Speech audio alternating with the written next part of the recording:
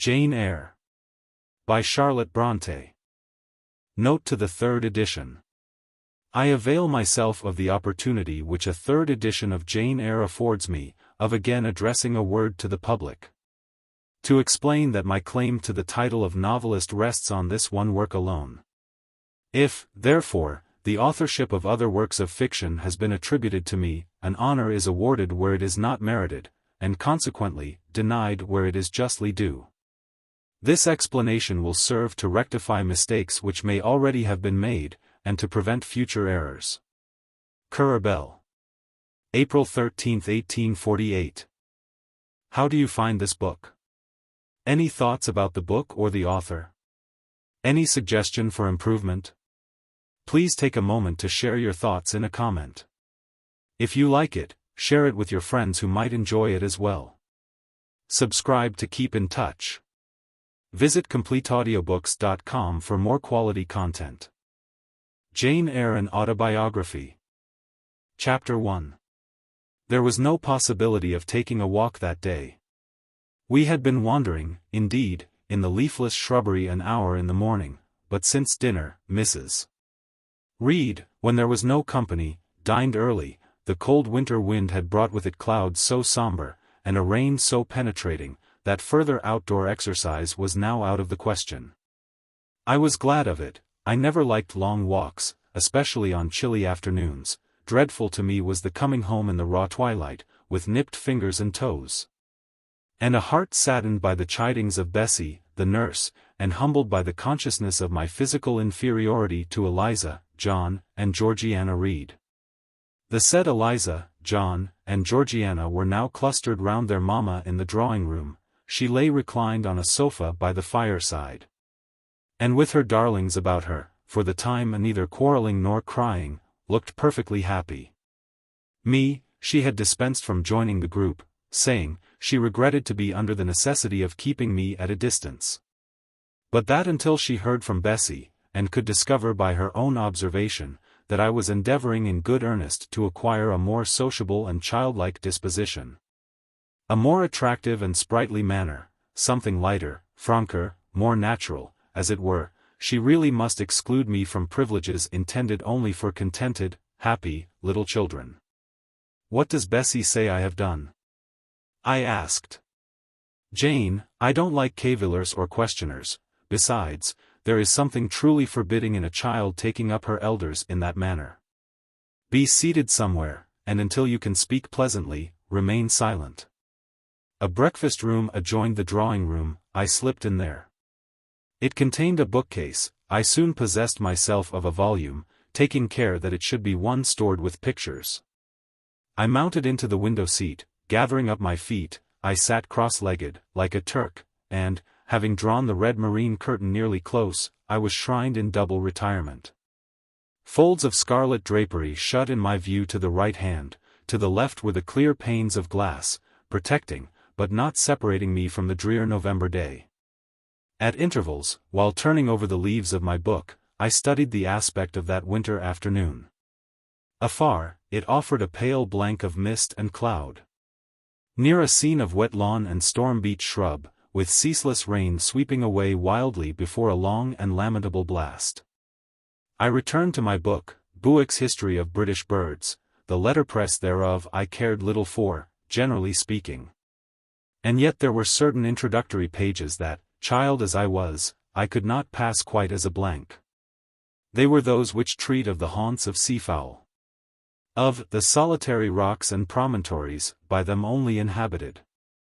Of the coast of Norway, studded with isles from its southern extremity, the Lindeness, or Naze, to the North Cape. Where the northern ocean, in vast whirls, boils round the naked, melancholy isles of farthest Thule. And the Atlantic surge pours in among the stormy Hebrides.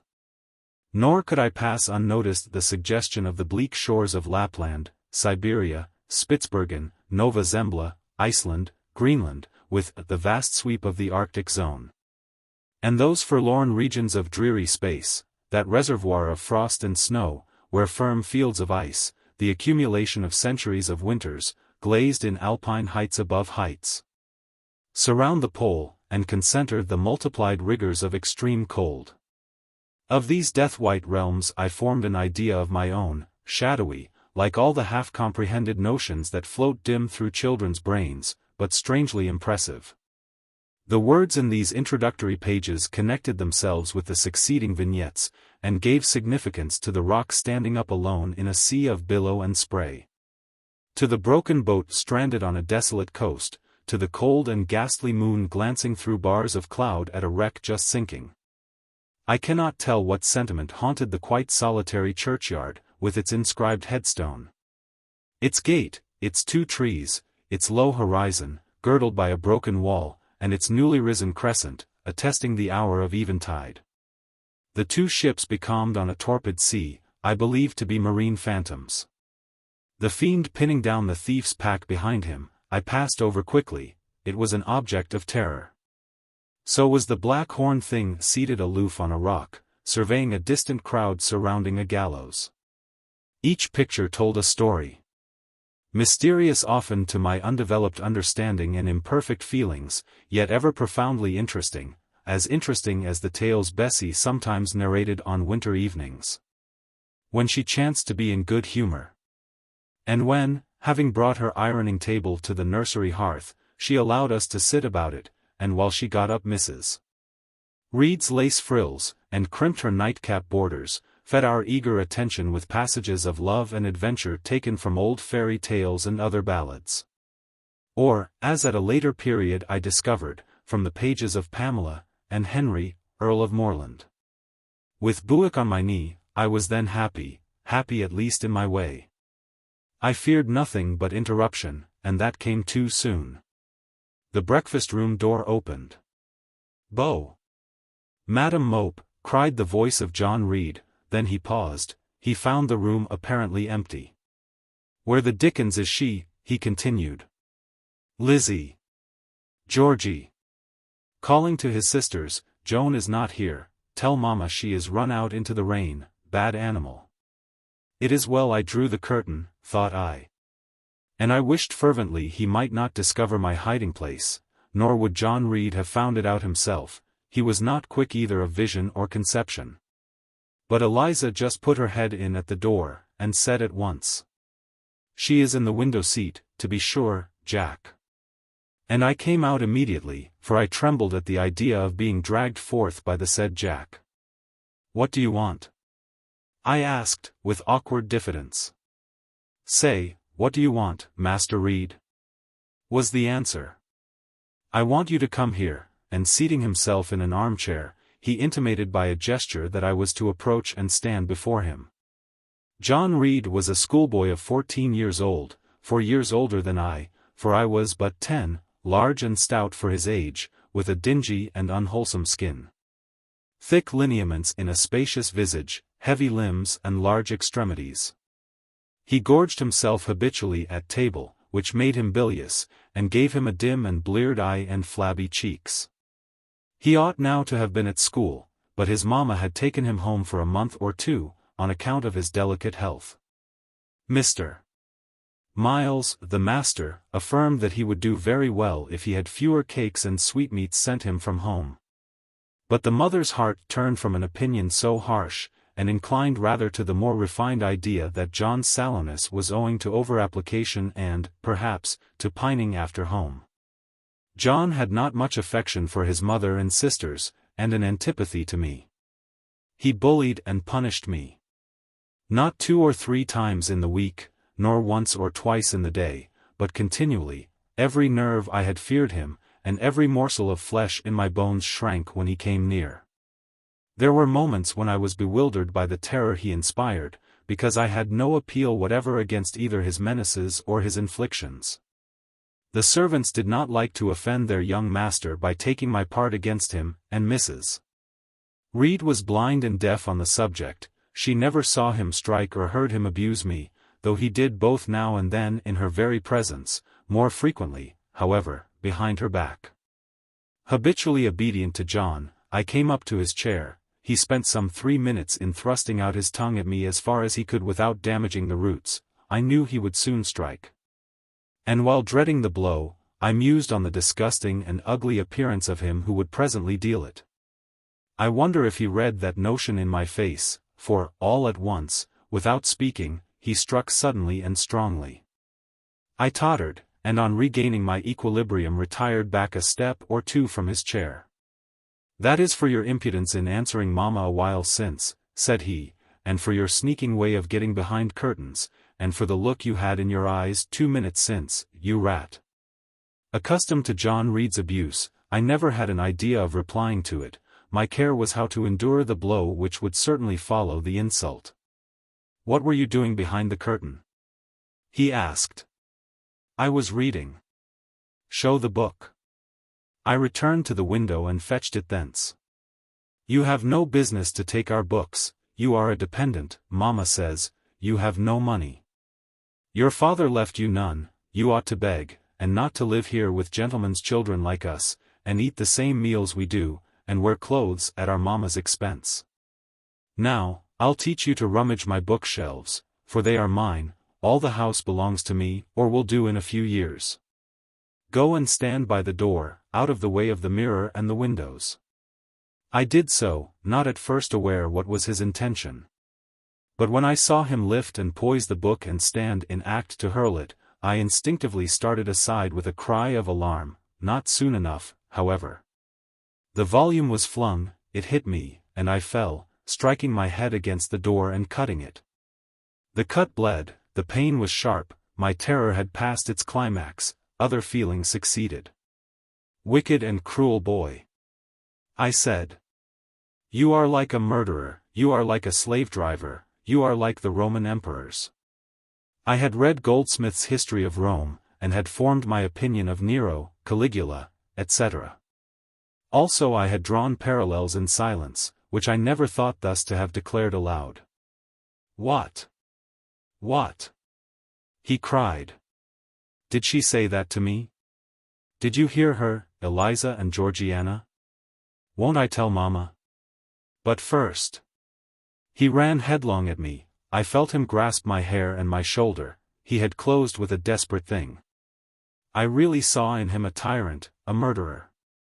I felt a drop or two of blood from my head trickle down my neck, and was sensible of somewhat pungent suffering. These sensations for the time predominated over fear. And I received him in frantic sort. I don't very well know what I did with my hands, but he called me rat. Rat, and bellowed out aloud. Aid was near him. Eliza and Georgiana had run for Mrs. Reed, who was gone upstairs. She now came upon the scene, followed by Bessie and her maid Abbot. We were parted. I heard the words, "Dear! Dear!" What a fury to fly at Master John! Did ever anybody see such a picture of passion? Then Mrs. Reed subjoined, "Take her away to the Red Room, and lock her in there." For hands were immediately laid upon me, and I was borne upstairs. Chapter 2. I resisted all the way, a new thing for me, and a circumstance which greatly strengthened the bad opinion Bessie and Miss Abbot were disposed to entertain of me. The fact is, I was a trifle beside myself. Or rather out of myself, as the French would say. I was conscious that a moment's mutiny had already rendered me liable to strange penalties, and, like any other rebel slave, I felt resolved, in my desperation, to go all lengths. "Hold her arms, Miss Abbot, she's like a mad cat." "For shame! For shame!" cried the lady's maid. "What shocking conduct, Miss Eyre, to strike a young gentleman, your benefactress's son.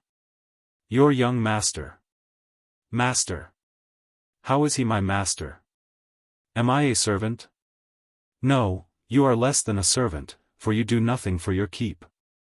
There, sit down, and think over your wickedness." They had got me by this time into the apartment indicated by Mrs. Reed, and had thrust me upon a stool. My impulse was to rise from it like a spring. Their 2 pair of hands arrested me instantly. "If you don't sit still, you must be tied down," said Bessie. "Miss Abbot, lend me your garters, she would break mine directly." Miss Abbot turned to divest a stout leg of the necessary ligature. This preparation for bonds, and the additional ignominy it inferred, took a little of the excitement out of me. "Don't take them off," I cried, "I will not stir." In guarantee whereof, I attached myself to my seat by my hands. "Mind you don't," said Bessie, and when she had ascertained that I was really subsiding, she loosened her hold of me. Then she and Miss Abbot stood with folded arms, looking darkly and doubtfully on my face, as incredulous of my sanity. "She never did so before," at last said Bessie, turning to the Abigail. "But it was always in her," was the reply. "I've told Mrs. often my opinion about the child, and Mrs. agreed with me. She's an underhand little thing. I never saw a girl of her age with so much cover." Bessie answered not. But ere long, addressing me, she said, "You ought to be aware, miss, that you are under obligations to Mrs. Reed. She keeps you. If she were to turn you off, you would have to go to the poorhouse." I had nothing to say to these words. They were not new to me. My very first recollections of existence included hints of the same kind. This reproach of my dependence had become a vague sing-song in my ear, very painful and crushing, but only half intelligible. Miss Abbot joined in.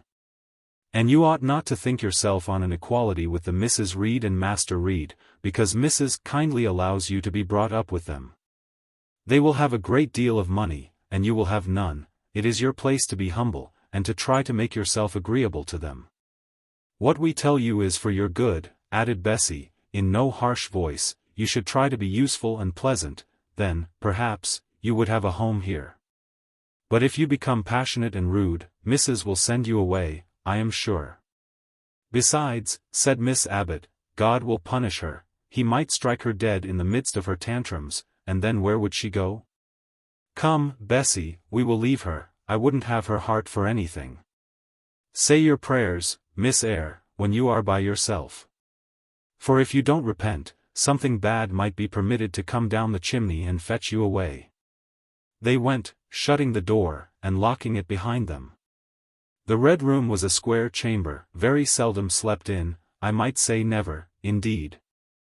Unless when a chance influx of visitors at Gateshead Hall rendered it necessary to turn to account all the accommodation it contained, yet it was one of the largest and stateliest chambers in the mansion.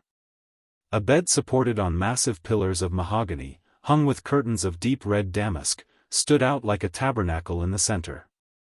The two large windows, with their blinds always drawn down, were half shrouded in festoons and falls of similar drapery. The carpet was red.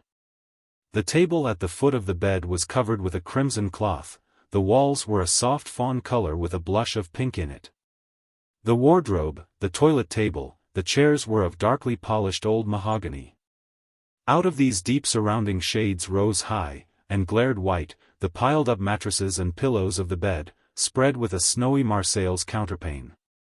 Scarcely less prominent was an ample cushioned easy-chair near the head of the bed, also white, with a footstool before it, and looking, as I thought, like a pale throne. This room was chill, because it seldom had a fire. It was silent, because remote from the nursery and kitchen, solemn, because it was known to be so seldom entered. The housemaid alone came here on Saturdays, to wipe from the mirrors and the furniture a week's quiet dust, and Mrs. Reed herself, at far intervals, visited it to review the contents of a certain secret drawer in the wardrobe, where were stored divers parchments, her jewel casket, and a miniature of her deceased husband. And in those last words lies the secret of the Red Room, the spell which kept it so lonely in spite of its grandeur. Mr. Reed had been dead 9 years. It was in this chamber he breathed his last. Here he lay in state, hence his coffin was borne by the undertaker's men, and, since that day, a sense of dreary consecration had guarded it from frequent intrusion. My seat, to which Bessie and the bitter Miss Abbot had left me riveted, was a low ottoman near the marble chimney-piece. The bed rose before me. To my right hand there was the high, dark wardrobe, with subdued, broken reflections varying the gloss of its panels. To my left were the muffled windows. A great looking-glass between them repeated the vacant majesty of the bed and room. I was not quite sure whether they had locked the door, and when I dared move, I got up and went to see. Alas! Yes, No jail was ever more secure. Returning, I had to cross before the looking-glass. My fascinated glance involuntarily explored the depth it revealed. All looked colder and darker in that visionary hollow than in reality, and the strange little figure there gazing at me, with a white face and arms specking the gloom, and glittering eyes of fear moving where all else was still, had the effect of a real spirit. I thought it like one of the tiny phantoms, half fairy, half imp. Bessie's evening stories represented as coming out of lone, ferny dells and moors, and appearing before the eyes of belated travelers. I returned to my stool. Superstition was with me at that moment, but it was not yet her hour for complete victory. My blood was still warm. The mood of the revolted slave was still bracing me with its bitter vigor. I had to stem a rapid rush of retrospective thought before I quailed to the dismal present. All John Reed's violent tyrannies, all his sister's proud indifference, all his mother's aversion, all the servants' partiality, turned up in my disturbed mind like a dark deposit in a turbid well. Why was I always suffering, always browbeaten, always accused, forever condemned? Why could I never please? Why was it useless to try to win anyone's favor? Eliza, who was headstrong and selfish, was respected. Georgiana, who had a spoiled temper, a very acrid spite, a captious and insolent carriage, was universally indulged. Her beauty, her pink cheeks and golden curls, seemed to give delight to all who looked at her, and to purchase indemnity for every fault. John no one thwarted, much less punished. Though he twisted the necks of the pigeons, killed the little pea-chicks, set the dogs at the sheep, stripped the hothouse vines of their fruit, and broke the buds off the choicest plants in the conservatory, he called his mother old girl, too. Sometimes reviled her for her dark skin, similar to his own, bluntly disregarded her wishes, not unfrequently tore and spoiled her silk attire, and he was still her own darling. I dared commit no fault, I strove to fulfill every duty, and I was termed naughty and tiresome, sullen and sneaking, from morning to noon, and from noon to night. My head still ached and bled with the blow and fall I had received. No one had reproved John for wantonly striking me. And because I had turned against him to avert farther irrational violence, I was loaded with general opprobrium. Unjust, unjust, said my reason, forced by the agonizing stimulus into precocious though transitory power, and resolve, equally wrought up. Instigated some strange expedient to achieve escape from insupportable oppression, as running away, or, if that could not be effected, never eating or drinking more, and letting myself die. What a consternation of soul was mine that dreary afternoon! How all my brain was in tumult, and all my heart in insurrection! Yet in what darkness, what dense ignorance, was the mental battle fought! I could not answer the ceaseless inward question, why I thus suffered. Now, at the distance of, I will not say how many years, I see it clearly. I was a discord in Gateshead Hall, I was like nobody there, I had nothing in harmony with Mrs. Reed or her children, or her chosen vassalage. If they did not love me, in fact, as little did I love them. They were not bound to regard with affection a thing that could not sympathize with one amongst them, a heterogeneous thing, opposed to them in temperament, in capacity, in propensities. A useless thing, incapable of serving their interest, or adding to their pleasure, a noxious thing, cherishing the germs of indignation at their treatment, of contempt of their judgment. I know that had I been a sanguine, brilliant, careless, exacting, handsome, romping child, though equally dependent and friendless, Mrs. Reed would have endured my presence more complacently. Her children would have entertained for me more of the cordiality of fellow feeling, the servants would have been less prone to make me the scapegoat of the nursery. Daylight began to forsake the Red Room, it was past 4 o'clock, and the beclouded afternoon was tending to drear twilight. I heard the rain still beating continuously on the staircase window, and the wind howling in the grove behind the hall. I grew by degrees cold as a stone, and then my courage sank. My habitual mood of humiliation, self-doubt, forlorn depression, fell damp on the embers of my decaying ire. All said I was wicked, and perhaps I might be so. What thought had I been but just conceiving of starving myself to death? That certainly was a crime, and was I fit to die? Or was the vault under the chancel of Gateshead Church an inviting bourne? In such vault I had been told did Mr. Reed lie buried, and led by this thought to recall his idea, I dwelt on it with gathering dread. I could not remember him. But I knew that he was my own uncle, my mother's brother, that he had taken me when a parentless infant to his house, and that in his last moments he had required a promise of Mrs. Reed that she would rear and maintain me as one of her own children. Mrs. Reed probably considered she had kept this promise, and so she had, I dare say, as well as her nature would permit her. But how could she really like an interloper not of her race, and unconnected with her, after her husband's death, by any tie? It must have been most irksome to find herself bound by a hard-wrung pledge to stand in the stead of a parent to a strange child she could not love. And to see an uncongenial alien permanently intruded on her own family group. A singular notion dawned upon me. I doubted not, never doubted, that if Mr. Reed had been alive he would have treated me kindly. And now, as I sat looking at the white bed and overshadowed walls, occasionally also turning a fascinated eye towards the dimly gleaming mirror, I began to recall what I had heard of dead men. Troubled in their graves by the violation of their last wishes, revisiting the earth to punish the perjured and avenge the oppressed. And I thought Mr. Reed's spirit, harassed by the wrongs of his sister's child, might quit its abode, whether in the church vault or in the unknown world of the departed, and rise before me in this chamber. I wiped my tears and hushed my sobs, fearful lest any sign of violent grief might waken a preternatural voice to comfort me, or elicit from the gloom some haloed face, bending over me with strange pity. This idea, consolatory in theory, I felt would be terrible if realized. With all my might I endeavored to stifle it, I endeavored to be firm. Shaking my hair from my eyes, I lifted my head and tried to look boldly round the dark room. At this moment a light gleamed on the wall. Was it, I asked myself, a ray from the moon penetrating some aperture in the blind? No, moonlight was still, and this stirred. While I gazed, it glided up to the ceiling and quivered over my head. I can now conjecture readily that this streak of light was, in all likelihood, a gleam from a lantern carried by someone across the lawn, but then, prepared as my mind was for horror, shaken as my nerves were by agitation, I thought the swift darting beam was a herald of some coming vision from another world. My heart beat thick, my head grew hot, a sound filled my ears, which I deemed the rushing of wings. Something seemed near me, I was oppressed, suffocated, endurance broke down. I rushed to the door and shook the lock in desperate effort.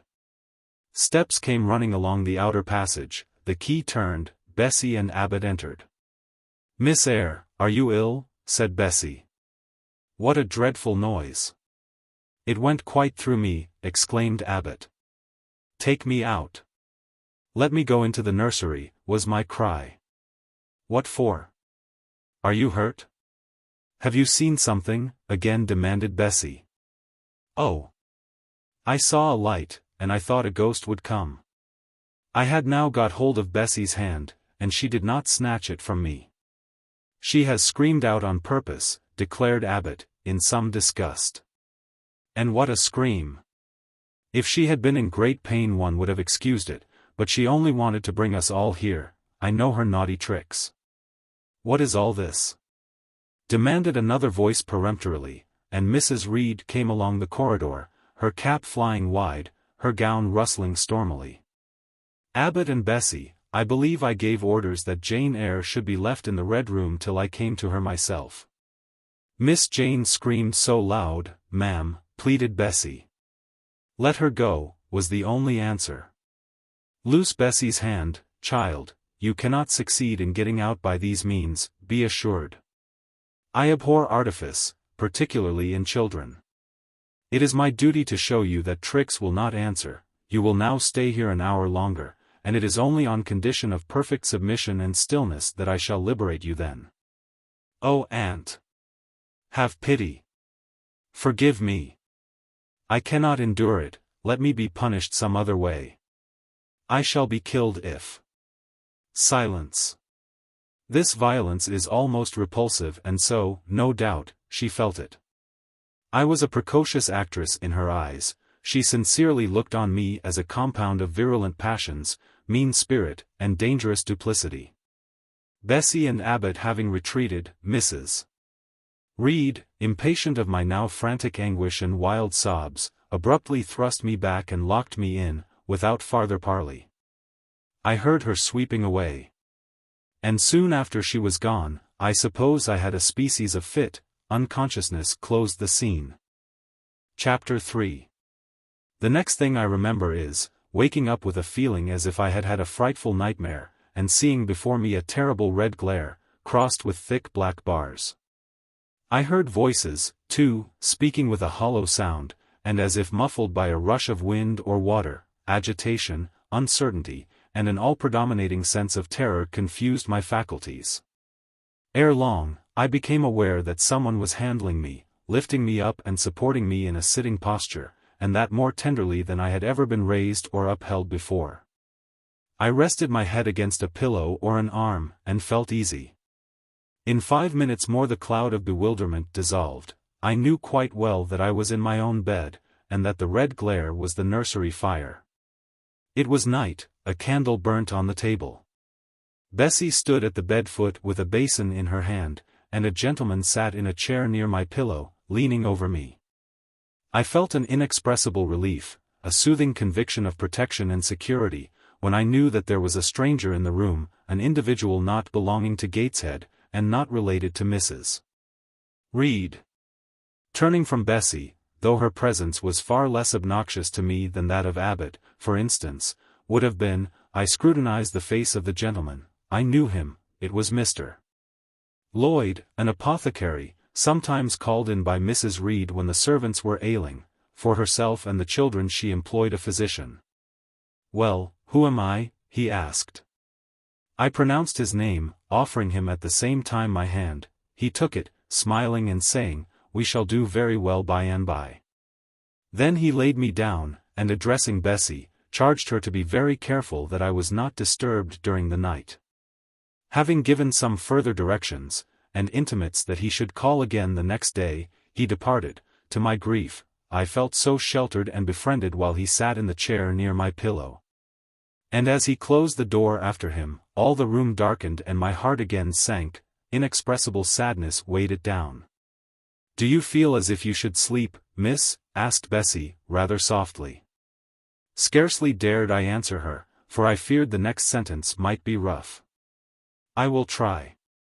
Would you like to drink, or could you eat anything?" "No, thank you, Bessie."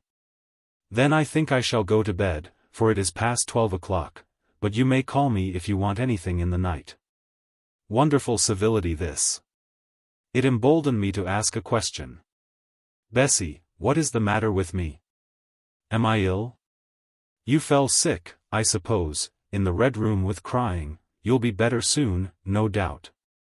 Bessie went into the housemaid's apartment, which was near. I heard her say, "Sarah, come and sleep with me in the nursery. I daren't for my life be alone with that poor child tonight. She might die. It's such a strange thing she should have that fit. I wonder if she saw anything." Mrs. was rather too hard. Sarah came back with her. They both went to bed. They were whispering together for half an hour before they fell asleep. I caught scraps of their conversation, from which I was able only too distinctly to infer the main subject discussed. Something passed her, all dressed in white, and vanished, a great black dog behind him, 3 loud raps on the chamber door, a light in the churchyard just over his grave, etc., etc. At last both slept, the fire and the candle went out. For me, the watches of that long night passed in ghastly wakefulness, strained by dread, such dread as children only can feel.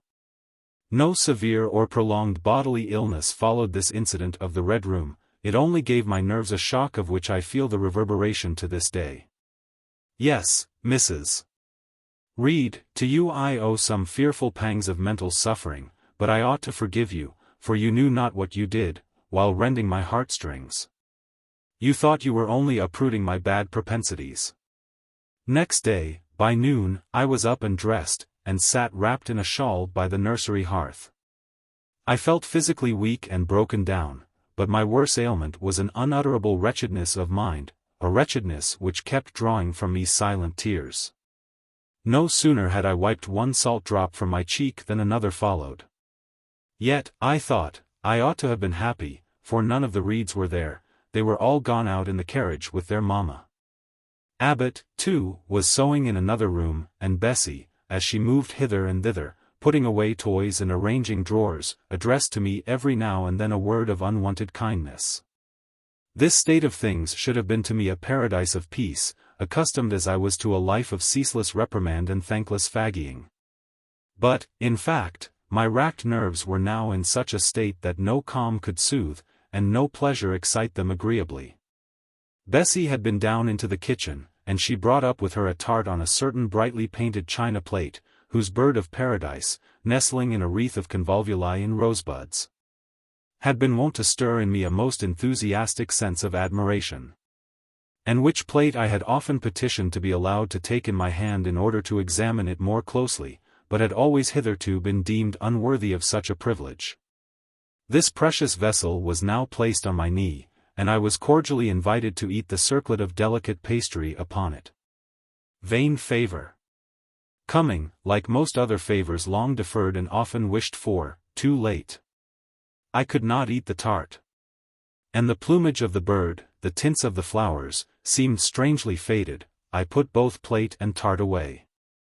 Bessie asked if I would have a book. The word book acted as a transient stimulus, and I begged her to fetch Gulliver's Travels from the library. This book I had again and again perused with delight.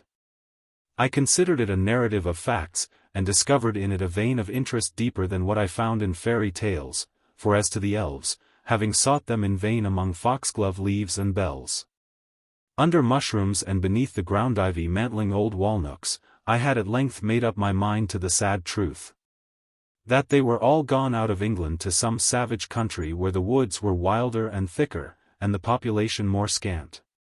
Whereas, Lilliput and Brobdingnag being, in my creed, solid parts of the earth's surface, I doubted not that I might one day, by taking a long voyage, see with my own eyes the little fields, houses, and trees, the diminutive people, the tiny cows, sheep, and birds of the one realm, and the cornfields forest high, the mighty mastiffs, the monster cats, the tower-like men and women, of the other. Yet, when this cherished volume was now placed in my hand, when I turned over its leaves, and sought in its marvelous pictures the charm I had, till now, never failed to find, all was eerie and dreary. The giants were gaunt goblins, the pygmies malevolent and fearful imps, Gulliver a most desolate wanderer in most dread and dangerous regions. I closed the book, which I dared no longer peruse, and put it on the table, beside the untasted tart. Bessie had now finished dusting and tidying the room, and having washed her hands, she opened a certain little drawer, full of splendid shreds of silk and satin, and began making a new bonnet for Georgiana's doll. Meantime she sang. Her song was, "In the days when we went gypsying, a long time ago." I had often heard the song before, and always with lively delight. For Bessie had a sweet voice, at least, I thought so. But now, though her voice was still sweet, I found in its melody an indescribable sadness. Sometimes, preoccupied with her work, she sang the refrain very low, very lingeringly. A long time ago, came out like the saddest cadence of a funeral hymn. She passed into another ballad, this time a really doleful one. My feet they are sore, and my limbs they are weary. Long is the way, and the mountains are wild. Soon will the twilight close moonless and dreary over the path of the poor orphan child. Why did they send me so far and so lonely? Up where the moors spread and grey rocks are piled? Men are hard-hearted, and kind angels only watch o'er the steps of a poor orphan child. Yet distant and soft the night breeze is blowing. Clouds there are none, and clear stars beam mild. God, in His mercy, protection is showing comfort and hope to the poor orphan child. Evan should I fall o'er the broken bridge passing, or stray in the marshes, by false lights beguiled. Still will my father, with promise and blessing, take to his bosom the poor orphan child. There is a thought that for strength should avail me, though both of shelter and kindred despoiled.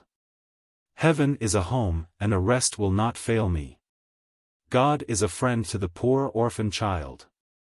Come, Miss Jane, don't cry, said Bessie as she finished. She might as well have said to the fire, don't burn. But how could she divine the morbid suffering to which I was a prey? In the course of the morning Mr. Lloyd came again. What, already up, said he, as he entered the nursery. Well, nurse, how is she? Bessie answered that I was doing very well. Then she ought to look more cheerful. Come here, Miss Jane, your name is Jane, is it not?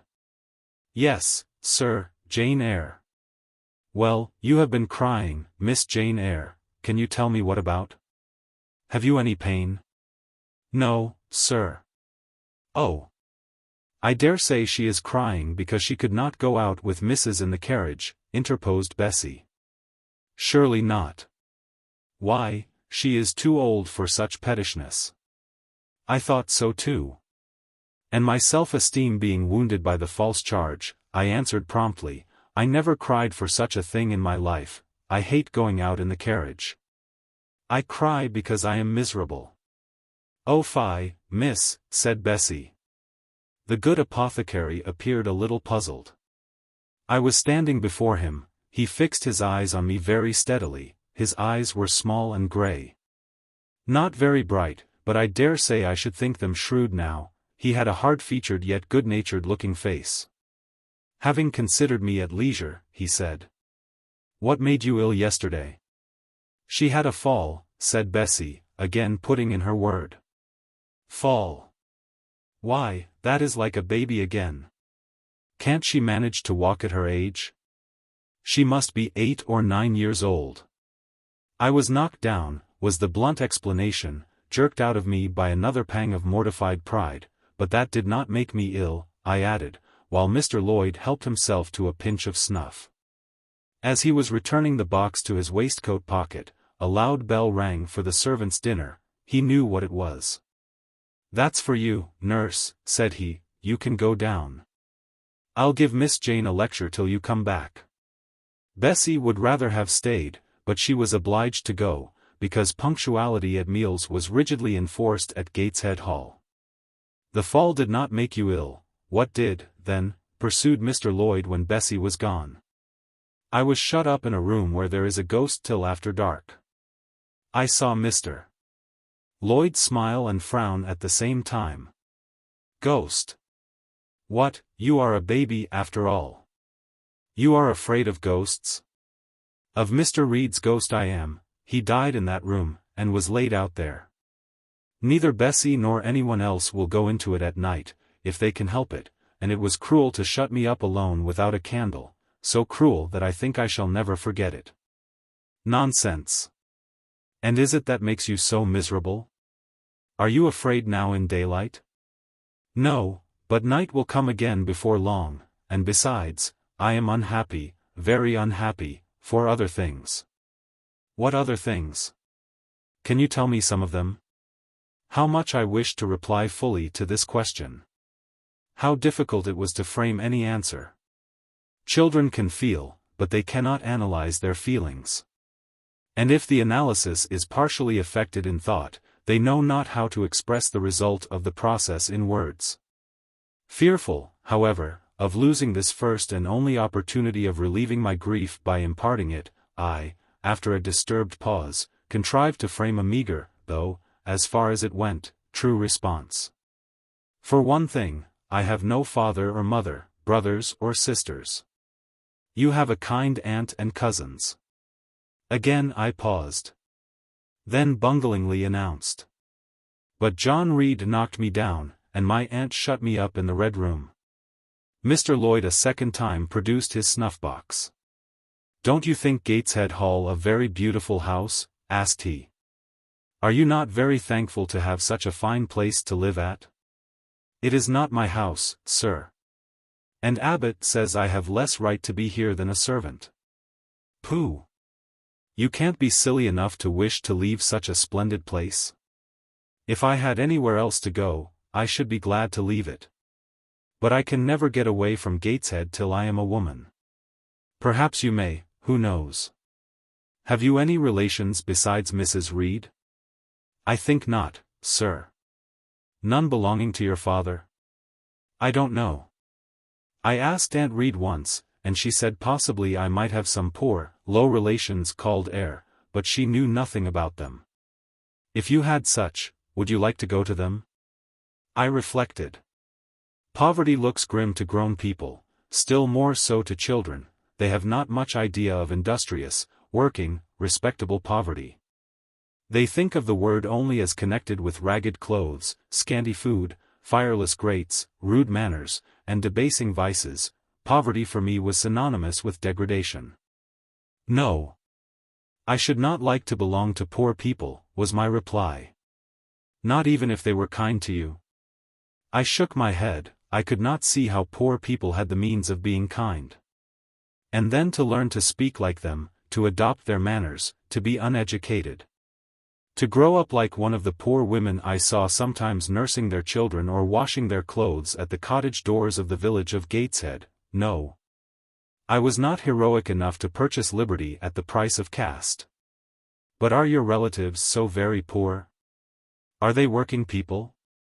I cannot tell. Aunt Reed says if I have any, they must be a beggarly set. I should not like to go a-begging.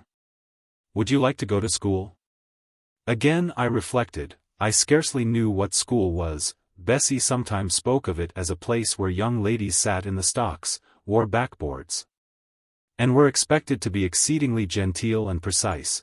John Reed hated his school, and abused his master. But John Reed's tastes were no rule for mine. And if Bessie's accounts of school discipline, gathered from the young ladies of a family where she had lived before coming to Gateshead, were somewhat appalling, her details of certain accomplishments attained by these same young ladies were, I thought, equally attractive.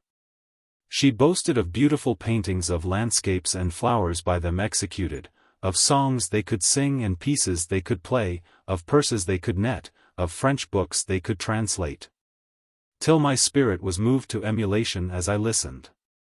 Besides, school would be a complete change. It implied a long journey, an entire separation from Gateshead, an entrance into a new life.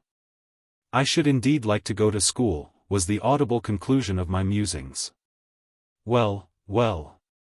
Who knows what may happen, said Mr. Lloyd, as he got up. The child ought to have change of air and scene, he added, speaking to himself, nerves not in a good state. Bessie now returned. At the same moment the carriage was heard rolling up the gravel walk. Is that your mistress, nurse? Asked Mr. Lloyd. I should like to speak to her before I go. Bessie invited him to walk into the breakfast room, and led the way out. In the interview which followed between him and Mrs.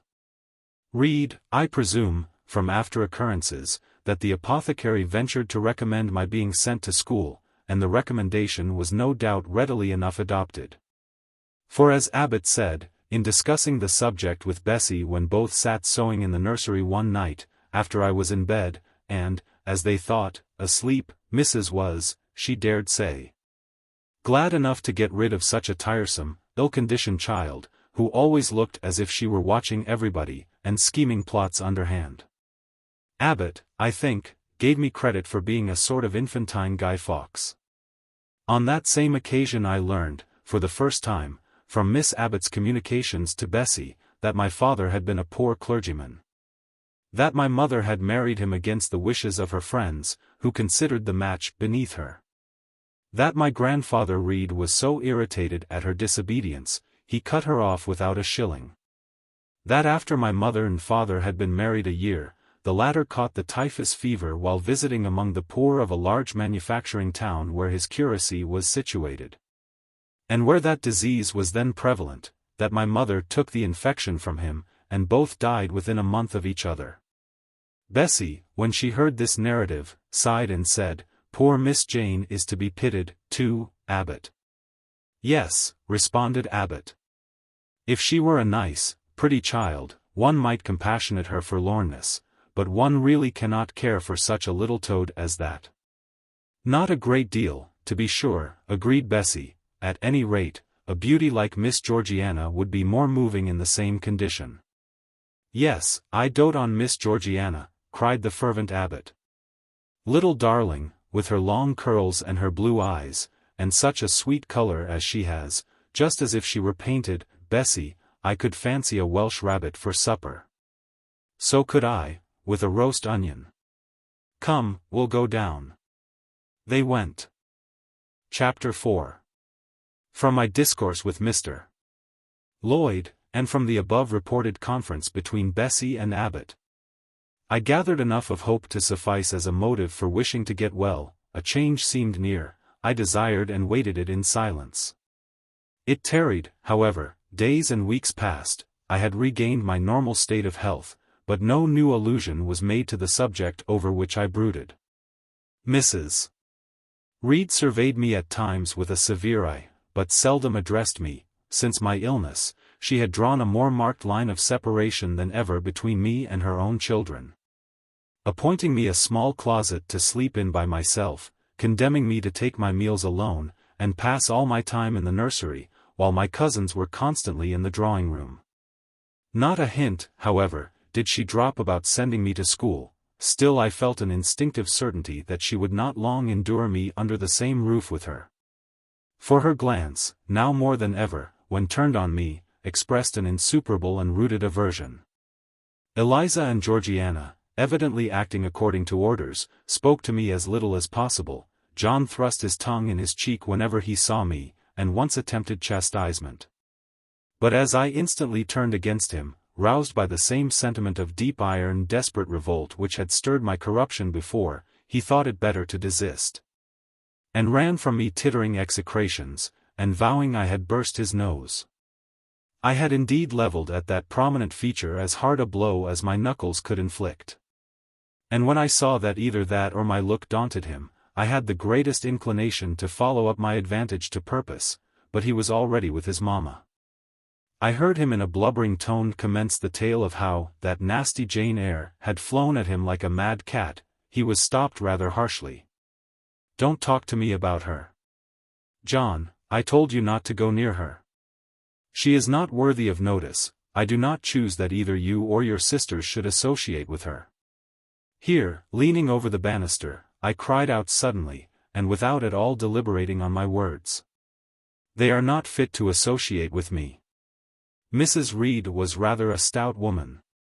But, on hearing this strange and audacious declaration, she ran nimbly up the stair, swept me like a whirlwind into the nursery, and crushing me down on the edge of my crib, dared me in an emphatic voice to rise from that place, or utter one syllable during the remainder of the day. "What would Uncle Reed say to you, if he were alive?" was my scarcely voluntary demand. I say scarcely voluntary, for it seemed as if my tongue pronounced words without my will consenting to their utterance. Something spoke out of me over which I had no control. "What?" said Mrs. Reed under her breath. Her usually cold composed grey eye became troubled with a look like fear. She took her hand from my arm, and gazed at me as if she really did not know whether I were child or fiend. I was now in for it. "My Uncle Reed is in heaven, and can see all you do and think. And so can Papa and Mamma. They know how you shut me up all day long, and how you wish me dead." Mrs. Reed soon rallied her spirits. She shook me most soundly, she boxed both my ears, and then left me without a word. Bessie supplied the hiatus by a homily of an hour's length, in which she proved beyond a doubt that I was the most wicked and abandoned child ever reared under a roof. I half believed her, for I felt indeed only bad feelings surging in my breast. November, December, and half of January passed away. Christmas and the New Year had been celebrated at Gateshead with the usual festive cheer. Presents had been interchanged, dinners and evening parties given. From every enjoyment I was, of course, excluded. My share of the gaiety consisted in witnessing the daily appareling of Eliza and Georgiana, and seeing them descend to the drawing-room. dressed out in thin muslin frocks and scarlet sashes, with hair elaborately ringlet. And afterwards, in listening to the sound of the piano or the harp played below, to the passing to and fro of the butler and footman, to the jingling of glass and china as refreshments were handed, to the broken hum of conversation as the drawing-room door opened and closed. When tired of this occupation, would retire from the stairhead to the solitary and silent nursery. There, though somewhat sad, I was not miserable. To speak truth, I had not the least wish to go into company, for in company I was very rarely noticed. And if Bessie had but been kind and companionable, I should have deemed it a treat to spend the evenings quietly with her, instead of passing them under the formidable eye of Mrs. Reed, in a room full of ladies and gentlemen. But Bessie, as soon as she had dressed her young ladies, used to take herself off to the lively regions of the kitchen and housekeeper's room, generally bearing the candle along with her. I then sat with my doll on my knee till the fire got low, glancing round occasionally to make sure that nothing worse than myself haunted the shadowy room. And when the embers sank to a dull red, I undressed hastily, tugging at knots and strings as I best might, and sought shelter from cold and darkness in my crib. To this crib I always took my doll. Human beings must love something, and, in the dearth of worthier objects of affection, I contrived to find a pleasure in loving and cherishing a faded graven image, shabby as a miniature scarecrow. It puzzles me now to remember with what absurd sincerity I doted on this little toy, half fancying it alive and capable of sensation. I could not sleep unless it was folded in my nightgown. And when it lay there safe and warm, I was comparatively happy, believing it to be happy likewise. Long did the hours seem while I waited the departure of the company, and listened for the sound of Bessie's step on the stairs. Sometimes she would come up in the interval to seek her thimble or her scissors, or perhaps to bring me something by way of supper, a bun or a cheesecake. Then she would sit on the bed while I ate it, and when I had finished, she would tuck the clothes round me. And twice she kissed me, and said, "Good night, Miss Jane." When thus gentle, Bessie seemed to me the best, prettiest, kindest being in the world. And I wished most intensely that she would always be so pleasant and amiable, and never push me about, or scold, or task me unreasonably, as she was too often wont to do. Bessie Lee must, I think, have been a girl of good natural capacity, for she was smart in all she did, and had a remarkable knack of narrative. So, at least, I judge from the impression made on me by her nursery tales. She was pretty too, if my recollections of her face and person are correct. I remember her as a slim young woman, with black hair, dark eyes, very nice features, and good, clear complexion. But she had a capricious and hasty temper, and indifferent ideas of principle or justice. Still, such as she was, I preferred her to anyone else at Gateshead Hall. It was the 15th of January, about 9 o'clock in the morning. Bessie was gone down to breakfast. My cousins had not yet been summoned to their mamma. Eliza was putting on her bonnet and warm garden coat to go and feed her poultry, an occupation of which she was fond, and not less so of selling the eggs to the housekeeper and hoarding up the money she thus obtained. She had a turn for traffic, and a marked propensity for saving, shown not only in the vending of eggs and chickens, but also in driving hard bargains with the gardener about flower roots, seeds, and slips of plants, that functionary having orders from Mrs. Reed to buy of his young lady all the products of her parterre she wished to sell, and Eliza would have sold the hair off her head if she could have made a handsome profit thereby. As to her money, she first secreted it in odd corners, wrapped in a rag or an old curl paper. But some of these hoards having been discovered by the housemaid, Eliza, fearful of one day losing her valued treasure, consented to entrust it to her mother, at a usurious rate of interest, 50 or 60%. Which interest she exacted every quarter, keeping her accounts in a little book with anxious accuracy. Georgiana sat on a high stool, dressing her hair at the glass, and interweaving her curls with artificial flowers and faded feathers, of which she had found a store in a drawer in the attic. I was making my bed, having received strict orders from Bessie to get it arranged before she returned, for Bessie now frequently employed me as a sort of under-nursery maid, to tidy the room, dust the chairs, etc. Having spread the quilt and folded my nightdress, I went to the window seat to put in order some picture books and doll's house furniture scattered there, an abrupt command from Georgiana to let her playthings alone, for the tiny chairs and mirrors, the fairy plates and cups, were her property, stopped my proceedings, and then, for lack of other occupation, I fell to breathing on the frost flowers with which the window was fretted, and thus clearing a space in the glass through which I might look out on the grounds, where all was still and petrified under the influence of a hard frost. From this window were visible the porter's lodge and the carriage road, and just as I had dissolved so much of the silver-white foliage veiling the panes as left room to look out, I saw the gates thrown open and a carriage roll through. I watched it ascending the drive with indifference. Carriages often came to Gateshead, but none ever brought visitors in whom I was interested. It stopped in front of the house, the doorbell rang loudly, the newcomer was admitted. All this being nothing to me, my vacant attention soon found livelier attraction in the spectacle of a little hungry robin, which came and chirruped on the twigs of the leafless cherry tree nailed against the wall near the casement.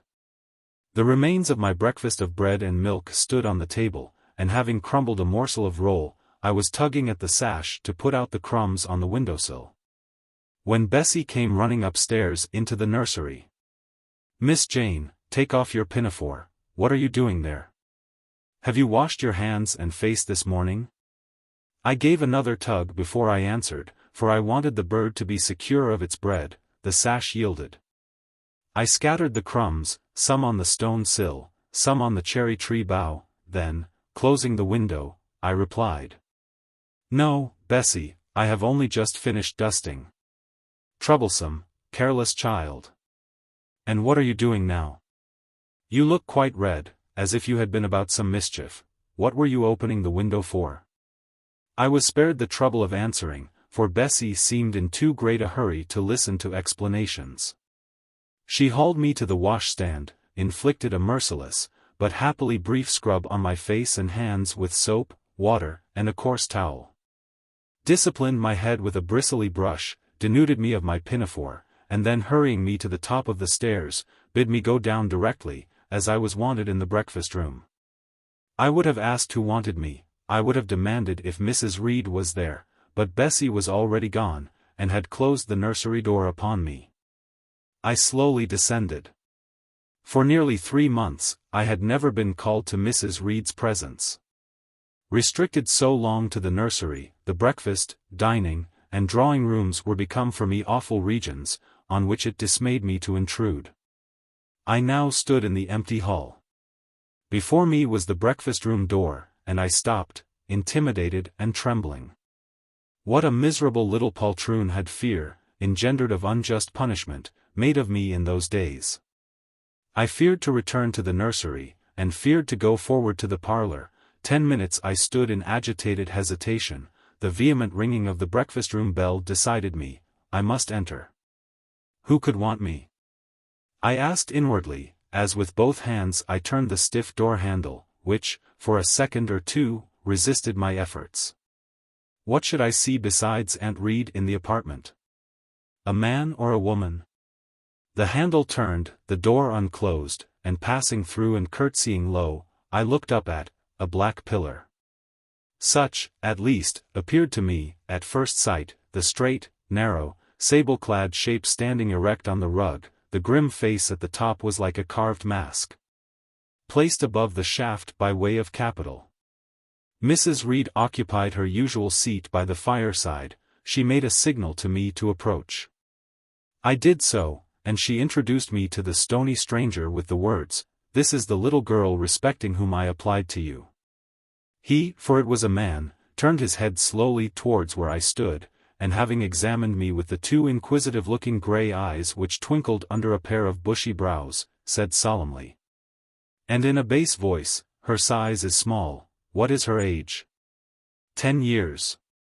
So much, was the doubtful answer, and he prolonged his scrutiny for some minutes.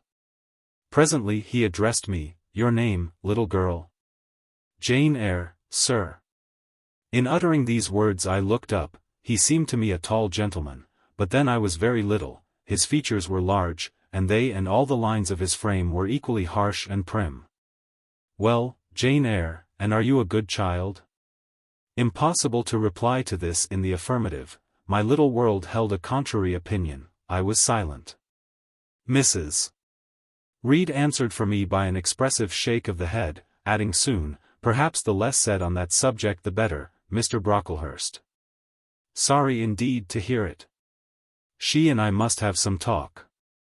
And bending from the perpendicular, he installed his person in the armchair opposite Mrs. Reed's. "Come here," he said. I stepped across the rug. He placed me square and straight before him.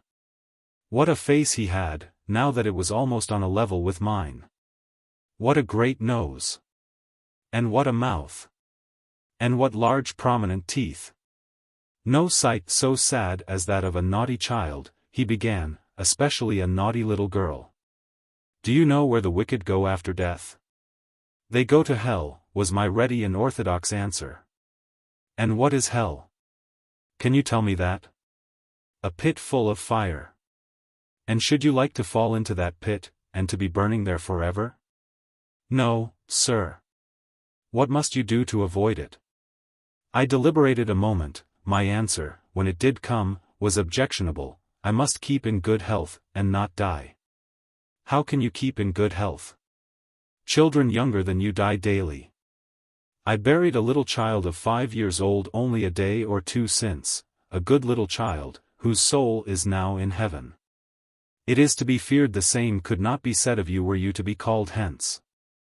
Not being in a condition to remove his doubt, I only cast my eyes down on the 2 large feet planted on the rug, and sighed, wishing myself far enough away. I hope that sigh is from the heart, and that you repent of ever having been the occasion of discomfort to your excellent benefactress. Benefactress! Benefactress! Said I inwardly, they all call Mrs. Reed my benefactress. If so, a benefactress is a disagreeable thing. "Do you say your prayers night and morning?" continued my interrogator. "Yes, sir." "Do you read your Bible?" "Sometimes." "With pleasure? Are you fond of it?" "I like Revelations, and the book of Daniel, and Genesis and Samuel, and a little bit of Exodus, and some parts of Kings and Chronicles, and Job and Jonah." "And the Psalms? I hope you like them?" "No, sir." "No? Oh, shocking. I have a little boy, younger than you, who knows 6 psalms by heart, and when you ask him which he would rather have, a gingerbread nut to eat or a verse of a psalm to learn, he says, 'Oh, the verse of a psalm. Angels sing psalms,' says he. I wish to be a little angel here below." He then gets 2 nuts in recompense for his infant piety. "Psalms are not interesting," I remarked.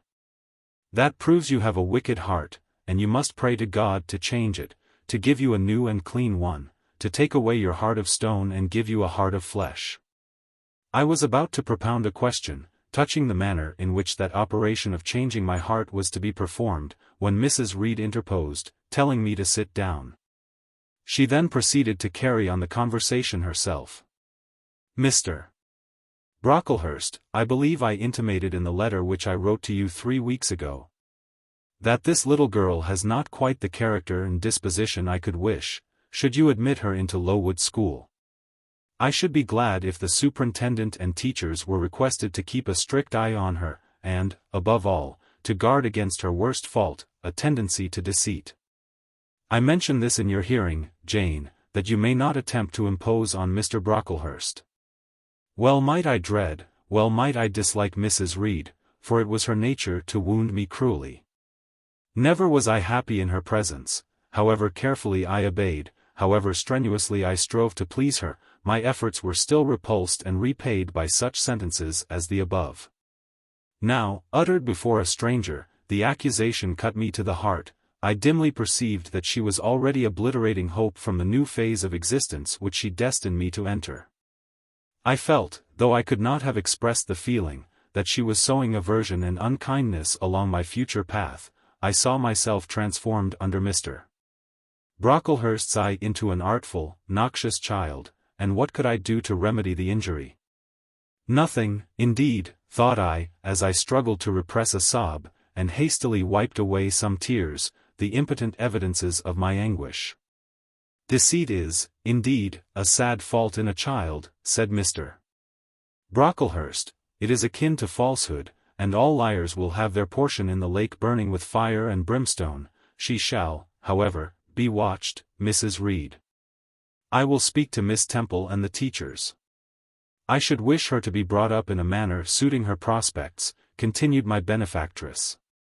To be made useful, to be kept humble. As for the vacations, she will, with your permission, spend them always at Lowood. Your decisions are perfectly judicious, madam, returned Mr. Brocklehurst. Humility is a Christian grace, and one peculiarly appropriate to the pupils of Lowood. Therefore, direct that especial care shall be bestowed on its cultivation amongst them. I have studied how best to mortify in them the worldly sentiment of pride, and, only the other day, I had a pleasing proof of my success. My second daughter, Augusta, went with her mamma to visit the school, and on her return she exclaimed, "Oh, dear papa, how quiet and plain all the girls at Lowood look. With their hair combed behind their ears, and their long pinafores, and those little holland pockets outside their frocks, they are almost like poor people's children.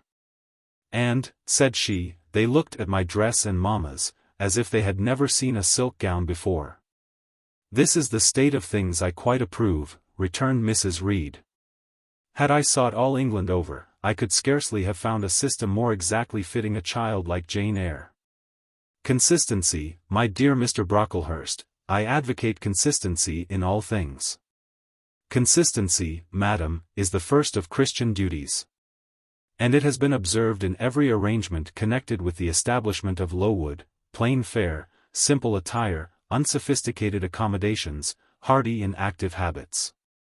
Such is the order of the day in the house and its inhabitants. Quite right, sir. I may then depend upon this child being received as a pupil at Lowood, and their being trained in conformity to her position and prospects? Madam, you may. She shall be placed in that nursery of chosen plants, and I trust she will show herself grateful for the inestimable privilege of her election. I will send her, then, as soon as possible, Mr. Brocklehurst, for, I assure you, I feel anxious to be relieved of a responsibility that was becoming too irksome. No doubt, madam. And now I wish you good morning. I shall return to Brocklehurst Hall in the course of a week or two. My good friend, the Archdeacon, will not permit me to leave him sooner. I shall send Miss Temple notice that she is to expect a new girl, so that there will be no difficulty about receiving her. Goodbye. Goodbye, Mr. Brocklehurst, remember me to Mrs. and Miss Brocklehurst, and to Augusta and Theodore, and Master Broughton Brocklehurst. I will, madam. Little girl, here is a book entitled The Child's Guide, read it with prayer, especially that part containing an account of the awfully sudden death of Martha G., a naughty child addicted to falsehood and deceit. With these words Mr. Brocklehurst put into my hand a thin pamphlet sewn in a cover, and having rung for his carriage, he departed. Mrs. Reed and I were left alone. Some minutes passed in silence. She was sewing, I was watching her. Mrs. Reed might be at that time some 6 or 37. She was a woman of robust frame, square-shouldered and strong-limbed, not tall, and, though stout, not obese. She had a somewhat large face, the under jaw being much developed and very solid. Her brow was low, her chin large and prominent, mouth and nose sufficiently regular, under her light eyebrows glimmered an eye devoid of ruth, her skin was dark and opaque, her hair nearly flaxen. Her constitution was sound as a bell, illness never came near her, she was an exact, clever manager, her household and tenantry were thoroughly under her control. Her children only at times defied her authority and laughed it to scorn. She dressed well, and had a presence and port calculated to set off handsome attire. Sitting on a low stool, a few yards from her armchair, I examined her figure, I perused her features. In my hand I held the tract containing the sudden death of the liar, to which narrative my attention had been pointed as to an appropriate warning. What had just passed, what Mrs. Reed had said concerning me to Mr. Brocklehurst, the whole tenor of their conversation, was recent, raw, and stinging in my mind. I had felt every word as acutely as I had heard it plainly, and a passion of resentment fomented now within me. Mrs. Reed looked up from her work. Her eye settled on mine, her fingers at the same time suspended their nimble movements. Go out of the room, return to the nursery, was her mandate. My look or something else must have struck her as offensive, for she spoke with extreme though suppressed irritation. I got up, I went to the door, I came back again. I walked to the window, across the room, then close up to her. Speak I must, I had been trodden on severely, and must turn, but how? What strength had I to dart retaliation at my antagonist? I gathered my energies and launched them in this blunt sentence. I am not deceitful, if I were, I should say I loved you. But I declare I do not love you, I dislike you the worst of anybody in the world except John Reed. And this book about the liar, you may give to your girl, Georgiana, for it is she who tells lies, and not I. Mrs. Reed's hand still lay on her work inactive, her eye of ice continued to dwell freezingly on mine. What more have you to say? She asked, rather in the tone in which a person might address an opponent of adult age than such as is ordinarily used to a child. That eye of hers, that voice stirred every antipathy I had. Shaking from head to foot, thrilled with ungovernable excitement, I continued. I am glad you are no relation of mine, I will never call you aunt again as long as I live. I will never come to see you when I am grown up. And if anyone asks me how I liked you, and how you treated me, I will say the very thought of you makes me sick, and that you treated me with miserable cruelty. How dare you affirm that, Jane Eyre? How dare I, Mrs. Reed? How dare I? Because it is the truth.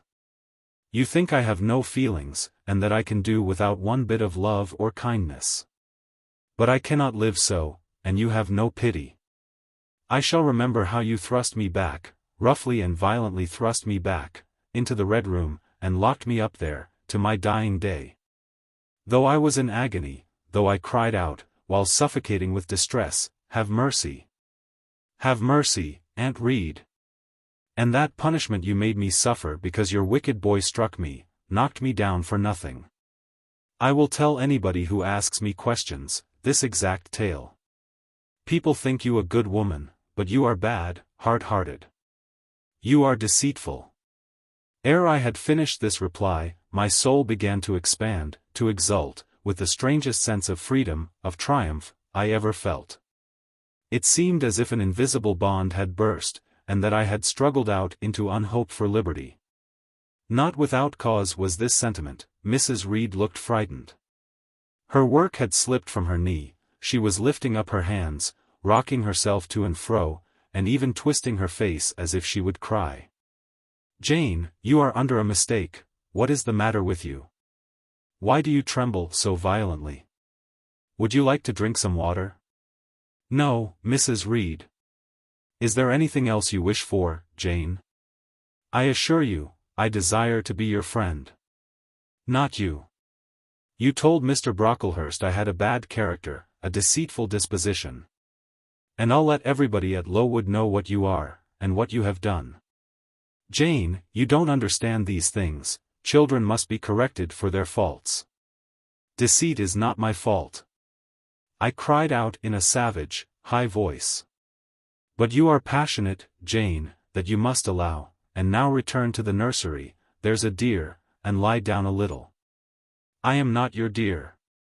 I cannot lie down, send me to school soon, Mrs. Reed, for I hate to live here. I will indeed send her to school soon, murmured Mrs. Reed sotto voce. And gathering up her work, she abruptly quitted the apartment. I was left there alone, winner of the field. It was the hardest battle I had fought, and the first victory I had gained. I stood a while on the rug, where Mr. Brocklehurst had stood, and I enjoyed my conqueror's solitude. First, I smiled to myself and felt elate, but this fierce pleasure subsided in me as fast as did the accelerated throb of my pulses. A child cannot quarrel with its elders, as I had done. Cannot give its furious feelings uncontrolled play, as I had given mine, without experiencing afterwards the pang of remorse and the chill of reaction. A ridge of lighted heath, alive, glancing, devouring, would have been a meet emblem of my mind when I accused and menaced Mrs. Reed. The same ridge, black and blasted after the flames are dead, would have represented as meetly my subsequent condition. When half an hour's silence and reflection had shown me the madness of my conduct, and the dreariness of my hated and hating position. Something of vengeance I had tasted for the first time. As aromatic wine it seemed, on swallowing, warm and racy, its after-flavor, metallic and corroding, gave me a sensation as if I had been poisoned. Willingly would I now have gone and asked Mrs. Reed's pardon, but I knew, partly from experience and partly from instinct, that was the way to make her repulse me with double scorn, thereby re-exciting every turbulent impulse of my nature. I would fain exercise some better faculty than that of fierce speaking, fain find nourishment for some less fiendish feeling than that of somber indignation. I took a book, some Arabian tales. I sat down and endeavored to read. I could make no sense of the subject, my own thoughts swam always between me and the page I had usually found fascinating. I opened the glass door in the breakfast room, the shrubbery was quite still, the black frost reigned, unbroken by sun or breeze, through the grounds. I covered my head and arms with the skirt of my frock, and went out to walk in a part of the plantation which was quite sequestrated. But I found no pleasure in the silent trees, the falling fir cones, the congealed relics of autumn, russet leaves, swept by past winds in heaps and now stiffened together. I leaned against a gate, and looked into an empty field where no sheep were feeding, where the short grass was nipped and blanched. It was a very grey day. A most opaque sky, onding on snaw, canopied all, thence flakes fell at intervals, which settled on the hard path and on the hoary Leah without melting. I stood, a wretched child enough, whispering to myself over and over again, "What shall I do, what shall I do?" All at once I heard a clear voice call, "Miss Jane. Where are you? Come to lunch."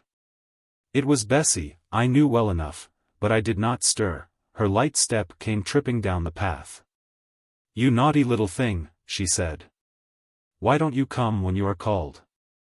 Bessie's presence, compared with the thoughts over which I had been brooding, seemed cheerful, even though, as usual, she was somewhat cross. The fact is, after my conflict with and victory over Mrs. Reed, I was not disposed to care much for the nursemaid's transitory anger, and I was disposed to bask in her youthful lightness of heart. I just put my 2 arms round her and said, "Come, Bessie. Don't scold."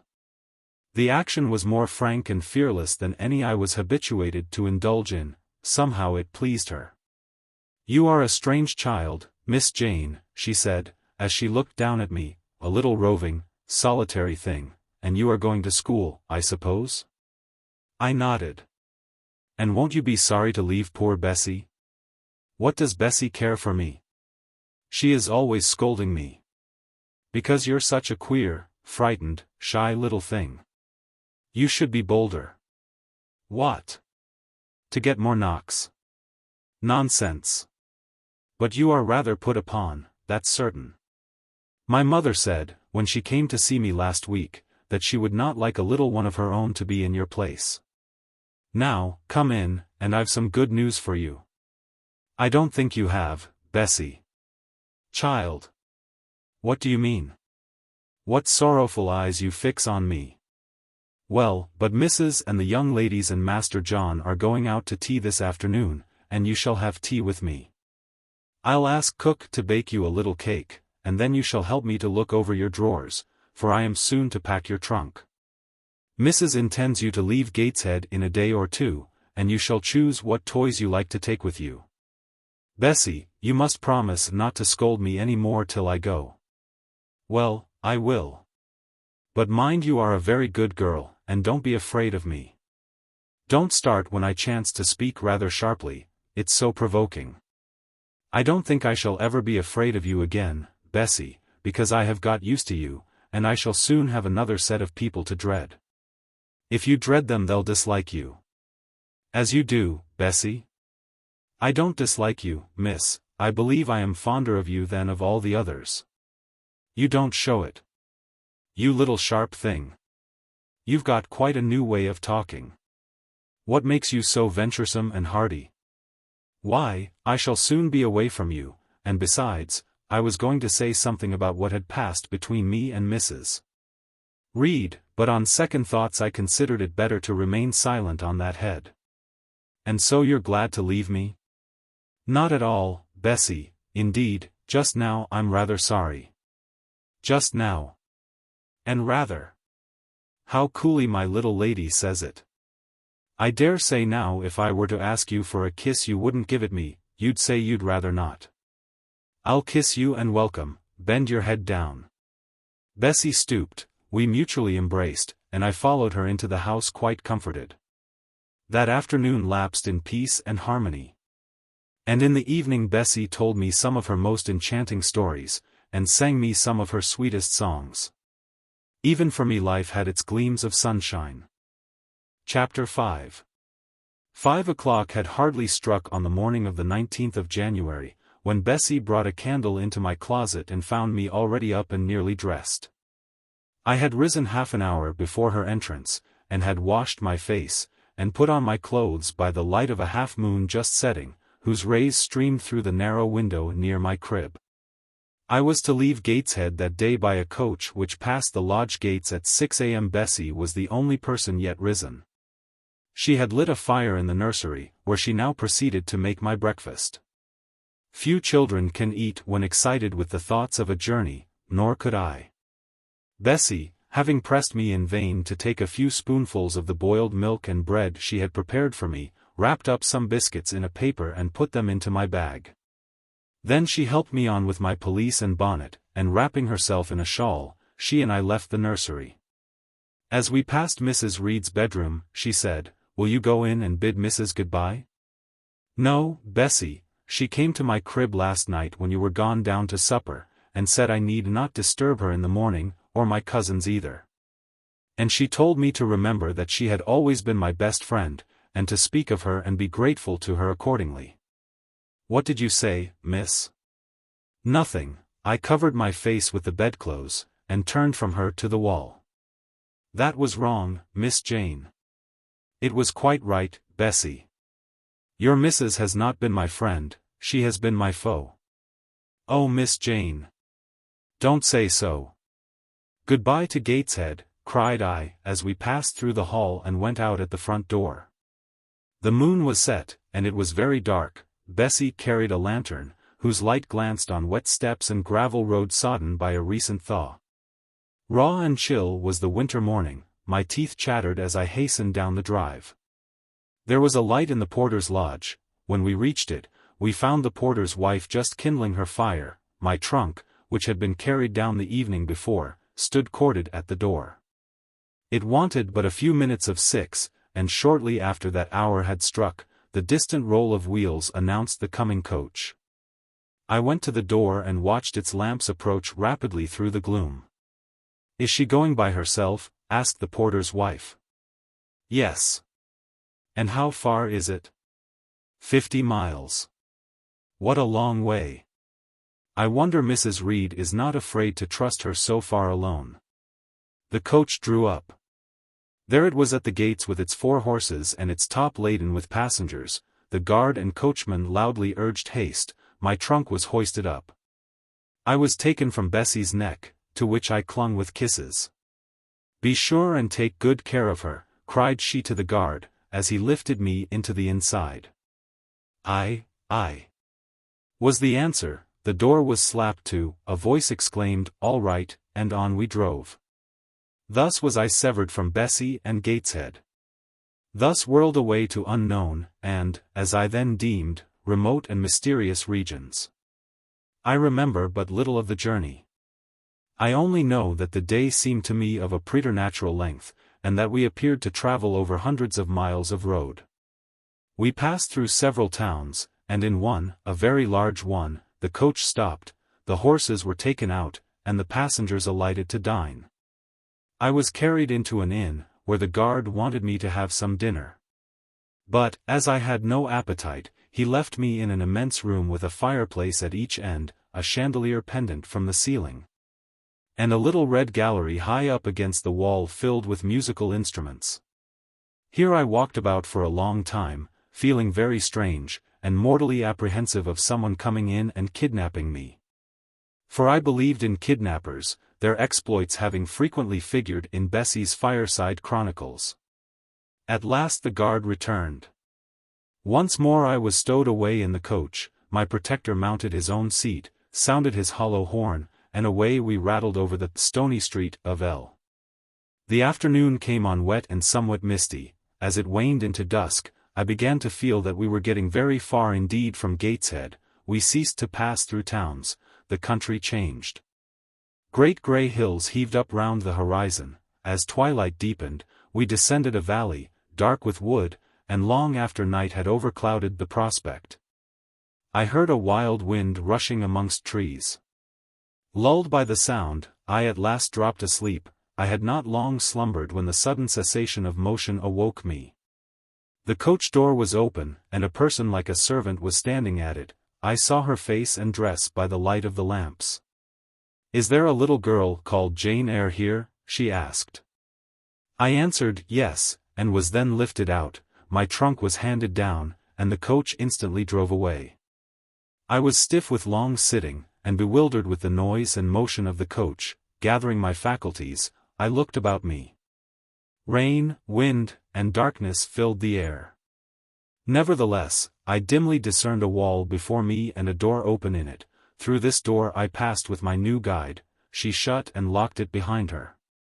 There was now visible a house or houses, for the building spread far, with many windows, and lights burning in some. We went up a broad pebbly path, splashing wet, and were admitted at a door.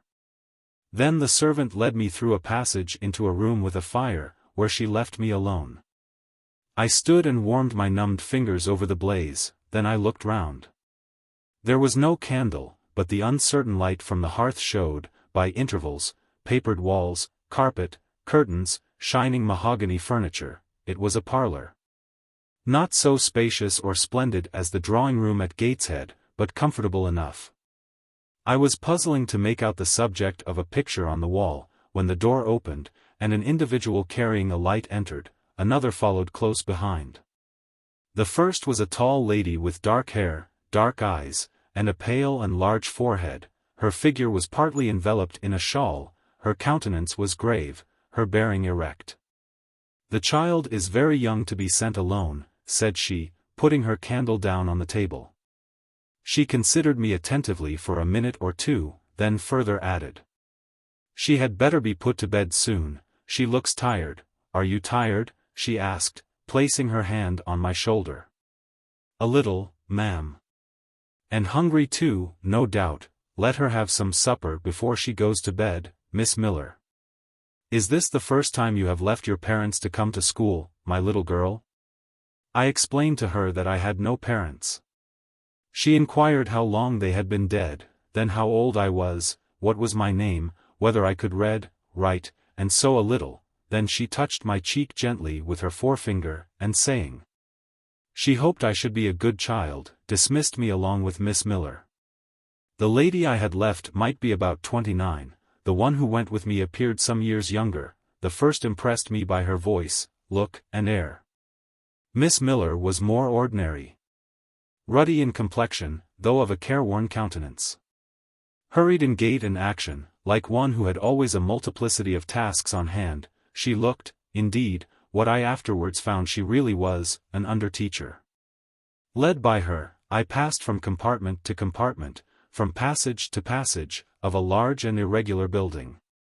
Till, emerging from the total and somewhat dreary silence pervading that portion of the house we had traversed, we came upon the hum of many voices, and presently entered a wide, long room, with great deal tables, 2 at each end, on each of which burnt a pair of candles, and seated all round on benches, a congregation of girls of every age, from 9 or 10 to 20. Seen by the dim light of the dips, their number to me appeared countless, though not in reality exceeding 80. They were uniformly dressed in brown stuff frocks of quaint fashion, and long holland pinafores. It was the hour of study. They were engaged in conning over their tomorrow's task, and the hum I had heard was the combined result of their whispered repetitions. Miss Miller signed to me to sit on a bench near the door, then walking up to the top of the long room she cried out, "Monitors, collect the lesson books and put them away." 4 tall girls arose from different tables, and going round, gathered the books and removed them. Miss Miller again gave the word of command. "Monitors, fetch the supper trays." The tall girls went out and returned presently, each bearing a tray, with portions of something, I knew not what, arranged thereon, and a pitcher of water and mug in the middle of each tray. The portions were handed round, those who liked took a draught of the water, the mug being common to all. When it came to my turn, I drank, for I was thirsty, but did not touch the food, excitement and fatigue rendering me incapable of eating. I now saw, however, that it was a thin oaten cake shared into fragments. The meal over, prayers were read by Miss Miller, and the classes filed off, 2 and 2, upstairs. Overpowered by this time with weariness, I scarcely noticed what sort of a place the bedroom was, except that, like the schoolroom, I saw it was very long. Tonight I was to be Miss Miller's bedfellow. She helped me to undress.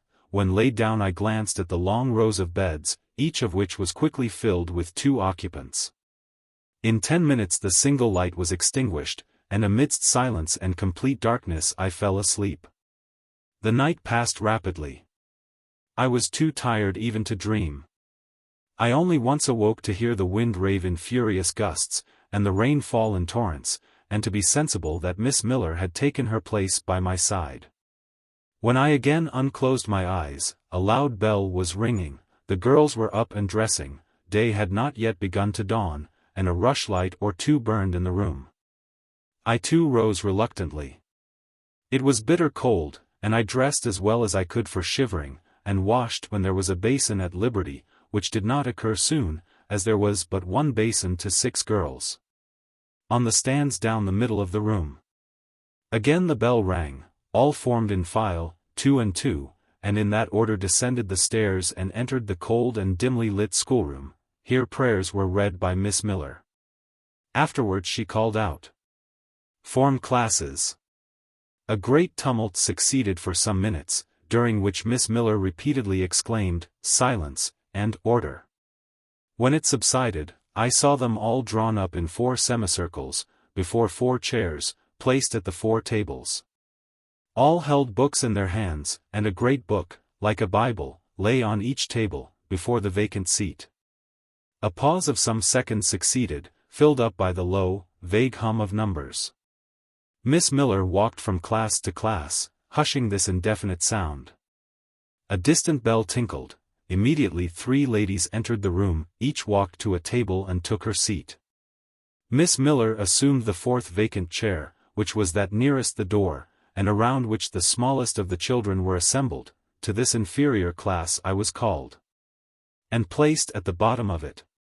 Business now began, the day's collect was repeated, then certain texts of Scripture were said, and to these succeeded a protracted reading of chapters in the Bible, which lasted an hour.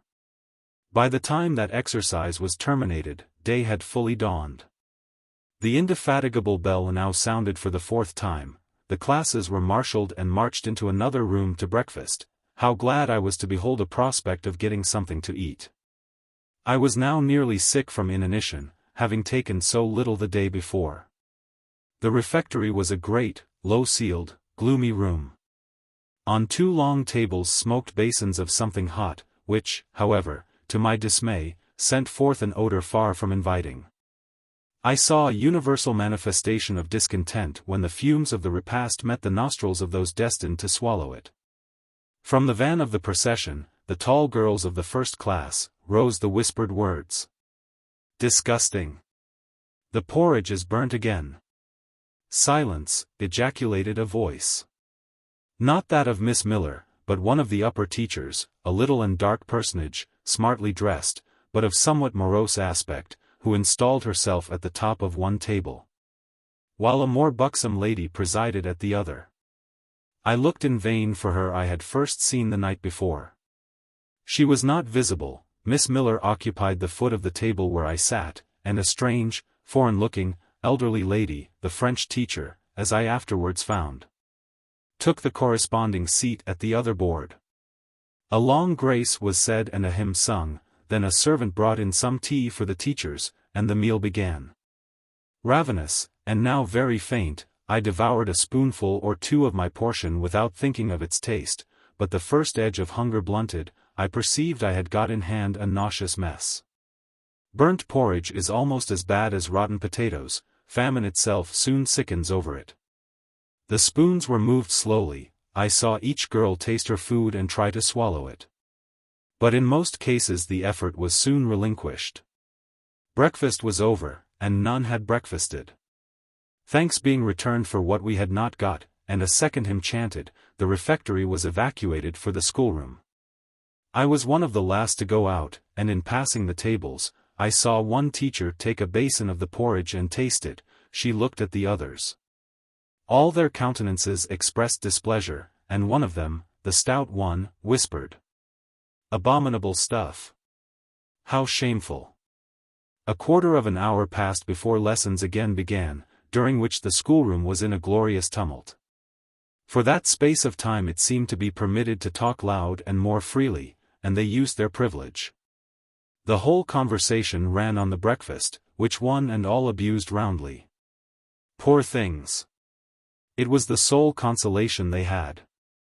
Miss Miller was now the only teacher in the room. A group of great girls standing about her spoke with serious and sullen gestures. I heard the name of Mr. Brocklehurst pronounced by some lips, at which Miss Miller shook her head disapprovingly, but she made no great effort to check the general wrath. Doubtless she shared in it. A clock in the schoolroom struck 9, Miss Miller left her circle, and standing in the middle of the room, cried, "Silence! To your seats!" Discipline prevailed. In 5 minutes the confused throng was resolved into order, and comparative silence quelled the babel clamor of tongues. The upper teachers now punctually resumed their posts, but still, all seemed to wait. Ranged on benches down the sides of the room, the 80 girls sat motionless and erect. A quaint assemblage they appeared, all with plain locks combed from their faces, not a curl visible. In brown dresses, made high and surrounded by a narrow tucker about the throat, with little pockets of holland, shaped something like a Highlander's purse, tied in front of their frocks, and destined to serve the purpose of a work-bag, all, too, wearing woolen stockings and country-made shoes, fastened with brass buckles. Above 20 of those clad in this costume were full-grown girls, or rather young women. It suited them ill, and gave an air of oddity even to the prettiest. I was still looking at them, and also at intervals examining the teachers, none of whom precisely pleased me. For the stout one was a little coarse, the dark one not a little fierce, the foreigner harsh and grotesque, and Miss Miller, poor thing, looked purple, weather-beaten, and overworked. When, as my eye wandered from face to face, the whole school rose simultaneously, as if moved by a common spring. What was the matter? I had heard no order given. I was puzzled. Ere I had gathered my wits, the classes were again seated, but as all eyes were now turned to one point, mine followed the general direction, and encountered the personage who had received me last night. She stood at the bottom of the long room, on the hearth, for there was a fire at each end. She surveyed the 2 rows of girls silently and gravely. Miss Miller approaching, seemed to ask her a question, and having received her answer, went back to her place, and said aloud, "Monitor of the first class, fetch the globes." While the direction was being executed, the lady consulted moved slowly up the room. I suppose I have a considerable organ of veneration, for I retain yet the sense of admiring awe with which my eyes traced her steps. Seen now, in broad daylight, she looked tall, fair, and shapely. Brown eyes with a benignant light in their irids, and a fine penciling of long lashes round, relieved the whiteness of her large front. On each of her temples her hair, of a very dark brown, was clustered in round curls, according to the fashion of those times, when neither smooth bands nor long ringlets were in vogue. Her dress, also in the mode of the day, was of purple cloth, relieved by a sort of Spanish trimming of black velvet. A gold watches were not so common then as now, shone at her girdle. Let the reader add, to complete the picture, refined features, a complexion, if pale, clear, and a stately air and carriage, and he will have, at least, as clearly as words can give it, a correct idea of the exterior of Miss Temple, Maria Temple. As I afterwards saw the name written in a prayer book entrusted to me to carry to church. The superintendent of Lowood, for such was this lady, having taken her seat before a pair of globes placed on one of the tables, summoned the first class round her, and commenced giving a lesson on geography. The lower classes were called by the teachers, repetitions in history, grammar, etc., went on for an hour. Writing and arithmetic succeeded, and music lessons were given by Miss Temple to some of the elder girls. The duration of each lesson was measured by the clock, which at last struck 12. The superintendent rose. "I have a word to address to the pupils," said she. The tumult of cessation from lessons was already breaking forth, but it sank at her voice. She went on. "You had this morning a breakfast which you could not eat, you must be hungry. I have ordered that a lunch of bread and cheese shall be served to all." The teachers looked at her with a sort of surprise. "It is to be done on my responsibility," she added, in an explanatory tone to them, and immediately afterwards left the room. The bread and cheese was presently brought in and distributed, to the high delight and refreshment of the whole school. The order was now given, to the garden. Each put on a coarse straw bonnet, with strings of colored calico, and a cloak of grey frieze. I was similarly equipped, and, following the stream, I made my way into the open air. The garden was a wide enclosure, surrounded with walls so high as to exclude every glimpse of prospect. A covered veranda ran down one side, and broad walks bordered a middle space divided into scores of little beds. These beds were assigned as gardens for the pupils to cultivate. And each bed had an owner. When full of flowers they would doubtless look pretty, but now, at the latter end of January, all was wintry blight and brown decay. I shuddered as I stood and looked round me. It was an inclement day for outdoor exercise, not positively rainy, but darkened by a drizzling yellow fog. All underfoot was still soaking wet with the floods of yesterday. The stronger among the girls ran about and engaged in active games, but sundry pale and thin ones herded together for shelter and warmth in the veranda. And amongst these, as the dense mist penetrated to their shivering frames, I heard frequently the sound of a hollow cough. As yet I had spoken to no one, nor did anybody seem to take notice of me. I stood lonely enough, but to that feeling of isolation I was accustomed. It did not oppress me much. I leant against a pillar of the veranda, drew my grey mantle close about me, and, trying to forget the cold which nipped me without, and the unsatisfied hunger which gnawed me within, delivered myself up to the employment of watching and thinking.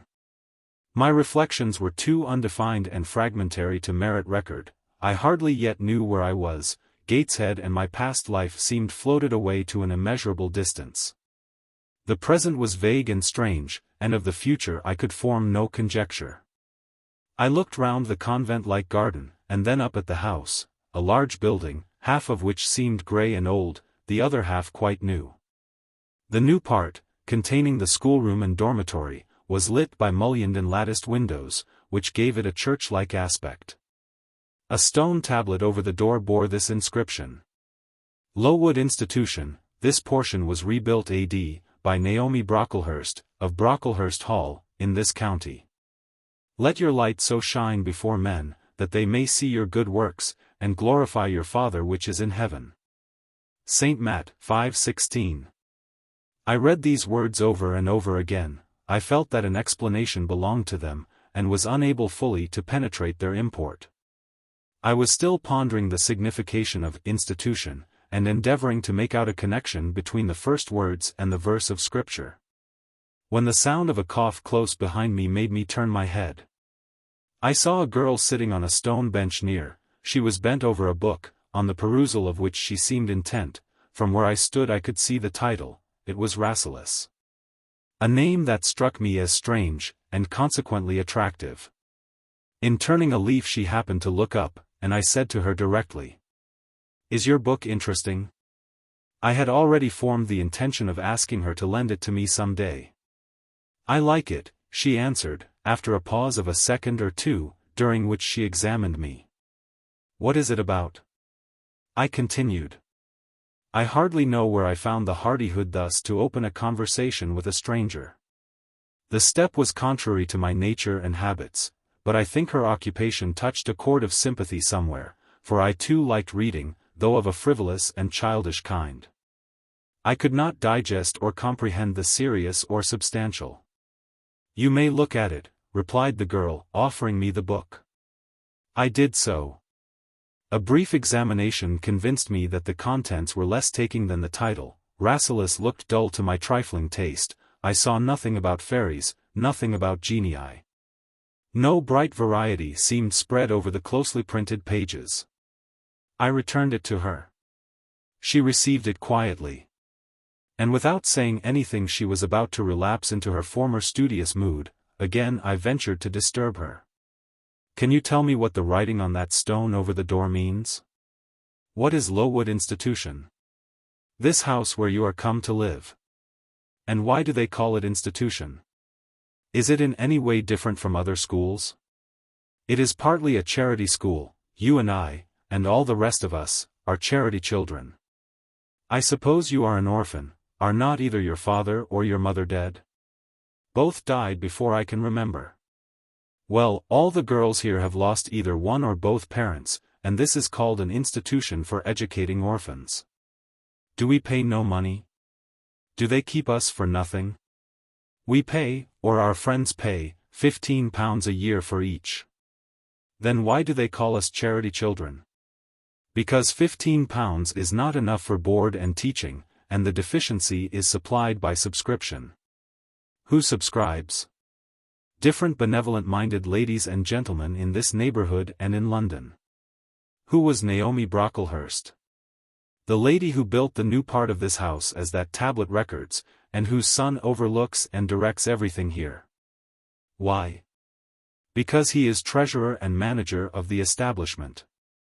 Then this house does not belong to that tall lady who wears a watch, and who said we were to have some bread and cheese? To Miss Temple? Oh, no. I wish it did. She has to answer to Mr. Brocklehurst for all she does. Mr. Brocklehurst buys all our food and all our clothes. Does he live here? No, 2 miles off, at a large hall. Is he a good man? He is a clergyman, and is said to do a great deal of good. Did you say that tall lady was called Miss Temple? Yes. And what are the other teachers called? The one with red cheeks is called Miss Smith. She attends to the work, and cuts out, for we make our own clothes, our frocks, and pelisses, and everything. The little one with black hair is Miss Scatcherd. She teaches history and grammar, and hears the second-class repetitions. And the one who wears a shawl, and has a pocket handkerchief tied to her side with a yellow ribbon, is Madame Pierrot. She comes from Lille, in France, and teaches French. Do you like the teachers? Well enough. Do you like the little black one, and the madam? I cannot pronounce her name as you do. Miss Scatcherd is hasty. You must take care not to offend her. Madame Pierrot is not a bad sort of person. But Miss Temple is the best, isn't she? Miss Temple is very good and very clever. She is above the rest, because she knows far more than they do. Have you been long here? 2 years. Are you an orphan? My mother is dead. Are you happy here? You ask rather too many questions. I have given you answers enough for the present. Now I want to read. But at that moment the summons sounded for dinner. All re-entered the house. The odor which now filled the refectory was scarcely more appetizing than that which had regaled our nostrils at breakfast. The dinner was served in 2 huge tin-plated vessels. whence rose a strong steam redolent of rancid fat. I found the mess to consist of indifferent potatoes and strange shreds of rusty meat, mixed and cooked together. Of this preparation a tolerably abundant plateful was apportioned to each pupil. I ate what I could, and wondered within myself whether every day's fare would be like this. After dinner, we immediately adjourned to the schoolroom, lessons recommenced, and were continued till 5 o'clock. The only marked event of the afternoon was, that I saw the girl with whom I had conversed in the veranda dismissed in disgrace by Miss Scatcherd from a history class, and sent to stand in the middle of the large schoolroom. The punishment seemed to me in a high degree ignominious, especially for so great a girl. She looked 13 or upwards. I expected she would show signs of great distress and shame. But to my surprise she neither wept nor blushed. Composed, though grave, she stood, the central mark of all eyes. How can she bear it so quietly, so firmly? I asked of myself. Were I in her place, it seems to me I should wish the earth to open and swallow me up. She looks as if she were thinking of something beyond her punishment, beyond her situation, of something not round her nor before her. I have heard of daydreams. Is she in a daydream now? Her eyes are fixed on the floor, but I am sure they do not see it. Her sight seems turned in, gone down into her heart. She is looking at what she can remember, I believe, not at what is really present. I wonder what sort of a girl she is, whether good or naughty. Soon after 5 p.m. we had another meal, consisting of a small mug of coffee, and half a slice of brown bread. I devoured my bread and drank my coffee with relish. But I should have been glad of as much more. I was still hungry. Half an hour's recreation succeeded, then study, then the glass of water and the piece of oat cake, prayers, and bed. Such was my first day at Lowood. Chapter 6. The next day commenced as before, getting up and dressing by rushlight, but this morning we were obliged to dispense with the ceremony of washing. The water in the pitchers was frozen.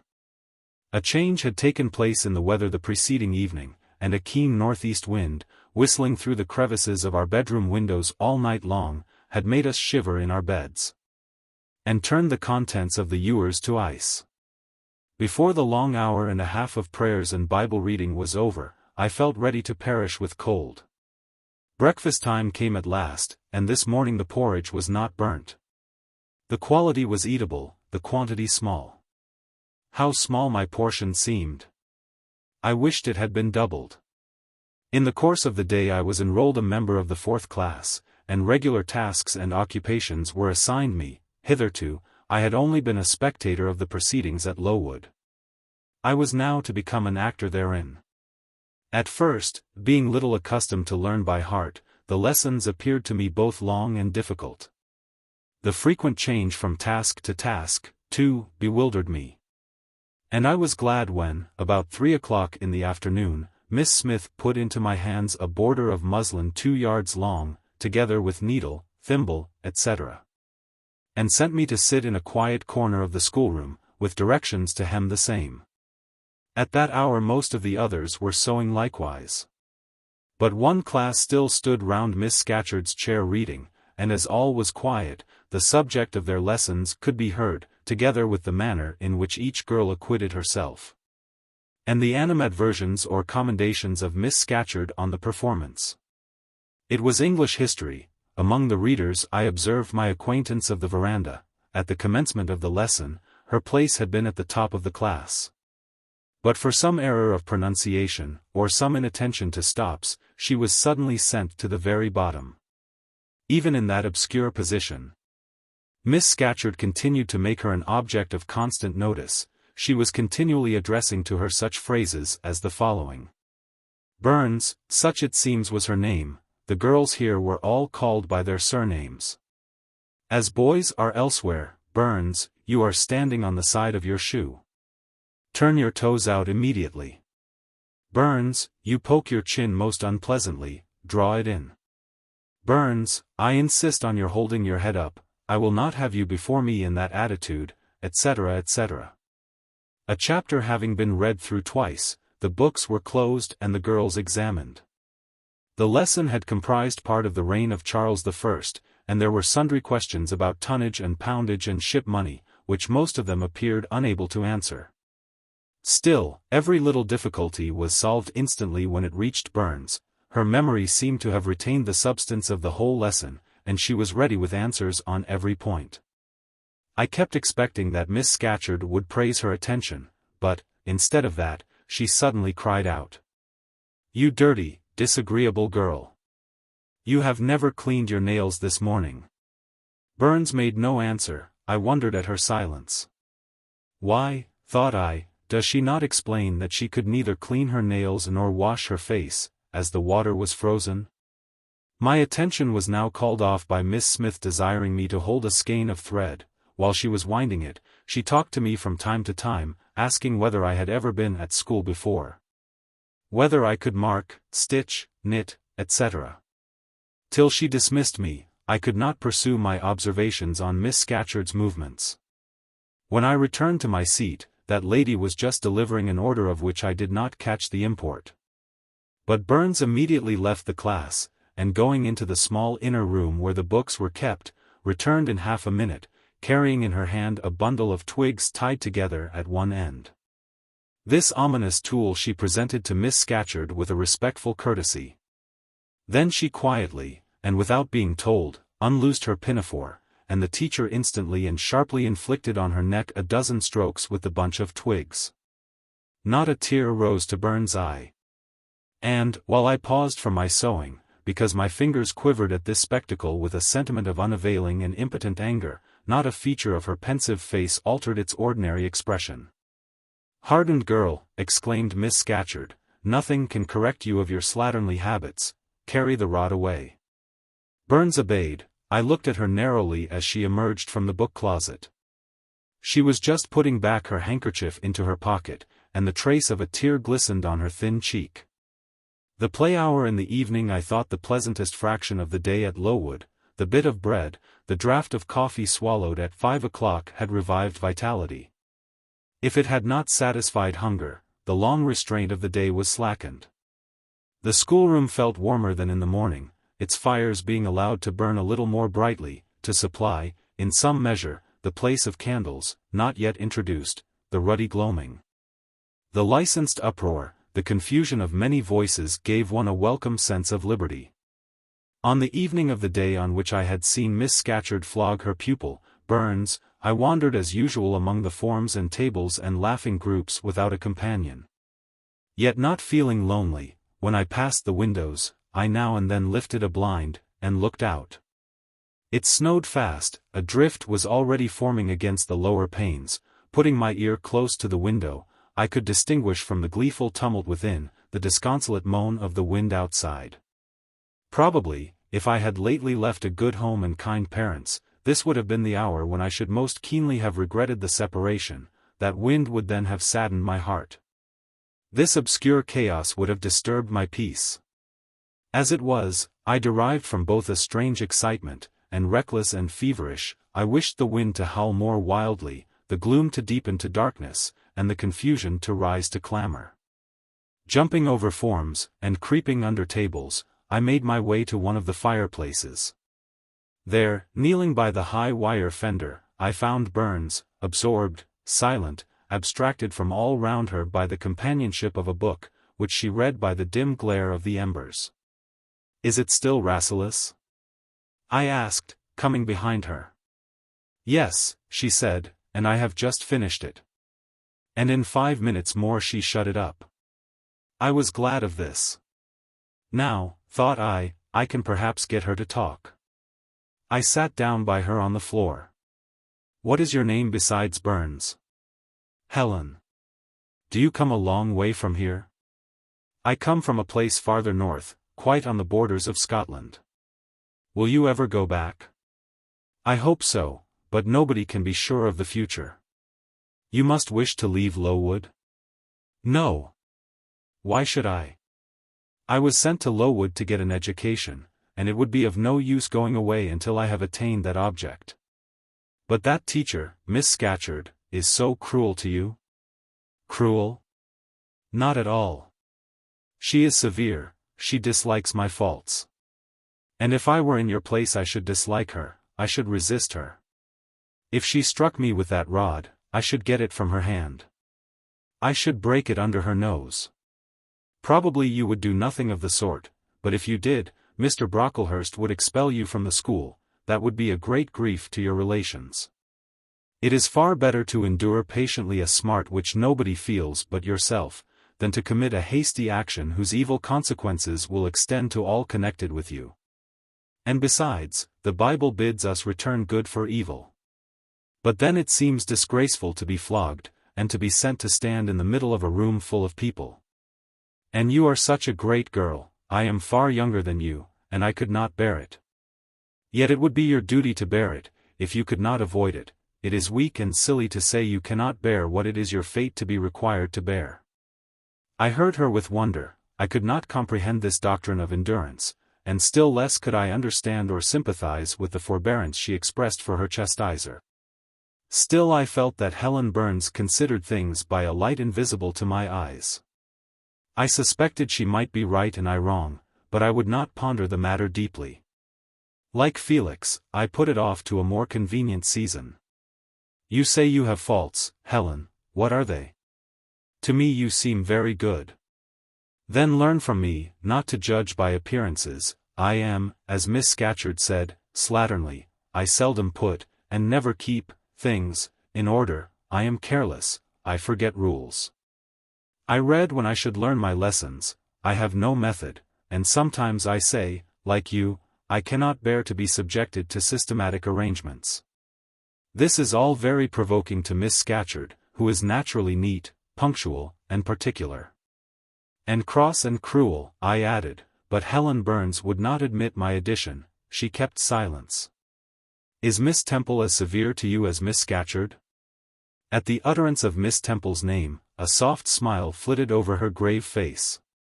Miss Temple is full of goodness. It pains her to be severe to anyone, even the worst in the school. She sees my errors, and tells me of them gently, and, if I do anything worthy of praise, she gives me my meed liberally. One strong proof of my wretchedly defective nature is, that even her expostulations, so mild, so rational, have not influence to cure me of my faults. And even her praise, though I value it most highly, cannot stimulate me to continued care and foresight. That is curious, said I, it is so easy to be careful.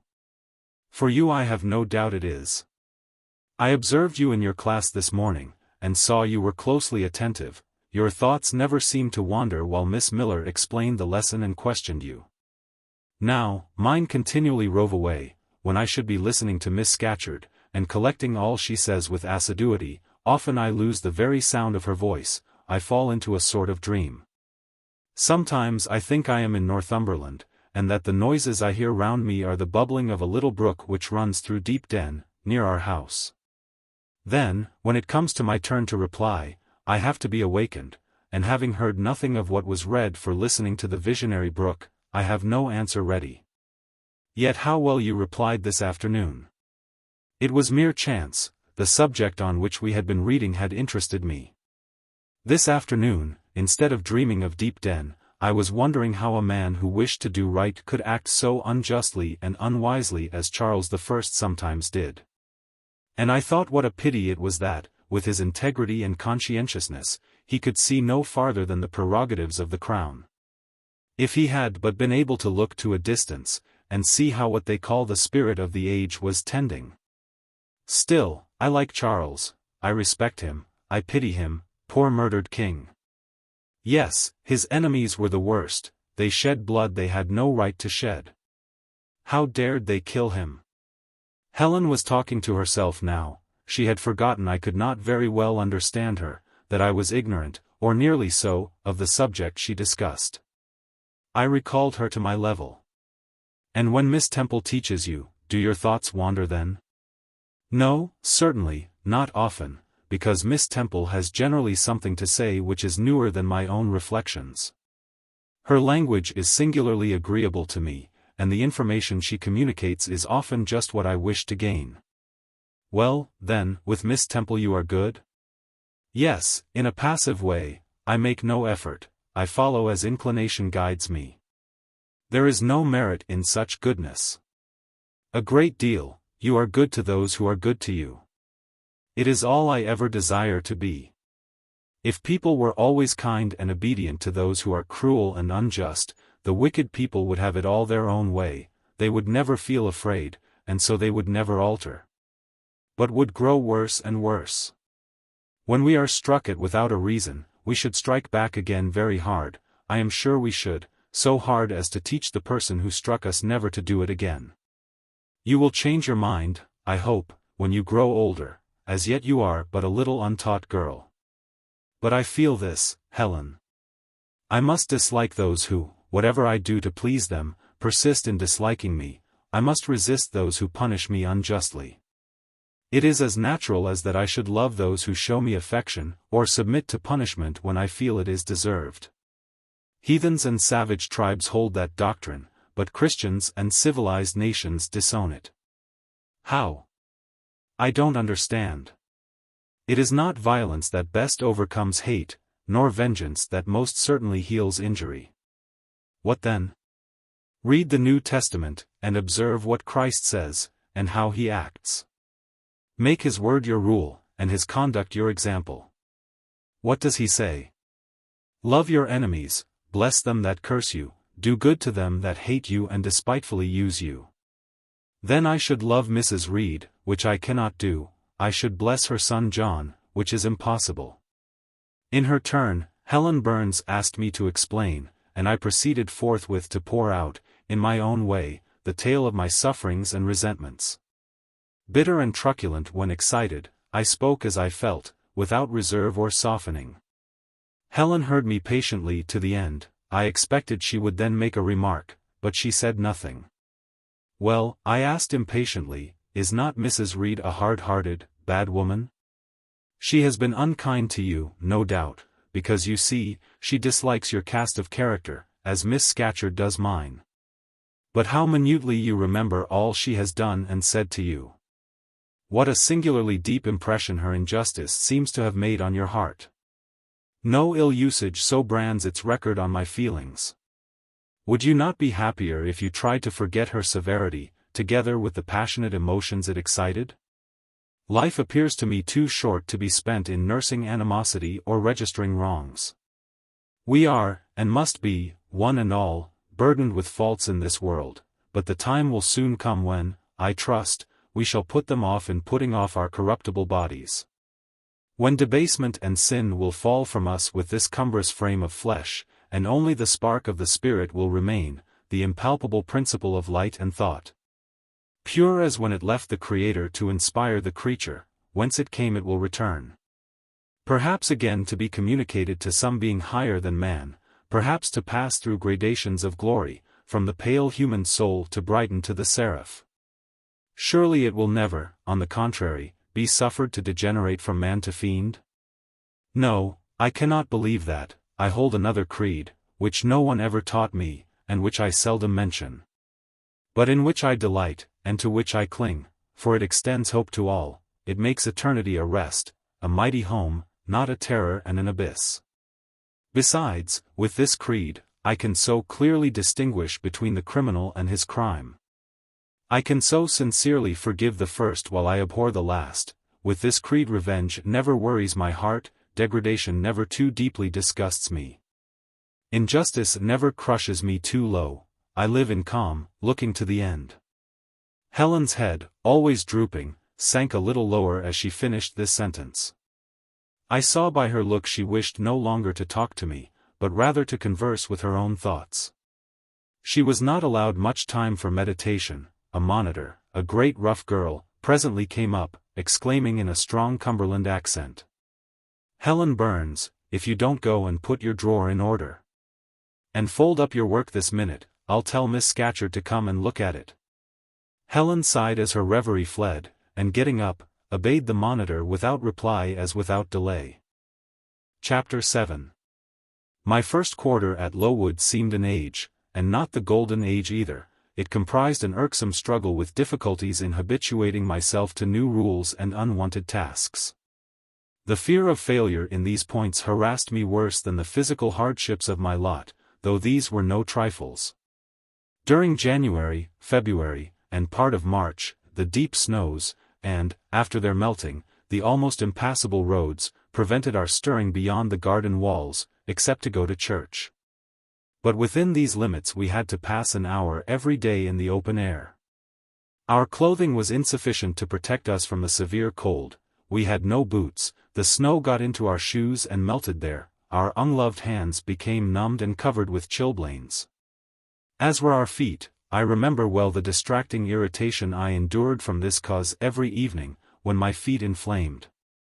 And the torture of thrusting the swelled, raw, and stiff toes into my shoes in the morning.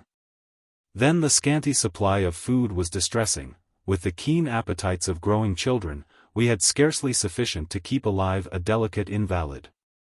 From this deficiency of nourishment resulted an abuse, which pressed hardly on the younger pupils, whenever the famished great girls had an opportunity.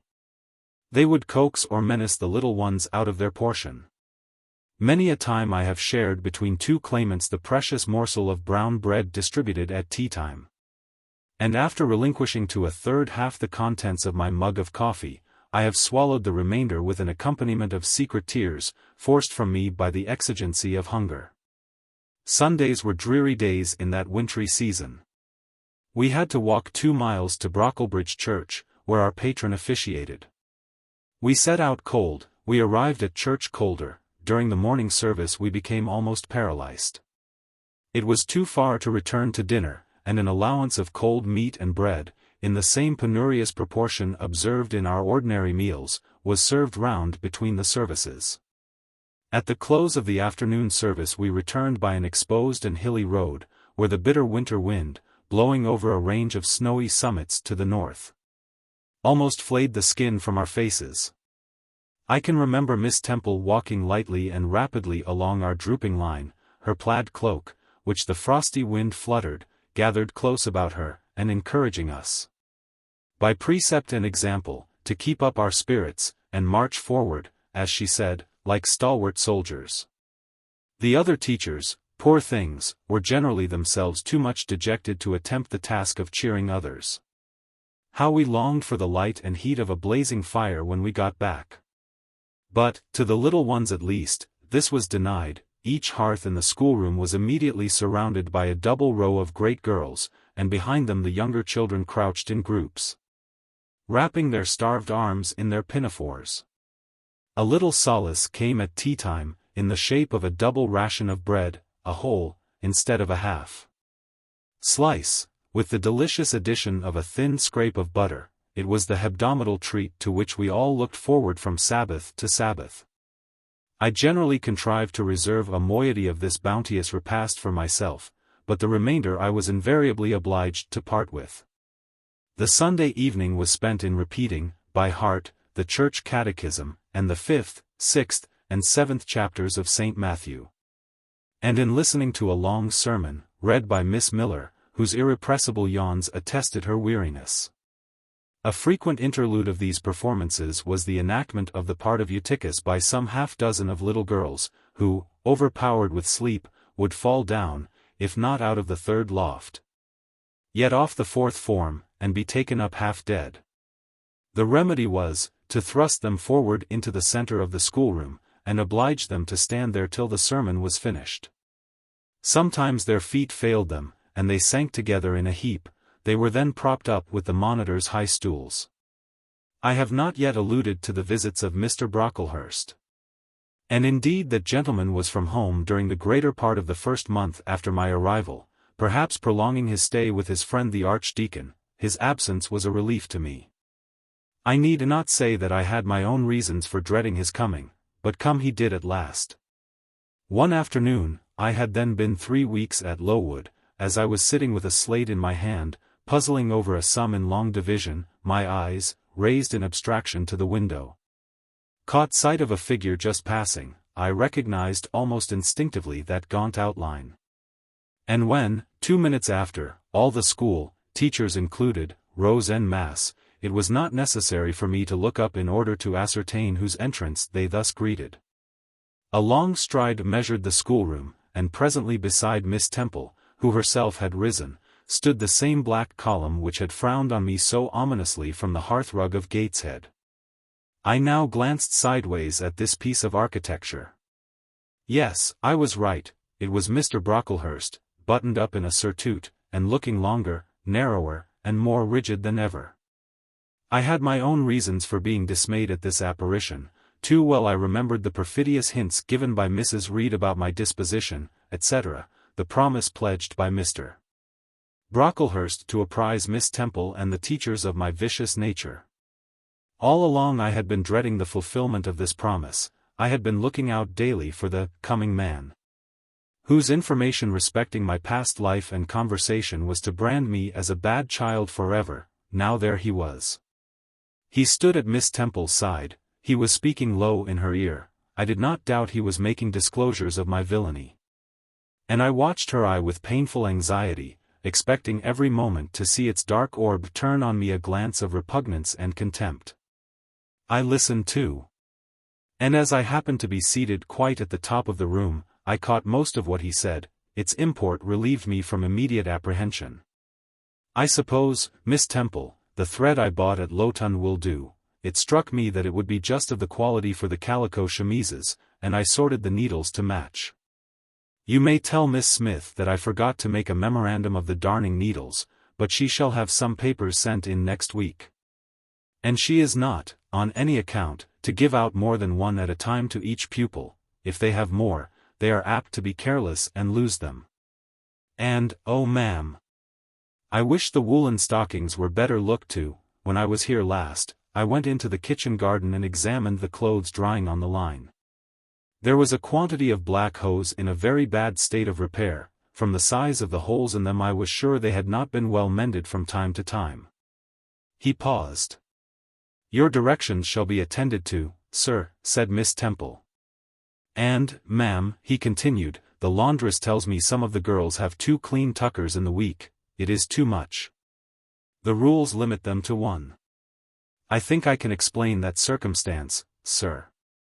Agnes and Catherine Johnstone were invited to take tea with some friends at Lowton last Thursday, and I gave them leave to put on clean tuckers for the occasion. Mr. Brocklehurst nodded. Well, for once it may pass, but please not to let the circumstance occur too often. And there is another thing which surprised me. I find, in settling accounts with the housekeeper, that a lunch, consisting of bread and cheese, has twice been served out to the girls during the past fortnight. How is this? I looked over the regulations, and I find no such meal as lunch mentioned. Who introduced this innovation? And by what authority? I must be responsible for the circumstance, sir, replied Miss Temple. The breakfast was so ill prepared that the pupils could not possibly eat it. And I dared not allow them to remain fasting till dinner time. Madam, allow me an instant. You are aware that my plan in bringing up these girls is, not to accustom them to habits of luxury and indulgence, but to render them hardy, patient, self-denying. Should any little accidental disappointment of the appetite occur, such as the spoiling of a meal, the under or the overdressing of a dish, the incident ought not to be neutralized by replacing with something more delicate the comfort lost, thus pampering the body and obviating the aim of this institution. It ought to be improved to the spiritual edification of the pupils, by encouraging them to evince fortitude under temporary privation.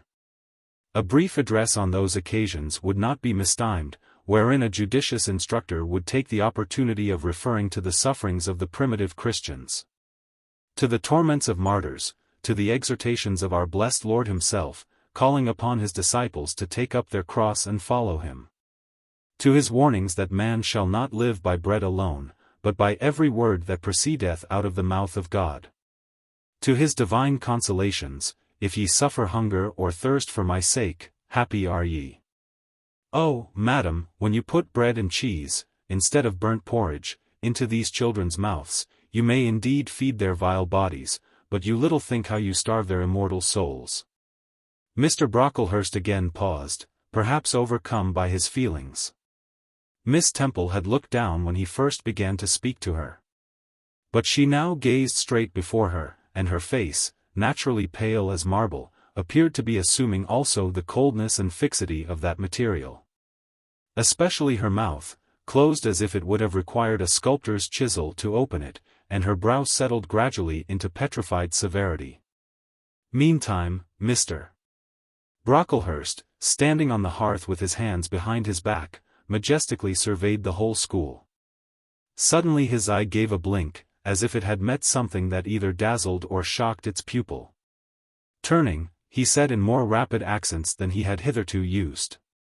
Miss Temple, what is that girl with curled hair? Red hair, ma'am, curled all over? And extending his cane he pointed to the awful object, his hand shaking as he did so. It is Julia Severn, replied Miss Temple, very quietly. Julia Severn, ma'am. And why has she, or any other, curled hair? Why, in defiance of every precept and principle of this house, does she conform to the world so openly, here in an evangelical, charitable establishment, as to wear her hair one mass of curls? Julia's hair curls naturally, returned Miss Temple, still more quietly. Naturally. Yes, but we are not to conform to nature. I wish these girls to be the children of grace, and why that abundance? I have again and again intimated that I desire the hair to be arranged closely, modestly, plainly. Miss Temple, that girl's hair must be cut off entirely. I will send a barber tomorrow, and I see others who have far too much of the excrescence. That tall girl, tell her to turn round. Tell all the first form to rise up and direct their faces to the wall. Miss Temple passed her handkerchief over her lips, as if to smooth away the involuntary smile that curled them. She gave the order, however, and when the first class could take in what was required of them, they obeyed. Leaning a little back on my bench, I could see the looks and grimaces with which they commented on this maneuver. It was a pity Mr. Brocklehurst could not see them too. He would perhaps have felt that, whatever he might do with the outside of the cup and platter, the inside was further beyond his interference than he imagined. He scrutinized the reverse of these living medals some 5 minutes, then pronounced sentence. These words fell like the knell of doom. All those topknots must be cut off. Miss Temple seemed to remonstrate. Madam, he pursued, I have a master to serve whose kingdom is not of this world. My mission is to mortify in these girls the lusts of the flesh. To teach them to clothe themselves with shamefacedness and sobriety, not with braided hair and costly apparel. And each of the young persons before us has a string of hair twisted in plaits which vanity itself might have woven. These, I repeat, must be cut off. Think of the time wasted, of Mr. Brocklehurst was here interrupted. 3 other visitors, ladies, now entered the room. They ought to have come a little sooner to have heard his lecture on dress, for they were splendidly attired in velvet, silk, and furs. The 2 younger of the trio, fine girls of 16 and 17, had grey beaver hats, then in fashion, shaded with ostrich plumes. And from under the brim of this graceful headdress fell a profusion of light tresses, elaborately curled. The elder lady was enveloped in a costly velvet shawl, trimmed with ermine, and she wore a false front of French curls.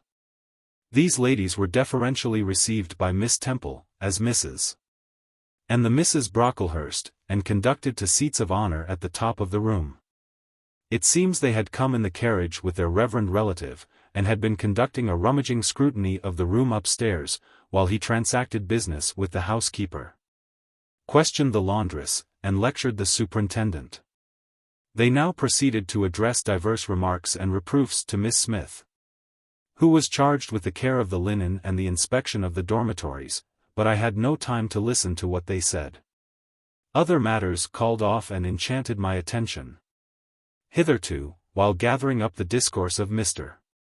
Brocklehurst and Miss Temple, I had not, at the same time, neglected precautions to secure my personal safety, which I thought would be effected, if I could only elude observation.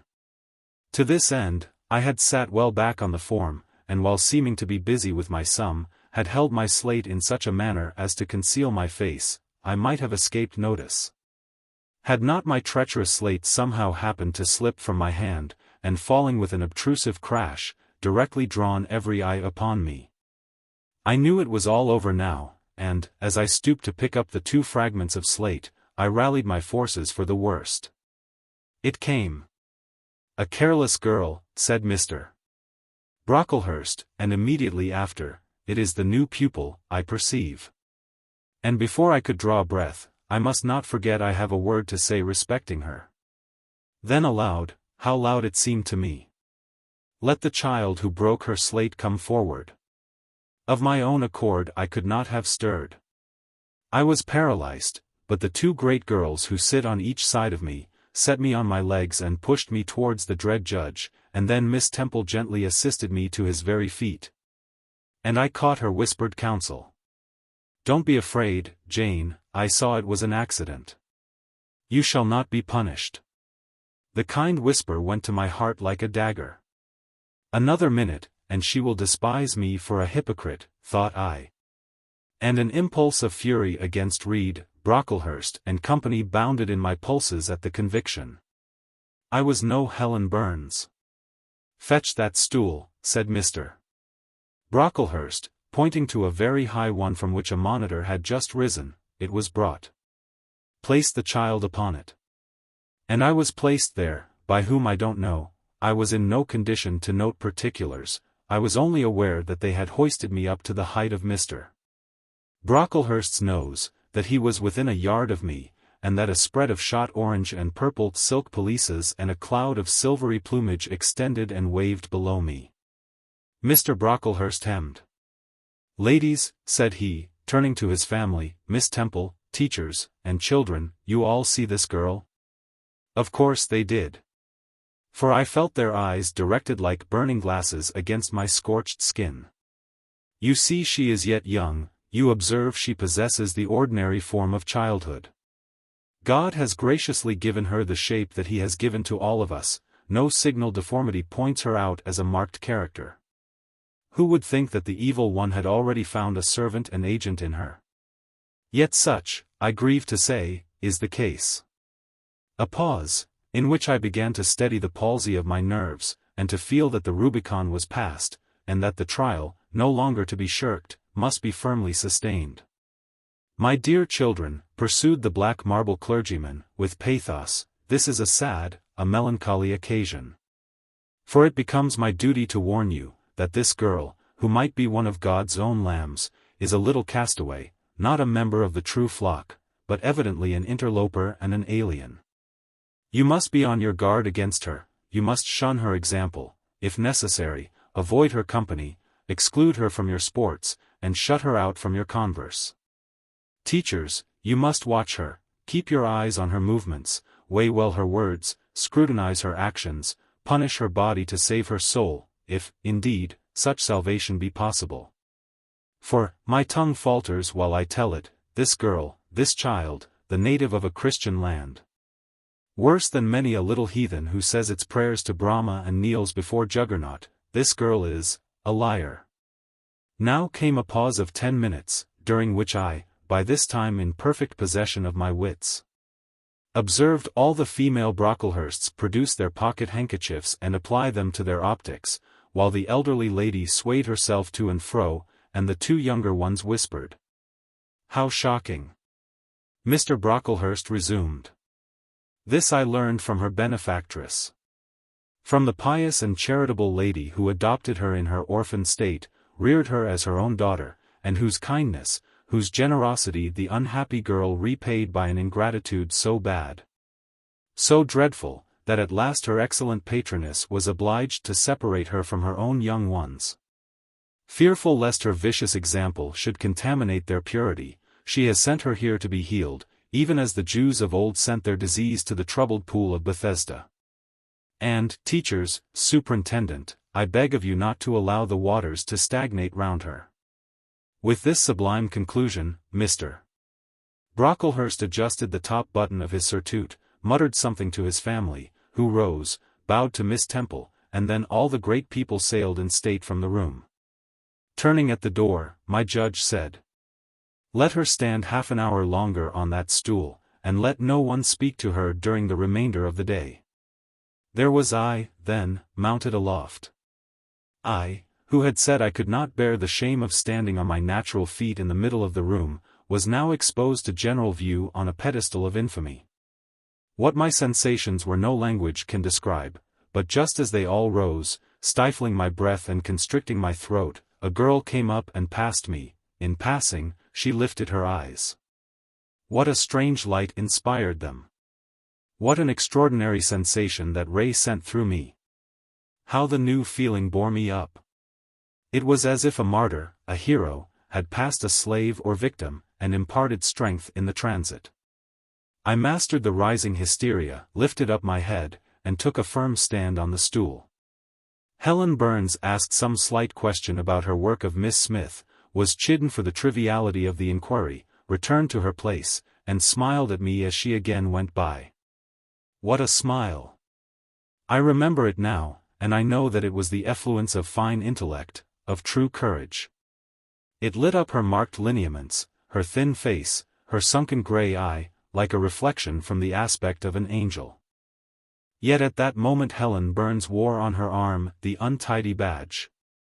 Scarcely an hour ago I had heard her condemned by Miss Scatcherd to a dinner of bread and water on the morrow because she had blotted an exercise in copying it out. Such is the imperfect nature of man. Such spots are there on the disk of the clearest planet.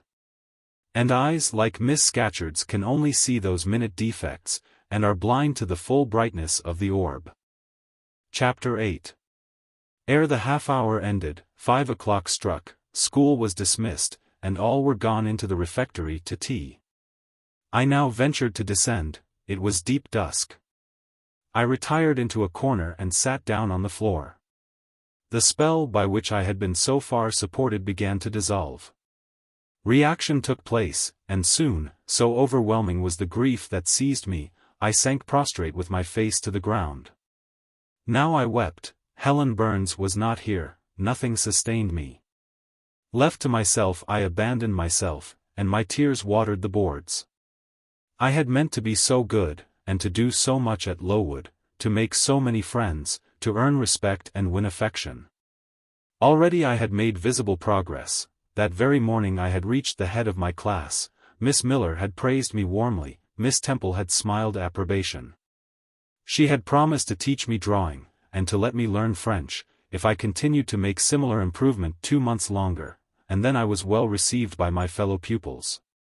Treated as an equal by those of my own age, and not molested by any, now, here I lay again crushed and trodden on, and could I ever rise more?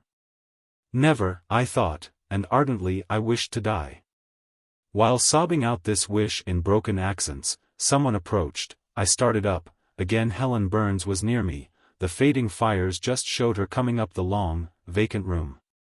She brought my coffee and bread. "Come, eat something," she said, but I put both away from me, feeling as if a drop or a crumb would have choked me in my present condition. Helen regarded me, probably with surprise. I could not now abate my agitation, though I tried hard. I continued to weep aloud. She sat down on the ground near me, embraced her knees with her arms, and rested her head upon them. In that attitude she remained silent as an Indian. I was the first who spoke. "Helen, why do you stay with a girl whom everybody believes to be a liar?" "Everybody, Jane."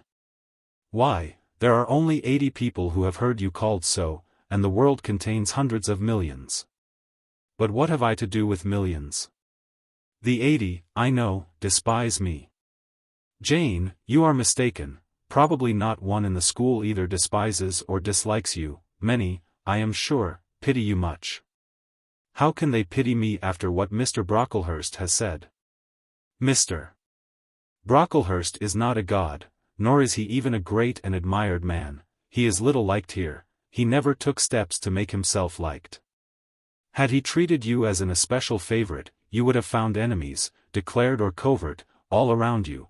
As it is, the greater number would offer you sympathy if they dared. Teachers and pupils may look coldly on you for a day or two, but friendly feelings are concealed in their hearts. And if you persevere in doing well, these feelings will ere long appear so much the more evidently for their temporary suppression. Besides, Jane, she paused.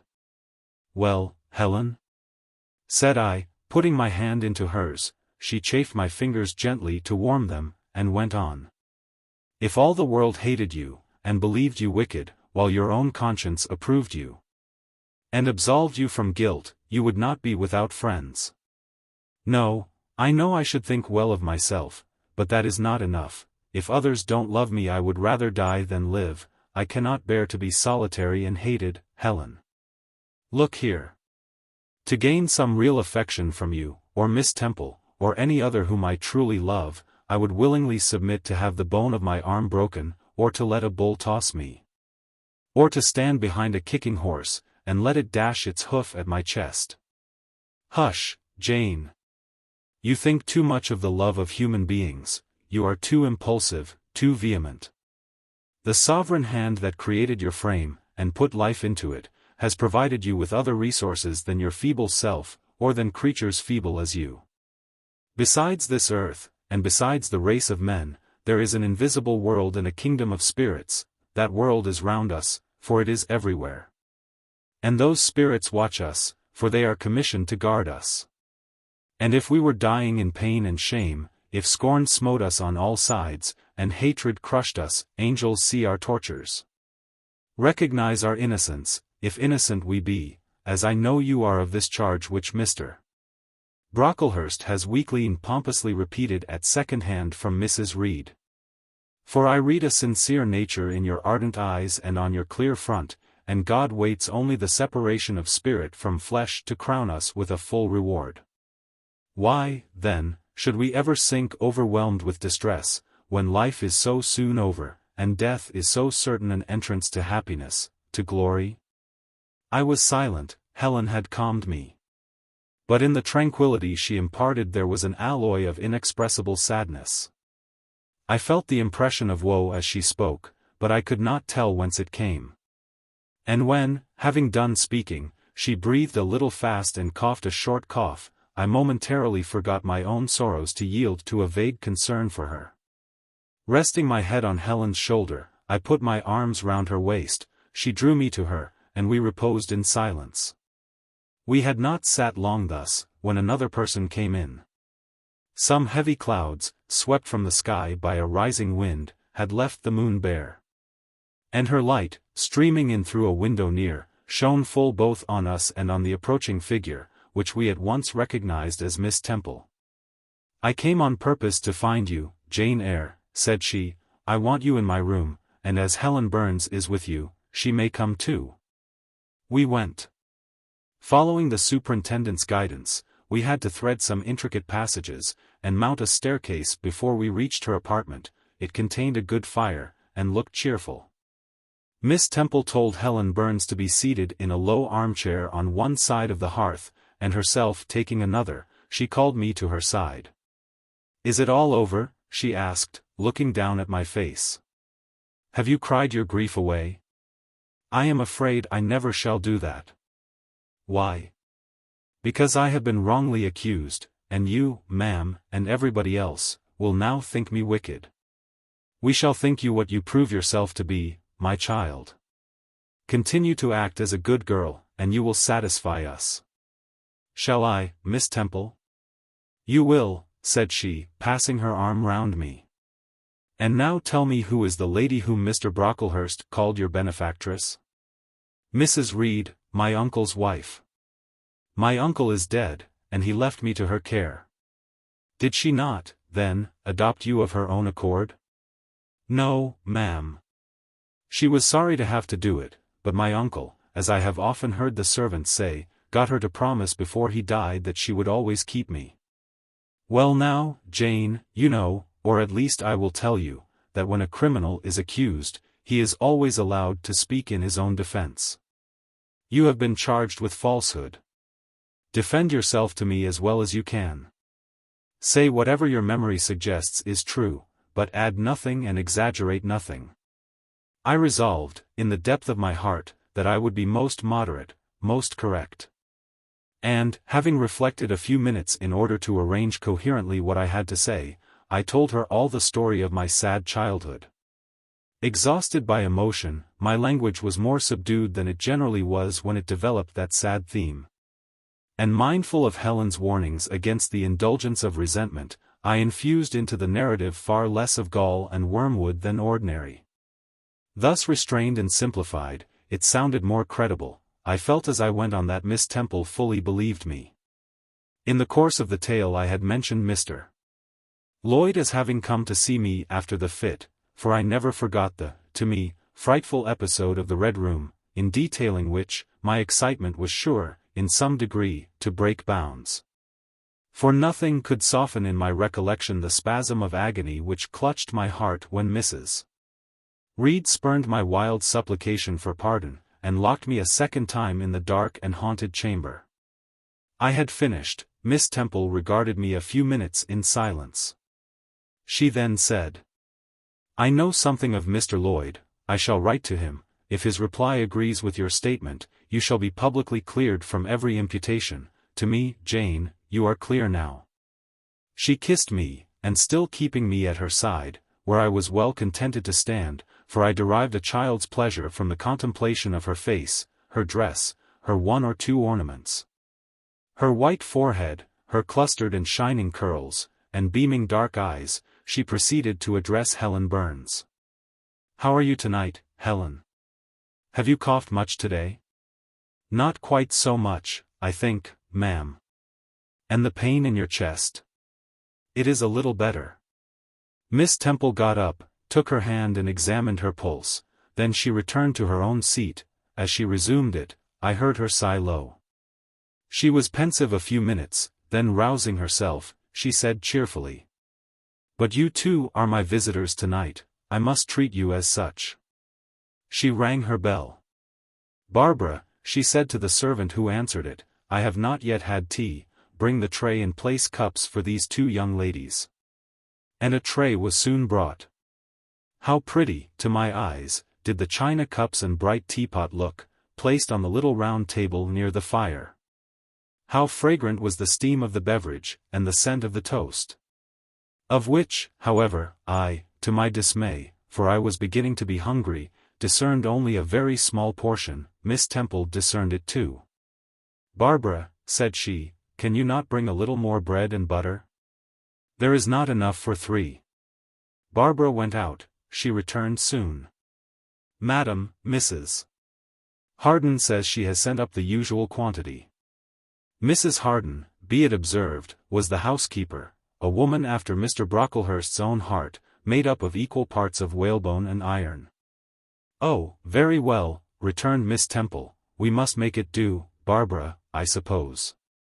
And as the girl withdrew she added, smiling, "Fortunately, I have it in my power to supply deficiencies for this once." Having invited Helen and me to approach the table, and placed before each of us a cup of tea with one delicious but thin morsel of toast, she got up, unlocked a drawer, and taking from it a parcel wrapped in paper, disclosed presently to our eyes a good-sized seed cake. "I meant to give each of you some of this to take with you," said she, "but as there is so little toast, you must have it now," and she proceeded to cut slices with a generous hand. We feasted that evening as on nectar and ambrosia. And not the least delight of the entertainment was the smile of gratification with which our hostess regarded us, as we satisfied our famished appetites on the delicate fare she liberally supplied. Tea over and the tray removed, she again summoned us to the fire. We sat one on each side of her, and now a conversation followed between her and Helen, which it was indeed a privilege to be admitted to hear. Miss Temple had always something of serenity in her air, of state in her mien, of refined propriety in her language, which precluded deviation into the ardent, the excited, the eager, something which chastened the pleasure of those who looked on her and listened to her, by a controlling sense of awe. And such was my feeling now, but as to Helen Burns, I was struck with wonder. The refreshing meal, the brilliant fire, the presence and kindness of her beloved instructress, or, perhaps, more than all these, something in her own unique mind, had roused her powers within her. They woke, they kindled, first, they glowed in the bright tint of her cheek, which till this hour I had never seen but pale and bloodless. Then they shone in the liquid luster of her eyes, which had suddenly acquired a beauty more singular than that of Miss Temple's, a beauty neither of fine color nor long eyelash, nor penciled brow, but of meaning, of movement, of radiance. Then her soul sat on her lips, and language flowed, from what source I cannot tell. Has a girl of 14 a heart large enough, vigorous enough, to hold the swelling spring of pure, full, fervid eloquence? Such was the characteristic of Helen's discourse on that, to me, memorable evening. Her spirit seemed hastening to live within a very brief span as much as many live during a protracted existence. They conversed of things I had never heard of nations and times past, of countries far away, of secrets of nature discovered or guessed at. They spoke of books, how many they had read, what stores of knowledge they possessed. Then they seemed so familiar with French names and French authors, but my amazement reached its climax when Miss Temple asked Helen if she sometimes snatched a moment to recall the Latin her father had taught her, and taking a book from a shelf, bade her read and construe a page of Virgil.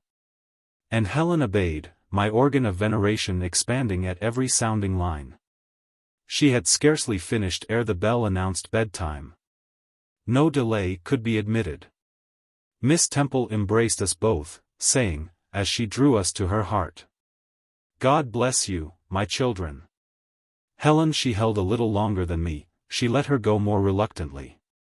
It was Helen her I followed to the door, it was for her she a second time breathed a sad sigh, for her she wiped a tear from her cheek. On reaching the bedroom, we heard the voice of Miss Scatcherd. She was examining drawers. She had just pulled out Helen Burns's, and when we entered Helen was greeted with a sharp reprimand, and told that tomorrow she should have half a dozen of untidily folded articles pinned to her shoulder. "My things were indeed in shameful disorder," murmured Helen to me, in a low voice. "I intended to have arranged them, but I forgot." Next morning, Miss Scatcherd wrote in conspicuous characters on a piece of pasteboard the word slattern, and bound it like a phylactery round Helen's large, mild, intelligent, and benign-looking forehead. She wore it till evening, patient, unresentful, regarding it as a deserved punishment. The moment Miss Scatcherd withdrew after afternoon school, I ran to Helen, tore it off, and thrust it into the fire. The fury of which she was incapable had been burning in my soul all day, and tears, hot and large, had continually been scalding my cheek. For the spectacle of her sad resignation gave me an intolerable pain at the heart. About a week subsequently to the incidents above narrated, Miss Temple, who had written to Mr. Lloyd, received his answer. It appeared that what he said went to corroborate my account. Miss Temple, having assembled the whole school, announced that inquiry had been made into the charges alleged against Jane Eyre, and that she was most happy to be able to pronounce her completely cleared from every imputation. The teachers then shook hands with me and kissed me, and a murmur of pleasure ran through the ranks of my companions. Thus relieved of a grievous load, I from that hour set to work afresh, resolved to pioneer my way through every difficulty. I toiled hard, and my success was proportionate to my efforts. My memory, not naturally tenacious, improved with practice, exercise sharpened my wits. In a few weeks I was promoted to a higher class. In less than 2 months I was allowed to commence French and drawing. I learned the first 2 tenses of the verb être, and sketched my first cottage, whose walls, by the by, outrivaled in slope those of the Leaning Tower of Pisa, on the same day.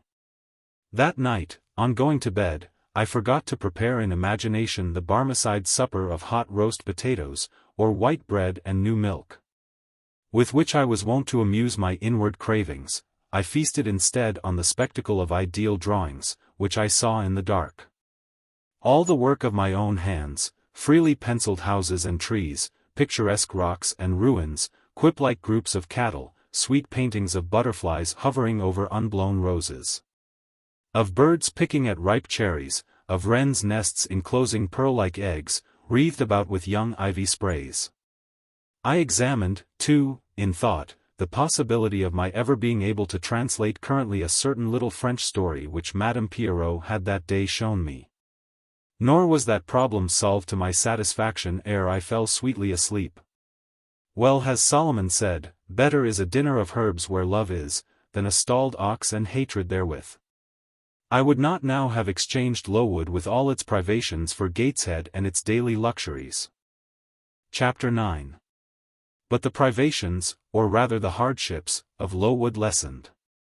Spring drew on, she was indeed already come, the frosts of winter had ceased.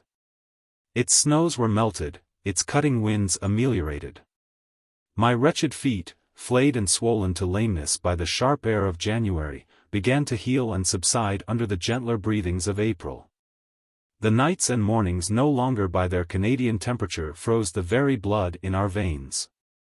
We could now endure the play hour passed in the garden. Sometimes on a sunny day it began even to be pleasant and genial, and a greenness grew over those brown beds, which, freshening daily, suggested the thought that hope traversed them at night, and left each morning brighter traces of her steps. Flowers peeped out amongst the leaves, snowdrops, crocuses, purple auriculas, and golden-eyed pansies. On Thursday afternoons, half-holidays, we now took walks, and found still sweeter flowers opening by the wayside, under the hedges. I discovered, too, that a great pleasure, an enjoyment which the horizon only bounded, lay all outside the high and spike-guarded walls of our garden. This pleasure consisted in prospect of noble summits girdling a great hill hollow, rich in verdure and shadow, in a bright beck, full of dark stones and sparkling eddies. How different had this scene looked when I viewed it laid out beneath the iron sky of winter, stiffened in frost, shrouded with snow. When mists as chill as death wandered to the impulse of east winds along those purple peaks, and rolled down and home till they blended with the frozen fog of the beck. That beck itself was then a torrent, turbid and curbless. It tore asunder the wood, and sent a raving sound through the air, often thickened with wild rain or whirling sleet. And for the forest on its banks, that showed only ranks of skeletons. April advanced to May, a bright serene May it was. Days of blue sky, placid sunshine, and soft western or southern gales filled up its duration. And now vegetation matured with vigor, Lowood shook loose its tresses, it became all green, all flowery. Its great elm, ash, and oak skeletons were restored to majestic life, woodland plants sprang up profusely in its recesses. Unnumbered varieties of moss filled its hollows. And it made a strange ground sunshine out of the wealth of its wild primrose plants. I have seen their pale gold gleam in overshadowed spots like scatterings of the sweetest luster. All this I enjoyed often and fully, free, unwatched, and almost alone. For this unwonted liberty and pleasure there was a cause, to which it now becomes my task to advert. Have I not described a pleasant sight for a dwelling, when I speak of it as bosomed in hill and wood, and rising from the verge of a stream? Assuredly, pleasant enough, but whether healthy or not is another question.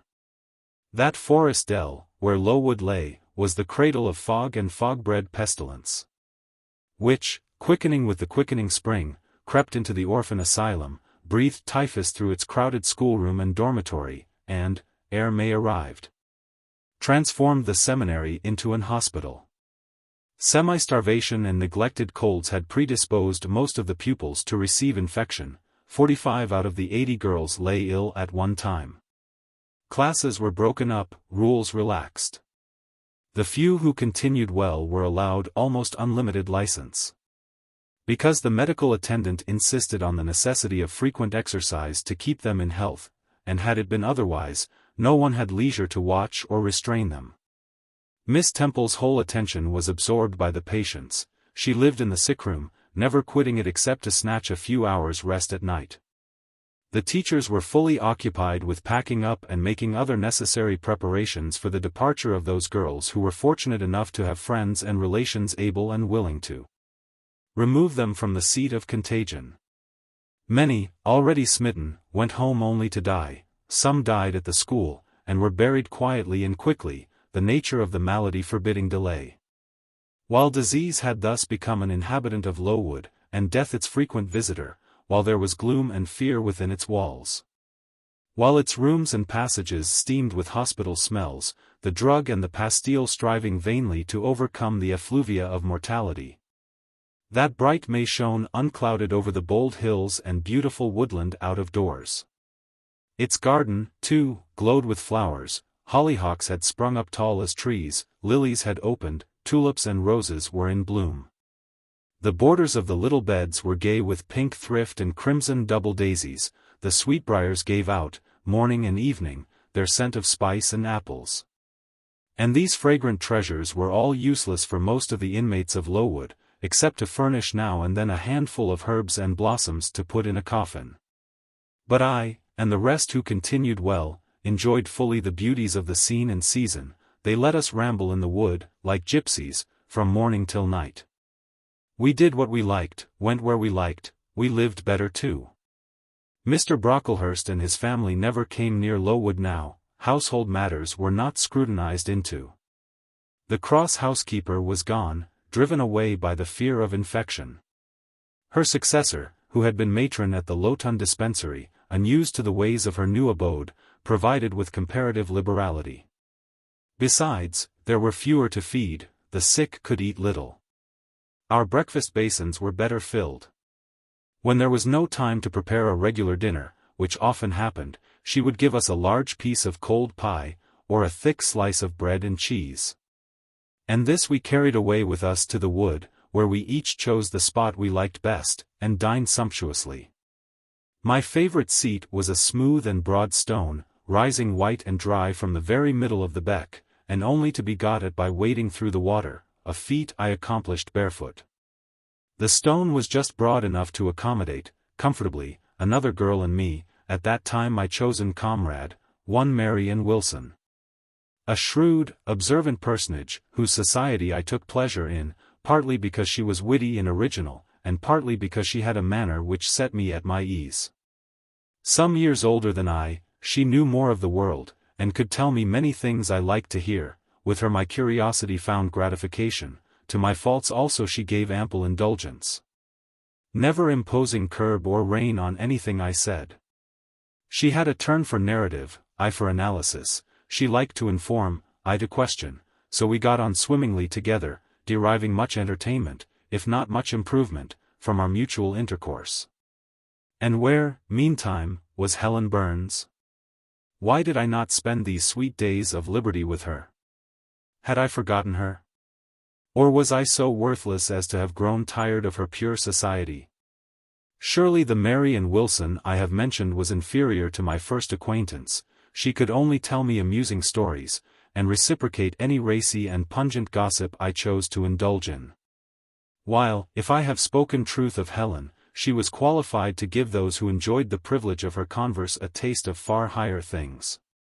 True, reader. And I knew and felt this, and though I am a defective being, with many faults and few redeeming points, yet I never tired of Helen Burns. Nor ever ceased to cherish for her a sentiment of attachment, as strong, tender, and respectful as any that ever animated my heart. How could it be otherwise, when Helen, at all times and under all circumstances, evinced for me a quiet and faithful friendship, which ill humor never soured, nor irritation never troubled? But Helen was ill at present. For some weeks she had been removed from my sight to I knew not what room upstairs. She was not, I was told, in the hospital portion of the house with the fever patients. For her complaint was consumption, not typhus, and by consumption I, in my ignorance, understood something mild, which time and care would be sure to alleviate. I was confirmed in this idea by the fact of her once or twice coming downstairs on very warm sunny afternoons, and being taken by Miss Temple into the garden. But, on these occasions, I was not allowed to go and speak to her. I only saw her from the schoolroom window, and then not distinctly. For she was much wrapped up, and sat at a distance under the veranda. One evening, in the beginning of June, I had stayed out very late with Mary and in the wood. We had, as usual, separated ourselves from the others, and had wandered far. So far that we lost our way, and had to ask it at a lonely cottage, where a man and woman lived, who looked after a herd of half-wild swine that fed on the mast in the wood. When we got back, it was after moonrise. A pony, which we knew to be the surgeon's, was standing at the garden door. Mary Ann remarked that she supposed someone must be very ill, as Mr. Bates had been sent for at that time of the evening. She went into the house. I stayed behind a few minutes to plant in my garden a handful of roots I had dug up in the forest, and which I feared would wither if I left them till the morning. This done, I lingered yet a little longer. The flowers smelt so sweet as the dew fell, it was such a pleasant evening, so serene, so warm. The still glowing west promised so fairly another fine day on the morrow, the moon rose with such majesty in the grave east. I was noting these things and enjoying them as a child might, when it entered my mind as it had never done before. How sad to be lying now on a sick bed, and to be in danger of dying. This world is pleasant, it would be dreary to be called from it, and to have to go who knows where. And then my mind made its first earnest effort to comprehend what had been infused into it concerning heaven and hell, and for the first time it recoiled, baffled. And for the first time glancing behind, on each side, and before it, it saw all round an unfathomed gulf, it felt the one point where it stood, the present. All the rest was formless cloud and vacant depth, and it shuddered at the thought of tottering, and plunging amid that chaos. While pondering this new idea, I heard the front door open. Mr. Bates came out, and with him was a nurse. After she had seen him mount his horse and depart, she was about to close the door, but I ran up to her. "How is Helen Burns?" "Very poorly," was the answer. "Is it her Mr. Bates has been to see?" "Yes." "And what does he say about her?" "He says she'll not be here long." This phrase, uttered in my hearing yesterday, would have only conveyed the notion that she was about to be removed to Northumberland, to her own home. I should not have suspected that it meant she was dying, but I knew instantly now. It opened clear on my comprehension that Helen Burns was numbering her last days in this world, and that she was going to be taken to the region of spirits, if such region there were. I experienced a shock of horror, then a strong thrill of grief, then a desire, a necessity to see her, and I asked in what room she lay. "She is in Miss Temple's room," said the nurse. "May I go up and speak to her?" "Oh no, child.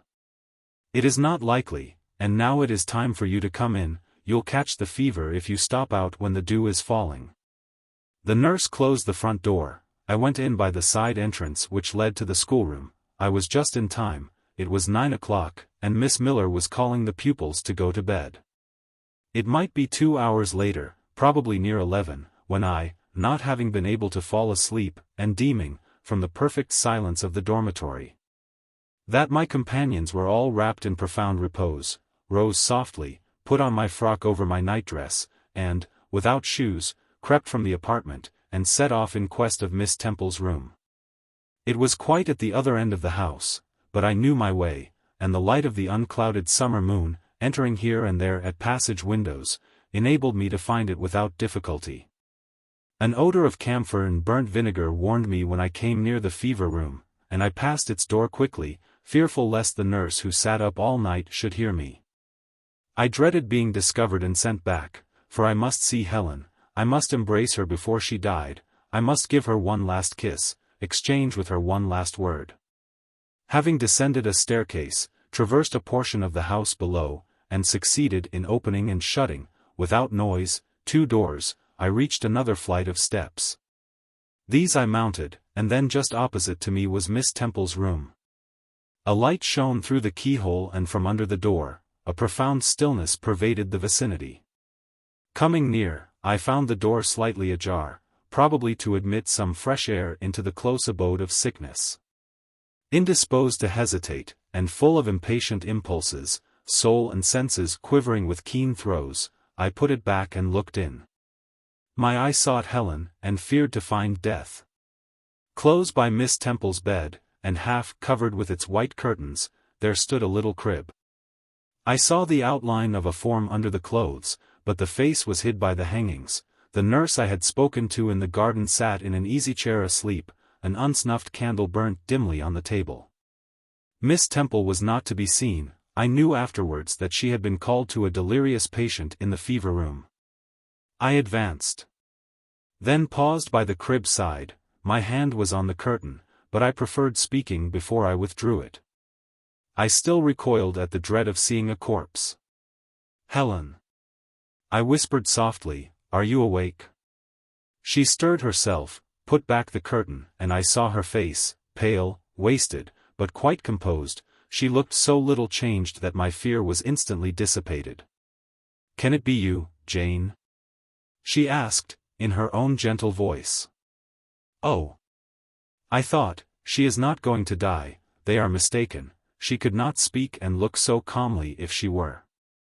I got onto her crib and kissed her. Her forehead was cold, and her cheek both cold and thin, and so were her hand and wrist, but she smiled as of old.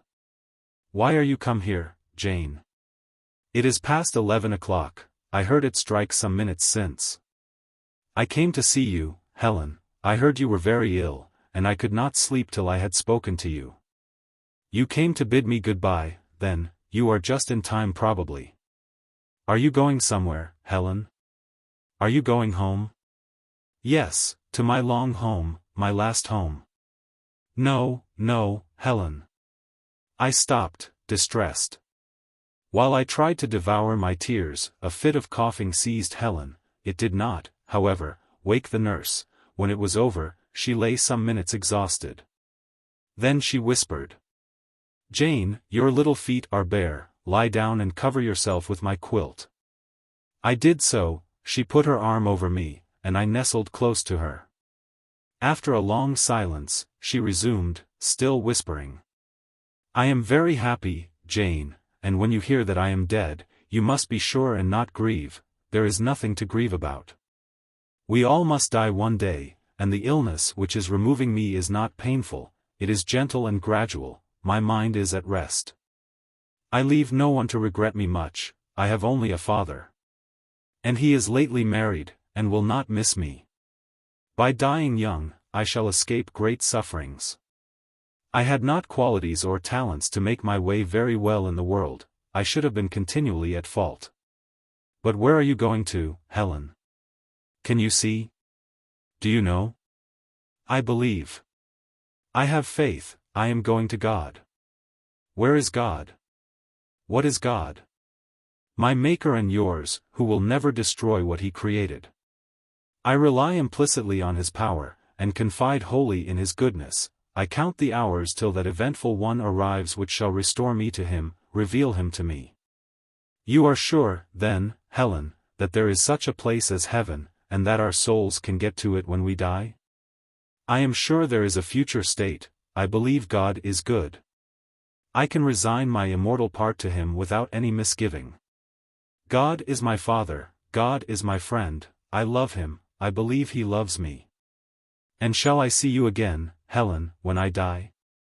You will come to the same region of happiness, be received by the same mighty, universal Parent, no doubt, dear Jane."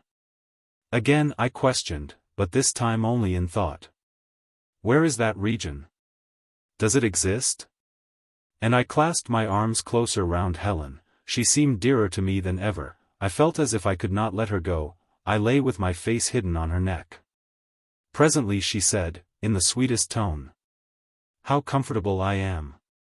That last fit of coughing has tired me a little. I feel as if I could sleep, but don't leave me, Jane, I like to have you near me. I'll stay with you, dear Helen, no one shall take me away. Are you warm, darling?" "Yes." "Good night, Jane." "Good night, Helen."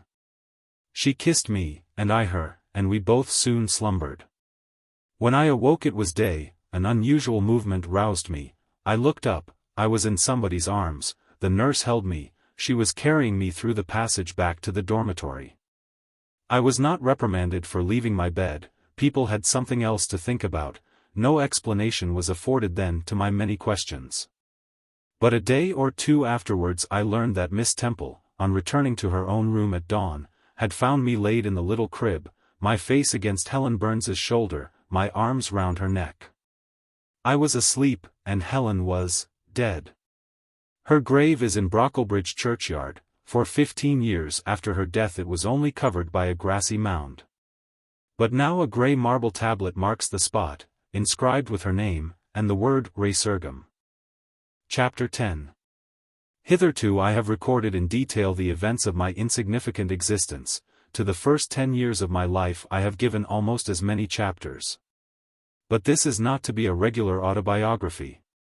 I am only bound to invoke memory where I know her responses will possess some degree of interest. Therefore I now pass a space of 8 years almost in silence. A few lines only are necessary to keep up the links of connection. When the typhus fever had fulfilled its mission of devastation at Lowood, it gradually disappeared from thence. But not till its virulence and the number of its victims had drawn public attention on the school. Inquiry was made into the origin of the scourge, and by degrees various facts came out which excited public indignation in a high degree. The unhealthy nature of the site. The quantity and quality of the children's food, the brackish, fetid water used in its preparation. The pupils' wretched clothing and accommodations, all these things were discovered, and the discovery produced a result mortifying to Mr. Brocklehurst, but beneficial to the institution. Several wealthy and benevolent individuals in the county subscribed largely for the erection of a more convenient building in a better situation. New regulations were made. Improvements in diet and clothing introduced. The funds of the school were entrusted to the management of a committee. Mr. Brocklehurst, who, from his wealth and family connections, could not be overlooked, still retained the post of treasurer. But he was aided in the discharge of his duties by gentlemen of rather more enlarged and sympathizing minds. His office of inspector, too, was shared by those who knew how to combine reason with strictness, comfort with economy, compassion with uprightness. The school, thus improved, became in time a truly useful and noble institution. I remained an inmate of its walls, after its regeneration, for 8 years, 6 as pupil, and 2 as teacher. And in both capacities I bear my testimony to its value and importance. During these 8 years my life was uniform, but not unhappy, because it was not inactive. I had the means of an excellent education placed within my reach. A fondness for some of my studies, and a desire to excel in all, together with a great delight in pleasing my teachers, especially such as I loved, urged me on. I availed myself fully of the advantages offered me. In time I rose to be the first girl of the first class. Then I was invested with the office of teacher, which I discharged with zeal for 2 years, but at the end of that time I altered. Miss Temple, through all changes, had thus far continued superintendent of the seminary. To her instruction I owed the best part of my acquirements. Her friendship and society had been my continual solace. She had stood me in the stead of mother, governess, and, latterly, companion. At this period she married, removed with her husband, a clergyman, an excellent man, almost worthy of such a wife, to a distant county, and consequently was lost to me. From the day she left I was no longer the same. With her was gone every settled feeling, every association that had made Lowood in some degree a home to me. I had imbibed from her something of her nature and much of her habits, more harmonious thoughts. What seemed better regulated feelings had become the inmates of my mind. I had given an allegiance to duty and order. I was quiet. I believed I was content. To the eyes of others, usually even to my own, I appeared a disciplined and subdued character. But destiny, in the shape of the Reverend Mr. Naismith, came between me and Miss Temple. I saw her in her traveling dress step into a post-chaise, shortly after the marriage ceremony. I watched the chaise mount the hill and disappear beyond its brow. And then retired to my own room, and there spent in solitude the greatest part of the half-holiday granted in honor of the occasion. I walked about the chamber most of the time. I imagined myself only to be regretting my loss, and thinking how to repair it. But when my reflections were concluded, and I looked up and found that the afternoon was gone, and evening far advanced, another discovery dawned on me, namely, that in the interval I had undergone a transforming process. That my mind had put off all it had borrowed of Miss Temple, or rather that she had taken with her the serene atmosphere I had been breathing in her vicinity, and that now I was left in my natural element, and beginning to feel the stirring of old emotions. It did not seem as if a prop were withdrawn, but rather as if a motive were gone. It was not the power to be tranquil which had failed me, but the reason for tranquility was no more. My world had for some years been in Lowood, my experience had been of its rules and systems. Now I remembered that the real world was wide, and that a varied field of hopes and fears, of sensations and excitements, awaited those who had courage to go forth into its expanse. To seek real knowledge of life amidst its perils. I went to my window, opened it, and looked out. There were the two wings of the building, there was the garden, there were the skirts of Lowood, there was the hilly horizon. My eye passed all other objects to rest on those most remote, the blue peaks. It was those I longed to surmount. All within their boundary of rock and heath seemed prison ground, exile limits. I traced the white road winding round the base of one mountain, and vanishing in a gorge between two. How I longed to follow it farther. I recalled the time when I had travelled that very road in a coach. I remembered descending that hill at twilight. An age seemed to have elapsed since the day which brought me first to Lowood, and I had never quitted it since. My vacations had all been spent at school. Mrs. Reed had never sent for me to Gateshead, neither she nor any of her family had ever been to visit me. I had had no communication by letter or message with the outer world. School rules, school duties, school habits and notions, and voices, and faces, and phrases, and costumes, and preferences. And antipathies, such was what I knew of existence. And now I felt that it was not enough. I tired of the routine of 8 years in one afternoon. I desired liberty. For liberty I gasped, for liberty I uttered a prayer. It seemed scattered on the wind then faintly blowing. I abandoned it and framed a humbler supplication.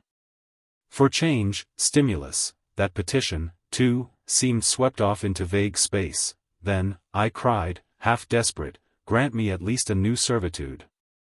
Here a bell, ringing the hour of supper, called me downstairs. I was not free to resume the interrupted chain of my reflections till bedtime. Even then a teacher who occupied the same room with me kept me from the subject to which I longed to recur. By a prolonged effusion of small talk.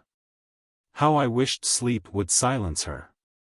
It seemed as if, could I but go back to the idea which had last entered my mind as I stood at the window, some inventive suggestion would rise for my relief. Miss Gryce snored at last. She was a heavy Welshwoman, and till now her habitual nasal strains had never been regarded by me in any other light than as a nuisance. Tonight I hailed the first deep notes with satisfaction. I was debarrassed of interruption. My half-effaced thought instantly revived. A new servitude. There is something in that, I soliloquized, mentally, be it understood. I did not talk aloud. I know there is, because it does not sound too sweet. It is not like such words as liberty, excitement, enjoyment, delightful sounds truly, but no more than sounds for me, and so hollow and fleeting that it is mere waste of time to listen to them. But servitude. That must be matter of fact. Anyone may serve. I have served here 8 years, now all I want is to serve elsewhere. Can I not get so much of my own will? Is not the thing feasible? Yes, the end is not so difficult, if I had only a brain active enough to ferret out the means of attaining it. I sat up in bed by way of arousing this said brain. It was a chilly night. I covered my shoulders with a shawl, and then I proceeded to think again with all my might. What do I want? A new place, in a new house, amongst new faces, under new circumstances. I want this because it is of no use wanting anything better. How do people do to get a new place? They apply to friends, I suppose. I have no friends. There are many others who have no friends, who must look about for themselves and be their own helpers. And what is their resource? I could not tell. Nothing answered me. I then ordered my brain to find a response, and quickly. It worked and worked faster. I felt the pulses throb in my head and temples. But for nearly an hour it worked in chaos, and no result came of its efforts. Feverish with vain labor, I got up and took a turn in the room. Undrew the curtain, noted a star or two, shivered with cold, and again crept to bed. A kind fairy, in my absence, had surely dropped the required suggestion on my pillow. For as I lay down, it came quietly and naturally to my mind, those who want situations advertise, you must advertise in the Shire Herald. How? I know nothing about advertising. Replies rose smooth and prompt now. You must enclose the advertisement and the money to pay for it under a cover directed to the editor of the Herald. You must put it, the first opportunity you have, into the post at Lowton. Answers must be addressed to J.E., at the post office there. You can go and inquire in about a week after you send your letter, if any are come, and act accordingly. This scheme I went over twice, thrice, it was then digested in my mind. I had it in a clear practical form, I felt satisfied, and fell asleep.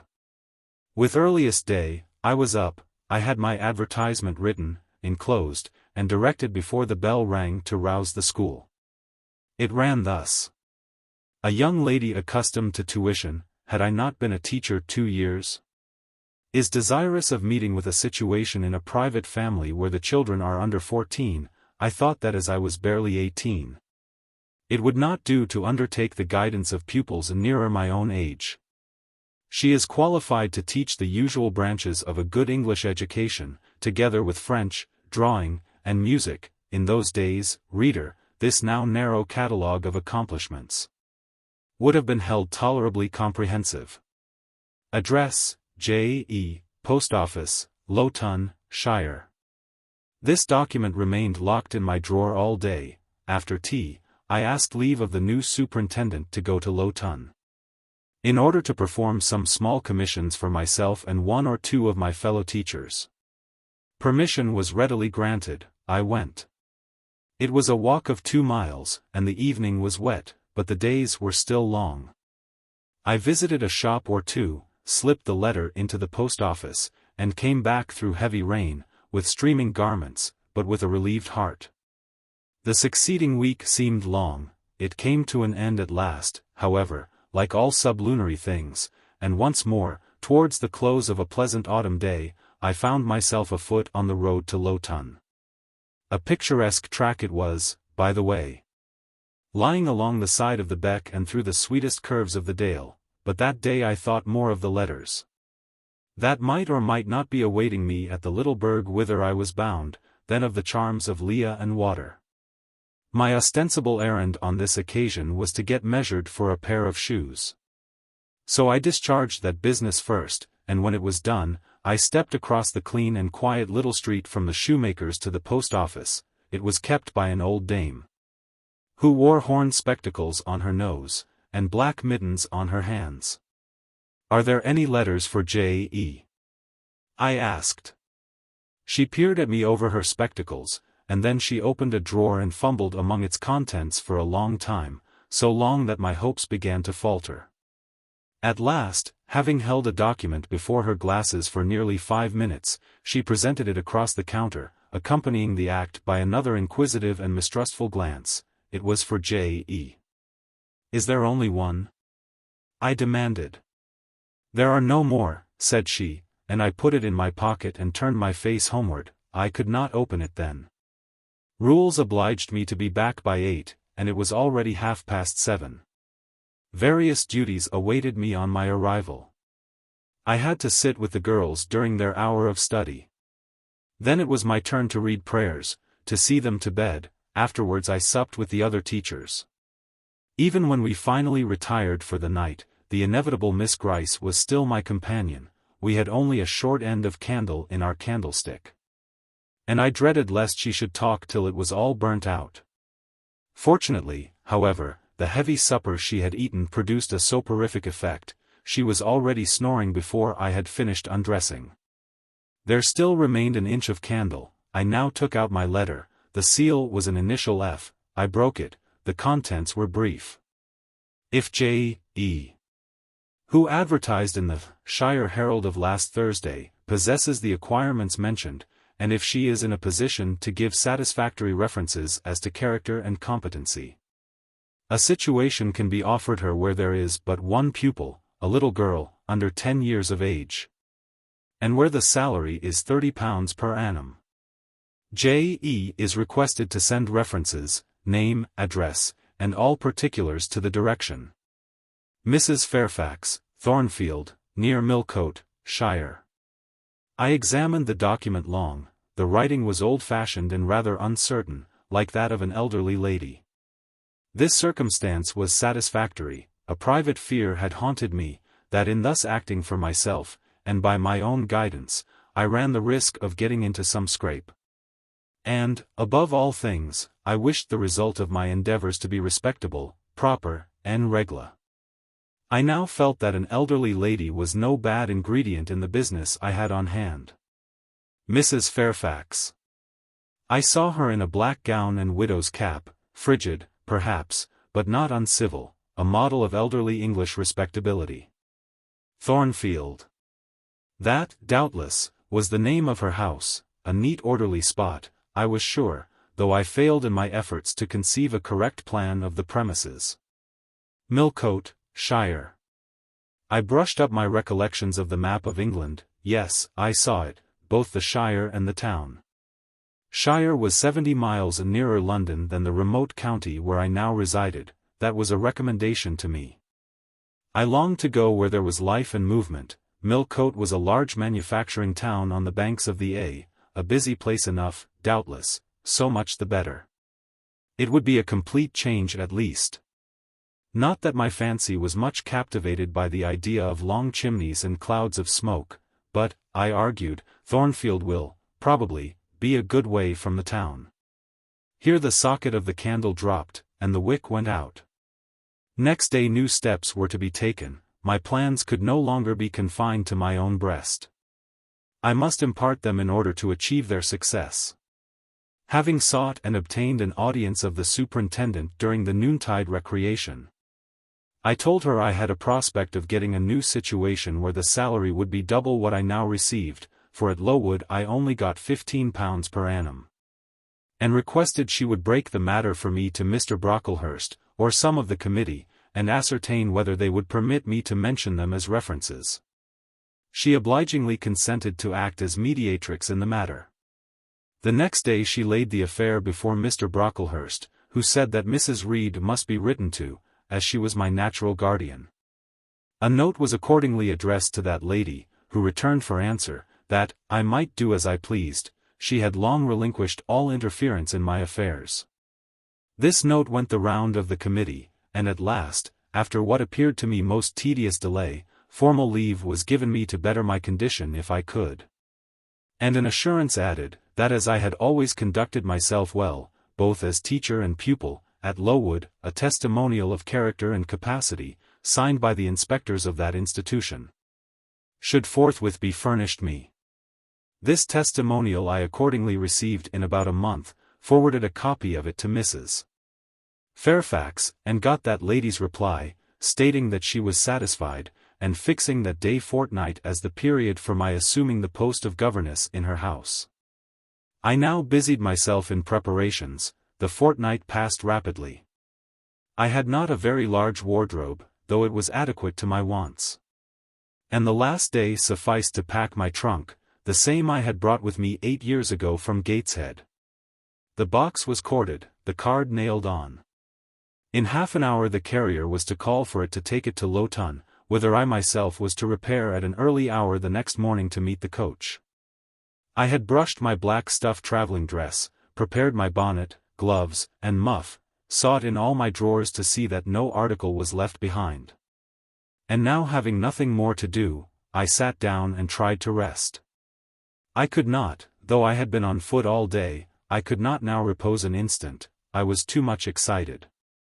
A phase of my life was closing tonight, a new one opening tomorrow. Impossible to slumber in the interval. I must watch feverishly while the change was being accomplished. "Miss," said a servant who met me in the lobby, where I was wandering like a troubled spirit, "a person below wishes to see you." The carrier, no doubt, I thought, and ran downstairs without inquiry. I was passing the back parlor or teacher's sitting room, the door of which was half open, to go to the kitchen, when someone ran out. "It's her, I am sure, I could have told her anywhere," cried the individual who stopped my progress and took my hand.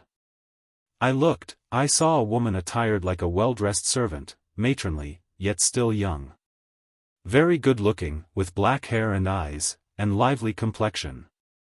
"Well, who is it?" she asked, in a voice and with a smile I half recognized. "You've not quite forgotten me, I think, Miss Jane." In another second I was embracing and kissing her rapturously. "Bessie! Bessie! Bessie!" That was all I said, whereat she half laughed, half cried, and we both went into the parlor. By the fire stood a little fellow of 3 years old, in plaid frock and trousers. "That is my little boy," said Bessie directly. "Then you are married, Bessie?" "Yes. Nearly 5 years since to Robert Levin, the coachman, and I've a little girl besides Bobby there, that I've christened Jane." "And you don't live at Gateshead?" "I live at the lodge, the old porter has left." "Well, and how do they all get on? Tell me everything about them, Bessie, but sit down first, and, Bobby, come and sit on my knee, will you?" But Bobby preferred sidling over to his mother. "You're not grown so very tall, Miss Jane, nor so very stout," continued Mrs. Levin. "I dare say they've not kept you too well at school. Miss Reed is the head and shoulders taller than you are, and Miss Georgiana would make 2 of you in breadth. Georgiana is handsome, I suppose, Bessie?" "Very. She went up to London last winter with her mamma, and there everybody admired her, and a young lord fell in love with her, but his relations were against the match, and, what do you think? He and Miss Georgiana made it up to run away, but they were found out and stopped. It was Miss Reed that found them out. I believe she was envious. And now she and her sister lead a cat and dog life together. They are always quarreling." "Well, and what of John Reed?" "Oh, he is not doing so well as his mamma could wish. He went to college, and he got plucked, I think they call it, and then his uncles wanted him to be a barrister, and study the law, but he is such a dissipated young man. They will never make much of him, I think." "What does he look like?" "He is very tall. Some people call him a fine-looking young man, but he has such thick lips." "And Mrs. Reed?" "Mrs. looks stout and well enough in the face, but I think she's not quite easy in her mind. Mr. John's conduct does not please her, he spends a deal of money." "Did she send you here, Bessie?" "No, indeed, but I have long wanted to see you, and when I heard that there had been a letter from you, and that you were going to another part of the country, I thought I'd just set off and get a look at you before you were quite out of my reach." "I am afraid you are disappointed in me, Bessie." I said this laughing. I perceived that Bessie's glance, though it expressed regard, did in no shape denote admiration. "No, Miss Jane, not exactly. You are genteel enough, you look like a lady, and it is as much as ever I expected of you. You were no beauty as a child." I smiled at Bessie's frank answer. I felt that it was correct, but I confess I was not quite indifferent to its import. At 18 most people wish to please. And the conviction that they have not an exterior likely to second that desire brings anything but gratification. "I dare say you are clever, though," continued Bessie, by way of solace. "What can you do? Can you play on the piano?" "A little." There was one in the room. Bessie went and opened it, and then asked me to sit down and give her a tune. I played a waltz or 2, and she was charmed. "The Miss Reeds could not play as well," said she exultingly. "I always said you would surpass them in learning. And can you draw?" "That is one of my paintings over the chimney-piece." It was a landscape in water-colors, of which I had made a present to the superintendent, in acknowledgment of her obliging mediation with the committee on my behalf, and which she had framed and glazed. "Well, that is beautiful, Miss Jane. It is as fine a picture as any Miss Reed's drawing master could paint, let alone the young ladies themselves, who could not come near it. And have you learnt French?" "Yes, Bessie, I can both read it and speak it." "And you can work on muslin and canvas?" "I can." "Oh, you are quite a lady, Miss Jane." "I knew you would be. You will get on whether your relations notice you or not. There was something I wanted to ask you. Have you ever heard anything from your father's kinsfolk, the Eyres? Never in my life. Well, you know Mrs. always said they were poor and quite despicable, and they may be poor, but I believe they are as much gentry as the Reeds are. For one day, nearly 7 years ago, a Mr. Eyre came to Gateshead and wanted to see you. Mrs. said you were at school 50 miles off. He seemed so much disappointed, for he could not stay. He was going on a voyage to a foreign country, and the ship was to sail from London in a day or two. He looked quite a gentleman, and I believe he was your father's brother. What foreign country was he going to, Bessie? An island thousands of miles off, where they make wine, the butler did tell me. Madeira? I suggested. Yes, that is it, that is the very word. So he went? Yes. He did not stay many minutes in the house. Mrs. was very high with him. She called him afterwards a sneaking tradesman. My Robert believes he was a wine merchant. Very likely, I returned. Or perhaps clerk or agent to a wine merchant. Bessie and I conversed about old times an hour longer, and then she was obliged to leave me. I saw her again for a few minutes the next morning at Lowton, while I was waiting for the coach. We parted finally at the door of the Brocklehurst Arms there, each went her separate way. She set off for the brow of Lowood Fell to meet the conveyance which was to take her back to Gateshead. I mounted the vehicle which was to bear me to new duties and a new life in the unknown environs of Millcote. Chapter 11. A new chapter in a novel is something like a new scene in a play. And when I draw up the curtain this time, reader, you must fancy you see a room in the George Inn at Millcote, with such large figured papering on the walls as in rooms have. Such a carpet, such furniture, such ornaments on the mantelpiece, such prints, including a portrait of George III, and another of the Prince of Wales. And a representation of the death of Wolfe. All this is visible to you by the light of an oil lamp hanging from the ceiling, and by that of an excellent fire, near which I sit in my cloak and bonnet. My muff and umbrella lie on the table, and I am warming away the numbness and chill contracted by 16 hours' exposure to the rawness of an October day. I left Lowton at 4 o'clock a.m. And the Millcote town clock is now just striking 8. Reader, though I look comfortably accommodated, I am not very tranquil in my mind. I thought when the coach stopped here there would be someone to meet me. I looked anxiously round as I descended the wooden steps, the boots, placed for my convenience, expecting to hear my name pronounced. And to see some description of carriage waiting to convey me to Thornfield. Nothing of the sort was visible. And when I asked a waiter if anyone had been to inquire after a Miss Eyre, I was answered in the negative, so I had no resource but to request to be shown into a private room, and here I am waiting. While all sorts of doubts and fears are troubling my thoughts. It is a very strange sensation to inexperienced youth to feel itself quite alone in the world, cut adrift from every connection, uncertain whether the port to which it is bound can be reached, and prevented by many impediments from returning to that it has quitted. The charm of adventure sweetens that sensation, the glow of pride warms it, but then the throb of fear disturbs it. And fear with me became predominant when half an hour elapsed and still I was alone. I bethought myself to ring the bell. Is there a place in this neighborhood called Thornfield? I asked of the waiter who answered the summons. Thornfield? I don't know, ma'am, I'll inquire at the bar. He vanished, but reappeared instantly. Is your name Eyre, miss? Yes. Person here waiting for you. I jumped up, took my muff and umbrella, and hastened into the inn passage. A man was standing by the open door, and in the lamplit street I dimly saw a one-horse conveyance. This will be your luggage, I suppose, said the man rather abruptly when he saw me, pointing to my trunk in the passage. Yes. He hoisted it onto the vehicle, which was a sort of car, and then I got in. Before he shut me up, I asked him how far it was to Thornfield. A matter of 6 miles. How long shall we be before we get there? Happen an hour and a half.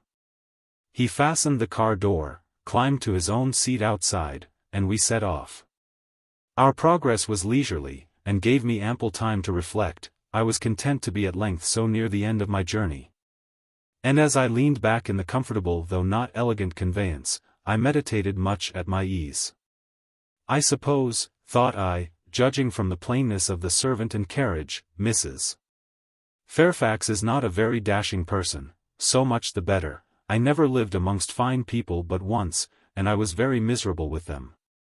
I wonder if she lives alone except this little girl. If so, and if she is in any degree amiable, I shall surely be able to get on with her. I will do my best. It is a pity that doing one's best does not always answer. At Lowood, indeed, I took that resolution, kept it, and succeeded in pleasing, but with Mrs. Reed, I remember my best was always spurned with scorn. I pray God Mrs. Fairfax may not turn out a second Mrs. Reed, but if she does, I am not bound to stay with her. Let the worst come to the worst, I can advertise again. How far are we on our road now, I wonder? I let down the window and looked out. Millcote was behind us. Judging by the number of its lights, it seemed a place of considerable magnitude, much larger than Lowton. We were now, as far as I could see, on a sort of common, but there were houses scattered all over the district. I felt we were in a different region to Lowood, more populous, less picturesque. More stirring, less romantic. The roads were heavy, the night misty. My conductor let his horse walk all the way, and the hour and a half extended, I verily believe, to 2 hours. At last he turned in his seat and said, "You're known so far fro Thornfield now." Again I looked out. We were passing a church. I saw its low broad tower against the sky, and its bell was tolling a quarter. I saw a narrow galaxy of lights too, on a hillside, marking a village or hamlet. About 10 minutes after, the driver got down and opened a pair of gates. We passed through, and they clashed to behind us. We now slowly ascended a drive, and came upon the long front of a house. Candlelight gleamed from one curtained bow window, all the rest were dark. The car stopped at the front door. It was opened by a maidservant. I alighted and went in. "Will you walk this way, ma'am?" said the girl. And I followed her across a square hall with high doors all round. She ushered me into a room whose double illumination of fire and candle at first dazzled me, contrasting as it did with the darkness to which my eyes had been for 2 hours inured. When I could see, however, a cozy and agreeable picture presented itself to my view. A snug small room, a round table by a cheerful fire. An armchair high-backed and old-fashioned, wherein sat the neatest imaginable little elderly lady, in widow's cap, black silk gown, and snowy muslin apron, exactly like what I had fancied Mrs. Fairfax, only less stately and milder looking. She was occupied in knitting. A large cat sat demurely at her feet. Nothing in short was wanting to complete the beau ideal of domestic comfort. A more reassuring introduction for a new governess could scarcely be conceived. There was no grandeur to overwhelm, no stateliness to embarrass. And then, as I entered, the old lady got up and promptly and kindly came forward to meet me. "How do you do, my dear? I am afraid you have had a tedious ride. John drives so slowly. You must be cold. Come to the fire." "Mrs. Fairfax, I suppose," said I. "Yes, you are right, do sit down." She conducted me to her own chair, and then began to remove my shawl and untie my bonnet strings.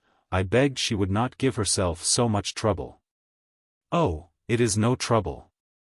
I dare say your own hands are almost numbed with cold. Leah, make a little hot negus and cut a sandwich or two. Here are the keys of the storeroom." And she produced from her pocket a most housewifely bunch of keys, and delivered them to the servant. "Now, then, draw nearer to the fire," she continued. "You've brought your luggage with you, haven't you, my dear?" "Yes, ma'am." "I'll see it carried into your room," she said, and bustled out. She treats me like a visitor, thought I. I little expected such a reception. I anticipated only coldness and stiffness. This is not like what I have heard of the treatment of governesses, but I must not exult too soon. She returned.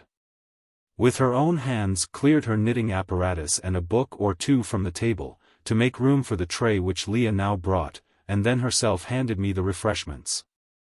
I felt rather confused at being the object of more attention than I had ever before received, and, that too, shown by my employer and superior.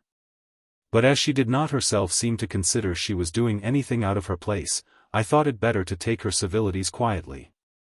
"Shall I have the pleasure of seeing Miss Fairfax tonight?" I asked, when I had partaken of what she offered me. "What did you say, my dear?" "I am a little deaf," returned the good lady, approaching her ear to my mouth. I repeated the question more distinctly. "Miss Fairfax? Oh, you mean Miss Varens. Varens is the name of your future pupil." "Indeed. Then she is not your daughter?" "No, I have no family."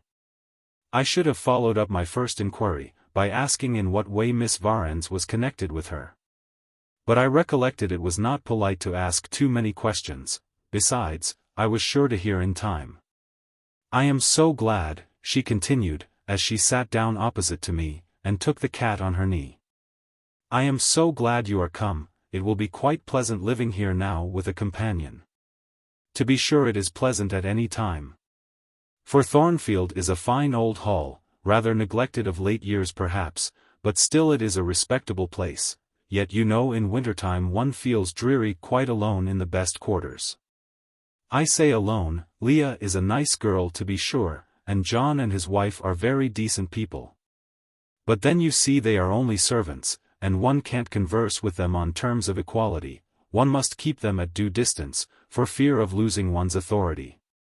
I'm sure last winter, it was a very severe one, if you recollect, and when it did not snow, it rained and blew, not a creature but the butcher and postman came to the house. From November till February. And I really got quite melancholy with sitting night after night alone. I had Leah in to read to me sometimes, but I don't think the poor girl liked the task much, she felt it confining. In spring and summer one got on better, sunshine and long days make such a difference. And then, just at the commencement of this autumn, little Adela Varens came and her nurse. A child makes a house alive all at once, and now you are here I shall be quite gay. My heart really warmed to the worthy lady as I heard her talk. And I drew my chair a little nearer to her, and expressed my sincere wish that she might find my company as agreeable as she anticipated. "But I'll not keep you sitting up late tonight," said she. "It is on the stroke of 12 now, and you have been traveling all day, you must feel tired. If you have got your feet well warmed, I'll show you your bedroom. I've had the room next to mine prepared for you. It is only a small apartment, but I thought you would like it better than one of the large front chambers. To be sure they have finer furniture, but they are so dreary and solitary. I never sleep in them myself." I thanked her for her considerate choice, and as I really felt fatigued with my long journey, expressed my readiness to retire. She took her candle, and I followed her from the room. First she went to see if the hall door was fastened. Having taken the key from the lock, she led the way upstairs. The steps and banisters were of oak, the staircase window was high and latticed.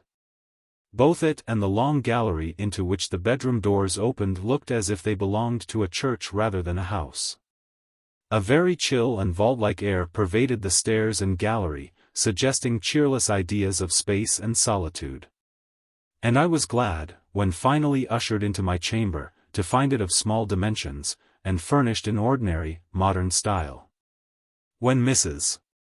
Fairfax had bidden me a kind good night, and I had fastened my door, gazed leisurely round, and in some measure effaced the eerie impression made by that wide hall, that dark and spacious staircase, and that long, cold gallery, by the livelier aspect of my little room, I remembered that, after a day of bodily fatigue and mental anxiety, I was now at last in safe haven. The impulse of gratitude swelled my heart, and I knelt down at the bedside, and offered up thanks where thanks were due. Not forgetting, ere I rose, to implore aid on my further path, and the power of meriting the kindness which seemed so frankly offered me before it was earned. My couch had no thorns in it that night. My solitary room no fears. At once weary and content, I slept soon and soundly. When I awoke it was broad day. The chamber looked such a bright little place to me as the sun shone in between the gay blue chintz window curtains, showing papered walls and a carpeted floor. So unlike the bare planks and stained plaster of Lowood, that my spirits rose at the view. Externals have a great effect on the young. I thought that a fairer era of life was beginning for me, one that was to have its flowers and pleasures, as well as its thorns and toils. My faculties, roused by the change of scene, the new field offered to hope, seemed all astir.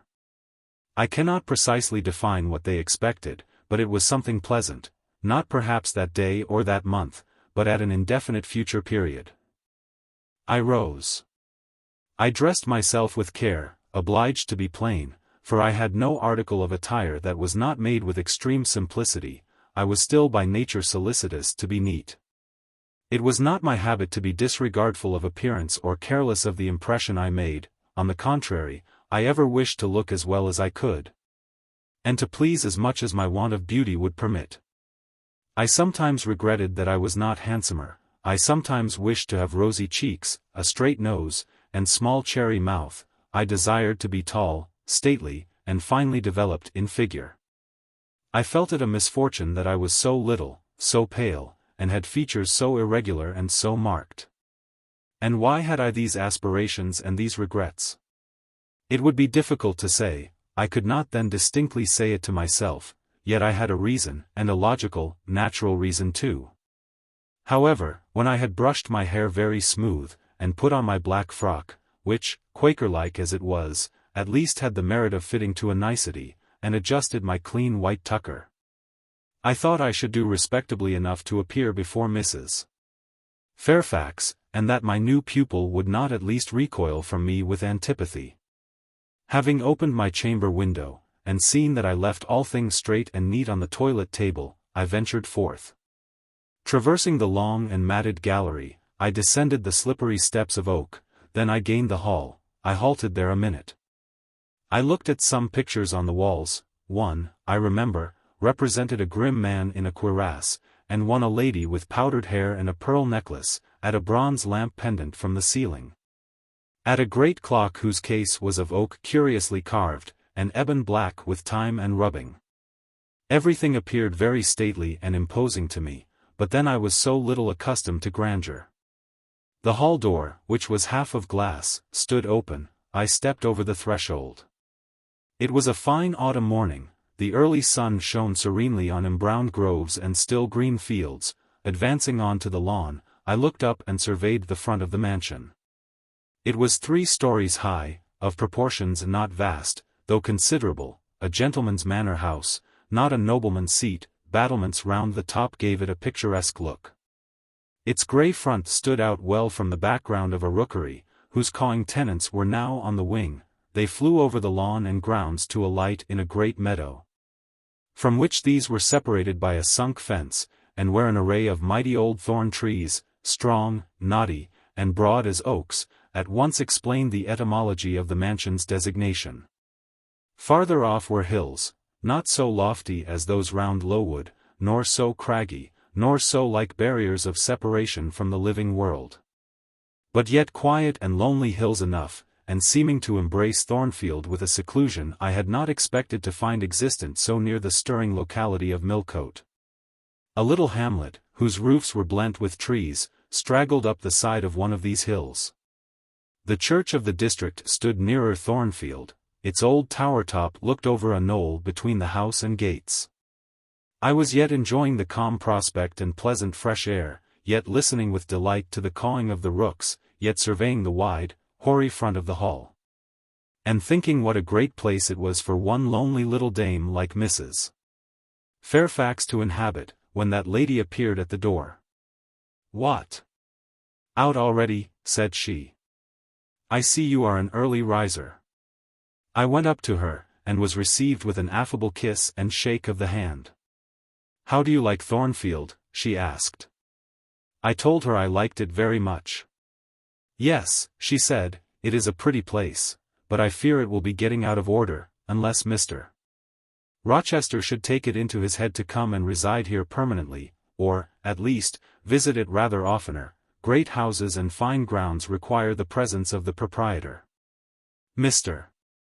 Rochester, I exclaimed. Who is he? The owner of Thornfield, she responded quietly. Did you not know he was called Rochester? Of course I did not, I had never heard of him before. But the old lady seemed to regard his existence as a universally understood fact, with which everybody must be acquainted by instinct. I thought, I continued, Thornfield belonged to you. To me? Bless you, child, what an idea. To me. I am only the housekeeper, the manager. To be sure, I am distantly related to the Rochesters by the mother's side, or at least my husband was. He was a clergyman, incumbent of Hay, that little village yonder on the hill, and that church near the gates was his. The present Mr. Rochester's mother was a Fairfax, and second cousin to my husband, but I never presume on the connection. In fact, it is nothing to me. I consider myself quite in the light of an ordinary housekeeper. My employer is always civil, and I expect nothing more. And the little girl, my pupil. She is Mr. Rochester's ward. He commissioned me to find a governess for her. He intended to have her brought up in Shire, I believe. Here she comes, with her bonne, as she calls her nurse. The enigma then was explained. This affable and kind little widow was no great dame, but a dependent like myself. I did not like her the worse for that. On the contrary, I felt better pleased than ever. The equality between her and me was real, not the mere result of condescension on her part. So much the better, my position was all the freer. As I was meditating on this discovery, a little girl, followed by her attendant, came running up the lawn.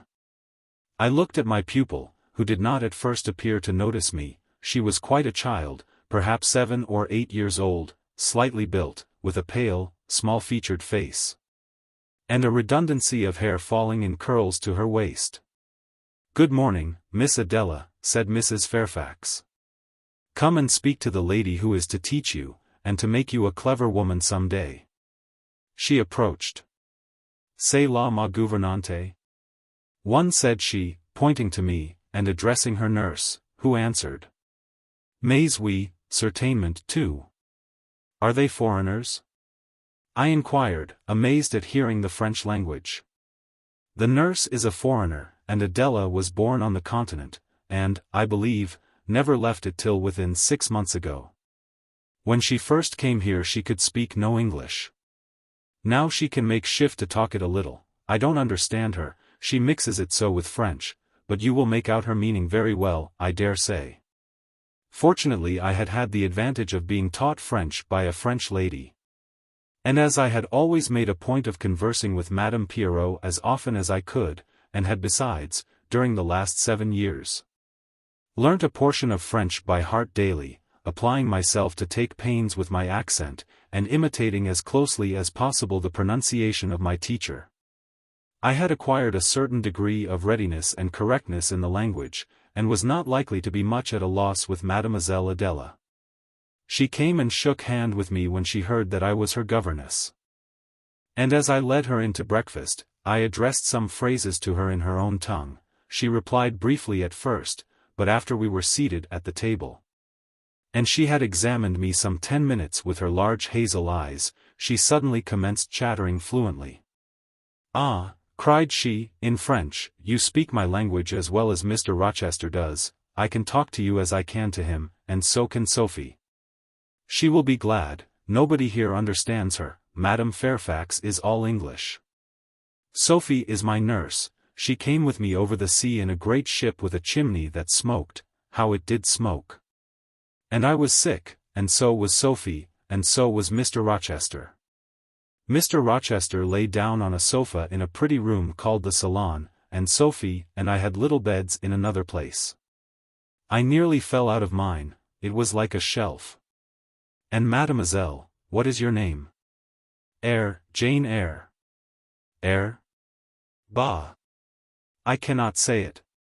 Well, our ship stopped in the morning, before it was quite daylight, at a great city, a huge city, with very dark houses and all smoky, not at all like the pretty clean town I came from, and Mr. Rochester carried me in his arms over a plank to the land, and Sophie came after, and we all got into a coach, which took us to a beautiful large house, larger than this and finer, called an hotel. We stayed there nearly a week. I and Sophie used to walk every day in a great green place full of trees, called the park. And there were many children there besides me, and a pond with beautiful birds in it, that I fed with crumbs. "Can you understand her when she runs on so fast?" asked Mrs. Fairfax. I understood her very well, for I had been accustomed to the fluent tongue of Madame Pierrot. "I wish," continued the good lady, "you would ask her a question or two about her parents. I wonder if she remembers them?" "Adele," I inquired, "with whom did you live when you were in that pretty clean town you spoke of?" "I lived long ago with Mamma, but she is gone to the Holy Virgin. Mamma used to teach me to dance and sing, and to say verses. A great many gentlemen and ladies came to see Mamma, and I used to dance before them, or to sit on their knees and sing to them. I liked it. Shall I let you hear me sing now?" She had finished her breakfast, so I permitted her to give a specimen of her accomplishments. Descending from her chair, she came and placed herself on my knee. Then, folding her little hands demurely before her, shaking back her curls and lifting her eyes to the ceiling, she commenced singing a song from some opera. It was the strain of a forsaken lady, who, after bewailing the perfidy of her lover, calls pride to her aid, desires her attendant to deck her in her brightest jewels and richest robes, and resolves to meet the false one that night at a ball, and prove to him, by the gaiety of her demeanor, how little his desertion has affected her. The subject seemed strangely chosen for an infant singer, but I suppose the point of the exhibition lay in hearing the notes of love and jealousy warbled with the lisp of childhood. And in very bad taste that point was, at least I thought so. Adele sang the canzonet tunefully enough, and with the naivete of her age. This achieved, she jumped from my knee and said, "Now, mademoiselle, I will repeat you some poetry." Assuming an attitude, she began La Ligue de Rats, Fable de La Fontaine. 3. She then declaimed the little piece with an attention to punctuation and emphasis, a flexibility of voice and an appropriateness of gesture, very unusual indeed at her age, and which proved she had been carefully trained. "Was it your mamma who taught you that piece?" I asked. "Yes, and she just used to say it in this way, Tuez-vous donc? Louis dit un de ces rats, parlez." For she made me lift my hand, so, to remind me to raise my voice at the question. "Now shall I dance for you?" "No, that will do, but after your mamma went to the Holy Virgin, as you say, with whom did you live then?" "With Madame Frederick and her husband. She took care of me, but she is nothing related to me. I think she is poor, for she had not so fine a house as mamma. I was not long there. Mr. Rochester asked me if I would like to go and live with him in England, and I said yes, for I knew Mr.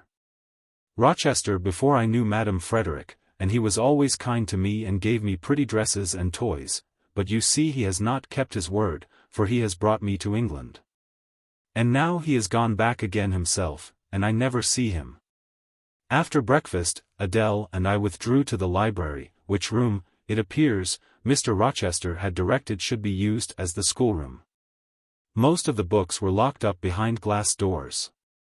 But there was one bookcase left open containing everything that could be needed in the way of elementary works, and several volumes of light literature, poetry, biography, travels, a few romances, etc. I suppose he had considered that these were all the governess would require for her private perusal, and, indeed, they contented me amply for the present. Compared with the scanty pickings I had now and then been able to glean at Lowood, they seemed to offer an abundant harvest of entertainment and information. In this room, too, there was a cabinet piano, quite new and of superior tone, also an easel for painting and a pair of globes. I found my pupil sufficiently docile, though disinclined to apply. She had not been used to regular occupation of any kind.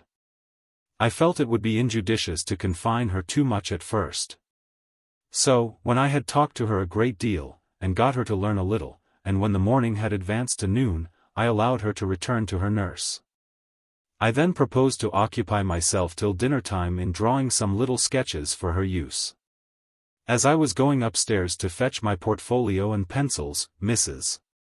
Fairfax called to me. "Your morning school hours are over now, I suppose," said she. She was in a room the folding doors of which stood open. I went in when she addressed me. It was a large, stately apartment, with purple chairs and curtains, a Turkey carpet, walnut-panelled walls, one vast window rich in slanted glass, and a lofty ceiling, nobly moulded. Mrs. Fairfax was dusting some vases of fine purple spar, which stood on a sideboard. "What a beautiful room!" I exclaimed, as I looked round, for I had never before seen any half so imposing. "Yes. This is the dining room. I have just opened the window, to let in a little air and sunshine, for everything gets so damp in apartments that are seldom inhabited. The drawing-room yonder feels like a vault." She pointed to a wide arch corresponding to the window, and hung like it with a Tyrian-dyed curtain, now looped up. Mounting to it by 2 broad steps, and looking through, I thought I caught a glimpse of a fairy place, so bright to my novice eyes appeared the view beyond. Yet it was merely a very pretty drawing-room, and within it a boudoir, both spread with white carpets, on which seemed laid brilliant garlands of flowers. Both sealed with snowy mouldings of white grapes and vine leaves, beneath which glowed in rich contrast crimson couches and ottomans. While the ornaments on the pale Parian mantelpiece were of sparkling Bohemian glass, ruby red, and between the windows large mirrors repeated the general blending of snow and fire. "In what order you keep these rooms, Mrs. Fairfax," said I. "No dust, no canvas coverings, except that the air feels chilly. One would think they were inhabited daily." "Why, Miss Eyre, though Mr. Rochester's visits here are rare, they are always sudden and unexpected." And as I observed that it put him out to find everything swathed up, and to have a bustle of arrangement on his arrival, I thought it best to keep the rooms in readiness. "Is Mr.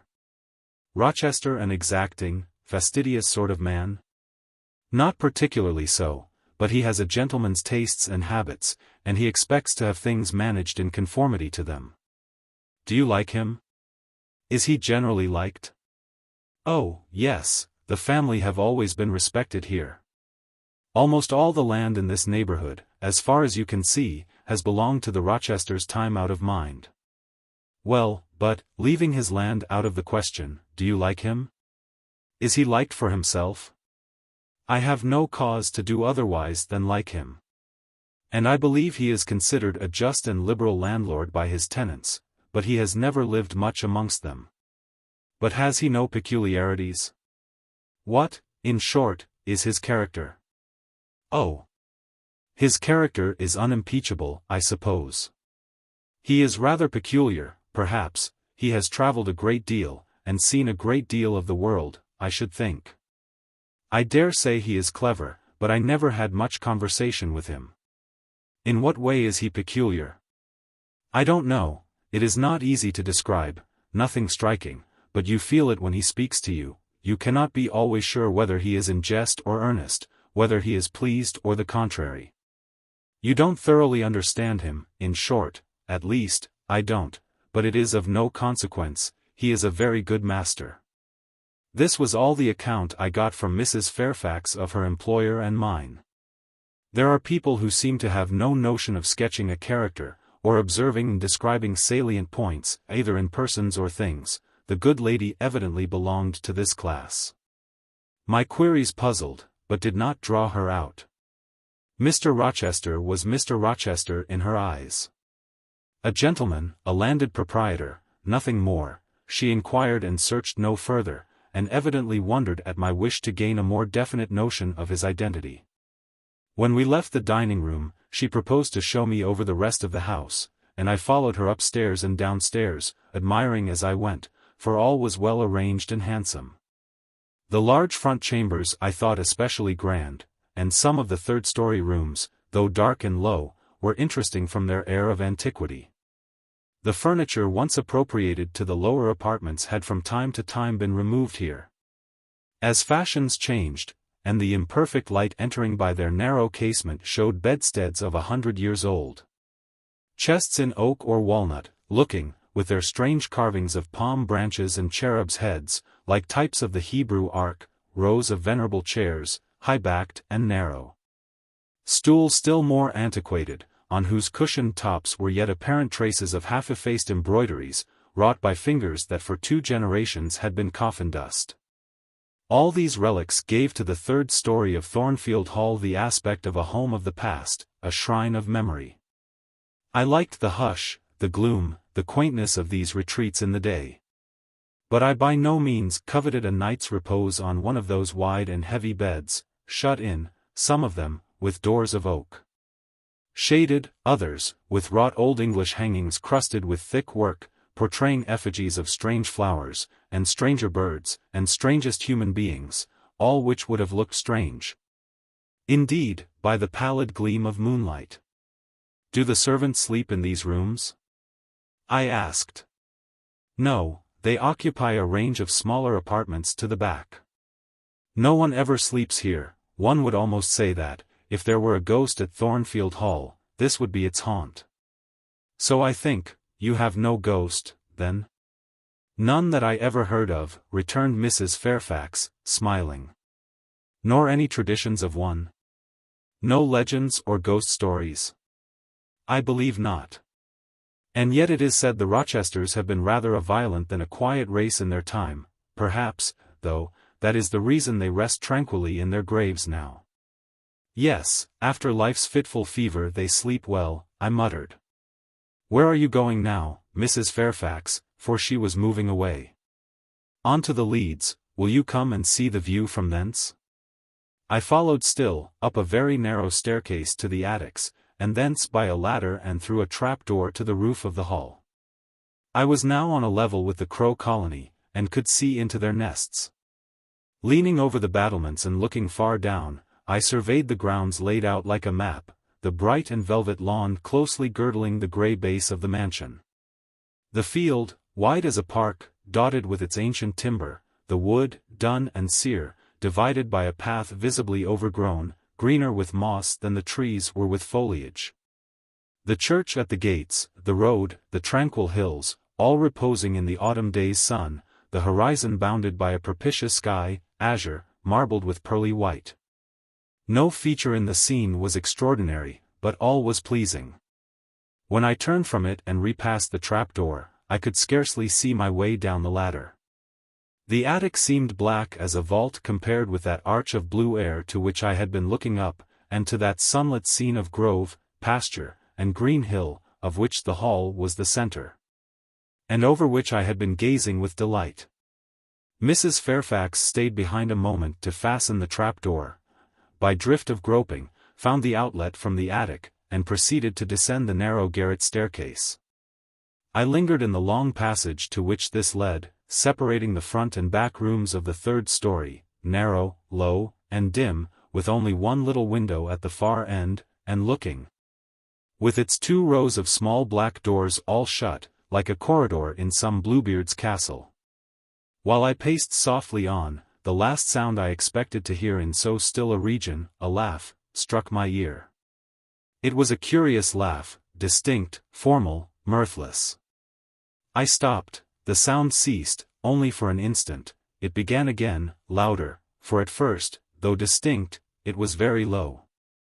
It passed off in a clamorous peal that seemed to wake an echo in every lonely chamber, though it originated but in one, and I could have pointed out the door whence the accents issued. Mrs. Fairfax. I called out, for I now heard her descending the great stairs. Did you hear that loud laugh? Who is it? Some of the servants, very likely, she answered, perhaps Grace Poole. Did you hear it? I again inquired. Yes, plainly, I often hear her, she sews in one of these rooms. Sometimes Leah is with her, they are frequently noisy together. The laugh was repeated in its low, syllabic tone, and terminated in an odd murmur. Grace, exclaimed Mrs. Fairfax. I really did not expect any Grace to answer. For the laugh was as tragic, as preternatural a laugh as any I ever heard, but that it was high noon, and that no circumstance of ghostliness accompanied the curious cachinnation. But that neither scene nor season favored fear, should have been superstitiously afraid. However, the event showed me I was a fool for entertaining a sense even of surprise. The door nearest me opened, and a servant came out, a woman of between 30 and 40. A set, square-made figure, red-haired, and with a hard, plain face, any apparition less romantic or less ghostly could scarcely be conceived. "Too much noise, Grace," said Mrs. Fairfax. "Remember directions." Grace curtsied silently and went in. "She is a person we have to sew and assist Leah in her housemaid's work," continued the widow. "Not altogether unobjectionable in some points, but she does well enough. By the by, how have you got on with your new pupil this morning?" The conversation, thus turned on Adele, continued till we reached the light and cheerful region below. Adele came running to meet us in the hall, exclaiming, "Mesdames, vous êtes servies," adding, "J'ai bien faim, moi, 5." We found dinner ready, and waiting for us in Mrs. Fairfax's room.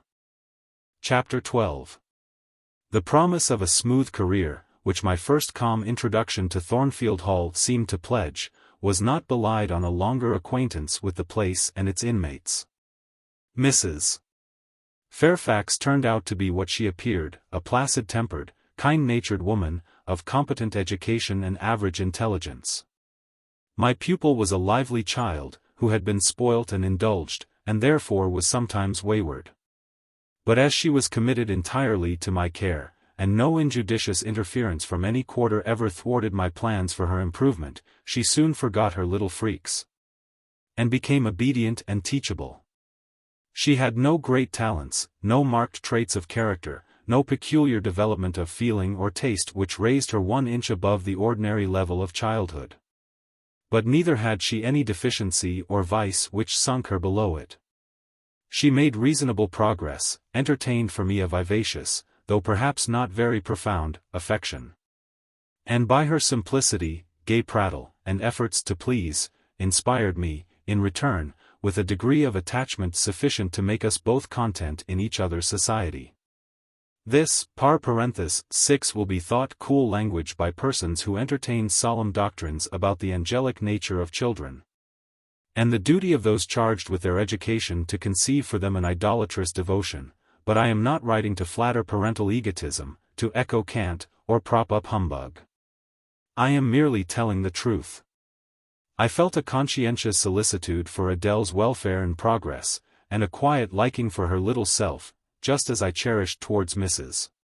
Fairfax a thankfulness for her kindness, and a pleasure in her society proportionate to the tranquil regard she had for me, and the moderation of her mind and character. Anybody may blame me who likes, when I add further, that, now and then, when I took a walk by myself in the grounds, when I went down to the gates and looked through them along the road, or when, while Adele played with her nurse, and Mrs. Fairfax made jellies in the storeroom, I climbed the 3 staircases, raised the trap-door of the attic, and having reached the leads, looked out afar over sequestered field and hill, and a long dim skyline, that then I longed for a power of vision which might overpass that limit, which might reach the busy world, towns, regions full of life I had heard of but never seen, that then I desired more of practical experience than I possessed, more of intercourse with my kind, of acquaintance with variety of character, than was here within my reach. I valued what was good in Mrs. Fairfax, and what was good in Adele. But I believed in the existence of other and more vivid kinds of goodness, and what I believed in I wished to behold. Who blames me? Many, no doubt, and I shall be called discontented. I could not help it, the restlessness was in my nature, it agitated me to pain sometimes. Then my sole relief was to walk along the corridor of the 3rd story, backwards and forwards, safe in the silence and solitude of the spot, and allow my mind's eye to dwell on whatever bright visions rose before it, and, certainly, they were many and glowing. To let my heart be heaved by the exultant movement, which, while it swelled it in trouble, expanded it with life. And, best of all, to open my inward ear to a tale that was never ended, a tale my imagination created, and narrated continuously. Quickened with all of incident, life, fire, feeling, that I desired and had not in my actual existence. It is in vain to say human beings ought to be satisfied with tranquility, they must have action, and they will make it if they cannot find it. Millions are condemned to a stiller doom than mine, and millions are in silent revolt against their lot. Nobody knows how many rebellions besides political rebellions ferment in the masses of life which people earth.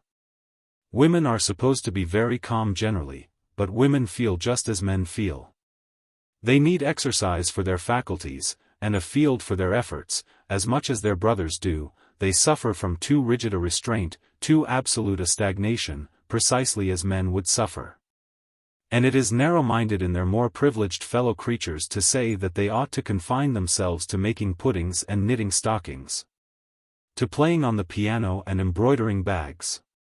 It is thoughtless to condemn them, or laugh at them, if they seek to do more or learn more than custom has pronounced necessary for their sex.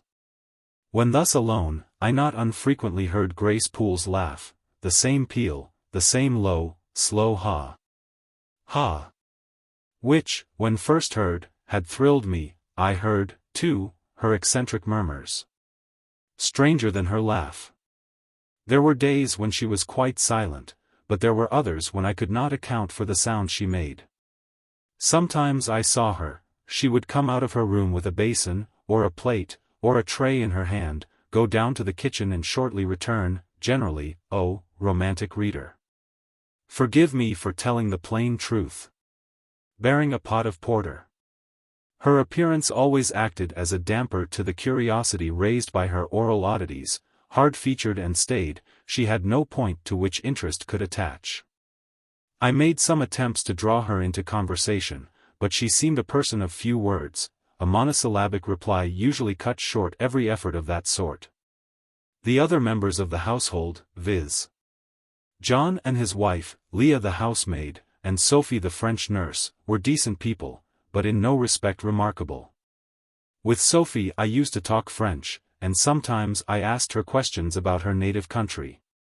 But she was not of a descriptive or narrative turn, and generally gave such vapid and confused answers as were calculated rather to check than encourage inquiry. October, November, December passed away. One afternoon in January, Mrs. Fairfax had begged a holiday for Adele, because she had a cold. And, as Adele seconded the request with an ardor that reminded me how precious occasional holidays had been to me in my own childhood, I accorded it, deeming that I did well in showing pliability on the point. It was a fine, calm day, though very cold. I was tired of sitting still in the library through a whole long morning. Mrs. Fairfax had just written a letter which was waiting to be posted, so I put on my bonnet and cloak and volunteered to carry it to Hay.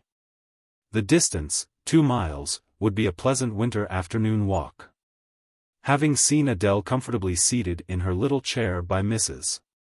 Fairfax's parlor fireside, and given her her best wax doll, which I usually kept enveloped in silver paper in a drawer, to play with, and a storybook for change of amusement. And having replied to her, Revenez bientôt, ma bonne amie, ma chère Lee. Jeanette, 7 with a kiss I set out. The ground was hard, the air was still, my road was lonely. I walked fast till I got warm, and then I walked slowly to enjoy and analyze the species of pleasure brooding for me in the hour and situation. It was 3 o'clock. The church bell tolled as I passed under the belfry. The charm of the hour lay in its approaching dimness, in the low gliding and pale beaming sun. I was a mile from Thornfield, in a lane noted for wild roses in summer, for nuts and blackberries in autumn, and even now possessing a few coral treasures in hips and haws, but whose best winter delight lay in its utter solitude and leafless repose. If a breath of air stirred, it made no sound here. For there was not a holly, not an evergreen to rustle, and the stripped hawthorn and hazel bushes were as still as the white, worn stones which causewayed the middle of the path. Far and wide, on each side, there were only fields, where no cattle now browsed. And the little brown birds, which stirred occasionally in the hedge, looked like single russet leaves that had forgotten to drop. This lane inclined uphill all the way to hay. Having reached the middle, I sat down on a stile which led thence into a field. Gathering my mantle about me, and sheltering my hands in my muff, I did not feel the cold, though it froze keenly. As was attested by a sheet of ice covering the causeway, where a little brooklet, now congealed, had overflowed after a rapid thaw some days since. From my seat I could look down on Thornfield. The grey and battlement hall was the principal object in the vale below me, its woods and dark rookery rose against the west. I lingered till the sun went down amongst the trees, and sank crimson and clear behind them. I then turned eastward. On the hilltop above me sat the rising moon. Pale yet as a cloud, but brightening momentarily, she looked over hay, which, half lost in trees, sent up a blue smoke from its few chimneys. It was yet a mile distant. But in the absolute hush I could hear plainly its thin murmurs of life. My ear, too, felt the flow of currents, in what dales and depths I could not tell, but there were many hills beyond hay, and doubtless many becks threading their passes. That evening calm betrayed alike the tinkle of the nearest streams, the sough of the most remote. A rude noise broke on these fine ripplings and whisperings, at once so far away and so clear, a positive tramp, tramp, a metallic clatter, which effaced the soft wave wanderings. As, in a picture, the solid mass of a crag, or the rough boles of a great oak, drawn in dark and strong on the foreground, efface the aerial distance of azure hill, sunny horizon, and blended clouds where tint melts into tint. The din was on the causeway, a horse was coming, the windings of the lane yet hid it, but it approached. I was just leaving the stile, yet, as the path was narrow, I sat still to let it go by.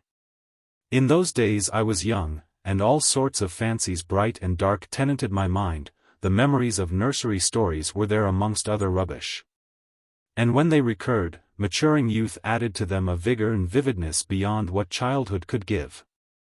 As this horse approached, and as I watched for it to appear through the dusk, I remembered certain of Bessie's tales, wherein figured a North of England spirit called a gytrash, which, in the form of horse, mule, or large dog, haunted solitary ways, and sometimes came upon belated travellers, as this horse was now coming upon me.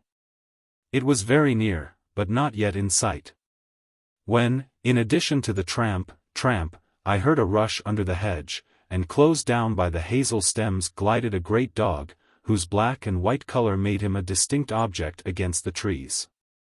It was exactly one form of Bessie's gytrash, a lion-like creature with long hair and a huge head. It passed me, however, quietly enough, not staying to look up, with strange pretercanine eyes, in my face, as I half expected it would. The horse followed, a tall steed, and on its back a rider. The man, the human being, broke the spell at once. Nothing ever rode the gytrash, it was always alone. And goblins, to my notions, though they might tenant the dumb carcasses of beasts, could scarce covet shelter in the commonplace human form. No gytrash was this, only a traveller taking the shortcut to Millcote.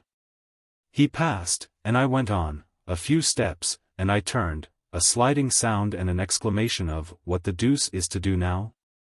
and a clattering tumble, arrested my attention. Man and horse were down, they had slipped on the sheet of ice which glazed the causeway. The dog came bounding back, and seeing his master in a predicament, and hearing the horse groan, barked till the evening hills echoed the sound, which was deep in proportion to his magnitude. He snuffed round the prostrate group, and then he ran up to me. It was all he could do, there was no other help at hand to summon. I obeyed him, and walked down to the traveller, by this time struggling himself free of his steed. His efforts were so vigorous, I thought he could not be much hurt. But I asked him the question. "Are you injured, sir?" I think he was swearing, but am not certain. However, he was pronouncing some formula which prevented him from replying to me directly. "Can I do anything?" I asked again. "You must just stand on one side," he answered as he rose, first to his knees, and then to his feet. I did. Whereupon began a heaving, stamping, clattering process, accompanied by a barking and baying which removed me effectually some yards' distance. But I would not be driven quite away till I saw the event. This was finally fortunate, the horse was re-established, and the dog was silenced with a "down" pilot. The traveller now, stooping, felt his foot and leg, as if trying whether they were sound. Apparently something ailed them, for he halted to the stile whence I had just risen, and sat down. I was in the mood for being useful, or at least officious, I think, for I now drew near him again. "If you are hurt, and want help, sir, I can fetch someone either from Thornfield Hall or from Hay." "Thank you, I shall do, I have no broken bones, only a sprain." And again he stood up and tried his foot, but the result extorted an involuntary "ugh." Something of daylight still lingered, and the moon was waxing bright. I could see him plainly.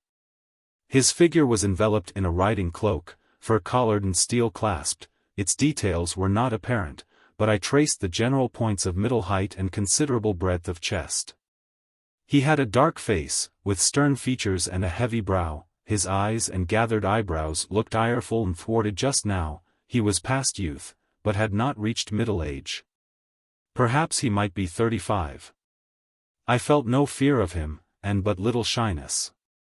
Had he been a handsome, heroic-looking young gentleman, should not have dared to stand thus questioning him against his will, and offering my services unasked. I had hardly ever seen a handsome youth, never in my life spoken to one. I had a theoretical reverence and homage for beauty, elegance, gallantry, fascination. But had I met those qualities incarnate in masculine shape, should have known instinctively that they neither had nor could have sympathy with anything in me. And should have shunned them as one would fire, lightning, or anything else that is bright but antipathetic. If even this stranger had smiled and been good-humored to me when I addressed him. If he had put off my offer of assistance gaily and with thanks, I should have gone on my way and not felt any vocation to renew inquiries, but the frown, the roughness of the traveller, set me at my ease. I retained my station when he waved to me to go, and announced, "I cannot think of leaving you, sir, at so late an hour, in this solitary lane, till I see you are fit to mount your horse." He looked at me when I said this. He had hardly turned his eyes in my direction before. "I should think you ought to be at home yourself," said he, "if you have a home in this neighborhood. Where do you come from?" "From just below. And I am not at all afraid of being out late when it is moonlight. I will run over to Hay for you with pleasure, if you wish it. Indeed, I am going there to post a letter." "You live just below, do you mean at that house with the battlements?" Pointing to Thornfield Hall, on which the moon cast a hoary gleam, bringing it out distinct and pale from the woods that, by contrast with the western sky, now seemed one mass of shadow. "Yes, sir." "Whose house is it?" "Mr. Rochester's." "Do you know Mr. Rochester?" "No, I have never seen him." "He is not resident, then?" "No." "Can you tell me where he is?" "I cannot." "You are not a servant at the hall, of course."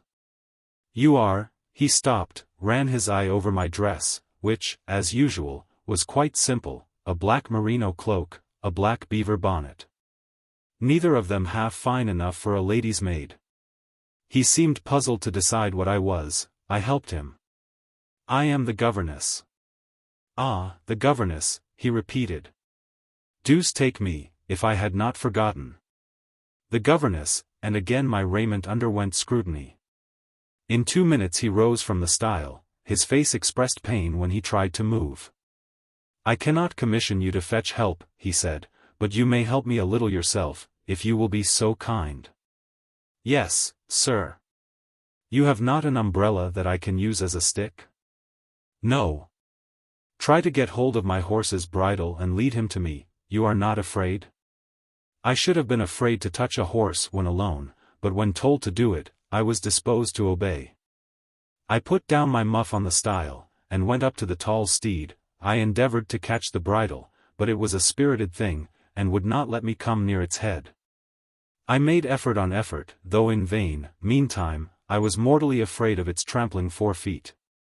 The traveler waited and watched for some time, and at last he laughed. "I see," he said, "the mountain will never be brought to Muhammad, so all you can do is to aid Muhammad to go to the mountain. I must beg of you to come here." I came. "Excuse me," he continued, "necessity compels me to make you useful." He laid a heavy hand on my shoulder, and leaning on me with some stress, limped to his horse. Having once caught the bridle, he mastered it directly and sprang to his saddle, grimacing grimly as he made the effort, for it wrenched his sprain.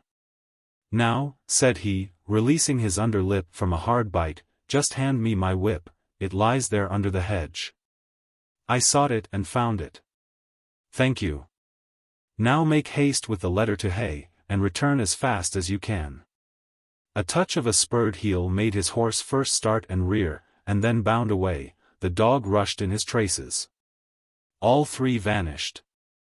Like heath that, in the wilderness, the wild wind whirls away. I took up my muff and walked on. The incident had occurred and was gone from me. It was an incident of no moment, no romance, no interest in a sense, yet it marked with change one single hour of a monotonous life. My help had been needed and claimed, I had given it, I was pleased to have done something. Trivial, transitory though the deed was, it was yet an active thing, and I was weary of an existence all passive. The new face, too, was like a new picture introduced to the gallery of memory. And it was dissimilar to all the others hanging there, firstly, because it was masculine, and, secondly, because it was dark, strong, and stern. I had it still before me when I entered Hay, and slipped the letter into the post office. I saw it as I walked fast downhill all the way home. When I came to the stile, I stopped a minute, looked round and listened, with an idea that a horse's hoofs might ring on the causeway again, and that a rider in a cloak and a gytrash-like Newfoundland dog might be again apparent. I saw only the hedge and a pollard willow before me, rising up still and straight to meet the moonbeams. I heard only the faintest waft of wind roaming fitful among the trees round Thornfield, a mile distant. And when I glanced down in the direction of the murmur, my eye, traversing the hall front, caught a light kindling in a window. It reminded me that I was late, and I hurried on. I did not like re-entering Thornfield. To pass its threshold was to return to stagnation. To cross the silent hall, to ascend the darksome staircase, to seek my own lonely little room, and then to meet tranquil Mrs. Fairfax, and spend the long winter evening with her, and her only, was to quell wholly the faint excitement wakened by my walk, to slip again over my faculties the viewless fetters of an uniform and too still existence. Of an existence whose very privileges of security and ease I was becoming incapable of appreciating. What good it would have done me at that time to have been tossed in the storms of an uncertain struggling life, and to have been taught by rough and bitter experience to long for the calm amidst which I now repined. Yes, just as much good as it would do a man tired of sitting still in a too-easy chair, to take a long walk, and just as natural was the wish to stir, under my circumstances, as it would be under his. I lingered at the gates, I lingered on the lawn, I paced backwards and forwards on the pavement. The shutters of the glass door were closed, I could not see into the interior. And both my eyes and spirit seemed drawn from the gloomy house, from the grey hollow filled with rayless cells. As it appeared to me, to that sky expanded before me, a blue sea absolved from taint of cloud. The moon ascending it in solemn march. Her orb seeming to look up as she left the hilltops, from behind which she had come, far and farther below her, and aspired to the zenith. Midnight dark in its fathomless depth and measureless distance. And for those trembling stars that followed her course, they made my heart tremble, my veins glow when I viewed them. Little things recall us to earth. The clock struck in the hall, that sufficed. I turned from moon and stars, opened a side door, and went in. The hall was not dark, nor yet was it lit, only by the high-hung bronze lamp. A warm glow suffused both it and the lower steps of the oak staircase. This ruddy shine issued from the great dining room, whose two-leaved door stood open, and showed a genial fire in the grate, glancing on marble hearth and brass fire-irons, and revealing purple draperies and polished furniture, in the most pleasant radiance. It revealed, too, a group near the mantelpiece. I had scarcely caught it, and scarcely become aware of a cheerful mingling of voices, amongst which I seemed to distinguish the tones of Adele. When the door closed, I hastened to Mrs. Fairfax's room. There was a fire there too, but no candle, and no Mrs. Fairfax. Instead, all alone, sitting upright on the rug, and gazing with gravity at the blaze, I beheld a great black and white long-haired dog, just like the Gytrash of the lane. It was so like it that I went forward and said, "Pilot," and the thing got up and came to me and snuffed me. I caressed him, and he wagged his great tail. But he looked an eerie creature to be alone with, and I could not tell whence he had come. I rang the bell, for I wanted a candle, and I wanted, too, to get an account of this visitant. Leah entered. "What dog is this?" "He came with master." "With whom?" "With master, Mr. Rochester. He is just arrived." "Indeed. And is Mrs. Fairfax with him?" "Yes, and Miss Adele. They are in the dining-room, and John is gone for a surgeon, for master has had an accident. His horse fell and his ankle is sprained." "Did the horse fall in Hay Lane?" "Yes, coming downhill. It slipped on some ice." "Ah. Bring me a candle, will you, Leah?" Leah brought it. She entered, followed by Mrs. Fairfax, who repeated the news, adding that Mr. Carter the surgeon was come, and was now with Mr. Rochester. Then she hurried out to give orders about tea, and I went upstairs to take off my things. Chapter 13.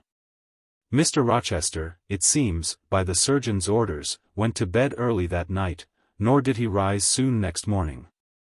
When he did come down, it was to attend to business. His agent and some of his tenants were arrived, and waiting to speak with him. Adele and I had now to vacate the library. It would be in daily requisition as a reception room for callers. A fire was lit in an apartment upstairs, and there I carried our books, and arranged it for the future schoolroom. I discerned in the course of the morning that Thornfield Hall was a changed place. No longer silent as a church, it echoed every hour or two to a knock at the door, or a clang of the bell. Steps, too, often traversed the hall, and new voices spoke in different keys below. A rill from the outer world was flowing through it. It had a master. For my part, I liked it better. Adele was not easy to teach that day. She could not apply. She kept running to the door and looking over the banisters to see if she could get a glimpse of Mr. Rochester. Then she coined pretexts to go downstairs, in order, as I shrewdly suspected, to visit the library, where I knew she was not wanted. Then, when I got a little angry, and made her sit still, she continued to talk incessantly of her ami, Monsieur Edouard Fairfax de Rochester. As she dubbed him, I had not before heard his praenomens, and to conjecture what presents he had brought her, for it appears he had intimated the night before that when his luggage came from Millcote, there would be found amongst it a little box in whose contents she had an interest. "Il la doit signifier," said she, "tu y aura la dedans un cadeau pour moi, il peut être pour vous aussi, mademoiselle. Monsieur a parlé de vous, il m'a demandé le nom de ma gouvernante, etsil n'était pas une petite personne, a ses mince était un peu pale. J'ai dit oui, car c'est vrai, n'sce pas, mademoiselle, 8. I and my pupil dined as usual in Mrs. Fairfax's parlor. The afternoon was wild and snowy, and we passed it in the schoolroom. At dark I allowed Adele to put away books and work, and to run downstairs, for, from the comparative silence below, and from the cessation of appeals to the doorbell, I conjectured that Mr. Rochester was now at liberty. Left alone, I walked to the window, but nothing was to be seen thence. Twilight and snowflakes together thickened the air, and hid the very shrubs on the lawn. I let down the curtain and went back to the fireside. In the clear embers I was tracing a view, not unlike a picture I remembered to have seen of the castle of Heidelberg, on the Rhine, when Mrs. Fairfax came in, breaking up by her entrance the fiery mosaic I had been piercing together, and scattering too some heavy unwelcome thoughts that were beginning to throng on my solitude. Mr. Rochester would be glad if you and your pupil would take tea with him in the drawing-room this evening, said she. He has been so much engaged all day that he could not ask to see you before. When is his tea time? I inquired. Oh, at 6 o'clock, he keeps early hours in the country. You had better change your frock now, I will go with you and fasten it. Here is a candle. Is it necessary to change my frock? Yes, you had better, I always dress for the evening when Mr. Rochester is here. This additional ceremony seemed somewhat stately. However, I repaired to my room, and, with Mrs. Fairfax's aid, replaced my black stuff dress by one of black silk. The best and the only additional one I had, except one of light grey, which, in my Lowood notions of the toilette, I thought too fine to be worn, except on first-rate occasions. You want a brooch, said Mrs. Fairfax. I had a single little pearl ornament which Miss Temple gave me as a parting keepsake. I put it on, and then we went downstairs. Unused as I was to strangers, it was rather a trial to appear thus formally summoned in Mr. Rochester's presence. I let Mrs. Fairfax precede me into the dining-room, and kept in her shade as we crossed that apartment, and, passing the arch, whose curtain was now dropped, entered the elegant recess beyond. 2 wax candles stood lighted on the table, and 2 on the mantelpiece. Basking in the light and heat of a superb fire, lay Pilot. Adele knelt near him. Half reclined on a couch appeared Mr. Rochester, his foot supported by the cushion. He was looking at Adele and the dog. The fire shone full on his face. I knew my traveller with his broad and jetty eyebrows. His square forehead, made squarer by the horizontal sweep of his black hair. I recognized his decisive nose, more remarkable for character than beauty, his full nostrils, denoting, I thought, choler. His grim mouth, chin, and jaw, yes, all 3 were very grim, and no mistake. His shape, now divested of cloak, I perceived harmonized in squareness with his physiognomy. I suppose it was a good figure in the athletic sense of the term, broad-chested and thin-flanked. Though neither tall nor graceful. Mr. Rochester must have been aware of the entrance of Mrs. Fairfax and myself, but it appeared he was not in the mood to notice us, for he never lifted his head as we approached. Here is Miss Eyre, sir, said Mrs. Fairfax, in her quiet way. He bowed, still not taking his eyes from the group of the dog and child. Let Miss Eyre be seated, said he, and there was something in the forced stiff bow, in the impatient yet formal tone, which seemed further to express. What the deuce is it to me whether Miss Eyre be there or not? At this moment I am not disposed to accost her. I sat down quite disembarrassed. A reception of finished politeness would probably have confused me. I could not have returned or repaid it by answering grace and elegance on my part, but harsh caprice laid me under no obligation. On the contrary, a decent quiescence, under the freak of manner, gave me the advantage. Besides, the eccentricity of the proceeding was piquant. I felt interested to see how he would go on. He went on as a statue would, that is, he neither spoke nor moved. Mrs. Fairfax seemed to think it necessary that someone should be amiable, and she began to talk. Kindly, as usual, and, as usual, rather trite, she condoled with him on the pressure of business he had had all day. On the annoyance it must have been to him with that painful sprain. Then she commended his patience and perseverance in going through with it. Madam, I should like some tea, was the sole rejoinder she got. She hastened to ring the bell, and when the tray came, she proceeded to arrange the cups, spoons, etc., with assiduous celerity. I and Adele went to the table, but the master did not leave his couch. Will you hand Mr. Rochester's cup, said Mrs. Fairfax to me, Adele might perhaps spill it. I did as requested. As he took the cup from my hand, Adele, thinking the moment propitious for making a request in my favor, cried out. N'est-ce pas, monsieur? Puis un cadeau pour mademoiselle Eyre dans votre petit coffre? 9. Who talks of cadeaux? 10, said he gruffly. Did you expect a present, Miss Eyre? Are you fond of presents? And he searched my face with eyes that I saw were dark, irate, and piercing. I hardly know, sir, I have little experience of them. They are generally thought pleasant things. Generally thought? But what do you think? I should be obliged to take time, sir, before I could give you an answer worthy of your acceptance. A present has many faces to it, has it not? And one should consider all, before pronouncing an opinion as to its nature. Miss Eyre, you are not so unsophisticated as Adele. She demands a cadeau, clamorously, the moment she sees me. You beat about the bush. Because I have less confidence in my deserts than Adele has, she can prefer the claim of old acquaintance, and the right too of custom. For she says you have always been in the habit of giving her playthings. But if I had to make out a case I should be puzzled, since I am a stranger, and have done nothing to entitle me to an acknowledgment. Oh, don't fall back on over-modesty. I have examined Adele, and find you have taken great pains with her. She is not bright, she has no talents, yet in a short time she has made much improvement. Sir, you have now given me my cadeau. I am obliged to you. It is the meed teachers most covet, praise of their pupils' progress. Humph, said Mr. Rochester, and he took his tea in silence. Come to the fire, said the master, when the tray was taken away, and Mrs. Fairfax had settled into a corner with her knitting. While Adele was leading me by the hand round the room, showing me the beautiful books and ornaments on the consoles and chiffoniers. We obeyed, as in duty bound. Adele wanted to take a seat on my knee, but she was ordered to amuse herself with Pilate. You have been resident in my house 3 months? Yes, sir. And you came from?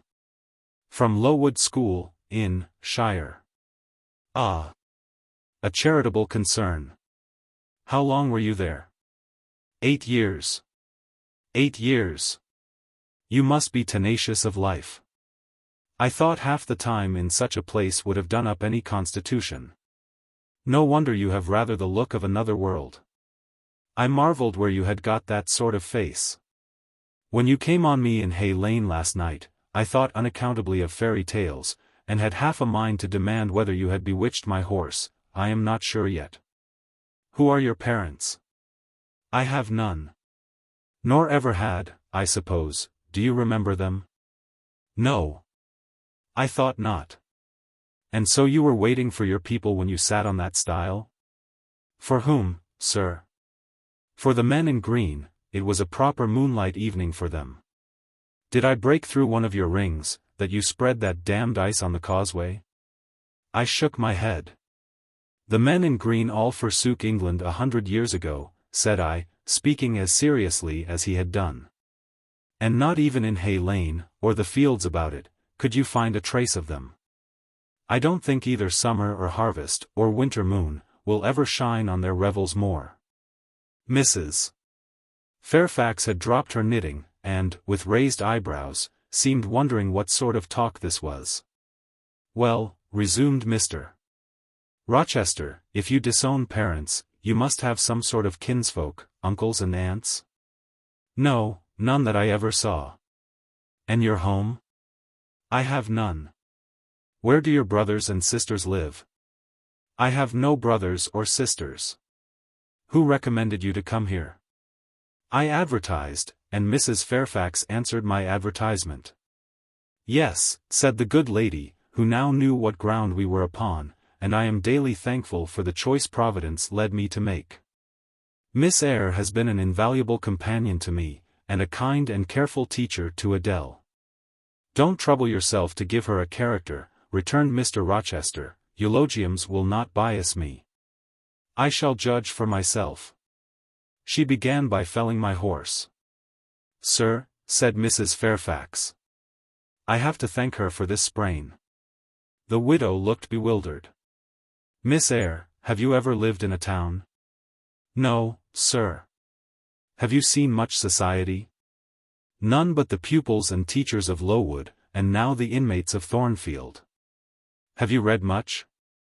Only such books as came in my way. And they have not been numerous or very learned. You have lived the life of a nun, no doubt you are well drilled in religious forms. Brocklehurst, who I understand directs Lowood, is a parson, is he not? Yes, sir. And you girls probably worshipped him, as a convent full of religieuses would worship their director. Oh, no. You are very cool. No. What?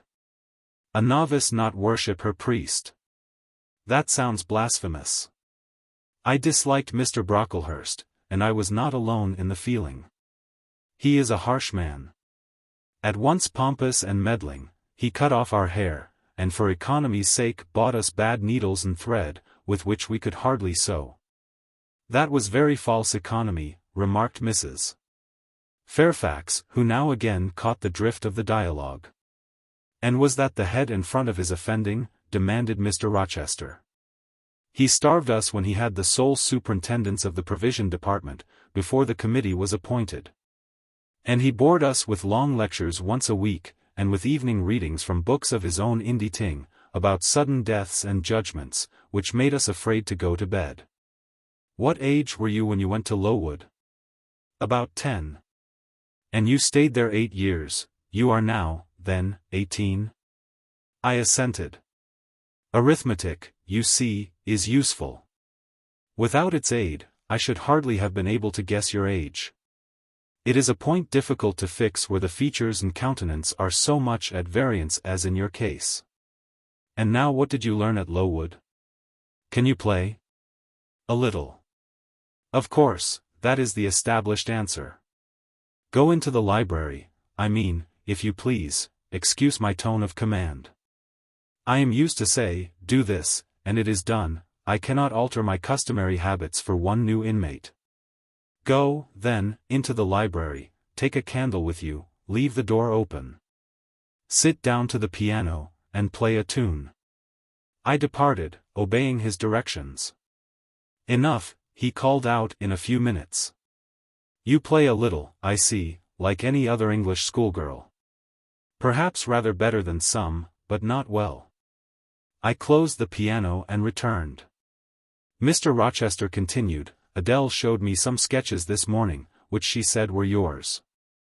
I don't know whether they were entirely of your doing, probably a master aided you? No, indeed. I interjected. Ah. That pricks pride. Well, fetch me your portfolio, if you can vouch for its contents being original, but don't pass your word unless you are certain, I can recognize patchwork. Then I will say nothing, and you shall judge for yourself, sir. I brought the portfolio from the library. Approach the table, said he, and I wheeled it to his couch. Adele and Mrs. Fairfax drew near to see the pictures. No crowding, said Mr. Rochester, take the drawings from my hand as I finish with them, but don't push your faces up to mine. He deliberately scrutinized each sketch and painting. 3 he laid aside, the others, when he had examined them, he swept from him. Take them off to the other table, Mrs. Fairfax, said he, and look at them with Adele. You, glancing at me, resume your seat and answer my questions. I perceive those pictures were done by one hand, was that hand yours? Yes. And when did you find time to do them? They have taken much time, and some thought. I did them in the last 2 vacations I spent at Lowood, when I had no other occupation. Where did you get your copies? Out of my head. That head I see now on your shoulders? Yes, sir. Has it other furniture of the same kind within? I should think it may have, should hope, better. He spread the pictures before him, and again surveyed them alternately. While he is so occupied, I will tell you, reader, what they are, and first, I must premise that they are nothing wonderful. The subjects had, indeed, risen vividly on my mind. As I saw them with the spiritual eye, before I attempted to embody them, they were striking. But my hand would not second my fancy, and in each case it had wrought out but a pale portrait of the thing I had conceived. These pictures were in watercolors. The first represented clouds low and livid, rolling over a swollen sea. All the distance was in eclipse, so, too, was the foreground, or rather, the nearest billows, for there was no land. One gleam of light lifted into relief a half-submerged mast, on which sat a cormorant, dark and large, with wings flecked with foam. Its beak held a gold bracelet set with gems, that I had touched with as brilliant tints as my palette could yield, and as glittering distinctness as my pencil could impart. Sinking below the bird and mast, a drowned corpse glanced through the green water. A fair arm was the only limb clearly visible, whence the bracelet had been washed or torn. The second picture contained for foreground only the dim peak of a hill, with grass and some leaves slanting as if by a breeze. Beyond and above spread an expanse of sky, dark blue as at twilight. Rising into the sky was a woman's shape to the bust, portrayed in tints as dusk and soft as I could combine. The dim forehead was crowned with a star, the lineaments below were seen as through the suffusion of vapor, the eyes shone dark and wild. The hair streamed shadowy, like a beamless cloud torn by storm or by electric travail. On the neck lay a pale reflection like moonlight. The same faint luster touched the train of thin clouds from which rose and bowed this vision of the evening star. The third showed the pinnacle of an iceberg piercing a polar winter sky. A muster of northern lights reared their dim lances, close serried, along the horizon. Throwing these into distance, rose, in the foreground, a head, a colossal head, inclined towards the iceberg, and resting against it. Two thin hands, joined under the forehead, and supporting it, drew up before the lower features a sable veil, a brow quite bloodless, white as bone, and an eye hollow and fixed. Blank of meaning but for the glassiness of despair, alone were visible.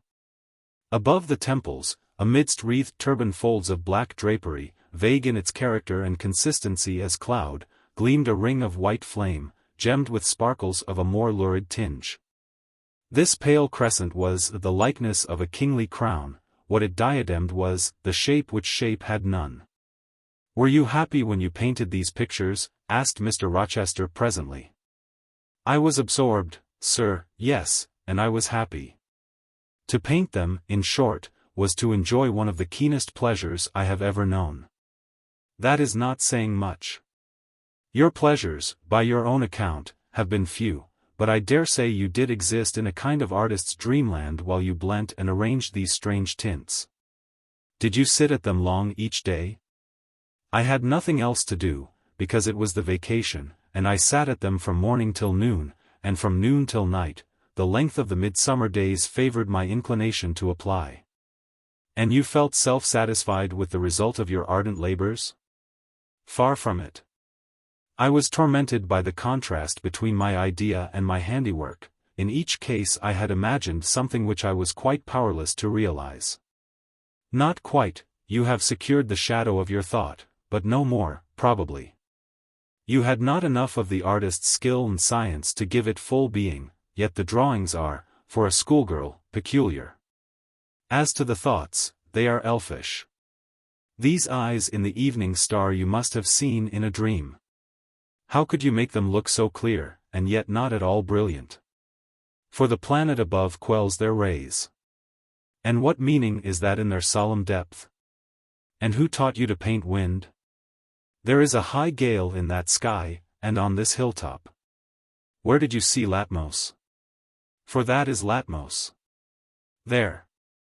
Put the drawings away." I had scarce tied the strings of the portfolio, when, looking at his watch, he said abruptly, "It is 9 o'clock. What are you about, Miss Eyre, to let Adele sit up so long? Take her to bed." Adele went to kiss him before quitting the room. He endured the caress, but scarcely seemed to relish it more than Pilate would have done, nor so much. "I wish you all good night, now," said he, making a movement of the hand towards the door, in token that he was tired of our company, and wished to dismiss us. Mrs. Fairfax folded up her knitting. I took my portfolio, we curtsied to him, received a frigid bow in return, and so withdrew. "You said Mr. Rochester was not strikingly peculiar, Mrs. Fairfax," I observed, when I rejoined her in her room, after putting Adele to bed. "Well, is he?" "I think so, he is very changeful and abrupt." "True, no doubt he may appear so to a stranger, but I am so accustomed to his manner, I never think of it, and then, if he has peculiarities of temper, allowance should be made." "Why?" "Partly because it is his nature, and we can none of us help our nature, and partly because he has painful thoughts, no doubt, to harass him, and make his spirits unequal." "What about?" "Family troubles, for one thing." "But he has no family." "Not now, but he has had, or, at least, relatives. He lost his elder brother a few years since."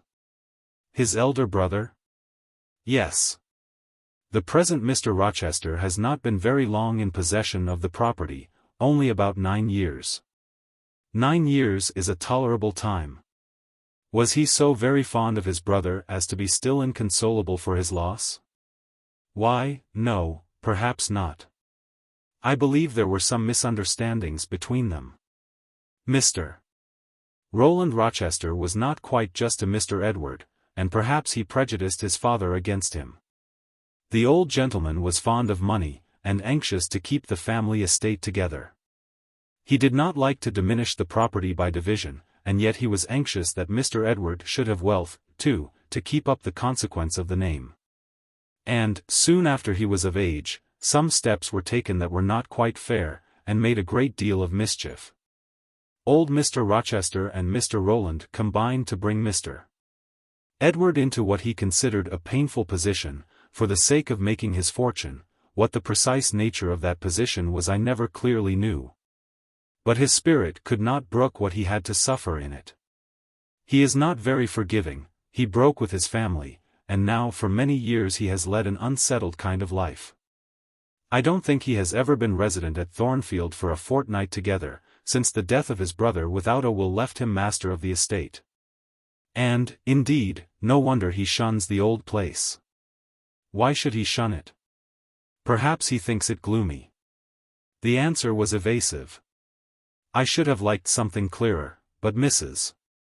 Fairfax either could not, or would not, give me more explicit information of the origin and nature of Mr. Rochester's trials.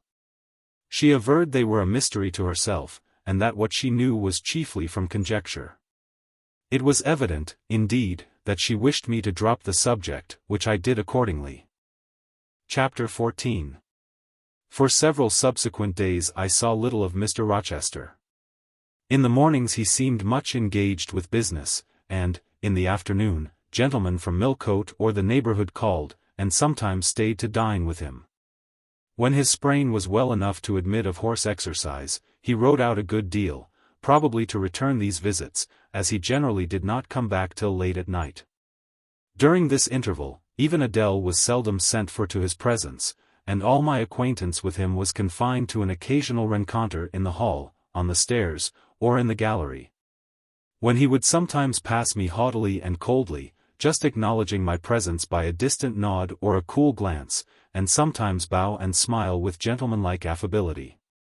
His changes of mood did not offend me, because I saw that I had nothing to do with their alternation. The ebb and flow depended on causes quite disconnected with me. One day he had had company to dinner, and had sent for my portfolio, in order, doubtless, to exhibit its contents. The gentleman went away early, to attend a public meeting at Millcote, as Mrs. Fairfax informed me, but the night being wet and inclement, Mr. Rochester did not accompany them.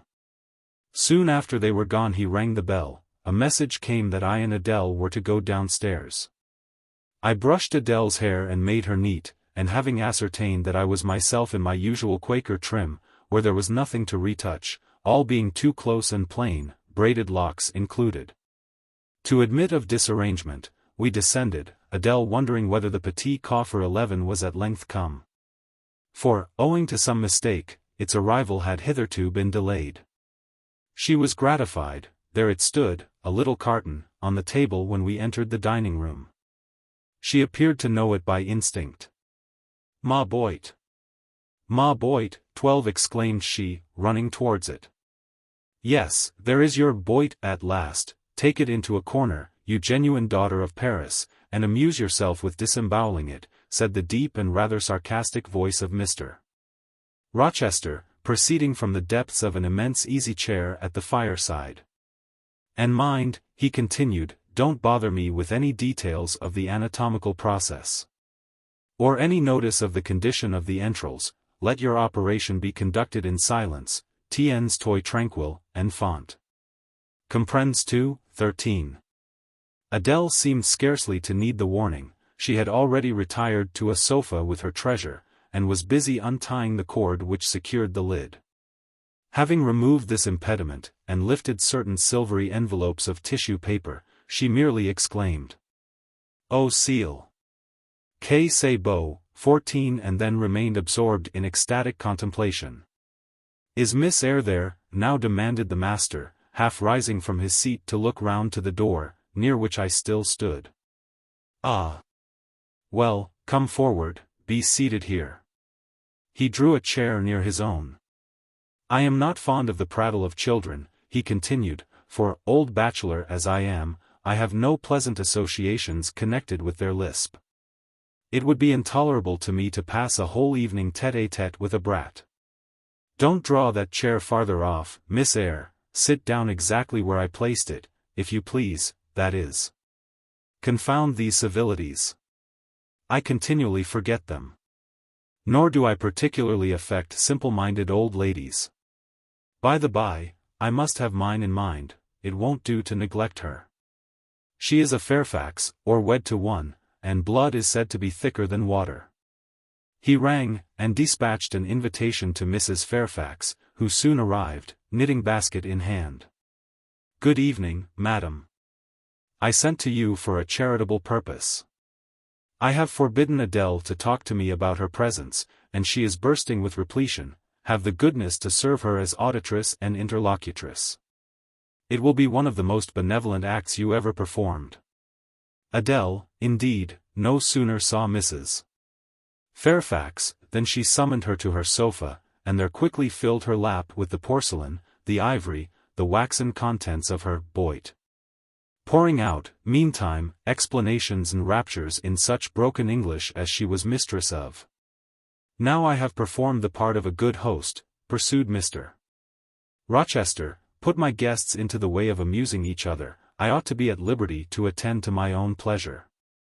Miss Eyre, draw your chair still a little farther forward, you are yet too far back, I cannot see you without disturbing my position in this comfortable chair, which I have no mind to do."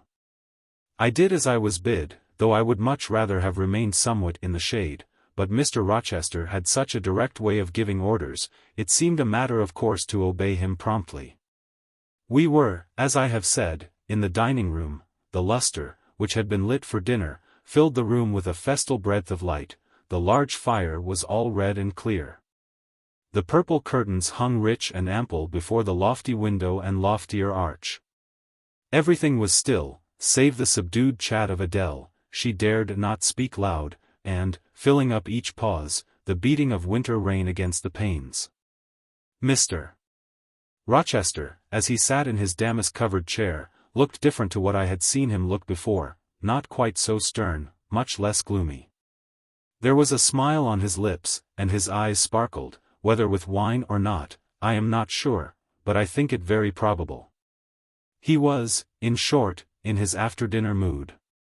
More expanded and genial, and also more self-indulgent than the frigid and rigid temper of the morning.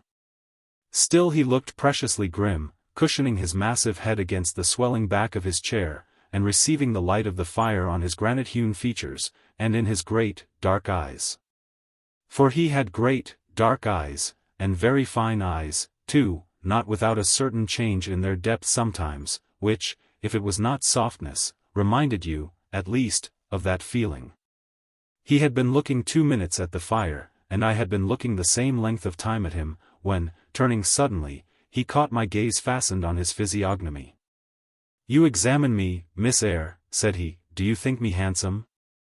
I should, if I had deliberated, have replied to this question by something conventionally vague and polite. But the answer somehow slipped from my tongue before I was aware, "No, sir." "Ah! By my word! "There is something singular about you," said he, "you have the air of a little nonnette. 15 quaint, quiet, grave, and simple, as you sit with your hands before you, and your eyes generally bent on the carpet, except, by the by, when they are directed piercingly to my face. As just now, for instance, and when one asks you a question, or makes a remark to which you are obliged to reply, you rap out a round rejoinder, which, if not blunt, is at least brusque. What do you mean by it?" "Sir, I was too plain, I beg your pardon. I ought to have replied that it was not easy to give an impromptu answer to a question about appearances. That tastes mostly differ, and that beauty is of little consequence, or something of that sort. You ought to have replied no such thing. Beauty of little consequence, indeed. And so, under pretense of softening the previous outrage, of stroking and soothing me into placidity, you stick a sly penknife under my ear. Go on, what fault do you find with me, pray? I suppose I have all my limbs and all my features like any other man. Mr. Rochester, allow me to disown my first answer. I intended no pointed repartee, it was only a blunder. Just so, I think so, and you shall be answerable for it. Criticize me, does my forehead not please you?" He lifted up the sable waves of hair which lay horizontally over his brow, and showed a solid enough mass of intellectual organs. But an abrupt deficiency where the suave sign of benevolence should have risen. "Now, ma'am, am I a fool?" "Far from it, sir. You would, perhaps, think me rude if I inquired in return whether you are a philanthropist?" There again. Another stick of the penknife, when she pretended to pat my head, and that is because I said I did not like the society of children and old women, low be it spoken. "No, young lady, I am not a general philanthropist, but I bear a conscience," and he pointed to the prominences which are said to indicate that faculty, and which, fortunately for him, were sufficiently conspicuous, giving, indeed, a marked breadth to the upper part of his head, and, besides, I once had a kind of rude tenderness of heart. When I was as old as you, I was a feeling fellow enough, partial to the unfledged, unfostered, and unlucky, but fortune has knocked me about since, she has even kneaded me with her knuckles. And now I flatter myself I am hard and tough as an india-rubber ball, pervious, though, through a chink or two still. And with one sentient point in the middle of the lump. Yes, does that leave hope for me? Hope of what, sir? Of my final retransformation from india-rubber back to flesh? Decidedly he has had too much wine, I thought.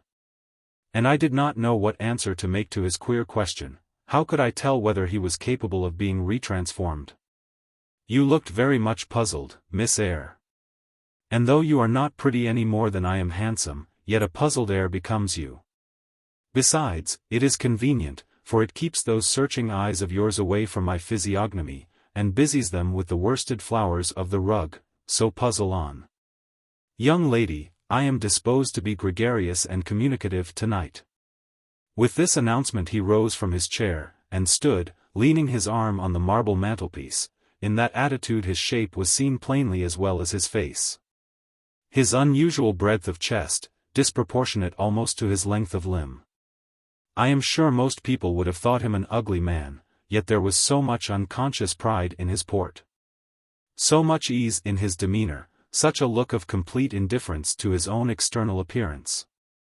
So haughty a reliance on the power of other qualities, intrinsic or adventitious, to atone for the lack of mere personal attractiveness, that, in looking at him, one inevitably shared the indifference, and, even in a blind, imperfect sense, put faith in the confidence.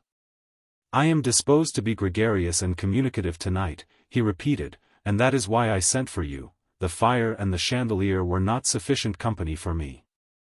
Nor would Pilate have been, for none of these can talk. Adele is a degree better, but still far below the mark. Mrs. Fairfax ditto. You, I am persuaded, can suit me if you will. You puzzled me the first evening I invited you down here. I have almost forgotten you since, other ideas have driven yours from my head. But tonight I am resolved to be at ease, to dismiss what importunes, and recall what pleases. It would please me now to draw you out, to learn more of you, therefore speak. Instead of speaking, I smiled, and not a very complacent or submissive smile either. Speak, he urged. What about, sir? Whatever you like. I leave both the choice of subject and the manner of treating it entirely to yourself. Accordingly I sat and said nothing. If he expects me to talk for the mere sake of talking and showing off, he will find he has addressed himself to the wrong person, I thought. You are dumb, Miss Eyre. I was dumb still. He bent his head a little towards me, and with a single hasty glance seemed to dive into my eyes. Stubborn, he said, and annoyed. Ah. It is consistent. I put my request in an absurd, almost insolent form. Miss Eyre, I beg your pardon. The fact is, once for all, I don't wish to treat you like an inferior, that is, correcting himself. I claim only such superiority as must result from 20 years' difference in age and a century's advance in experience. This is legitimate, XXIII, 16 as Adele would say. And it is by virtue of this superiority, and this alone, that I desire you to have the goodness to talk to me a little now, and divert my thoughts, which are galled with dwelling on one point, cankering as a rusty nail. He had deigned an explanation, almost an apology, and I did not feel insensible to his condescension, and would not seem so. I am willing to amuse you, if I can, sir, quite willing. But I cannot introduce a topic, because how do I know what will interest you? Ask me questions, and I will do my best to answer them. Then, in the first place, do you agree with me that I have a right to be a little masterful, abrupt, perhaps exacting, sometimes, on the grounds I stated, namely, that I am old enough to be your father, and that I have battled through a varied experience with many men of many nations, and roamed over half the globe, while you have lived quietly with one set of people in one house? Do as you please, sir. That is no answer, or rather it is a very irritating, because a very evasive one. Reply clearly. I don't think, sir, you have a right to command me, merely because you are older than I, or because you have seen more of the world than I have. Your claim to superiority depends on the use you have made of your time and experience. Humph. Promptly spoken. But I won't allow that, seeing that it would never suit my case, as I have made an indifferent, not to say a bad, use of both advantages.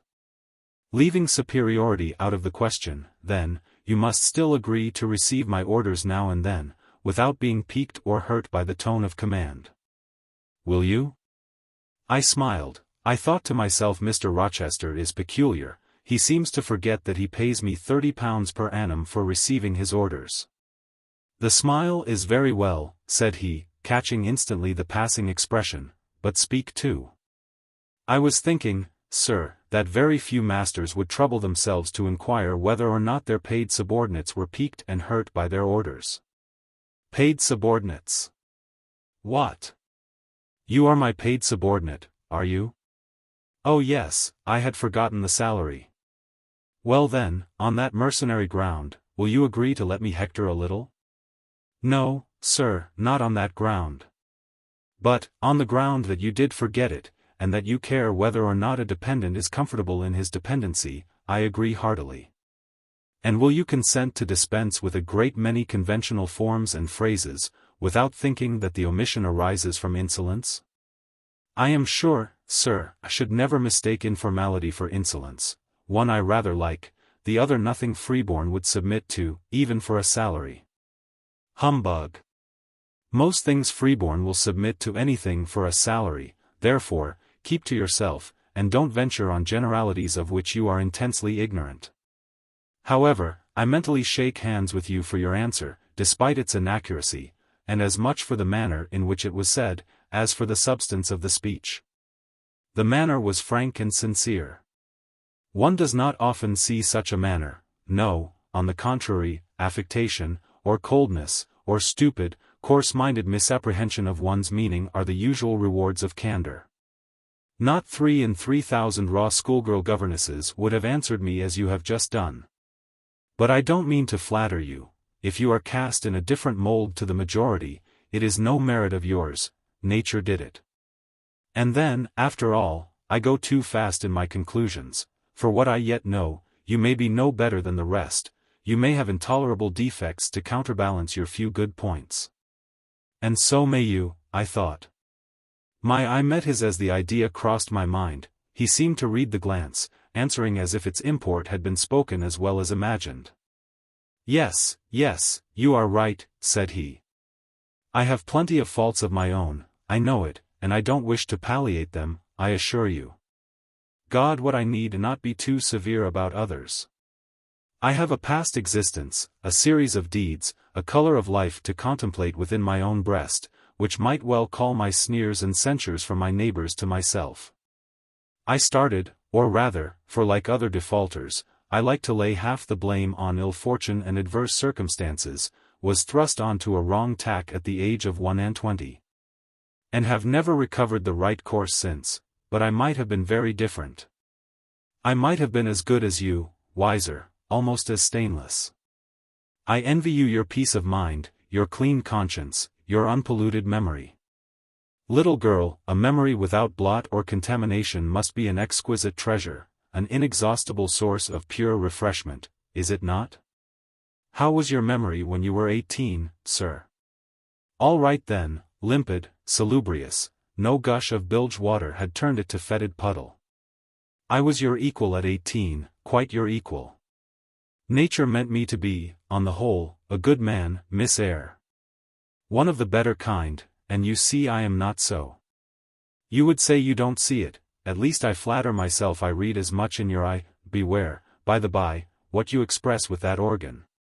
I am quick at interpreting its language. Then take my word for it, I am not a villain, you are not to suppose that, not to attribute to me any such bad eminence. But, owing, I verily believe, rather to circumstances than to my natural bent, I am a trite commonplace sinner. Hackneyed in all the poor petty dissipations with which the rich and worthless try to put on life. Do you wonder that I avow this to you? No, that in the course of your future life you will often find yourself elected the involuntary confidant of your acquaintances' secrets, people will instinctively find out, as I have done, that it is not your forte to tell of yourself, but to listen while others talk of themselves. They will feel, too, that you listen with no malevolent scorn of their indiscretion, but with a kind of innate sympathy. Not the less comforting and encouraging because it is very unobtrusive in its manifestations. How do you know, how can you guess all this, sir? I know it well. Therefore I proceed almost as freely as if I were writing my thoughts in a diary. You would say, I should have been superior to circumstances, so I should, but you see I was not. When fate wronged me, I had not the wisdom to remain cool, I turned desperate, then I degenerated. Now, when any vicious simpleton excites my disgust by his paltry ribaldry, I cannot flatter myself that I am better than he, I am forced to confess that he and I are on a level. I wish I had stood firm, God knows I do. Dread remorse when you are tempted to err, Miss Eyre, remorse is the poison of life. Repentance is said to be its cure, sir. It is not its cure. Reformation may be its cure, and I could reform, I have strength yet for that, but where is the use of thinking of it, hampered, burdened, cursed as I am? Besides, since happiness is irrevocably denied me, I have a right to get pleasure out of life, and I will get it, cost what it may. Then you will degenerate still more, sir. Possibly, yet why should I, if I can get sweet, fresh pleasure? And I may get it as sweet and fresh as the wild honey the bee gathers on the moor. It will sting, it will taste bitter, sir. How do you know, you never tried it? How very serious, how very solemn you look, and you are as ignorant of the matter as this cameo head, taking one from the mantelpiece. You have no right to preach to me, you neophyte, that have not passed the porch of life, and are absolutely unacquainted with its mysteries. I only remind you of your own words, sir, you said error brought remorse, and you pronounced remorse the poison of existence. And who talks of error now? I scarcely think the notion that flittered across my brain was an error. I believe it was an inspiration rather than a temptation. It was very genial, very soothing, I know that. Here it comes again. It is no devil, I assure you, or if it be, it has put on the robes of an angel of light. I think I must admit so fair a guest, and it asks entrance to my heart. Distrust it, sir. It is not a true angel. Once more, how do you know? By what instinct do you pretend to distinguish between a fallen seraph of the abyss and a messenger from the eternal throne, between a guide and a seducer? I judged by your countenance, sir, which was troubled when you said the suggestion had returned upon you. I feel sure it will work you more misery if you listen to it. Not at all, it bears the most gracious message in the world. For the rest, you are not my conscience keeper, so don't make yourself uneasy. Here, come in, bonny wanderer. He said this as if he spoke to a vision, viewless to any eye but his own. Then, folding his arms, which he had half extended, on his chest, he seemed to enclose in their embrace the invisible being. Now, he continued, again addressing me, I have received the pilgrim, a disguised deity, as I verily believe. Already it has done me good. My heart was a sort of charnel, it will now be a shrine.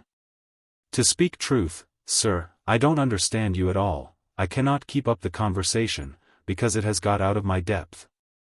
Only one thing, I know, you said you were not as good as you should like to be, and that you regretted your own imperfection. One thing I can comprehend, you intimated that to have a sullied memory was a perpetual bane. It seems to me, that if you tried hard, you would in time find it possible to become what you yourself would approve. And that if from this day you began with resolution to correct your thoughts and actions, you would in a few years have laid up a new and stainless store of recollections, to which you might revert with pleasure. Justly thought, rightly said, Miss Eyre, and, at this moment, I am paving hell with energy. Sir, I am laying down good intentions, which I believe durable as flint. Certainly, my associates and pursuits shall be other than they have been. And better? And better, so much better as purer ore is than foul dross. You seem to doubt me. I don't doubt myself. I know what my aim is, what my motives are, and at this moment I pass a law, unalterable as that of the Medes and Persians, that both are right. They cannot be, sir, if they require a new statute to legalize them. They are, Miss Eyre, though they absolutely require a new statute. Unheard of combinations of circumstances demand unheard of rules. That sounds a dangerous maxim, sir. Because one can see at once that it is liable to abuse. Sententia sage. So it is, but I swear by my household gods not to abuse it. You are human and fallible. I am, so are you, what then? The human and fallible should not arrogate a power with which the divine and perfect alone can be safely entrusted. What power? That of saying of any strange, unsanctioned line of action, let it be right. Let it be right, the very words, you have pronounced them. May it be right then, I said, as I rose, deeming it useless to continue a discourse which was all darkness to me. And, besides, sensible that the character of my interlocutor was beyond my penetration, at least, beyond its present reach. And feeling the uncertainty, the vague sense of insecurity, which accompanies a conviction of ignorance. Where are you going? To put Adele to bed. It is past her bedtime. You are afraid of me, because I talk like a SPH1X. Your language is enigmatical, sir, but though I am bewildered, I am certainly not afraid. You are afraid, your self-love dreads a blunder. In that sense I do feel apprehensive, I have no wish to talk nonsense. If you did, it would be in such a grave, quiet manner, should mistake it for sense. Do you never laugh, Miss Eyre? Don't trouble yourself to answer, I see you laugh rarely, but you can laugh very merrily. Believe me, you are not naturally austere, any more than I am naturally vicious. The Lowood constraint still clings to you somewhat, controlling your features, muffling your voice, and restricting your limbs. And you fear in the presence of a man and a brother, or father, or master, or what you will, to smile too gaily, speak too freely, or move too quickly, but, in time, I think you will learn to be natural with me, as I find it impossible to be conventional with you. And then your looks and movements will have more vivacity and variety than they dare offer now. I see at intervals the glance of a curious sort of bird through the close-set bars of a cage, a vivid, restless, resolute captive is there. Were it but free, it would soar cloud-high. You are still bent on going? It has struck 9, sir. Never mind, wait a minute, Adele is not ready to go to bed yet. My position, Miss Eyre, with my back to the fire, and my face to the room, favors observation. While talking to you, I have also occasionally watched Adele. I have my own reasons for thinking her a curious study, reasons that I may, nay, that I shall, impart to you some day. She pulled out of her box, about 10 minutes ago, a little pink silk frock. Rapture lit her face as she unfolded it. Coquetry runs in her blood, blends with her brains, and seasons the marrow of her bones. Il faut que j'lsa, cried she, et à l'instant même, 17, and she rushed out of the room. She is now with Sophie, undergoing a robing process. In a few minutes she will re-enter. And I know what I shall see, a miniature of Céline Varens, as she used to appear on the boards at the rising of, but never mind that. However, my tenderest feelings are about to receive a shock, such is my presentiment. Stay now, to see whether it will be realized. Ere long, Adele's little foot was heard tripping across the hall. She entered, transformed as her guardian had predicted. A dress of rose-colored satin, very short, and as full in the skirt as it could be gathered, replaced the brown frock she had previously worn. A wreath of rosebuds circled her forehead, her feet were dressed in silk stockings and small white satin sandals. "Est-ce que ma robe va bien?" cried she, bounding forwards. "Etmes souliers? Etmes bs? Tenas, je crois que je vais danser." 18. And spreading out her dress, she chassed across the room till, having reached Mr. Rochester, she wheeled lightly round before him on tiptoe, then dropped on one knee at his feet, exclaiming, "Monsieur, je vous remercie mille fois de votre bonté."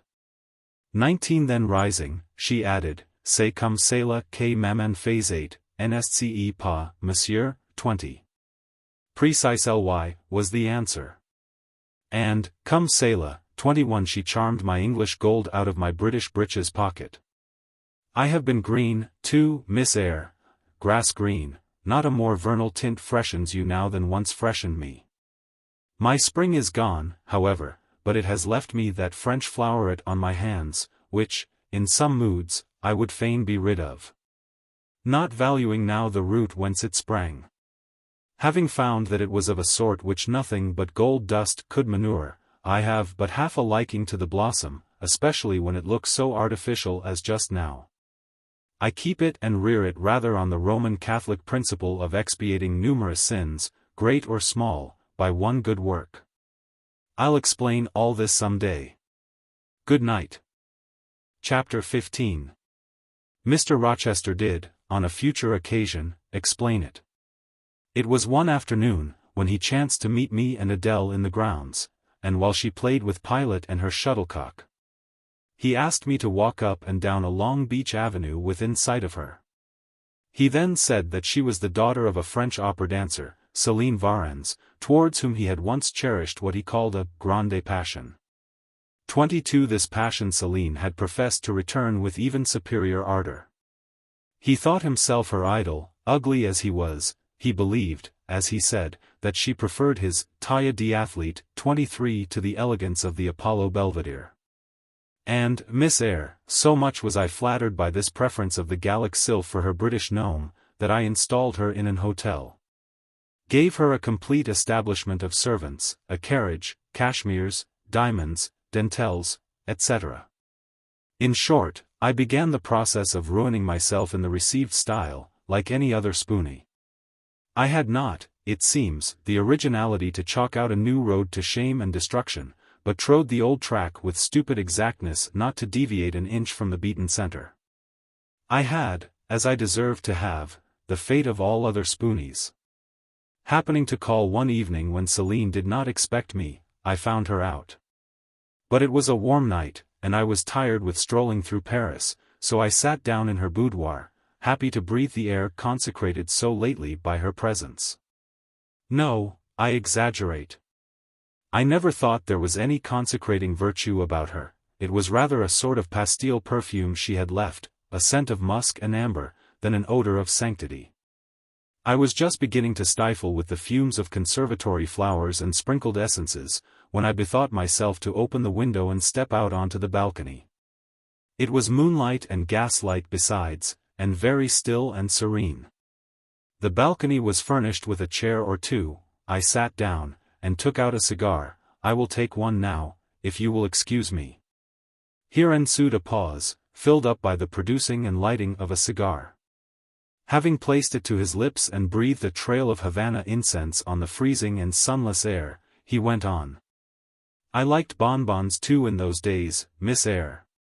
And I was croquant 24, overlook the barbarism, croquant chocolate comfits, and smoking alternately. Watching meantime the equipages that rolled along the fashionable streets towards the neighboring opera house, when in an elegant close carriage drawn by a beautiful pair of English horses. And distinctly seen in the brilliant city night, I recognized the voiture I had given Céline.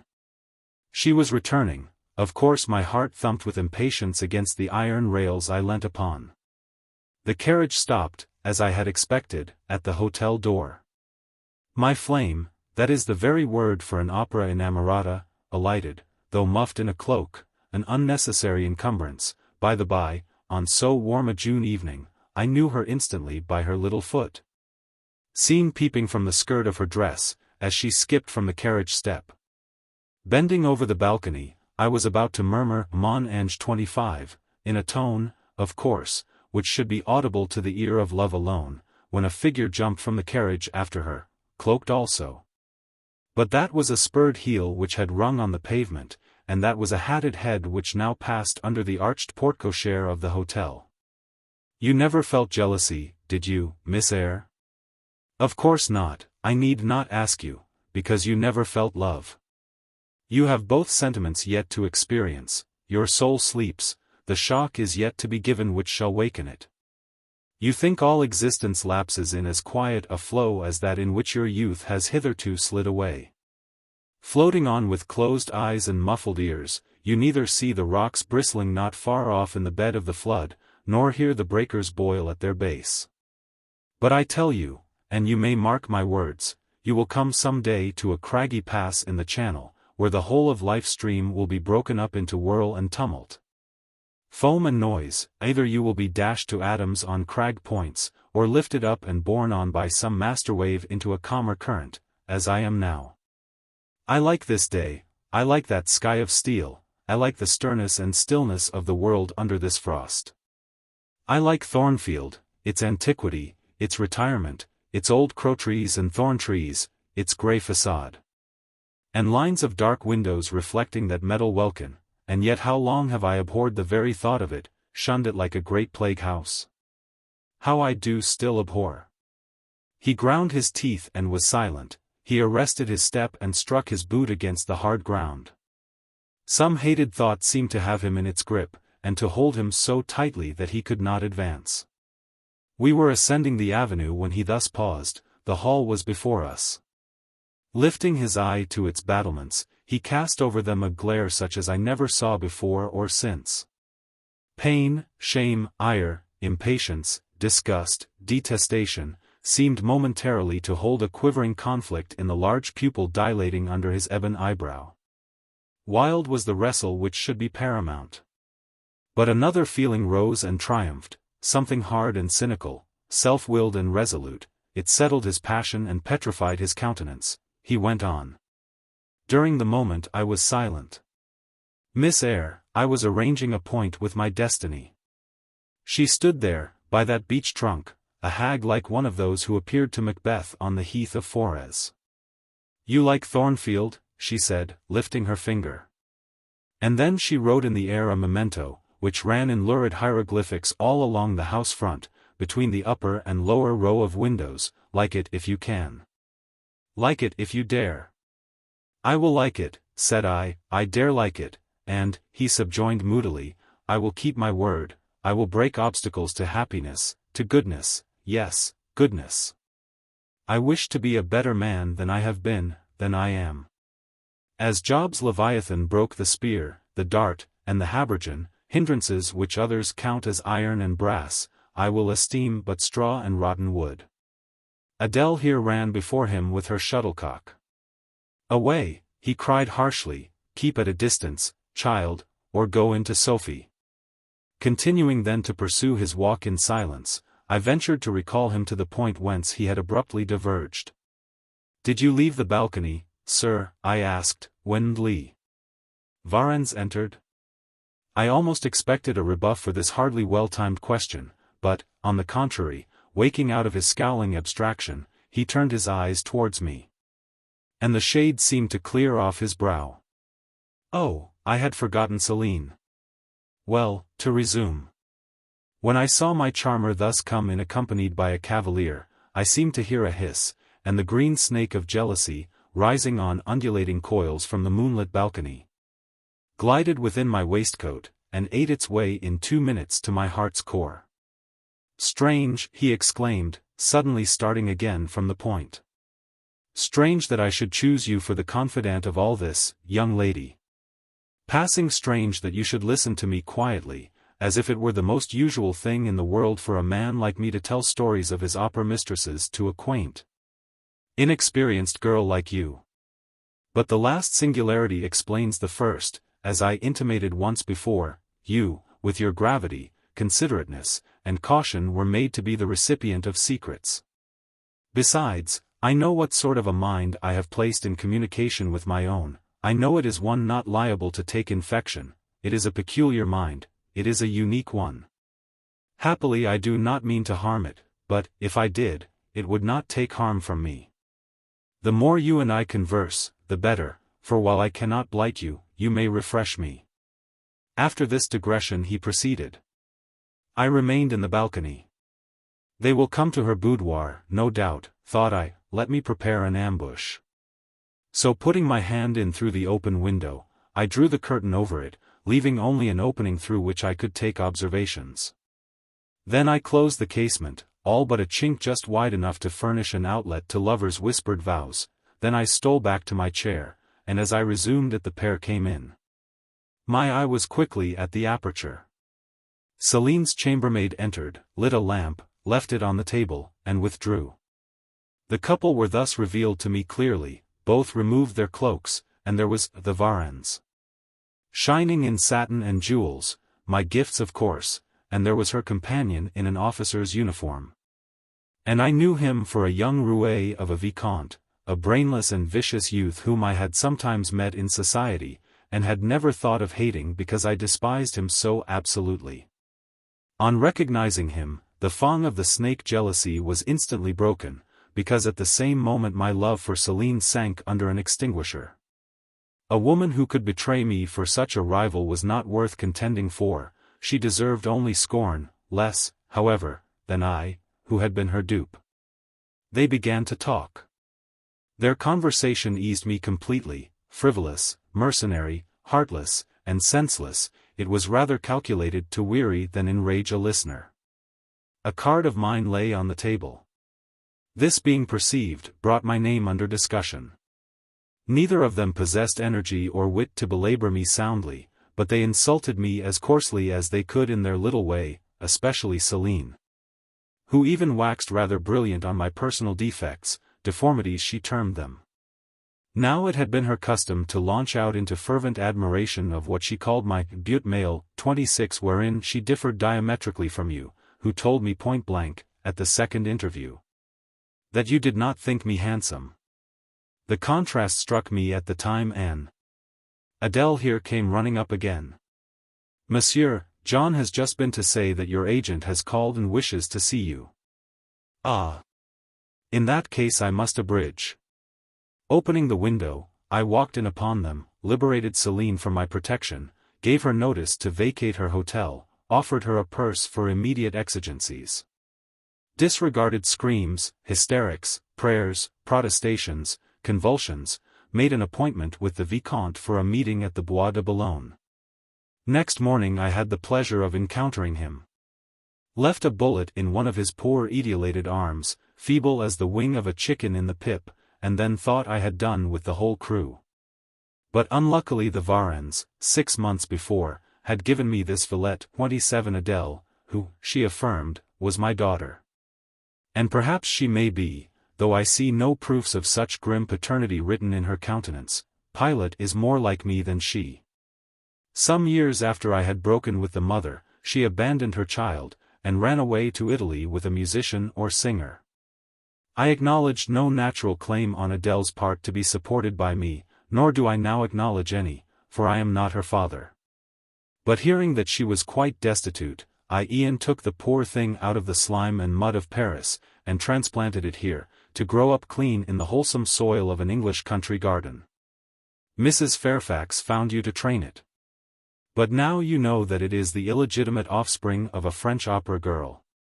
You will perhaps think differently of your post and protégé. You will be coming to me some day with notice that you have found another place, that you beg me to look out for a new governess, etc. No, Adele is not answerable for either her mother's faults or yours. I have a regard for her. And now that I know she is, in a sense, parentless, forsaken by her mother and disowned by you, sir, I shall cling closer to her than before. How could I possibly prefer the spoilt pet of a wealthy family, who would hate her governess as a nuisance, to a lonely little orphan, who leans towards her as a friend? Oh, that is the light in which you view it. Well, I must go in now, and you too, it darkens. But I stayed out a few minutes longer with Adele and Pilot, ran a race with her, and played a game of battledore and shuttlecock. When we went in, and I had removed her bonnet and coat, I took her on my knee.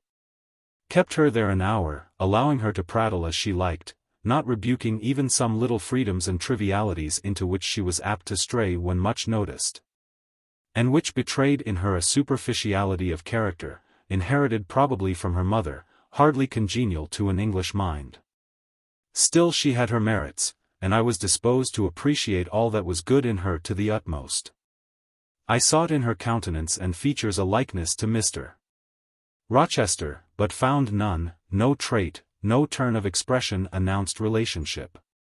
It was a pity. If she could but have been proved to resemble him, he would have thought more of her. It was not till after I had withdrawn to my own chamber for the night, that I steadily reviewed the tale Mr. Rochester had told me. As he had said, there was probably nothing at all extraordinary in the substance of the narrative itself. A wealthy Englishman's passion for a French dancer, and her treachery to him, were everyday matters enough, no doubt, in society. But there was something decidedly strange in the paroxysm of emotion which had suddenly seized him when he was in the act of expressing the present contentment of his mood, and his newly revived pleasure in the old hall and its environs. I meditated wonderingly on this incident, but gradually quitting it, as I found it for the present inexplicable, I turned to the consideration of my master's manner to myself. The confidence he had thought fit to repose in me seemed a tribute to my discretion. I regarded and accepted it as such. His deportment had now for some weeks been more uniform towards me than at the first. I never seemed in his way. He did not take fits of chilling hauteur. When he met me unexpectedly, the encounter seemed welcome. He had always a word and sometimes a smile for me, when summoned by formal invitation to his presence. I was honored by a cordiality of reception that made me feel I really possessed the power to amuse him, and that these evening conferences were sought as much for his pleasure as for my benefit. I, indeed, talked comparatively little, but I heard him talk with relish. It was his nature to be communicative. He liked to open to a mind unacquainted with the world glimpses of its scenes and ways. I do not mean its corrupt scenes and wicked ways, but such as derived their interest from the great scale on which they were acted, the strange novelty by which they were characterized. And I had a keen delight in receiving the new ideas he offered, in imagining the new pictures he portrayed, and following him in thought through the new regions he disclosed. Never startled or troubled by one noxious illusion. The ease of his manner freed me from painful restraint, the friendly frankness, as correct as cordial, with which he treated me, drew me to him. I felt at times as if he were my relation rather than my master, yet he was imperious sometimes still, but I did not mind that, I saw it was his way. So happy, so gratified did I become with this new interest added to life, that I ceased to pine after kindred, my thin crescent destiny seemed to enlarge, the blanks of existence were filled up. My bodily health improved, I gathered flesh and strength. And was Mr. Rochester now ugly in my eyes? No, reader, gratitude, and many associations, all pleasurable and genial, made his face the object I best liked to see. His presence in a room was more cheering than the brightest fire.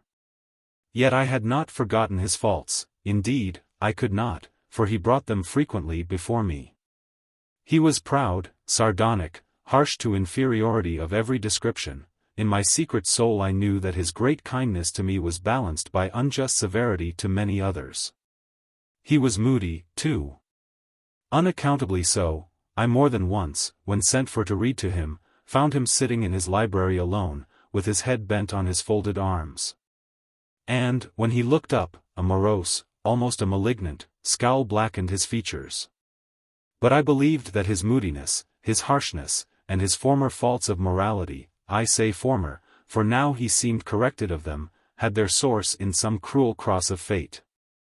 I believed he was naturally a man of better tendencies, higher principles, and purer tastes than such as circumstances had developed, education instilled, or destiny encouraged. I thought there were excellent materials in him, though for the present they hung together somewhat spoiled and tangled. I cannot deny that I grieved for his grief, whatever that was, and would have given much to assuage it. Though I had now extinguished my candle and was laid down in bed, I could not sleep for thinking of his look when he paused in the avenue, and told how his destiny had risen up before him, and dared him to be happy at Thornfield. Why not? I asked myself. What alienates him from the house? Will he leave it again soon? Mrs. Fairfax said he seldom stayed here longer than a fortnight at a time. And he has now been resident 8 weeks. If he does go, the change will be doleful. Suppose he should be absent spring, summer, and autumn, how joyless sunshine and fine days will seem. I hardly know whether I had slept or not after this musing. At any rate, I started wide awake on hearing a vague murmur, peculiar and lugubrious, which sounded, I thought, just above me. I wished I had kept my candle burning. The night was drearily dark, my spirits were depressed. I rose and sat up in bed, listening. The sound was hushed. I tried again to sleep. But my heart beat anxiously, my inward tranquility was broken. The clock, far down in the hall, struck 2. Just then it seemed my chamber door was touched. As if fingers had swept the panels in groping a way along the dark gallery outside. I said, "Who is there?" Nothing answered. I was chilled with fear. All at once I remembered that it might be Pilate, who, when the kitchen door chanced to be left open, not unfrequently found his way up to the threshold of Mr. Rochester's chamber. I had seen him lying there myself in the mornings. The idea calmed me somewhat. I lay down. Silence composes the nerves. And as an unbroken hush now reigned again through the whole house, I began to feel the return of slumber. But it was not fated that I should sleep that night. A dream had scarcely approached my ear, when it fled affrighted, scared by a marrow-freezing incident enough. This was a demoniac laugh, low, suppressed, and deep, uttered, as it seemed, at the very keyhole of my chamber door. The head of my bed was near the door, and I thought at first the goblin laugher stood at my bedside, or rather, crouched by my pillow, but I rose, looked round, and could see nothing. While, as I still gazed, the unnatural sound was reiterated, and I knew it came from behind the panels. My first impulse was to rise and fasten the bolt, my next, again to cry out, "Who is there?" Something gurgled and moaned. Ere long, steps retreated up the gallery towards the third-story staircase. A door had lately been made to shut in that staircase. I heard it open and close, and all was still. Was that Grace Poole? And is she possessed with a devil? Thought I. Impossible now to remain longer by myself, I must go to Mrs. Fairfax. I hurried on my frock and a shawl, I withdrew the bolt and opened the door with a trembling hand. There was a candle burning just outside, and on the matting in the gallery. I was surprised at this circumstance, but still more was I amazed to perceive the air quite dim, as if filled with smoke. And, while looking to the right hand and left, to find whence these blue wreaths issued, I became further aware of a strong smell of burning. Something creaked, it was a door ajar. And that door was Mr. Rochester's, and the smoke rushed in a cloud from thence. I thought no more of Mrs. Fairfax. I thought no more of Grace Poole, or the laugh. In an instant, I was within the chamber. Tongues of flame darted round the bed, the curtains were on fire. In the midst of blaze and vapor, Mr. Rochester lay stretched motionless, in deep sleep. "Wake! Wake!" I cried. I shook him, but he only murmured and turned. The smoke had stupefied him. Not a moment could be lost, the very sheets were kindling. I rushed to his basin and ewer. Fortunately, one was wide and the other deep, and both were filled with water. I heaved them up, deluged the bed and its occupant, flew back to my own room, brought my own water jug, baptized the couch afresh, and, by God's aid, succeeded in extinguishing the flames which were devouring it. The hiss of the quenched element, the breakage of a pitcher which I flung from my hand when I had emptied it, and, above all, the splash of the shower bath I had liberally bestowed, roused Mr. Rochester at last. Though it was now dark, I knew he was awake, because I heard him fulminating strange anathemas at finding himself lying in a pool of water. "Is there a flood?" he cried. "No, sir," I answered, "but there has been a fire. Get up, do, you are quenched now, I will fetch you a candle." "In the name of all the elves in Christendom, is that Jane Eyre?" he demanded. "What have you done with me, witch, sorceress? Who is in the room besides you? Have you plotted to drown me? I will fetch you a candle, sir, and, in heaven's name, get up. Somebody has plotted something, you cannot too soon find out who and what it is. There. I am up now. But at your peril you fetch a candle yet. Wait 2 minutes till I get into some dry garments, if any dry there be. Yes, here is my dressing gown. Now run." I did run. I brought the candle which still remained in the gallery. He took it from my hand, held it up, and surveyed the bed, all blackened and scorched, the sheets drenched, the carpet round swimming in water. "What is it? And who did it?" he asked. I briefly related to him what had transpired, the strange laugh I had heard in the gallery, the step ascending to the 3rd story, the smoke, the smell of fire which had conducted me to his room. In what state I had found matters there, and how I had deluged him with all the water I could lay hands on. He listened very gravely. His face, as I went on, expressed more concern than astonishment. He did not immediately speak when I had concluded. "Shall I call Mrs. Fairfax?"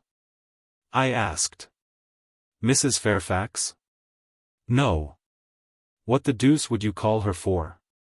What can she do? Let her sleep unmolested. Then I will fetch Leah, and wake John and his wife." "Not at all, just be still. You have a shawl on. If you are not warm enough, you may take my cloak yonder, wrap it about you, and sit down in the armchair. There, I will put it on. Now place your feet on the stool, to keep them out of the wet. I am going to leave you a few minutes. I shall take the candle. Remain where you are till I return, be as still as a mouse. I must pay a visit to the 2nd story. Don't move, remember, or call anyone." He went. I watched the light withdraw. He passed up the gallery very softly, unclosed the staircase door with as little noise as possible, shut it after him, and the last ray vanished. I was left in total darkness. I listened for some noise, but heard nothing. A very long time elapsed. I grew weary, it was cold, in spite of the cloak, and then I did not see the use of staying, as I was not to rouse the house. I was on the point of risking Mr. Rochester's displeasure by disobeying his orders, when the light once more gleamed dimly on the gallery wall, and I heard his unshod feet tread the matting. I hope it is he, thought I, and not something worse. He re-entered, pale and very gloomy. I have found it all out, said he, setting his candle down on the washstand. It is as I thought. How, sir? He made no reply, but stood with his arms folded, looking on the ground. At the end of a few minutes he inquired in rather a peculiar tone. I forget whether you said you saw anything when you opened your chamber door. No, sir, only the candlestick on the ground. But you heard an odd laugh? You have heard that laugh before, I should think, or something like it. Yes, sir, there is a woman who sews here, called Grace Poole. She laughs in that way. She is a singular person. Just so. Grace Poole, you have guessed it. She is, as you say, singular, very. Well, I shall reflect on the subject.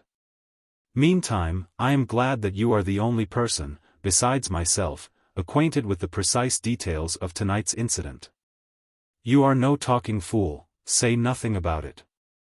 I will account for this state of affairs, pointing to the bed, and now return to your own room.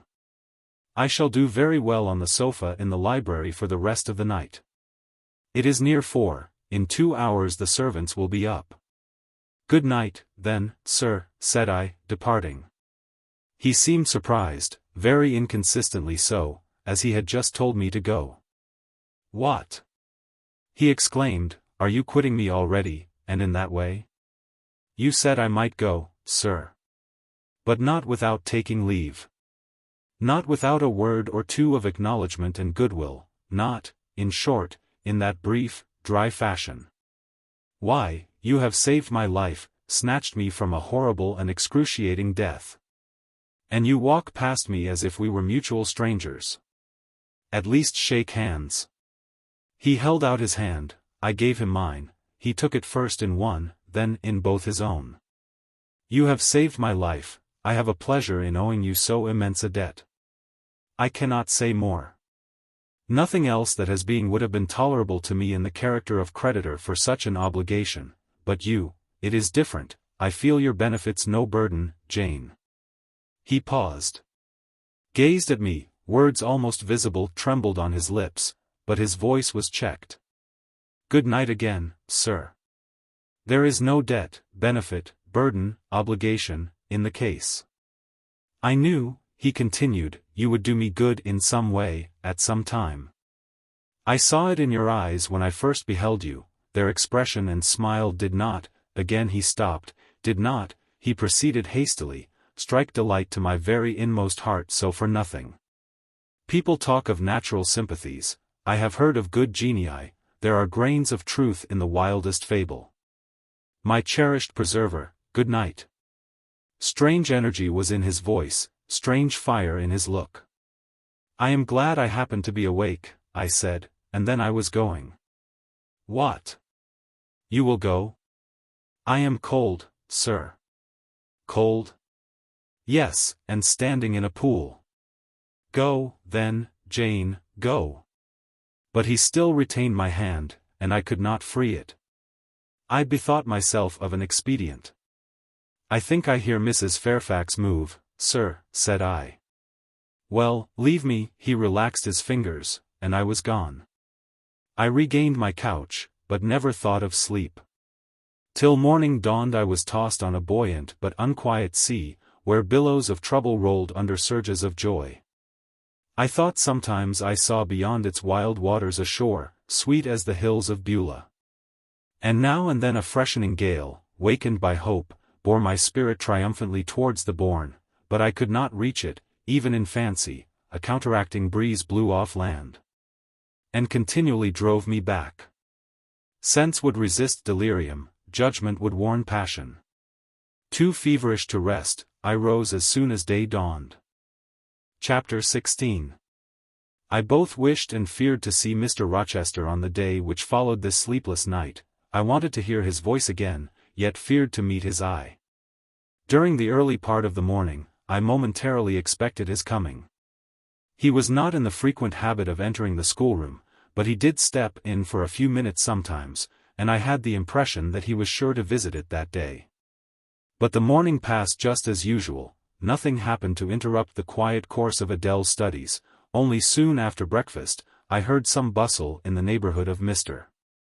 Rochester's chamber, Mrs. Fairfax's voice, and Leah's, and the cook's, that is, John's wife, and even John's own gruff tones. There were exclamations of, "What a mercy master was not burnt in his bed. It is always dangerous to keep a candle lit at night. How providential that he had presence of mind to think of the water jug. I wonder he waked nobody. It is to be hoped he will not take cold with sleeping on the library sofa," etc. To much confabulation succeeded a sound of scrubbing and setting to rights. And when I passed the room, in going downstairs to dinner, I saw through the open door that all was again restored to complete order, only the bed was stripped of its hangings. Leah stood up in the window seat, rubbing the panes of glass dimmed with smoke.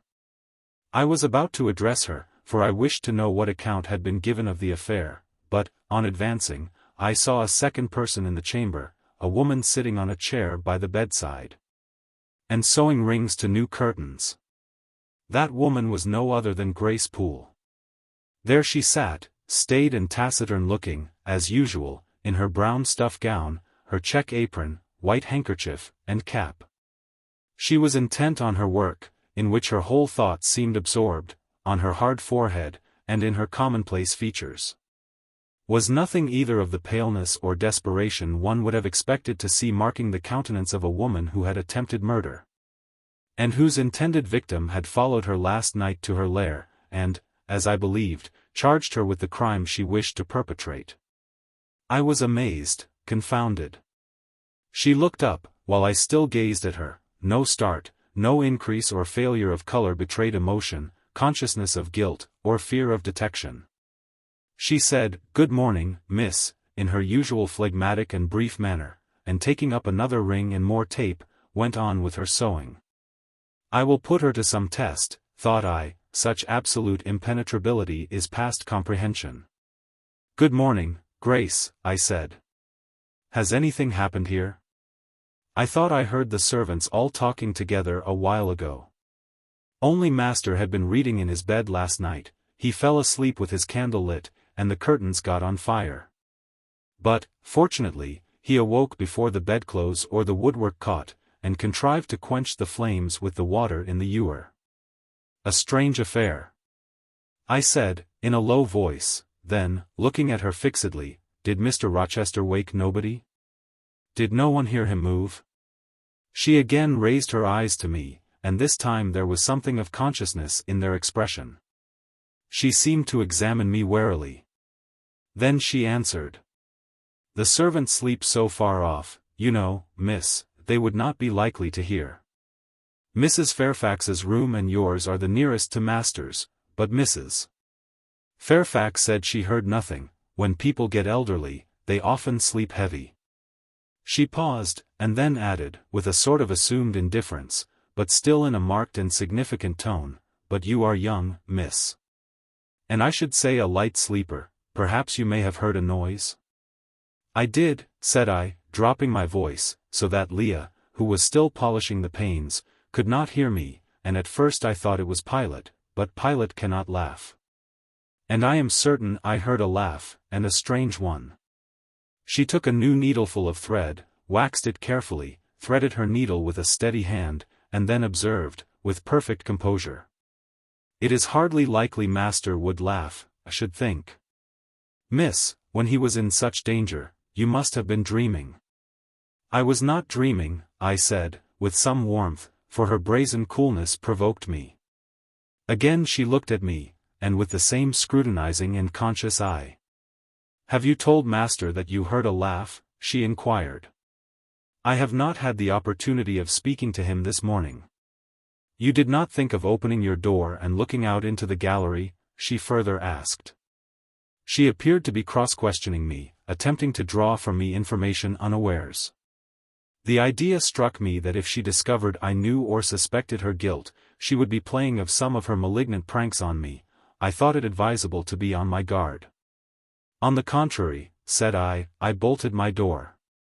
Then you are not in the habit of bolting your door every night before you get into bed? Fiend! She wants to know my habits, that she may lay her plans accordingly. Indignation again prevailed over prudence. I replied sharply, hitherto I have often omitted to fasten the bolt, I did not think it necessary. I was not aware any danger or annoyance was to be dreaded at Thornfield Hall, but in future, and I laid marked stress on the words, I shall take good care to make all secure before I venture to lie down. It will be wise so to do, was her answer. This neighborhood is as quiet as any I know, and I never heard of the hall being attempted by robbers since it was a house. Though there are hundreds of pounds worth of plate in the plate closet, as is well known. And you see, for such a large house, there are very few servants, because master has never lived here much. And when he does come, being a bachelor, he needs little waiting on, but I always think it best to err on the safe side. A door is soon fastened, and it is as well to have a drawn bolt between one and any mischief that may be about. A deal of people, miss, are for trusting all to Providence. But I say Providence will not dispense with the means, though he often blesses them when they are used discreetly. And here she closed her harangue, a long one for her, and uttered with the demureness of a Quakeress. I still stood absolutely dumbfounded at what appeared to me her miraculous self-possession and most inscrutable hypocrisy, when the cook entered. Mrs. Poole, said she, addressing Grace, the servants' dinner will soon be ready, will you come down? No, just put my pint of porter and bit of pudding on a tray, and I'll carry it upstairs. You'll have some meat? Just a morsel, and a taste of cheese, that's all. And the sago? Never mind it at present, I shall be coming down before tea time, I'll make it myself. The cook here turned to me, saying that Mrs. Fairfax was waiting for me, so I departed. I hardly heard Mrs. Fairfax's account of the curtain conflagration during dinner, so much was I occupied in puzzling my brains over the enigmatical character of Grace Poole. And still more in pondering the problem of her position at Thornfield and questioning why she had not been given into custody that morning, or, at the very least, dismissed from her master's service.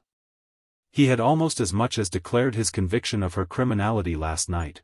What mysterious cause withheld him from accusing her? Why had he enjoined me, too, to secrecy? It was strange, a bold, vindictive, and haughty gentleman seemed somehow in the power of one of the meanest of his dependents. So much in her power, that even when she lifted her hand against his life, he dared not openly charge her with the attempt, much less punish her for it. Had Grace been young and handsome, I should have been tempted to think that tenderer feelings than prudence or fear influenced Mr. Rochester in her behalf. But, hard-favored and matronly as she was, the idea could not be admitted. Yet, I reflected, she has been young once, her youth would be contemporary with her master's. Mrs. Fairfax told me once, she had lived here many years. I don't think she can ever have been pretty. But, for aught I know, she may possess originality and strength of character to compensate for the want of personal advantages. Mr. Rochester is an amateur of the decided and eccentric, Grace is eccentric at least. What if a former caprice, a freak very possible to a nature so sudden and headstrong as his, has delivered him into her power, and she now exercises over his actions a secret influence? The result of his own indiscretion, which he cannot shake off, and dare not disregard?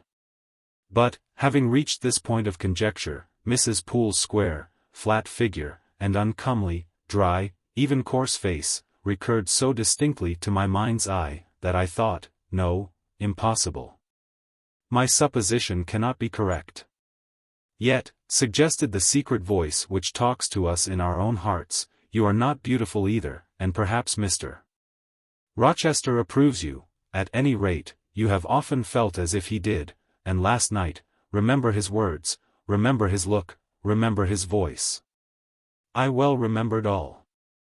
Language, glance, and tone seemed at the moment vividly renewed. I was now in the schoolroom. Adele was drawing. I bent over her and directed her pencil. She looked up with a sort of start. "Qu'avez-vous, mademoiselle?" said she. "Vos doigts tremblent comme la feuille, et vos joues sont rouges, mais, rouges comme des cerises." 28. "I am hot, Adele," with stooping. She went on sketching. I went on thinking. I hastened to drive from my mind the hateful notion I had been conceiving respecting Grace Poole. It disgusted me. I compared myself with her, and found we were different. Bessie Levin had said I was quite a lady, and she spoke truth. I was a lady. And now I looked much better than I did when Bessie saw me. I had more color and more flesh, more life, more vivacity, because I had brighter hopes and keener enjoyments. "Evening approaches," said I, as I looked towards the window. "I have never heard Mr. Rochester's voice or step in the house today, but surely I shall see him before night. I feared the meeting in the morning. Now I desire it, because expectation has been so long baffled that it is grown impatient." When dusk actually closed, and when Adele left me to go and play in the nursery with Sophie, I did most keenly desire it. I listened for the bell to ring below. I listened for Leah coming up with a message. I fancied sometimes I heard Mr. Rochester's own tread, and I turned to the door, expecting it to open and admit him. The door remained shut. Darkness only came in through the window. Still it was not late. He often sent for me at 7 and 8 o'clock, and it was yet but 6. Surely I should not be wholly disappointed tonight, when I had so many things to say to him. I wanted again to introduce the subject of Grace Poole, and to hear what he would answer. I wanted to ask him plainly if he really believed it was she who had made last night's hideous attempt, and if so, why he kept her wickedness a secret. It little mattered whether my curiosity irritated him. I knew the pleasure of vexing and soothing him by turns. It was one I chiefly delighted in, and a sure instinct always prevented me from going too far. Beyond the verge of provocation I never ventured. On the extreme brink I liked well to try my skill. Retaining every minute form of respect, every propriety of my station, I could still meet him in argument without fear or uneasy restraint. This suited both him and me. A tread creaked on the stairs at last. Leah made her appearance, but it was only to intimate that tea was ready in Mrs. Fairfax's room. Thither I repaired, glad at least to go downstairs. For that brought me, I imagined, nearer to Mr. Rochester's presence. "You must want your tea," said the good lady, as I joined her. "You ate so little at dinner. I am afraid," she continued, "you are not well today. You look flushed and feverish." "Oh, quite well. I never felt better." "Then you must prove it by evincing a good appetite. Will you fill the teapot while I knit off this needle?" Having completed her task, she rose to draw down the blind, which she had hitherto kept up, by way, I suppose, of making the most of daylight, though dusk was now fast deepening into total obscurity. "It is fair tonight," said she, as she looked through the panes, "though not starlight. Mr. Rochester has, on the whole, had a favorable day for his journey." "Journey, is Mr. Rochester gone anywhere? I did not know he was out." "Oh, he set off the moment he had breakfasted. He is gone to the Leas, Mr. Eshton's place, 10 miles on the other side Millcote. I believe there is quite a party assembled there, Lord Ingram, Sir George Lynn, Colonel Dent, and others." "Do you expect him back tonight?" "No, nor tomorrow either. I should think he is very likely to stay a week or more. When these fine, fashionable people get together, they are so surrounded by elegance and gaiety, so well provided with all that can please and entertain, they are in no hurry to separate. Gentlemen especially are often in request on such occasions, and Mr. Rochester is so talented and so lively in society, that I believe he is a general favorite. The ladies are very fond of him, though you would not think his appearance calculated to recommend him particularly in their eyes, but I suppose his acquirements and abilities, perhaps his wealth and good blood, make amends for any little fault of look. Are there ladies at the Lees? There are Mrs. Eshton and her 3 daughters, very elegant young ladies indeed. And there are the Honourable Blanche and Mary Ingram, most beautiful women, I suppose. Indeed I have seen Blanche, 6 or 7 years since, when she was a girl of 18. She came here to a Christmas ball and party Mr. Rochester gave. You should have seen the dining room that day, how richly it was decorated, how brilliantly lit up. I should think there were 50 ladies and gentlemen present, all of the first county families, and Miss Ingram was considered the belle of the evening. You saw her, you say, Mrs.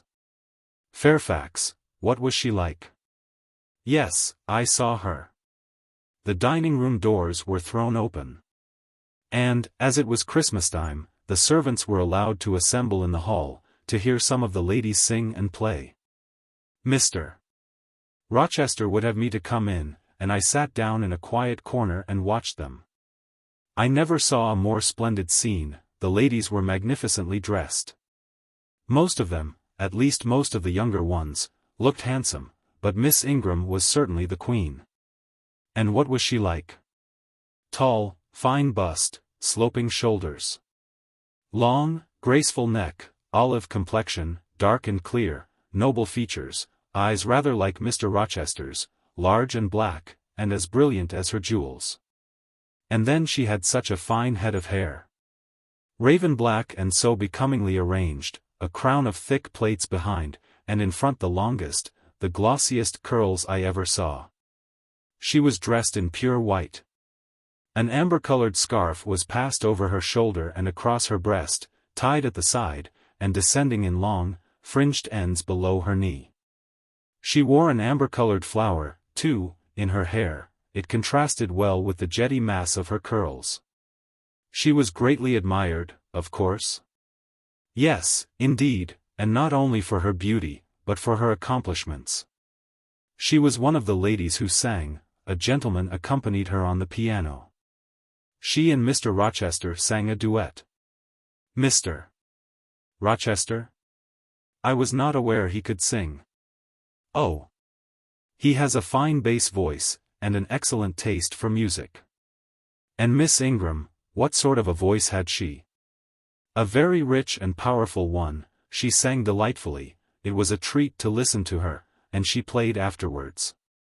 I am no judge of music, but Mr. Rochester is. And I heard him say her execution was remarkably good. And this beautiful and accomplished lady, she is not yet married? It appears not. I fancy neither she nor her sister have very large fortunes. Old Lord Ingram's estates were chiefly entailed, and the eldest son came in for everything almost. But I wonder no wealthy nobleman or gentleman has taken a fancy to her, Mr. Rochester, for instance. He is rich, is he not?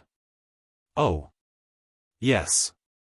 But you see there is a considerable difference in age. Mr. Rochester is nearly 40, she is but 25.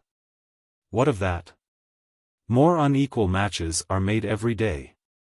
True, yet I should scarcely fancy Mr. Rochester would entertain an idea of the sort.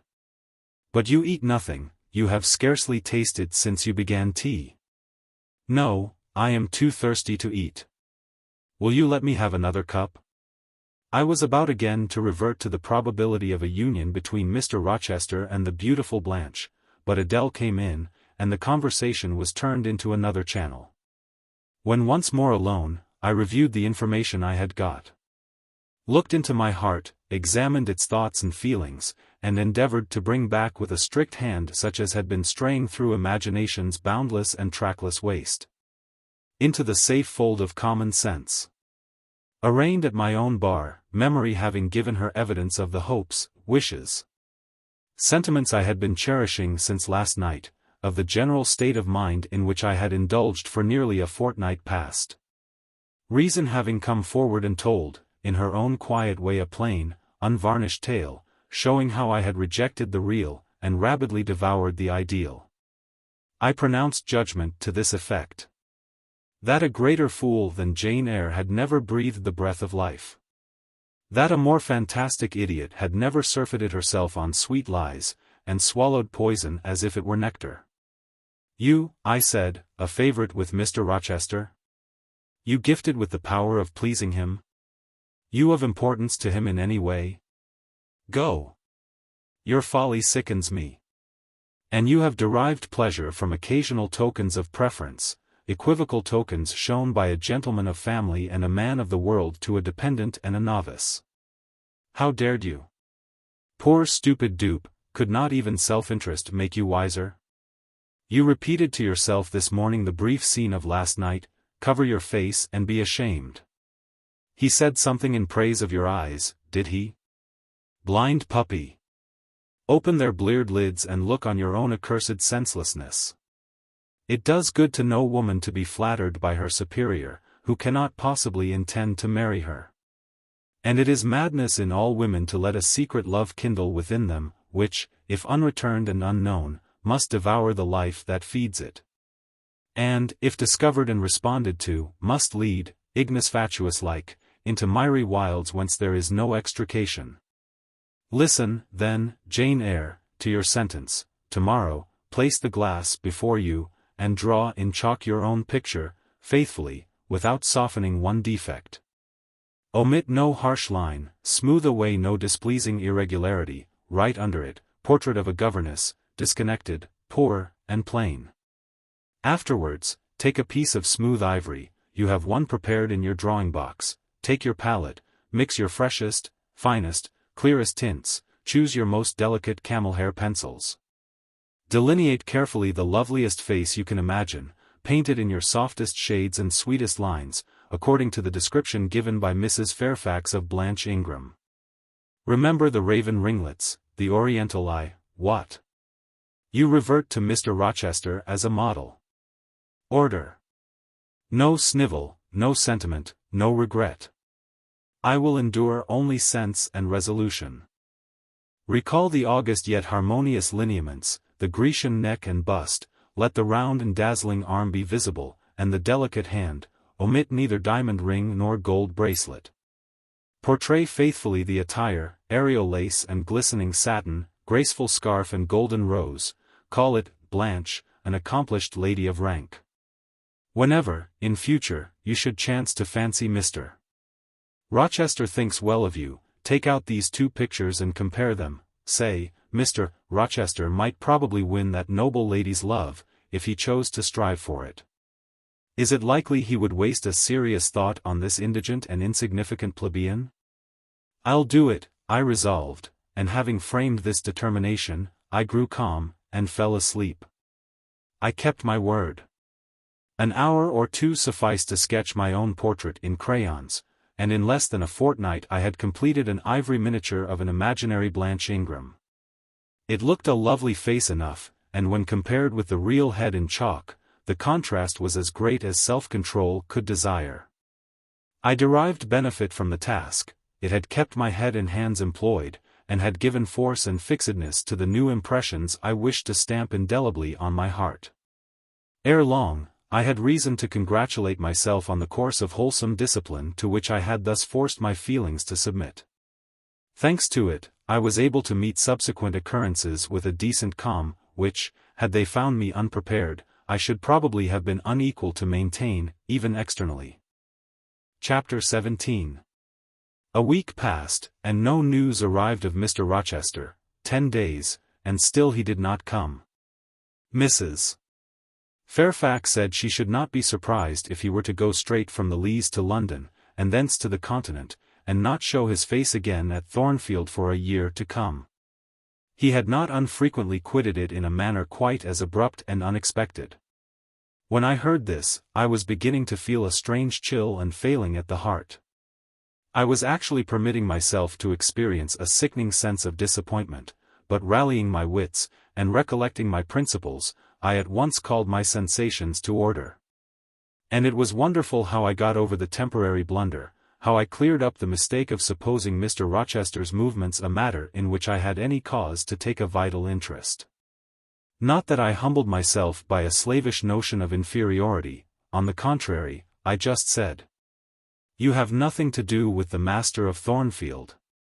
Further than to receive the salary he gives you for teaching his protégé, and to be grateful for such respectful and kind treatment as, if you do your duty, you have a right to expect at his hands. Be sure that is the only tie he seriously acknowledges between you and him, so don't make him the object of your fine feelings, your raptures, agonies, and so forth.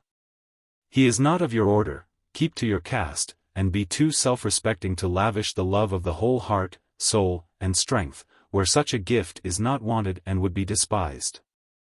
I went on with my day's business tranquilly, but ever and anon vague suggestions kept wandering across my brain of reasons why I should quit Thornfield. And I kept involuntarily framing advertisements and pondering conjectures about new situations. These thoughts I did not think to check, they might germinate and bear fruit if they could. Mr. Rochester had been absent upwards of a fortnight, when the post brought Mrs. Fairfax a letter. "It is from the master," said she, as she looked at the direction. "Now I suppose we shall know whether we are to expect his return or not." And while she broke the seal and perused the document, I went on taking my coffee. We were at breakfast, it was hot. And I attributed to that circumstance a fiery glow which suddenly rose to my face. Why my hand shook, and why I involuntarily spilt half the contents of my cup into my saucer, I did not choose to consider. Well, I sometimes think we are too quiet. But we run a chance of being busy enough now, for a little while at least, said Mrs. Fairfax, still holding the note before her spectacles. Ere I permitted myself to request an explanation, I tied the string of Adele's pinafore, which happened to be loose. Having helped her also to another bun and refilled her mug with milk, I said nonchalantly, "Mr. Rochester is not likely to return soon, I suppose?" "Indeed he is, in 3 days, he says. That will be next Thursday, and not alone either. I don't know how many of the fine people at the Lees are coming with him. He sends directions for all the best bedrooms to be prepared, and the library and drawing rooms are to be cleaned out. I am to get more kitchen hands from the George Inn, at Millcote, and from wherever else I can.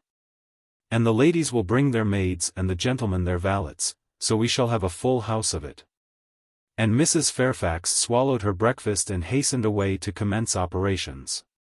The 3 days were, as she had foretold, busy enough. I had thought all the rooms at Thornfield beautifully clean and well arranged, but it appears I was mistaken. 3 women were got to help.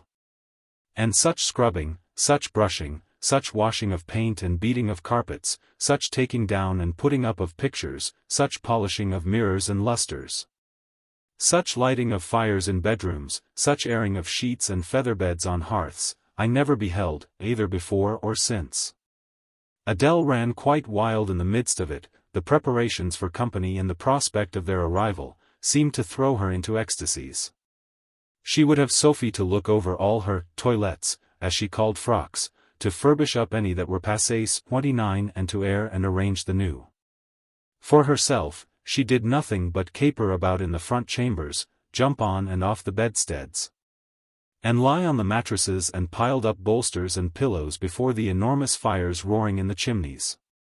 From school duties she was exonerated. Mrs. Fairfax had pressed me into her service, and I was all day in the storeroom, helping, or hindering, her and the cook. Learning to make custards and cheesecakes and French pastry, to truss game and garnish dessert dishes.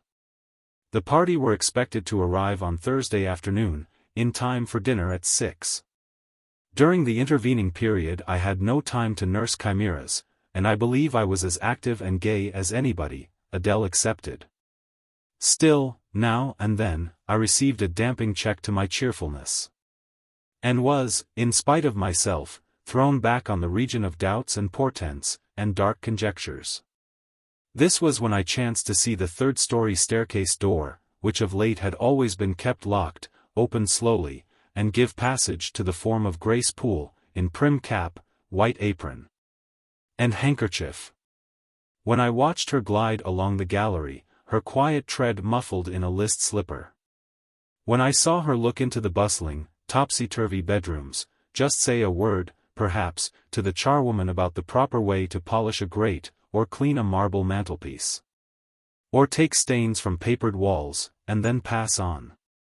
She would thus descend to the kitchen once a day, eat her dinner, smoke a moderate pipe on the hearth, and go back, carrying her pot of porter with her, for her private solace, in her own gloomy upper haunt. Only 1 hour in the 24 did she pass with her fellow servants below. All the rest of her time was spent in some low-ceiled oaken chamber of the second story. There she sat and sewed, and probably laughed drearily to herself, as companionless as a prisoner in his dungeon. The strangest thing of all was, that not a soul in the house, except me, noticed her habits, or seemed to marvel at them. No one discussed her position or employment. No one pitied her solitude or isolation. I once, indeed, overheard part of a dialogue between Leah and one of the charwomen, of which Grace formed the subject. Leah had been saying something I had not caught, and the charwoman remarked, "She gets good wages, I guess." "Yes," said Leah, "I wish I had as good. Not that mine are to complain of, there's no stinginess at Thornfield, but they're not 1/5 of the sum Mrs. Poole receives. And she is laying by, she goes every quarter to the bank at Millcote. I should not wonder but she has saved enough to keep her independent if she liked to leave, but I suppose she's got used to the place, and then she's not 40 yet, and strong and able for anything. It is too soon for her to give up business." "She is a good hand, I dare say," said the charwoman. "Ah, she understands what she has to do, nobody better," rejoined Leah significantly. "And it is not everyone could fill her shoes, not for all the money she gets." "That it is not," was the reply. "I wonder whether the master—" The charwoman was going on. But here Leah turned and perceived me, and she instantly gave her companion a nudge. "Doesn't she know?" I heard the woman whisper. Leah shook her head, and the conversation was of course dropped. All I had gathered from it amounted to this, that there was a mystery at Thornfield, and that from participation in that mystery I was purposely excluded. Thursday came. All work had been completed the previous evening. Carpets were laid down, bed hangings festooned, radiant white counterpanes spread, toilet tables arranged, furniture rubbed. Flowers piled in vases. Both chambers and saloons looked as fresh and bright as hands could make them. The hall, too, was scoured, and the great carved clock, as well as the steps and banisters of the staircase, were polished to the brightness of glass. In the dining room, the sideboard flashed resplendent with plate. In the drawing room and boudoir, vases of exotics bloomed on all sides.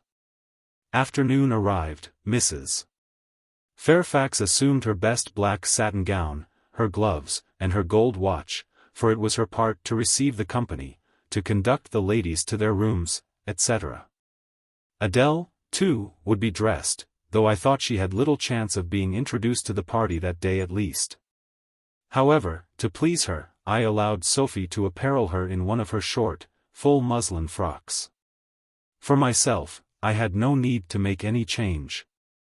I should not be called upon to quit my sanctum of the schoolroom, for a sanctum it was now become to me, a very pleasant refuge in time of trouble. It had been a mild, serene spring day, one of those days which, towards the end of March or the beginning of April, rise shining over the earth as heralds of summer.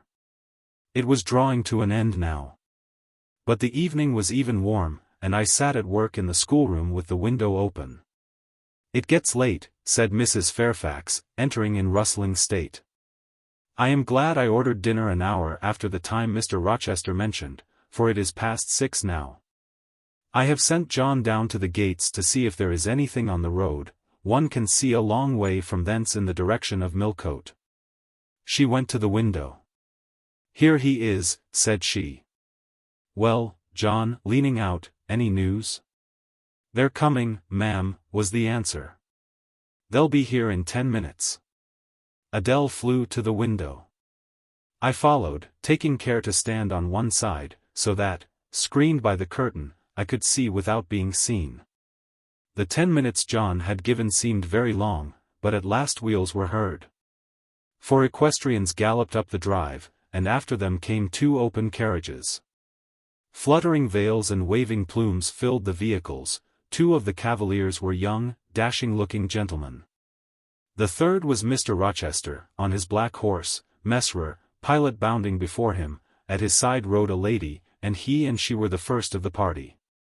Her purple riding habit almost swept the ground, her veil streamed long on the breeze, mingling with its transparent folds, and gleaming through them, shone rich raven ringlets. "Miss Ingram!" exclaimed Mrs. Fairfax, and away she hurried to her post below. The cavalcade, following the sweep of the drive, quickly turned the angle of the house, and I lost sight of it. Adele now petitioned to go down. But I took her on my knee, and gave her to understand that she must not on any account think of venturing in sight of the ladies, either now or at any other time, unless expressly sent for, that Mr. Rochester would be very angry, etc. Some natural tears she shed, on being told this, but as I began to look very grave, she consented at last to wipe them.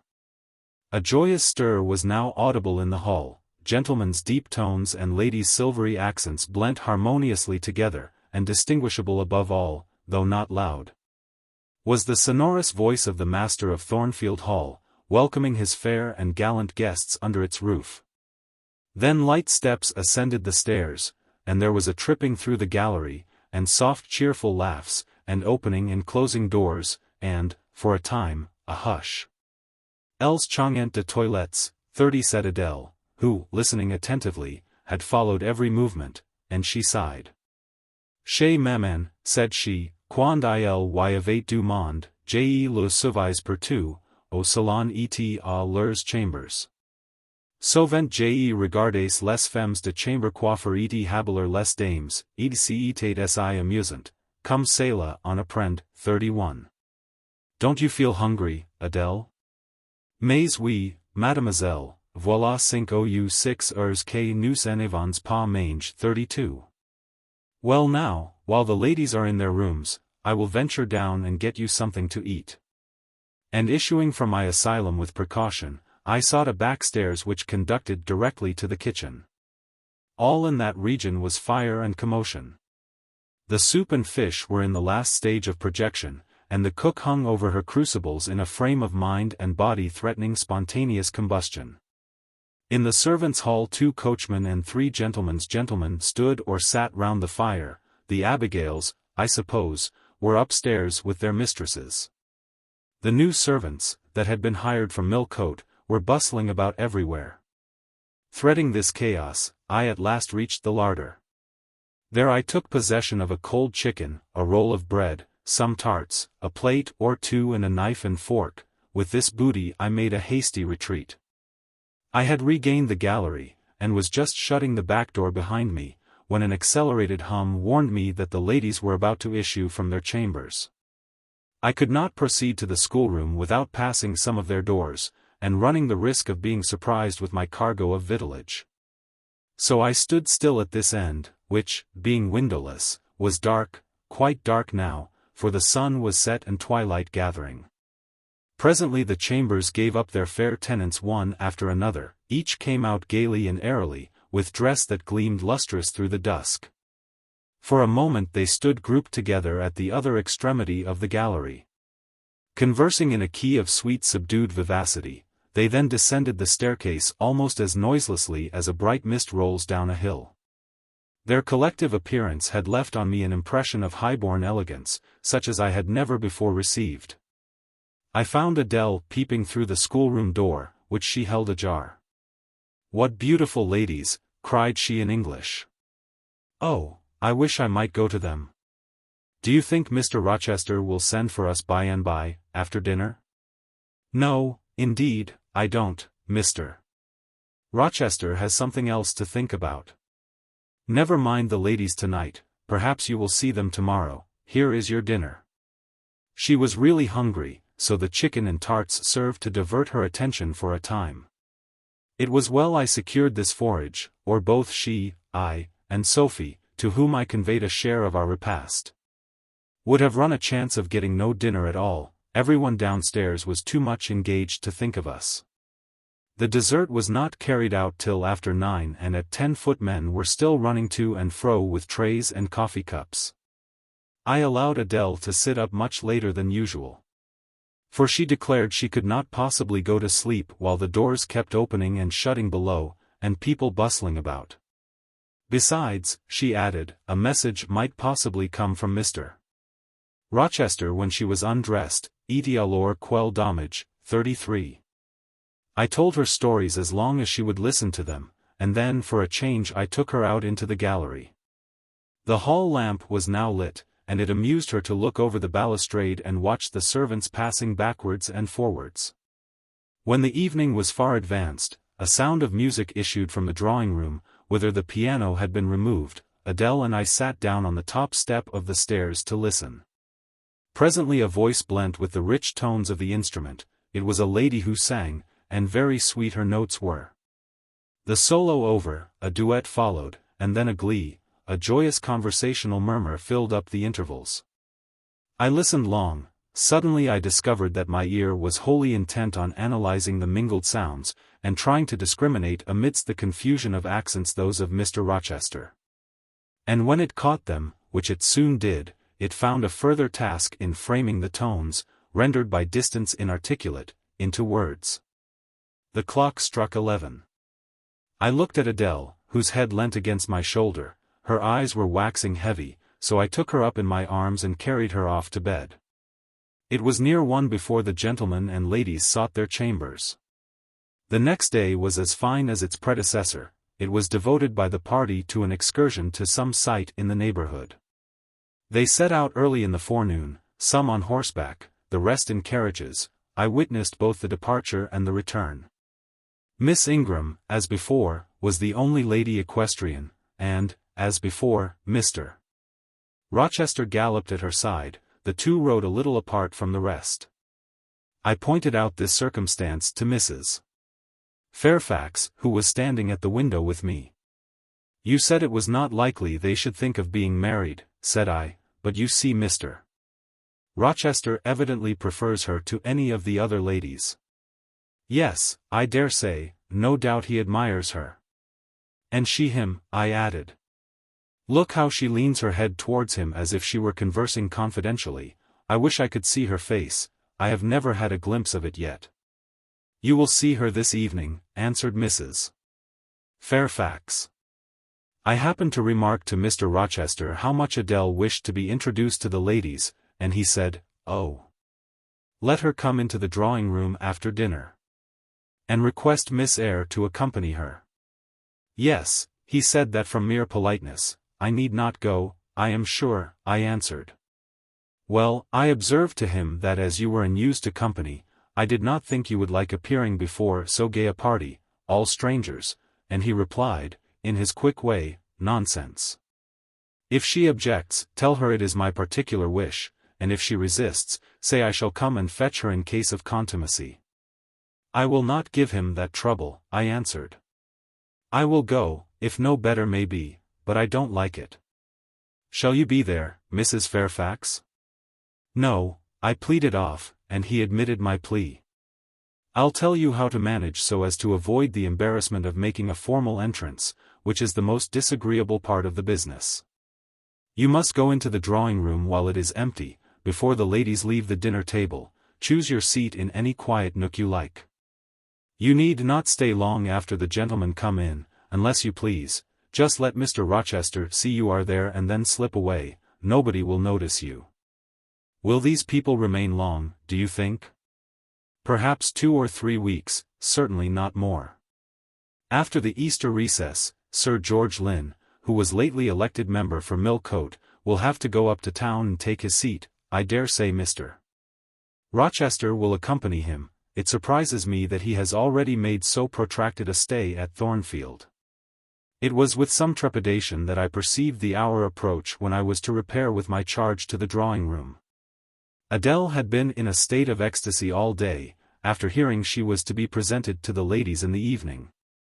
And it was not till Sophie commenced the operation of dressing her that she sobered down. Then the importance of the process quickly steadied her, and by the time she had her curls arranged in well-smoothed, drooping clusters, her pink satin frock put on, her long sash tied, and her lace mittens adjusted, she looked as grave as any judge. No need to warn her not to disarrange her attire. when she was dressed, she sat demurely down in her little chair, taking care previously to lift up the satin skirt for fear she should crease it, and assured me she would not stir thence till I was ready. This I quickly was. My best dress, the silver-grey one, purchased for Miss Temple's wedding, and never worn since, was soon put on. My hair was soon smoothed. My sole ornament, the pearl brooch, soon assumed. We descended. Fortunately there was another entrance to the drawing-room than that through the saloon where they were all seated at dinner. We found the apartment vacant. A large fire burning silently on the marble hearth, and wax candles shining in bright solitude, amid the exquisite flowers with which the tables were adorned. The crimson curtain hung before the arch, slight as was the separation this drapery formed from the party in the adjoining saloon. They spoke in so low a key that nothing of their conversation could be distinguished beyond a soothing murmur. Adele, who appeared to be still under the influence of a most solemnizing impression, sat down, without a word, on the footstool I pointed out to her. I retired to a window seat, and taking a book from a table near, endeavored to read. Adele brought her stool to my feet. Ere long she touched my knee. "What is it, Adele?" "Est-ce que je ne peux pas prendre un seul de ces fleurs magnifiques, mademoiselle? Seulement pour compléter ma toilette." 34. You think too much of your toilette, Adele, but you may have a flower. And I took a rose from a vase and fastened it in her sash. She sighed a sigh of ineffable satisfaction, as if her cup of happiness were now full. I turned my face away to conceal a smile I could not suppress. There was something ludicrous as well as painful in the little Parisienne's earnest and innate devotion to matters of dress. A soft sound of rising now became audible. The curtain was swept back from the arch. Through it appeared the dining room, with its lit luster pouring down light on the silver and glass of a magnificent dessert service covering a long table. A band of ladies stood in the opening. They entered, and the curtain fell behind them. There were but 8, yet, somehow, as they flocked in, they gave the impression of a much larger number. Some of them were very tall. Many were dressed in white, and all had a sweeping amplitude of array that seemed to magnify their persons as a mist magnifies the moon. I rose and curtsied to them. 1 or 2 bent their heads in return, the others only stared at me. They dispersed about the room, reminding me, by the lightness and buoyancy of their movements, of a flock of white plumy birds. Some of them threw themselves in half-reclining positions on the sofas and ottomans, some bent over the tables and examined the flowers and books, the rest gathered in a group round the fire. All talked in a low but clear tone which seemed habitual to them. I knew their names afterwards, and may as well mention them now. First, there was Mrs. Eshton and 2 of her daughters. She had evidently been a handsome woman, and was well preserved still. Of her daughters, the eldest, Amy, was rather little, naive, and childlike in face and manner, and piquant in form. Her white muslin dress and blue sash became her well.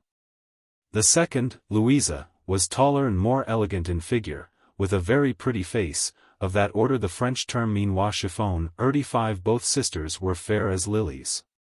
Lady Lynn was a large and stout personage of about 40, very erect, very haughty-looking. Richly dressed in a satin robe of changeful sheen, her dark hair shone glossily under the shade of an azure plume, and within the circlet of a band of gems. Mrs. Colonel Dent was less showy, but, I thought, more ladylike. She had a slight figure, a pale, gentle face, and fair hair. Her black satin dress, her scarf of rich foreign lace, and her pearl ornaments, pleased me better than the rainbow radiance of the titled dame. But the 3 most distinguished, partly, perhaps, because the tallest figures of the band, were the Dowager Lady Ingram and her daughters, Blanche and Mary. They were all 3 of the loftiest stature of women. The Dowager might be between 40 and 50, her shape was still fine, her hair, by candlelight at least, still black. Her teeth, too, were still apparently perfect. Most people would have termed her a splendid woman of her age, and so she was, no doubt, physically speaking. But then there was an expression of almost insupportable haughtiness in her bearing and countenance. She had Roman features and a double chin, disappearing into a throat like a pillar. These features appeared to me not only inflated and darkened, but even furrowed with pride. And the chin was sustained by the same principle, in a position of almost preternatural erectness. She had, likewise, a fierce and a hard eye. It reminded me of Mrs. Reed's. She mouthed her words in speaking, her voice was deep, its inflections very pompous, very dogmatical, very intolerable, in short. A crimson velvet robe, and a shawl turban of some gold-wrought Indian fabric, invested her, I suppose she thought, with a truly imperial dignity. Blanche and Mary were of equal stature, straight and tall as poplars. Mary was too slim for her height, but Blanche was molded like a Dienne. I regarded her, of course, with special interest. First, I wished to see whether her appearance accorded with Mrs. Fairfax's description, secondly, whether it at all resembled the fancy miniature I had painted of her, and thirdly, it will out, whether it were such as I should fancy likely to suit Mr. Rochester's taste. As far as person went, she answered point for point, both to my picture and Mrs. Fairfax's description. The noble bust, the sloping shoulders, the graceful neck, the dark eyes and black ringlets were all there, but her face? Her face was like her mother's. A youthful unfurrowed likeness, the same low brow, the same high features, the same pride. It was not, however, so saturnine a pride. She laughed continually. Her laugh was satirical, and so was the habitual expression of her arched and haughty lip. Genius is said to be self-conscious. I cannot tell whether Miss Ingram was a genius, but she was self-conscious, remarkably self-conscious indeed. She entered into a discourse on botany with the gentle Mrs. Dent. It seemed Mrs. Dent had not studied that science, though, as she said, she liked flowers, especially wild ones. Miss Ingram had, and she ran over its vocabulary with an air. I presently perceived she was, what is vernacularly termed, trailing Mrs. Dent, that is, playing on her ignorance. Her trail might be clever, but it was decidedly not good-natured. She played, her execution was brilliant, she sang, her voice was fine, she talked French apart to her mamma, and she talked it well, with fluency and with a good accent. Mary had a milder and more open countenance than Blanche. Softer features too, and a skin some shades fairer. Miss Ingram was dark as a Spaniard, but Mary was deficient in life, her face lacked expression, her eye luster. She had nothing to say, and having once taken her seat, remained fixed like a statue in its niche. The sisters were both attired in spotless white. And did I now think Miss Ingram such a choice as Mr. Rochester would be likely to make? I could not tell, I did not know his taste in female beauty. If he liked the majestic, she was the very type of majesty, then she was accomplished, sprightly. Most gentlemen would admire her, I thought. And that he did admire her, I already seemed to have obtained proof. To remove the last shade of doubt, it remained but to see them together. You are not to suppose, reader, that Adele has all this time been sitting motionless on the stool at my feet, no. When the ladies entered, she rose, advanced to meet them, made a stately reverence, and said with gravity, "Bonjour, mesdames." 36. And Miss Ingram had looked down at her with a mocking air, and exclaimed, "Oh, what a little puppet." Lady Lynn had remarked, "It is Mr. Rochester's ward, I suppose, the little French girl he was speaking of." Mrs. Dent had kindly taken her hand, and given her a kiss. Amy and Louisa Eshton had cried out simultaneously, "What a love of a child!" And then they had called her to a sofa, where she now sat, ensconced between them, chattering alternately in French and broken English. Absorbing not only the young lady's attention, but that of Mrs. Eshton and Lady Lynn, and getting spoilt to her heart's content. At last coffee is brought in, and the gentlemen are summoned. I sit in the shade, if any shade there be in this brilliantly lit apartment. The window curtain half hides me. Again the arch yawns, they come. The collective appearance of the gentlemen, like that of the ladies, is very imposing. They are all costumed in black, most of them are tall, some young. Henry and Frederick Lynn are very dashing sparks indeed, and Colonel Dent is a fine soldierly man. Mr. Eshton, the magistrate of the district, is gentlemanlike. His hair is quite white, his eyebrows and whiskers still dark, which gives him something of the appearance of a Père Noble de Theatre. 37 Lord Ingram, like his sisters, is very tall. Like them, also, he is handsome. But he shares Mary's apathetic and listless look. He seems to have more length of limb than vivacity of blood or vigor of brain. And where is Mr. Rochester?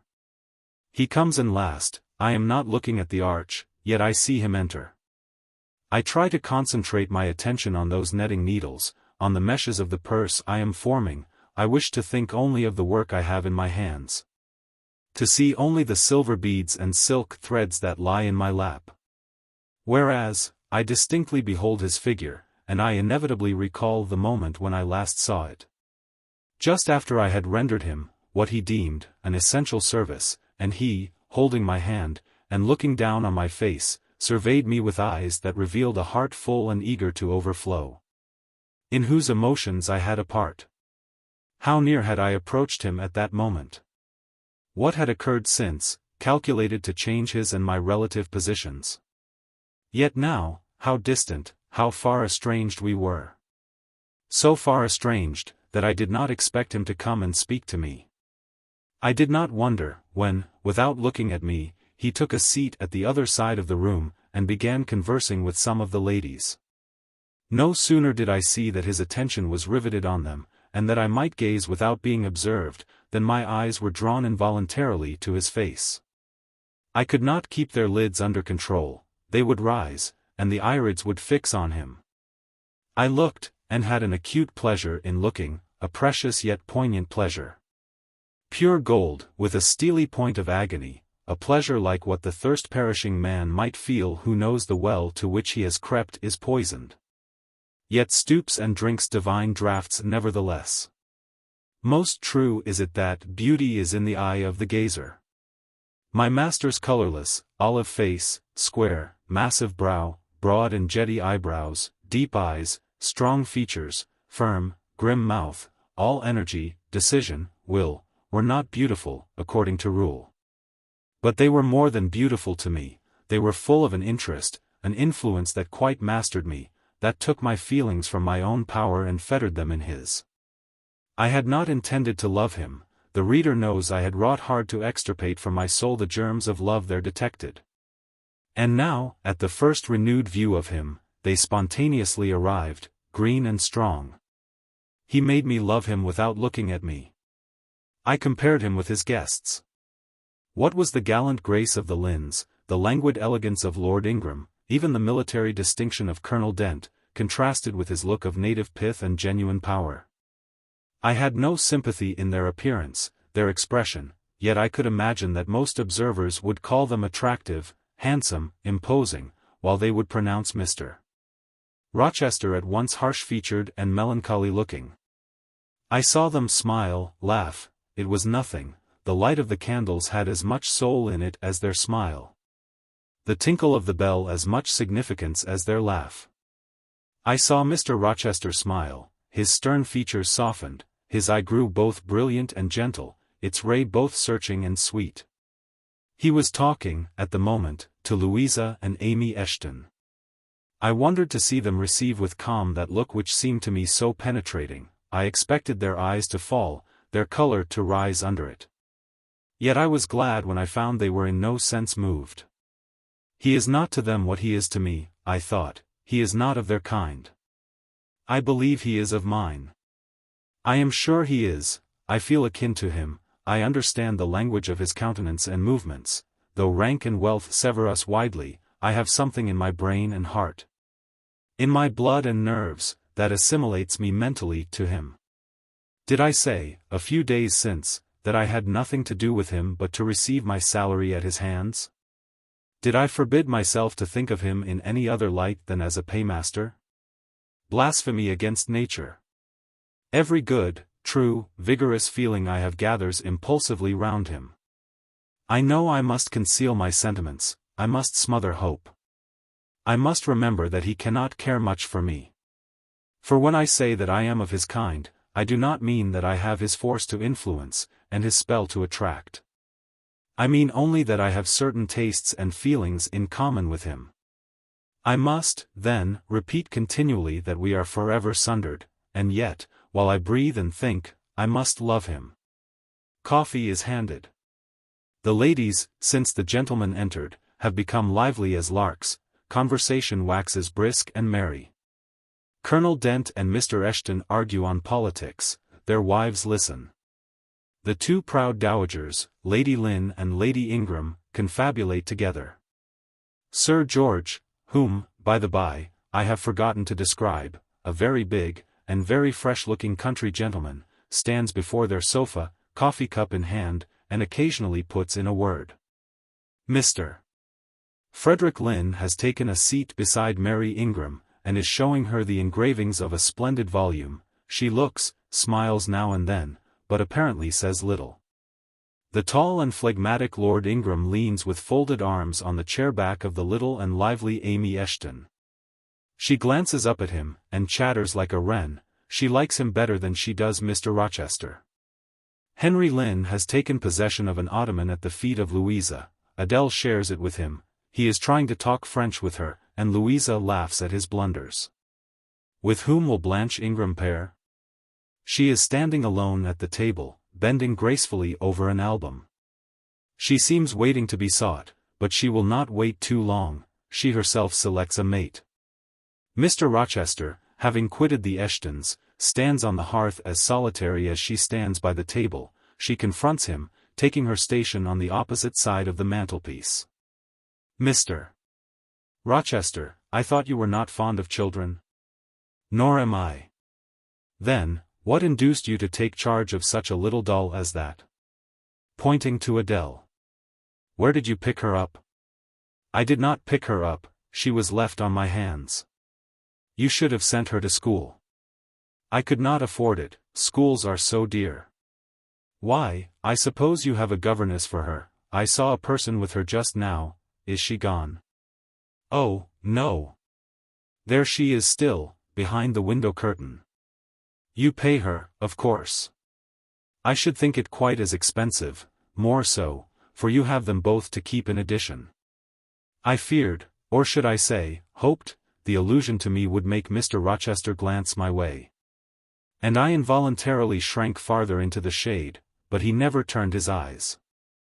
I have not considered the subject, said he indifferently, looking straight before him. No, you men never do consider economy and common sense. You should hear Mamma on the chapter of governesses. Mary and I have had, I should think, a dozen at least in our day. Half of them detestable and the rest ridiculous, and all incubi, were they not, Mamma? Did you speak, my own? The young lady thus claimed as the dowager's special property, reiterated her question with an explanation. My dearest, don't mention governesses, the word makes me nervous. I have suffered a martyrdom from their incompetency and caprice. I thank heaven I have now done with them. Mrs. Dent here bent over to the pious lady and whispered something in her ear. I suppose, from the answer elicited, it was a reminder that one of the anathematized race was present. Tant pis, 38, said her ladyship, I hope it may do her good. Then, in a lower tone, but still loud enough for me to hear, I noticed her. I am a judge of physiognomy, and in hers I see all the faults of her class. What are they, madam? Inquired Mr. Rochester aloud. I will tell you in your private ear, replied she, wagging her turban 3 times with portentous significancy. But my curiosity will be past its appetite, it craves food now. Ask Blanche, she is nearer you than I. Oh, don't refer him to me, Mamma. I have just one word to say of the whole tribe, they are a nuisance. Not that I ever suffered much from them. I took care to turn the tables.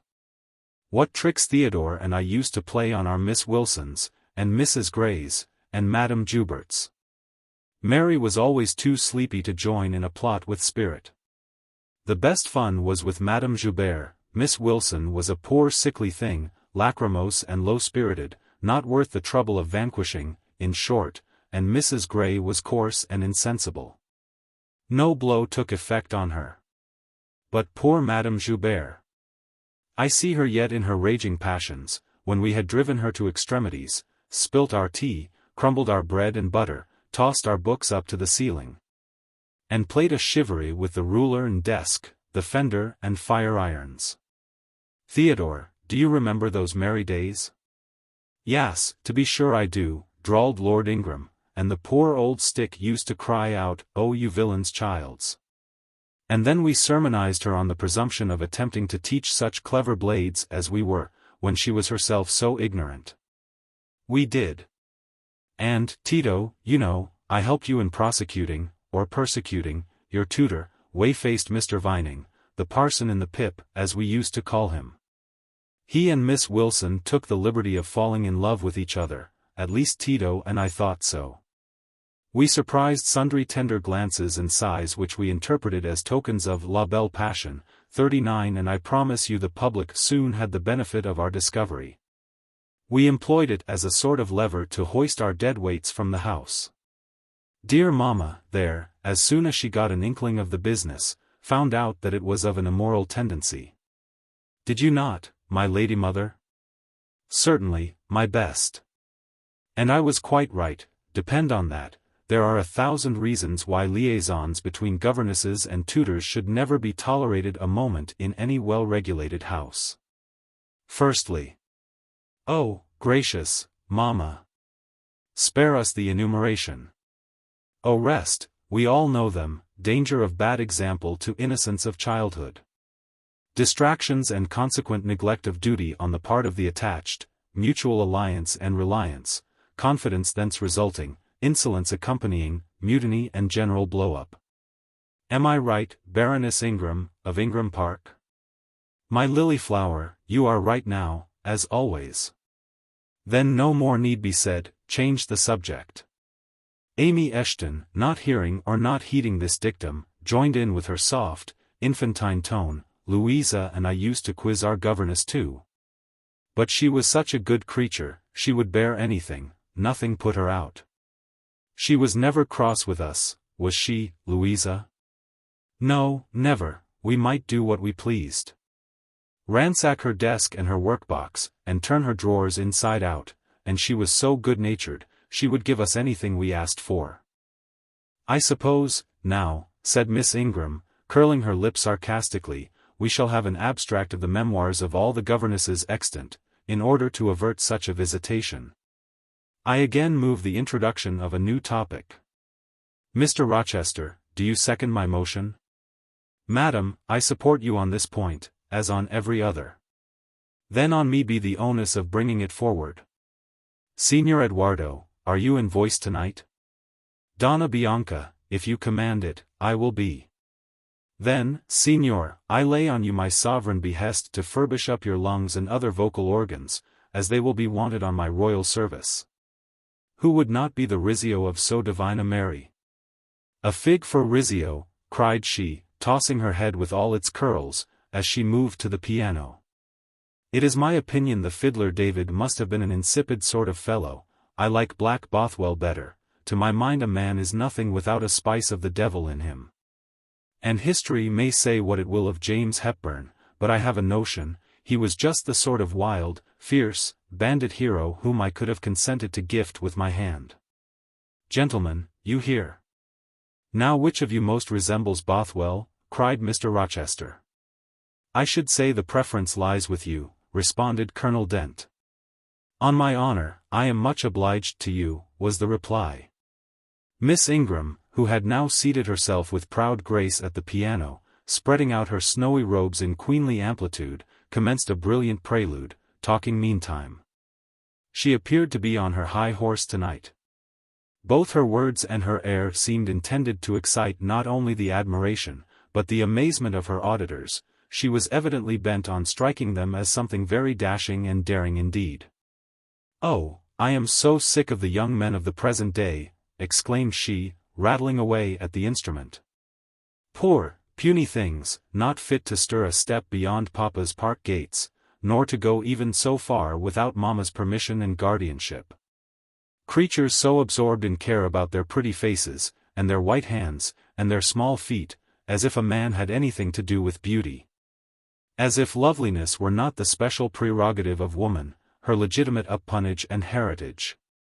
I grant an ugly woman is a blot on the fair face of creation.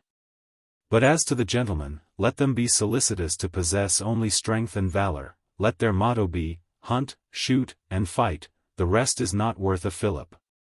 Such should be my device, were I a man. Whenever I marry, she continued after a pause which none interrupted, I am resolved my husband shall not be a rival, but a foil to me.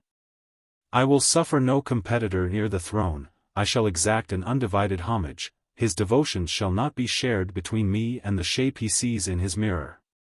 Mr. Rochester, now sing, and I will play for you. I am all obedience, was the response. Here then is a corsair song. Know that I dote on corsairs, and for that reason, sing it con spirito. Commands from Miss Ingram's lips would put spirit into a mug of milk and water. Take care, then, if you don't please me, I will shame you by showing how such things should be done. That is offering a premium on incapacity, I shall now endeavor to fail. Gardez-vous en bien, 40 if you err wilfully, I shall devise a proportionate punishment. Miss Ingram ought to be clement, for she has it in her power to inflict a chastisement beyond mortal endurance. Ha! Explain, commanded the lady. Pardon me, madam, no need of explanation. Your own fine sense must inform you that one of your frowns would be a sufficient substitute for capital punishment. Sing! Said she, and again touching the piano, she commenced an accompaniment in spirited style. Now is my time to slip away, thought I, but the tones that then severed the air arrested me. Mrs. Fairfax had said Mr. Rochester possessed a fine voice, he did, a mellow, powerful bass, into which he threw his own feeling, his own force. Finding a way through the ear to the heart, and their waking sensation strangely. I waited till the last deep and full vibration had expired, till the tide of talk, checked an instant, had resumed its flow. I then quitted my sheltered corner and made my exit by the side door, which was fortunately near. Thence a narrow passage led into the hall. In crossing it, I perceived my sandal was loose. I stopped to tie it, kneeling down for that purpose on the mat at the foot of the staircase. I heard the dining-room door unclose, a gentleman came out. Rising hastily, I stood face to face with him, it was Mr. Rochester. How do you do? He asked. I am very well, sir. Why did you not come and speak to me in the room? I thought I might have retorted the question on him who put it, but I would not take that freedom. I answered. I did not wish to disturb you, as you seemed engaged, sir. What have you been doing during my absence? Nothing particular, teaching Adele as usual. And getting a good deal paler than you were, as I saw at first sight. What is the matter? Nothing at all, sir. Did you take any cold that night you half drowned me? Not the least. Return to the drawing-room, you are deserting too early. I am tired, sir. He looked at me for a minute. And a little depressed, he said. What about? Tell me. Nothing, sir. I am not depressed. But I affirm that you are, so much depressed that a few more words would bring tears to your eyes, indeed, they are there now, shining and swimming. And a bead has slipped from the lash and fallen onto the flag. If I had time, and was not in mortal dread of some prating prig of a servant passing, I would know what all this means. Well, tonight I excuse you, but understand that so long as my visitors stay, I expect you to appear in the drawing-room every evening, it is my wish, don't neglect it. Now go, and send Sophie for Adele. Good night, he stopped, bit his lip, and abruptly left me. Chapter 18. Merry days were these at Thornfield Hall, and busy days too. How different from the first 3 months of stillness, monotony, and solitude I had passed beneath its roof. All sad feelings seemed now driven from the house, all gloomy associations forgotten. There was life everywhere, movement all day long. You could not now traverse the gallery, once so hushed, nor enter the front chambers, once so tenantless, without encountering a smart lady's maid or a dandy valet. The kitchen, the butler's pantry, the servants' hall, the entrance hall, were equally alive. And the saloons were only left void and still when the blue sky and halcyon sunshine of the genial spring weather called their occupants out into the grounds. Even when that weather was broken, and continuous rain set in for some days, no damp seemed cast over enjoyment. Indoor amusements only became more lively and varied, in consequence of the stop put to outdoor gaiety. I wondered what they were going to do the first evening a change of entertainment was proposed. They spoke of playing charades, but in my ignorance I did not understand the term. The servants were called in, the dining-room tables wheeled away, the lights otherwise disposed, the chairs placed in a semicircle opposite the arch. While Mr. Rochester and the other gentlemen directed these alterations, the ladies were running up and down stairs ringing for their maids. Mrs. Fairfax was summoned to give information respecting the resources of the house in shawls, dresses, draperies of any kind. And certain wardrobes of the third story were ransacked, and their contents, in the shape of brocaded and hooped petticoats, satin sacks, black modes, lace lappets, etc., were brought down in armfuls by the Abigails. Then a selection was made, and such things as were chosen were carried to the boudoir within the drawing-room. Meantime, Mr. Rochester had again summoned the ladies round him, and was selecting certain of their number to be of his party. "Miss Ingram is mine, of course," said he. Afterwards he named the two Mrs. Eshton and Mrs. Dent. He looked at me. I happened to be near him, as I had been fastening the clasp of Mrs. Dent's bracelet, which had got loose. "Will you play?" he asked. I shook my head. He did not insist, which I rather feared he would have done. He allowed me to return quietly to my usual seat. He and his aides now withdrew behind the curtain. The other party, which was headed by Colonel Dent, sat down on the crescent of chairs. One of the gentlemen, Mr. Eshton, observing me, seemed to propose that I should be asked to join them, but Lady Ingram instantly negatived the notion. "No," I heard her say, "she looks too stupid for any game of the sort." Ere long a bell tinkled, and the curtain drew up. Within the arch, the bulky figure of Sir George Lynn, whom Mr. Rochester had likewise chosen, was seen enveloped in a white sheet. Before him, on a table, lay open a large book, and at his side stood Amy Eshton, draped in Mr. Rochester's cloak, and holding a book in her hand. Somebody, unseen, rang the bell merrily. Then Adele, who had insisted on being one of her guardian's party, bounded forward, scattering round her the contents of a basket of flowers she carried on her arm. Then appeared the magnificent figure of Miss Ingram, clad in white, a long veil on her head, and a wreath of roses round her brow. By her side walked Mr. Rochester, and together they drew near the table.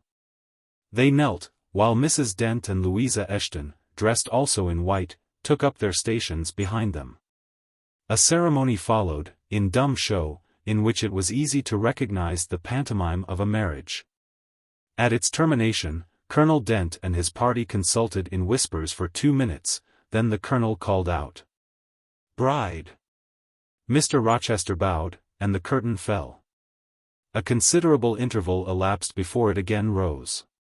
Its second rising displayed a more elaborately prepared scene than the last. The drawing-room, as I have before observed, was raised 2 steps above the dining-room, and on the top of the upper step, placed a yard or 2 back within the room, appeared a large marble basin, which I recognized as an ornament of the conservatory, where it usually stood, surrounded by exotics, and tenanted by gold fish, and whence it must have been transported with some trouble, on account of its size and weight. Seated on the carpet, by the side of this basin, was seen Mr. Rochester, costumed in shawls, with a turban on his head. His dark eyes and swarthy skin and Paynim features suited the costume exactly. He looked the very model of an Eastern emir, an agent or a victim of the bowstring. Presently advanced into view Miss Ingram. She, too, was attired in Oriental fashion, a crimson scarf tied sash-like round the waist, an embroidered handkerchief knotted about her temples. Her beautifully molded arms bare, one of them upraised in the act of supporting a pitcher, poised gracefully on her head. Both her cast of form and feature, her complexion and her general air, suggested the idea of some Israelitish princess of the patriarchal days. And such was doubtless the character she intended to represent. She approached the basin, and bent over it as if to fill her pitcher. She again lifted it to her head. The personage on the well-brink now seemed to accost her, to make some request. She hasted, let down her pitcher on her hand, and gave him to drink. From the bosom of his robe he then produced a casket, opened it and showed magnificent bracelets and earrings. She acted astonishment and admiration. Kneeling, he laid the treasure at her feet. Incredulity and delight were expressed by her looks and gestures. The stranger fastened the bracelets on her arms and the rings in her ears. It was Eleazar and Rebecca, the camels only were wanting. The divining party again laid their heads together. Apparently they could not agree about the word or syllable the scene illustrated. Colonel Dent, their spokesman, demanded the tableau of the whole, whereupon the curtain again descended. On its third rising only a portion of the drawing-room was disclosed. The rest being concealed by a screen, hung with some sort of dark and coarse drapery. The marble basin was removed. In its place, stood a deal table and a kitchen chair. These objects were visible by a very dim light proceeding from a horn lantern, the wax candles being all extinguished. Amidst this sordid scene, sat a man with his clenched hands resting on his knees, and his eyes bent on the ground. I knew Mr. Rochester. Though the begrimed face, the disordered dress, his coat hanging loose from one arm, as if it had been almost torn from his back in a scuffle, the desperate and scowling countenance, the rough, bristling hair might well have disguised him. As he moved, a chain clanked, to his wrists were attached fetters. "Bridewell," exclaimed Colonel Dent, and the charade was solved. A sufficient interval having elapsed for the performers to resume their ordinary costume, they re-entered the dining-room. Mr. Rochester led in Miss Ingram. She was complimenting him on his acting. "Do you know," said she, "that, of the three characters, I liked you in the last best? Oh, had you but lived a few years earlier, what a gallant gentleman highwayman you would have made. Is all the soot washed from my face?" he asked, turning it towards her. "Alas! Yes, the more's the pity. Nothing could be more becoming to your complexion than that ruffian's rouge. You would like a hero of the road then? An English hero of the road would be the next best thing to an Italian bandit, and that could only be surpassed by a Levantine pirate. Well, whatever I am, remember you are my wife. We were married an hour since, in the presence of all these witnesses." She giggled, and her color rose. "Now, Dent," continued Mr. Rochester, "it is your turn." And as the other party withdrew, he and his band took the vacated seats. Miss Ingram placed herself at her leader's right hand. The other diviners filled the chairs on each side of him and her. I did not now watch the actors. I no longer waited with interest for the curtain to rise. My attention was absorbed by the spectators. My eyes, erewhile fixed on the arch, were now irresistibly attracted to the semicircle of chairs. What charade Colonel Dent and his party played, what word they chose, how they acquitted themselves, I no longer remember, but I still see the consultation which followed each scene. I see Mr. Rochester turn to Miss Ingram, and Miss Ingram to him. I see her incline her head towards him, till the jetty curls almost touch his shoulder and wave against his cheek.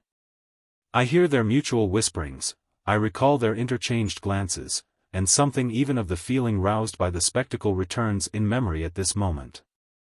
I have told you, reader, that I had learnt to love Mr. Rochester. I could not unlove him now, merely because I found that he had ceased to notice me, because I might pass hours in his presence. And he would never once turn his eyes in my direction, because I saw all his attentions appropriated by a great lady, who scorned to touch me with the hem of her robes as she passed.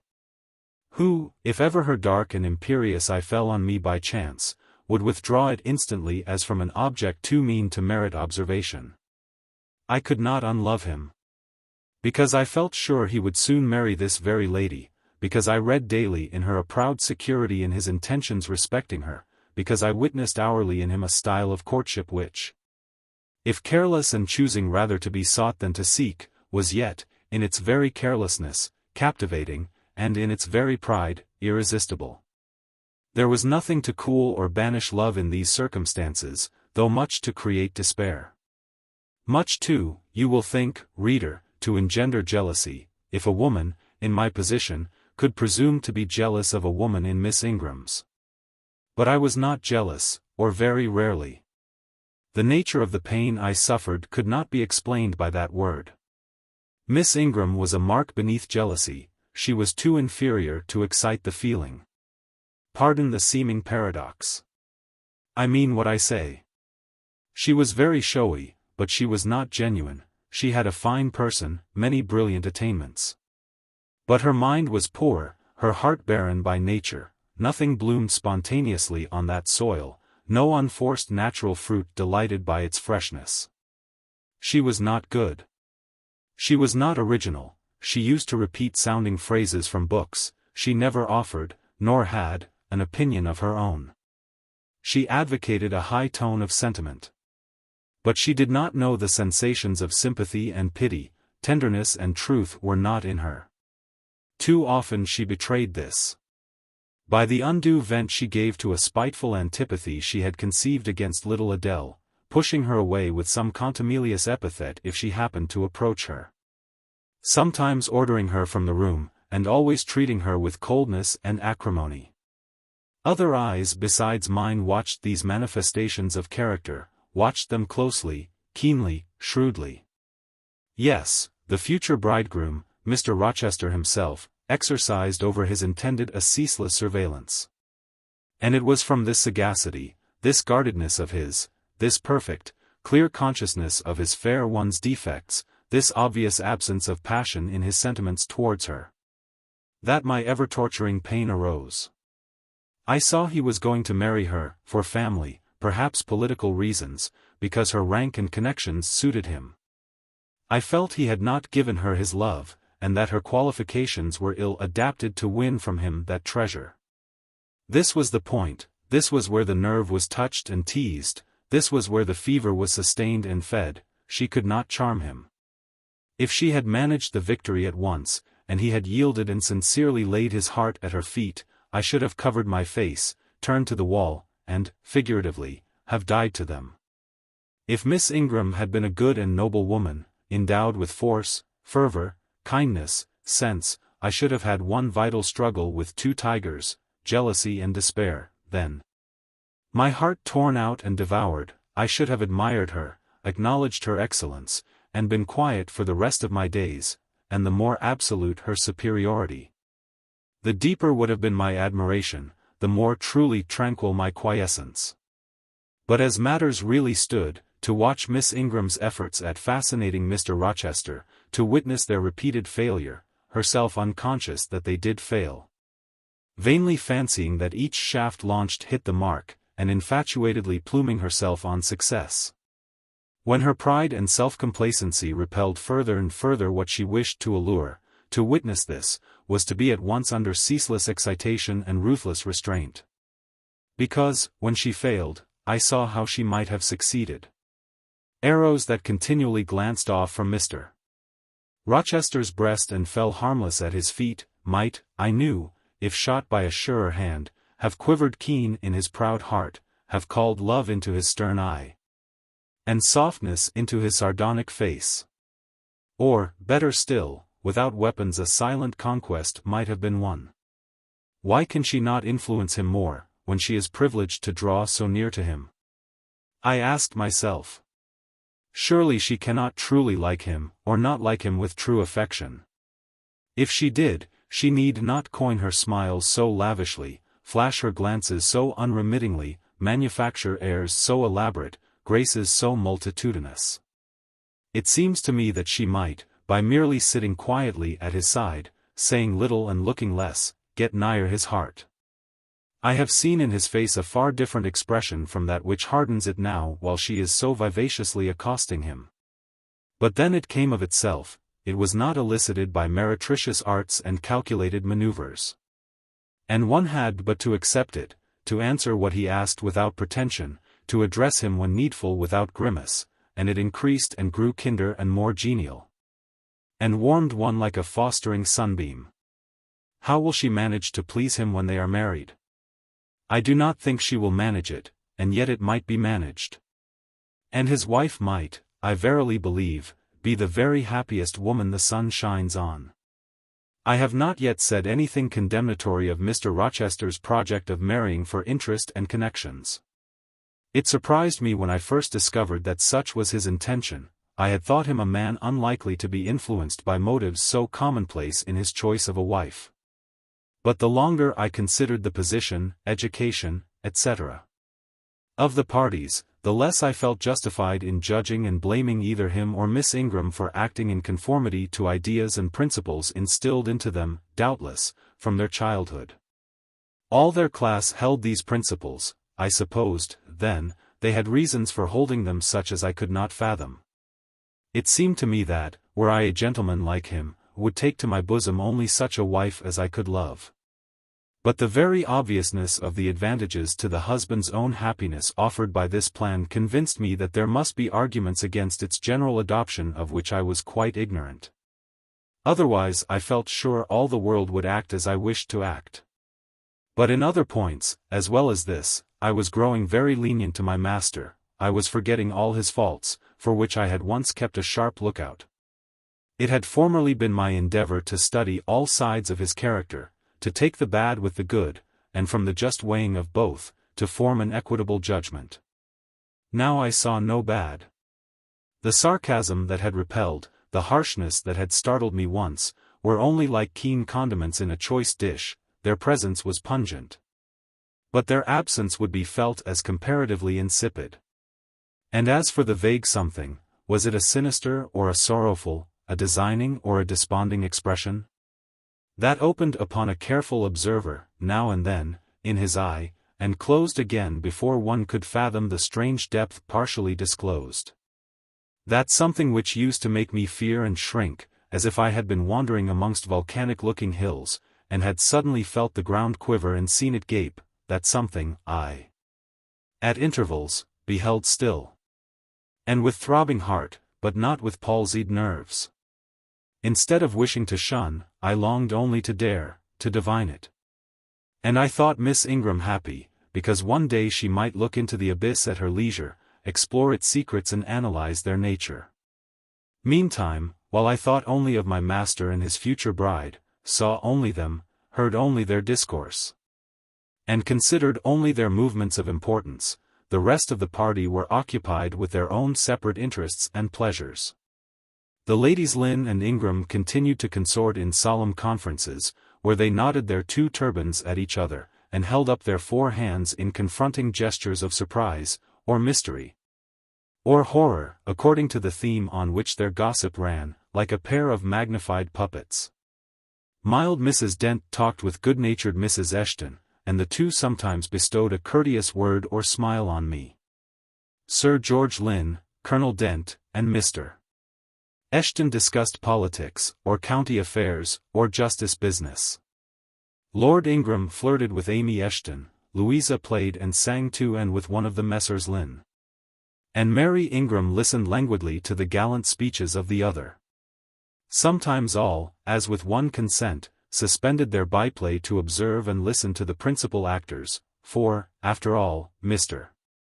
Rochester and, because closely connected with him, Miss Ingram were the life and soul of the party. If he was absent from the room an hour, a perceptible dullness seemed to steal over the spirits of his guests, and his re-entrance was sure to give a fresh impulse to the vivacity of conversation. The want of his animating influence appeared to be peculiarly felt one day that he had been summoned to Millcote on business, and was not likely to return till late. The afternoon was wet. A walk the party had proposed to take to see a gypsy camp, lately pitched on a common beyond Hay, was consequently deferred. Some of the gentlemen were gone to the stables, the younger ones, together with the younger ladies, were playing billiards in the billiard-room. The dowagers Ingram and Lynn sought solace in a quiet game at cards. Blanche Ingram, after having repelled, by supercilious taciturnity, some efforts of Mrs. Dent and Mrs. Eshton to draw her into conversation, had first murmured over some sentimental tunes and airs on the piano, and then, having fetched a novel from the library, had flung herself in haughty listlessness on a sofa, and prepared to beguile, by the spell of fiction, the tedious hours of absence. The room and the house were silent, only now and then the merriment of the billiard players was heard from above. It was verging on dusk, and the clock had already given warning of the hour to dress for dinner, when little Adele, who knelt by me in the drawing-room window-seat, suddenly exclaimed, "Voilà! Monsieur Rochester, Carevient." 41. I turned, and Miss Ingram darted forwards from her sofa. The others, too, looked up from their several occupations. For at the same time a crunching of wheels and a splashing tramp of horse hoofs became audible on the wet gravel. A postchaise was approaching. "What can possess him to come home in that style?" said Miss Ingram. "He rode Mesrer, the black horse, did he not, when he went out? And Pilot was with him. What has he done with the animals?" As she said this, she approached her tall person and ample garments so near the window that I was obliged to bend back almost to the breaking of my spine. In her eagerness she did not observe me at first, but when she did, she curled her lip and moved to another casement. The postchaise stopped, the driver rang the doorbell, and a gentleman alighted attired in travelling garb, but it was not Mr. Rochester, it was a tall, fashionable-looking man, a stranger. "How provoking!" exclaimed Miss Ingram, "you tiresome monkey!" apostrophizing Adele, "who perched you up in the window to give false intelligence?" And she cast on me an angry glance, as if I were in fault. Some parleying was audible in the hall, and soon the newcomer entered. He bowed to Lady Ingram, as deeming her the eldest lady present. "It appears I come at an inopportune time, madam," said he, "when my friend, Mr. Rochester, is from home. But I arrive from a very long journey, and I think I may presume so far on old and intimate acquaintance as to install myself here till he returns." His manner was polite. His accent, in speaking, struck me as being somewhat unusual, not precisely foreign, but still not altogether English. His age might be about Mr. Rochester's, between 30 and 40. His complexion was singularly sallow, otherwise he was a fine-looking man, at first sight especially. On closer examination, you detected something in his face that displeased, or rather that failed to please.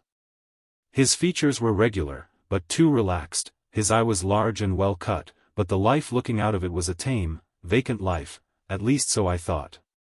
The sound of the dressing bell dispersed the party. It was not till after dinner that I saw him again. He then seemed quite at his ease.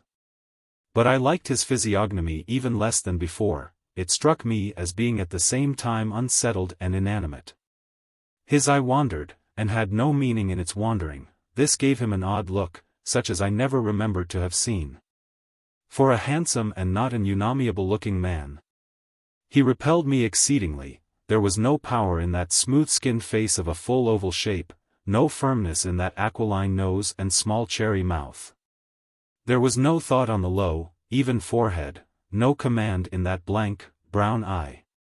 As I sat in my usual nook, and looked at him with the light of the girandoles on the mantelpiece beaming full over him, for he occupied an armchair drawn close to the fire, and kept shrinking still nearer, as if he were cold, I compared him with Mr. Rochester. I think, with deference be it spoken, the contrast could not be much greater between a sleek gander and a fierce falcon, between a meek sheep and the rough-coated keen-eyed dog, its guardian. He had spoken of Mr. Rochester as an old friend. A curious friendship theirs must have been, a pointed illustration, indeed, of the old adage that extremes meet. 2 or 3 of the gentlemen sat near him, and I caught at times scraps of their conversation across the room. At first I could not make much sense of what I heard. For the discourse of Louisa Eshton and Mary Ingram, who sat nearer to me, confused the fragmentary sentences that reached me at intervals. These last were discussing the stranger. They both called him a beautiful man.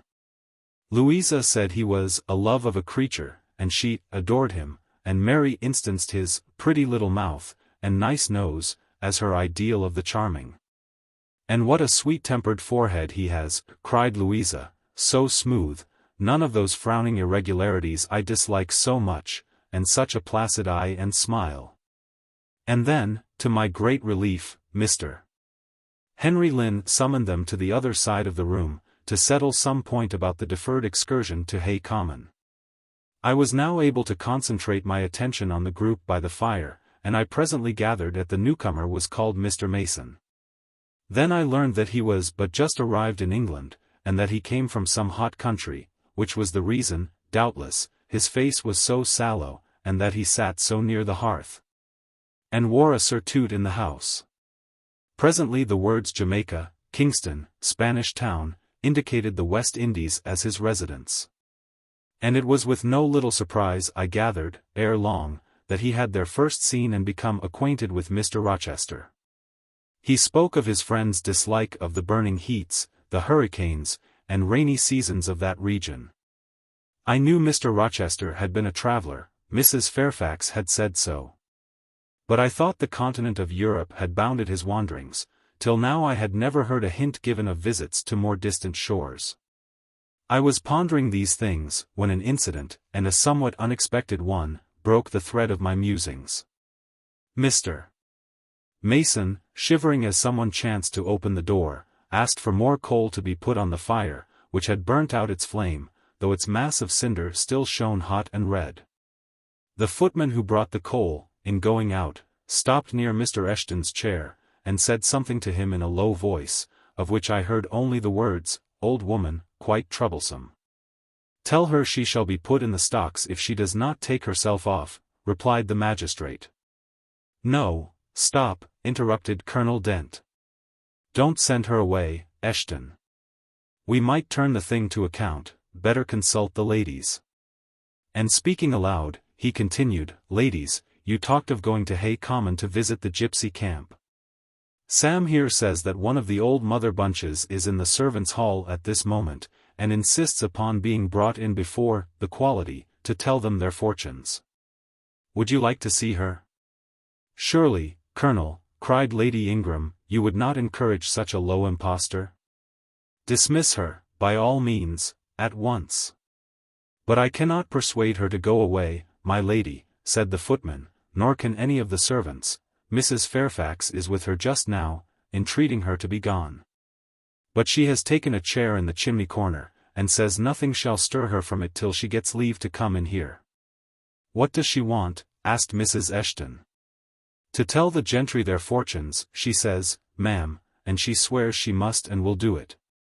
"What is she like?" inquired the Mrs. Eshton, in a breath. "A shockingly ugly old creature, miss. Almost as black as a crock." "Why, she's a real sorceress," cried Frederick Lynn. "Let us have her in, of course." "To be sure," rejoined his brother. "It would be 1,000 pities to throw away such a chance of fun." "My dear boys, what are you thinking about?" exclaimed Mrs. Lynn. "I cannot possibly countenance any such inconsistent proceeding," chimed in the Dowager Ingram. "Indeed, mamma, but you can, and will," pronounced the haughty voice of Blanche, as she turned round on the piano stool, where till now she had sat silent, apparently examining sundry sheets of music. "I have a curiosity to hear my fortune told, therefore, Sam, order the beldame forward." "My darling Blanche. Recollect." "I do, I recollect all you can suggest, and I must have my will, quick, Sam." "Yes, yes, yes," cried all the juveniles, both ladies and gentlemen. "Let her come, it will be excellent sport." The footman still lingered. "She looks such a rough one," said he. "Go," ejaculated Miss Ingram, and the man went. Excitement instantly seized the whole party. A running fire of raillery and jests was proceeding when Sam returned. "She won't come now," said he. "She says it's not her mission to appear before the vulgar herd, them's her words. I must show her into a room by herself, and then those who wish to consult her must go to her one by one. You see now, my queenly Blanche," began Lady Ingram, "she encroaches. Be advised, my angel girl, Anne. Show her into the library, of course, cut in the angel girl. It is not my mission to listen to her before the vulgar herd either, I mean to have her all to myself. Is there a fire in the library?" "Yes, ma'am, but she looks such a tinkler." "Cease that chatter, blockhead. And do my bidding." Again Sam vanished, and mystery, animation, expectation rose to full flow once more. "She's ready now," said the footman, as he reappeared. "She wishes to know who will be her first visitor." "I think I had better just look in upon her before any of the ladies go," said Colonel Dent. "Tell her, Sam, a gentleman is coming." Sam went and returned. "She says, sir, that she'll have no gentleman, they need not trouble themselves to come near her. Nor," he added, with difficulty suppressing a titter, "any ladies either, except the young, and single." "By Jove, she has taste," exclaimed Henry Lynn. Miss Ingram rose solemnly. "I go first," she said, in a tone which might have befitted the leader of a forlorn hope, mounting a breach in the van of his men. "Oh, my best! Oh, my dearest!" "Pause, reflect," was her mamma's cry, but she swept past her in stately silence, passed through the door which Colonel Dent held open, and we heard her enter the library. A comparative silence ensued. Lady Ingram thought it Lucas 42 to wring her hands, which she did accordingly. Miss Mary declared she felt, for her part, she never dared venture. Amy and Louisa Eshton tittered under their breath, and looked a little frightened. The minutes passed very slowly. 15 were counted before the library door again opened. Miss Ingram returned to us through the arch. Would she laugh? Would she take it as a joke?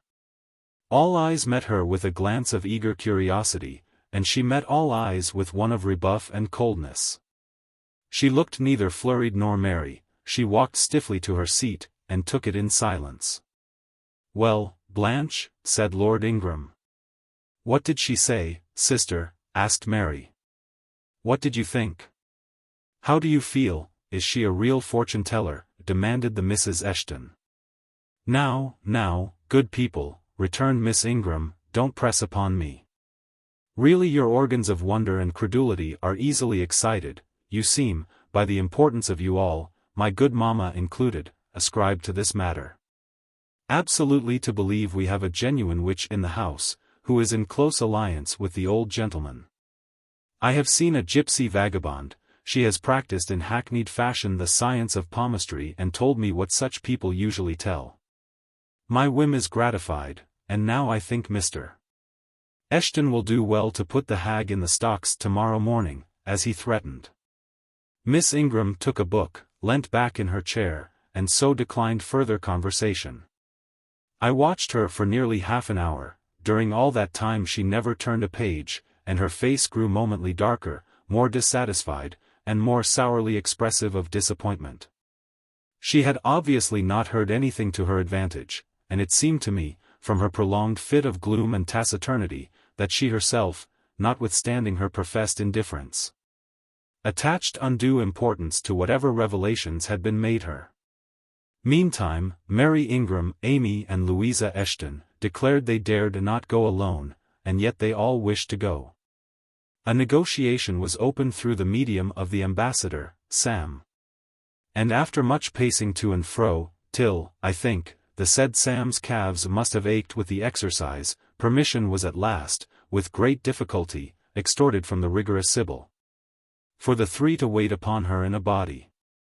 Their visit was not so still as Miss Ingram's had been. we heard hysterical giggling and little shrieks proceeding from the library. And at the end of about 20 minutes they burst the door open, and came running across the hall, as if they were half scared out of their wits. "I am sure she is something not right," they cried, one and all. "She told us such things. She knows all about us," and they sank breathless into the various seats the gentleman hastened to bring them. Pressed for further explanation, they declared she had told them of things they had said and done when they were mere children. Described books and ornaments they had in their boudoirs at home, keepsakes that different relations had presented to them. They affirmed that she had even divined their thoughts, and had whispered in the ear of each the name of the person she liked best in the world, and informed them of what they most wished for.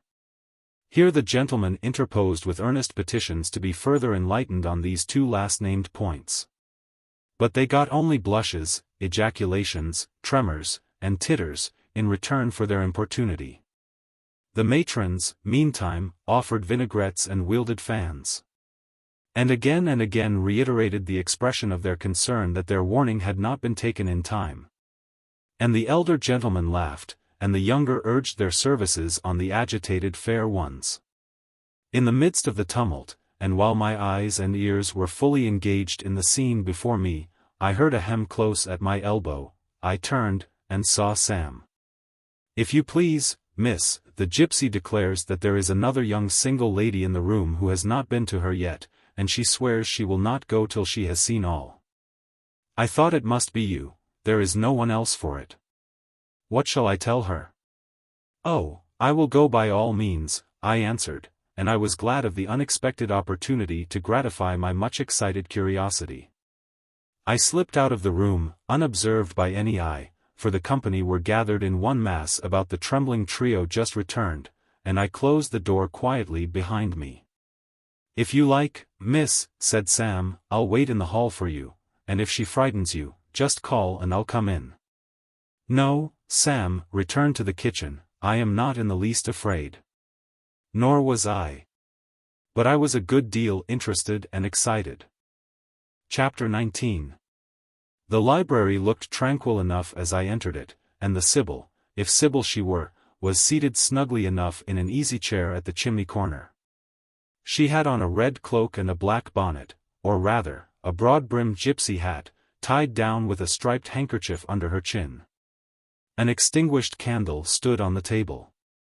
She was bending over the fire, and seemed reading in a little black book, like a prayer book. By the light of the blaze, she muttered the words to herself, as most old women do, while she read. She did not desist immediately on my entrance. It appeared she wished to finish a paragraph. I stood on the rug and warmed my hands, which were rather cold with sitting at a distance from the drawing-room fire. I felt now as composed as ever I did in my life. There was nothing indeed in the gypsy's appearance to trouble one's calm. She shut her book and slowly looked up. Her hat brim partially shaded her face, yet I could see, as she raised it, that it was a strange one.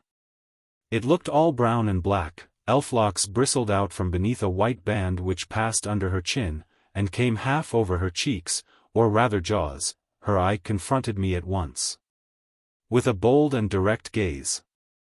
"Well, and you want your fortune told?" she said, in a voice as decided as her glance, as harsh as her features.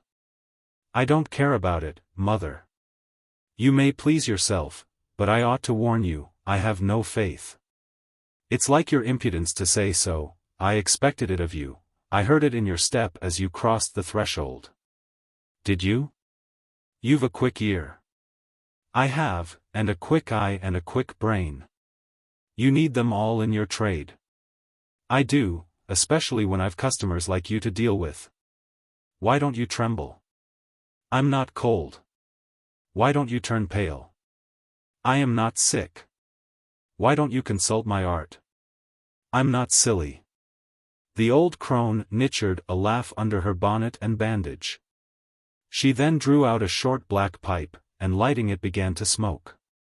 Having indulged a while in this sedative, she raised her bent body, took the pipe from her lips, and while gazing steadily at the fire, said very deliberately, "You are cold, you are sick. And you are silly. Prove it, I rejoined. I will, in few words. You are cold, because you are alone, no contact strikes the fire from you that is in you. You are sick. Because the best of feelings, the highest and the sweetest given to man, keeps far away from you. You are silly, because, suffer as you may, you will not beckon it to approach, nor will you stir one step to meet it where it waits you. She again put her short black pipe to her lips, and renewed her smoking with vigor. You might say all that to almost anyone who you knew lived as a solitary dependent in a great house. I might say it to almost anyone, but would it be true of almost anyone? In my circumstances. Yes, just so, in your circumstances, but find me another precisely placed as you are. It would be easy to find you thousands. You could scarcely find me one. If you knew it, you are peculiarly situated, very near happiness, yes, within reach of it. The materials are all prepared. There only wants a movement to combine them. Chance laid them somewhat apart, let them be once approached and bliss results. I don't understand enigmas. I never could guess a riddle in my life. If you wish me to speak more plainly, show me your palm. And I must cross it with silver, I suppose? To be sure. I gave her a shilling, she put it into an old stocking foot which she took out of her pocket, and having tied it round and returned it, she told me to hold out my hand. I did. She approached her face to the palm, and pored over it without touching it. It is too fine, said she. I can make nothing of such a hand as that, almost without lines. Besides, what is in a palm? Destiny is not written there. I believe you, said I. No, she continued, it is in the face, on the forehead, about the eyes, in the lines of the mouth. Kneel, and lift up your head. Ah! Now you are coming to reality, I said, as I obeyed her. I shall begin to put some faith in you presently. I knelt within half a yard of her. She stirred the fire, so that a ripple of light broke from the disturbed coal. The glare, however, as she sat, only threw her face into deeper shadow, mine, it illumined. I wonder with what feelings you came to me tonight, she said, when she had examined me a while. I wonder what thoughts are busy in your heart during all the hours you sit in yonder room with the fine people flitting before you like shapes in a magic lantern, just as little sympathetic communion passing between you and them as if they were really mere shadows of human forms. And not the actual substance. I feel tired often, sleepy sometimes, but seldom sad. Then you have some secret hope to buoy you up and please you with whispers of the future? Not I.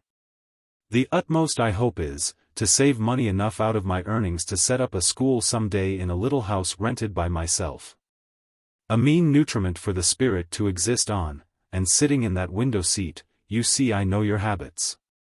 You have learned them from the servants. Ah! You think yourself sharp. Well, perhaps I have, to speak truth, I have an acquaintance with one of them, Mrs. Poole.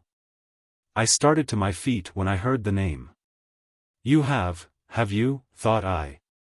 There is diablerie in the business after all, then. Don't be alarmed, continued the strange being, she's a safe hand is Mrs. Poole, close and quiet, anyone may repose confidence in her. But, as I was saying, sitting in that window seat, do you think of nothing but your future school? Have you no present interest in any of the company who occupy the sofas and chairs before you? Is there not one face you study? One figure whose movements you follow with at least curiosity? I like to observe all the faces and all the figures. But do you never single one from the rest, or it may be, two? I do frequently, when the gestures or looks of a pair seem telling a tale, it amuses me to watch them. What tale do you like best to hear? Oh, I have not much choice. They generally run on the same theme, courtship, and promise to end in the same catastrophe, marriage. And do you like that monotonous theme? Positively, I don't care about it, it is nothing to me. Nothing to you? When a lady, young and full of life and health, charming with beauty and endowed with the gifts of rank and fortune, sits and smiles in the eyes of a gentleman you. I what? You know, and perhaps think well of. I don't know the gentleman here. I have scarcely interchanged a syllable with one of them. And as to thinking well of them, I consider some respectable, and stately, and middle-aged, and others young, dashing, handsome, and lively, but certainly they are all at liberty to be the recipients of whose smiles they please, without my feeling disposed to consider the transaction of any moment to me. You don't know the gentleman here?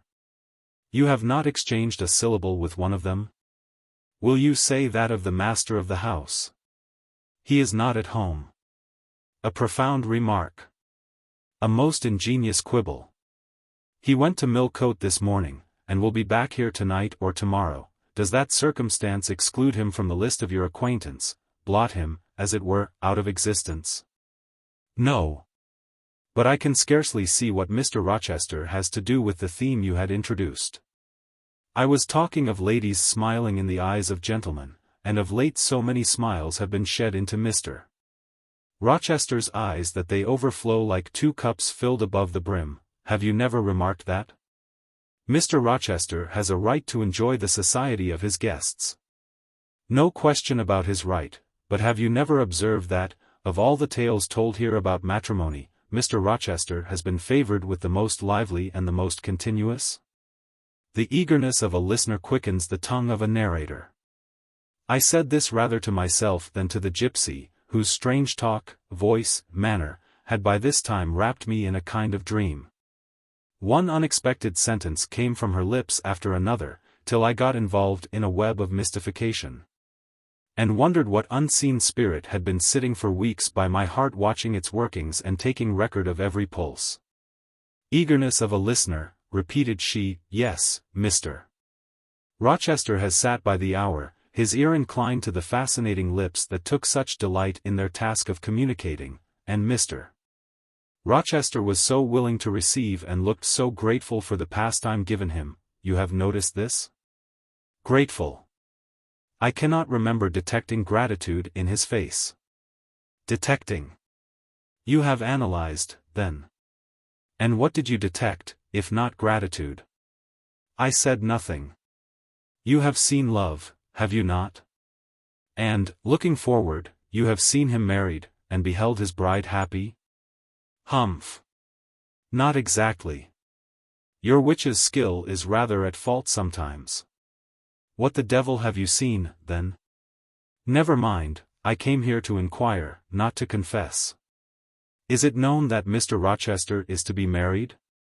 Yes, and to the beautiful Miss Ingram. Shortly. Appearances would warrant that conclusion, and, no doubt, though, with an audacity that wants chastising out of you, you seem to question it, they will be a superlatively happy pair. He must love such a handsome, noble, witty, accomplished lady, and probably she loves him, or, if not his person, at least his purse. I know she considers the Rochester estate eligible to the last degree, though, God pardon me. I told her something on that point about an hour ago which made her look wondrous grave. The corners of her mouth fell half an inch. I would advise her black-aviced suitor to look out. If another comes, with a longer or clearer rent-roll, he's dished.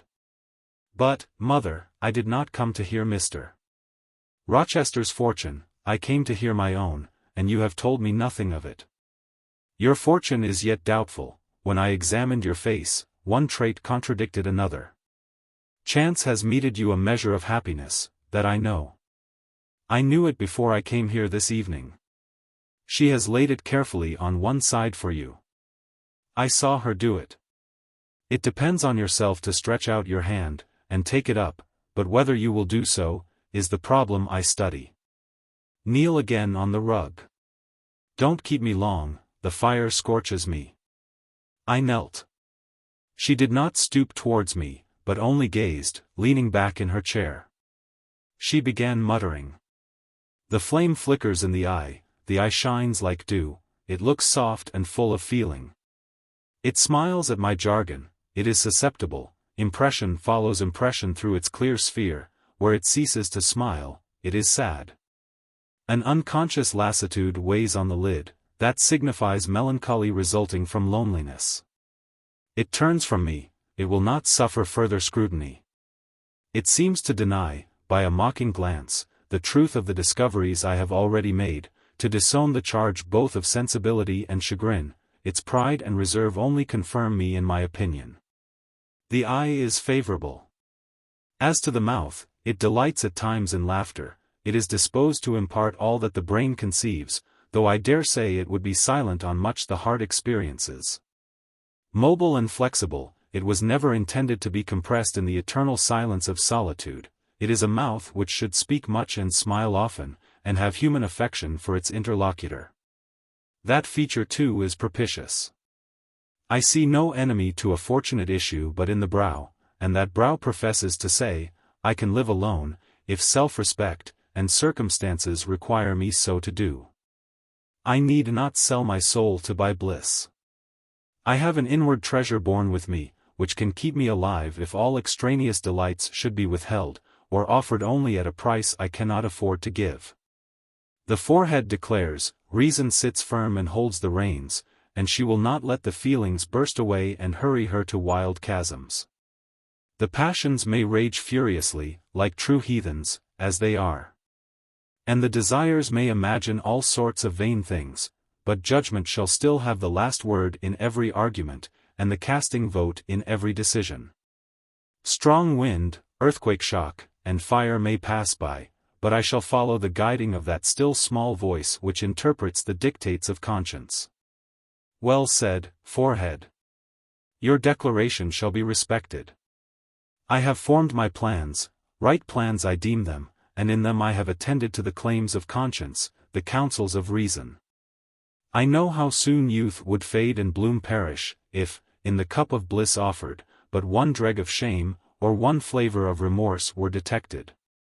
And I do not want sacrifice, sorrow, dissolution, such is not my taste.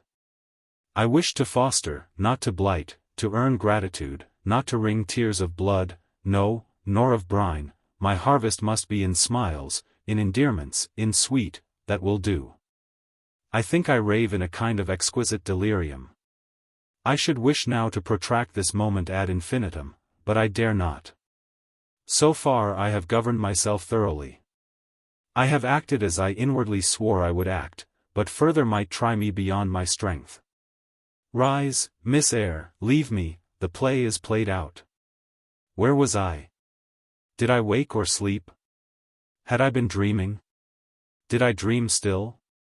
The old woman's voice had changed, her accent, her gesture, and all were familiar to me as my own face in a glass, as the speech of my own tongue. I got up, but did not go.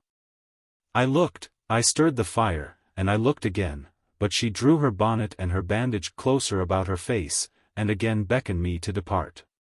The flame illuminated her hand stretched out, roused now, and on the alert for discoveries. I at once noticed that hand.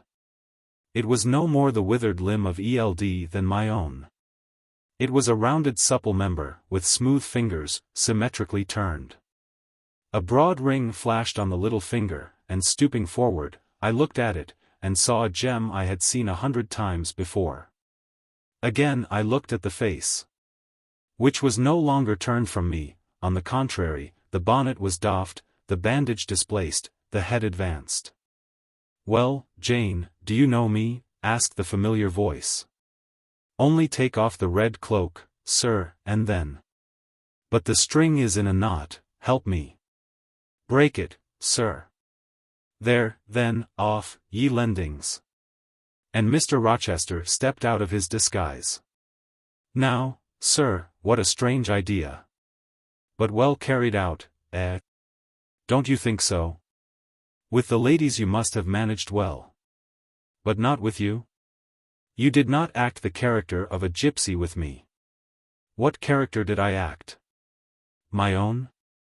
No, some unaccountable one. In short, I believe you have been trying to draw me out, or in. You have been talking nonsense to make me talk nonsense. It is scarcely fair, sir. Do you forgive me, Jane? I cannot tell till I have thought it all over. If, on reflection, I find I have fallen into no great absurdity, I shall try to forgive you, but it was not right. Oh, you have been very correct, very careful, very sensible. I reflected, and thought, on the whole, I had. It was a comfort, but, indeed, I had been on my guard almost from the beginning of the interview.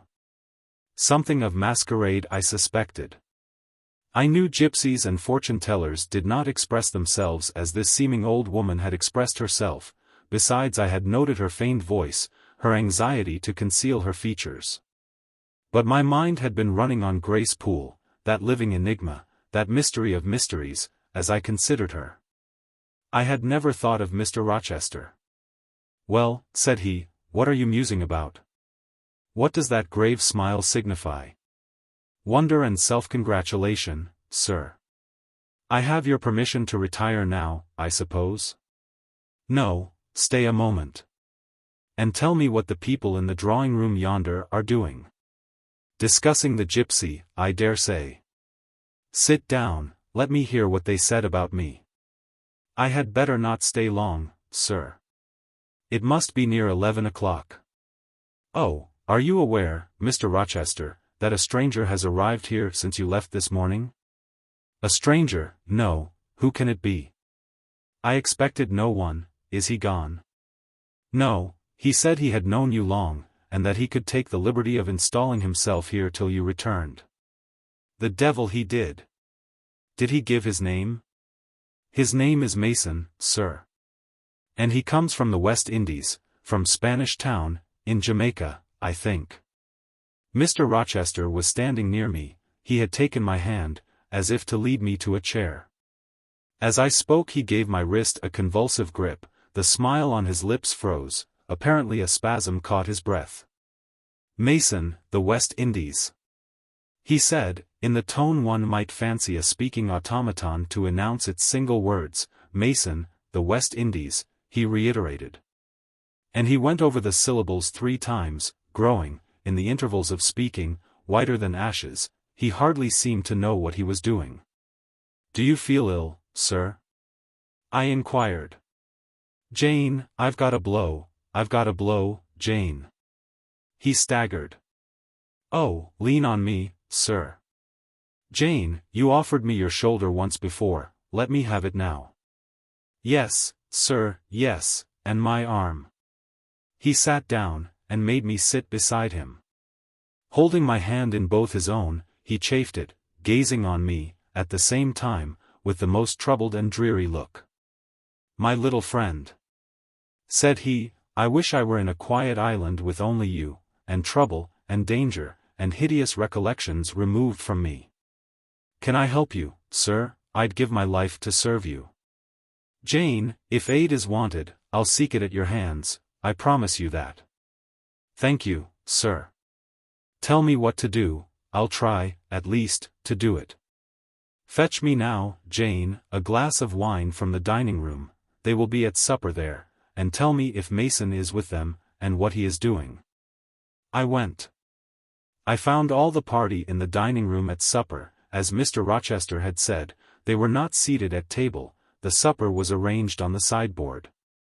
Each had taken what he chose, and they stood about here and there in groups, their plates and glasses in their hands. Everyone seemed in high glee. Laughter and conversation were general and animated. Mr. Mason stood near the fire, talking to Colonel and Mrs. Dent, and appeared as merry as any of them. I filled a wineglass. I saw Miss Ingram watch me frowningly as I did so. She thought I was taking a liberty, I dare say, and I returned to the library. Mr.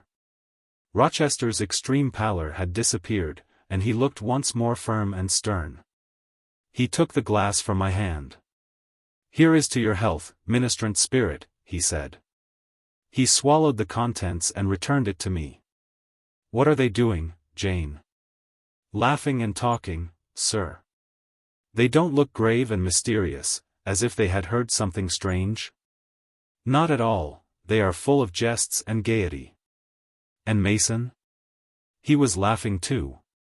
"If all these people came in a body and spat at me, what would you do, Jane?" "Turn them out of the room, sir, if I could."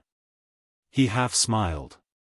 "But if I were to go to them, and they only looked at me coldly, and whispered sneeringly amongst each other, and then dropped off and left me one by one, what then?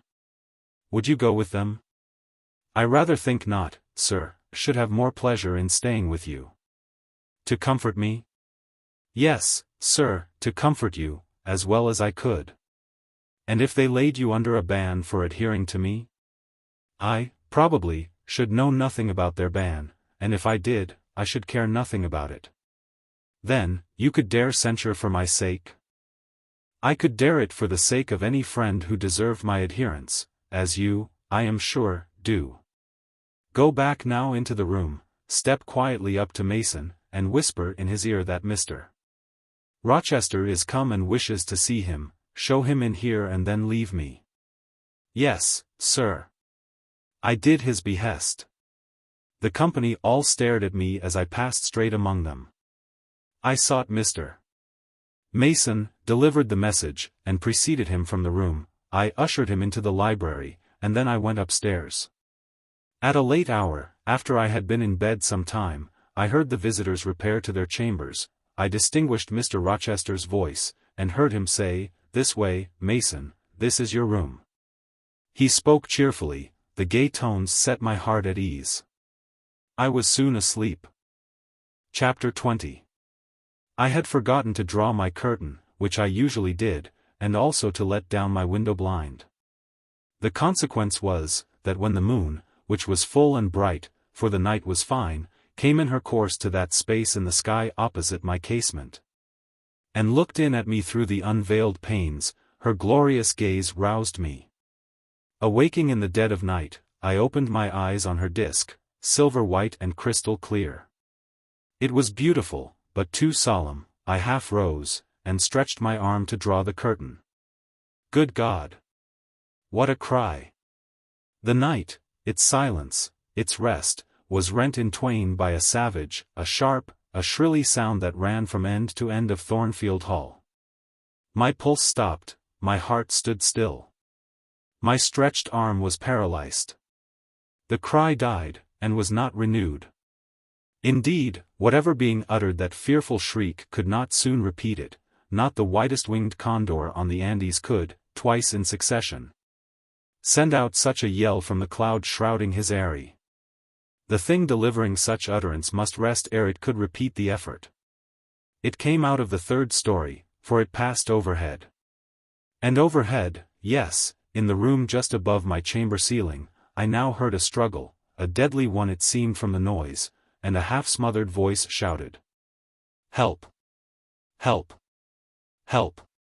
3 times rapidly.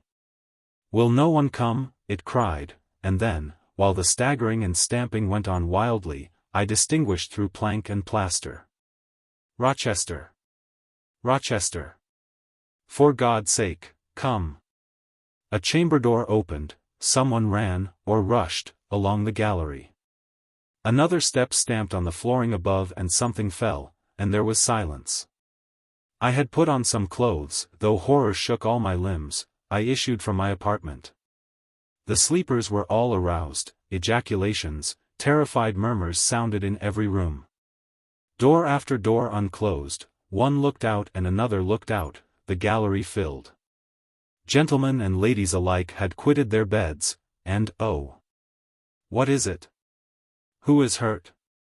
What has happened? Fetch a light. Is it fire? Are there robbers? Where shall we run? Was demanded confusedly on all hands. But for the moonlight they would have been in complete darkness. They ran to and fro, they crowded together, some sobbed, some stumbled, the confusion was inextricable. "Where the devil is Rochester?" cried Colonel Dent. "I cannot find him in his bed." "Here! Here!" was shouted in return. "Be composed, all of you, I'm coming." And the door at the end of the gallery opened, and Mr. Rochester advanced with a candle. He had just descended from the upper story.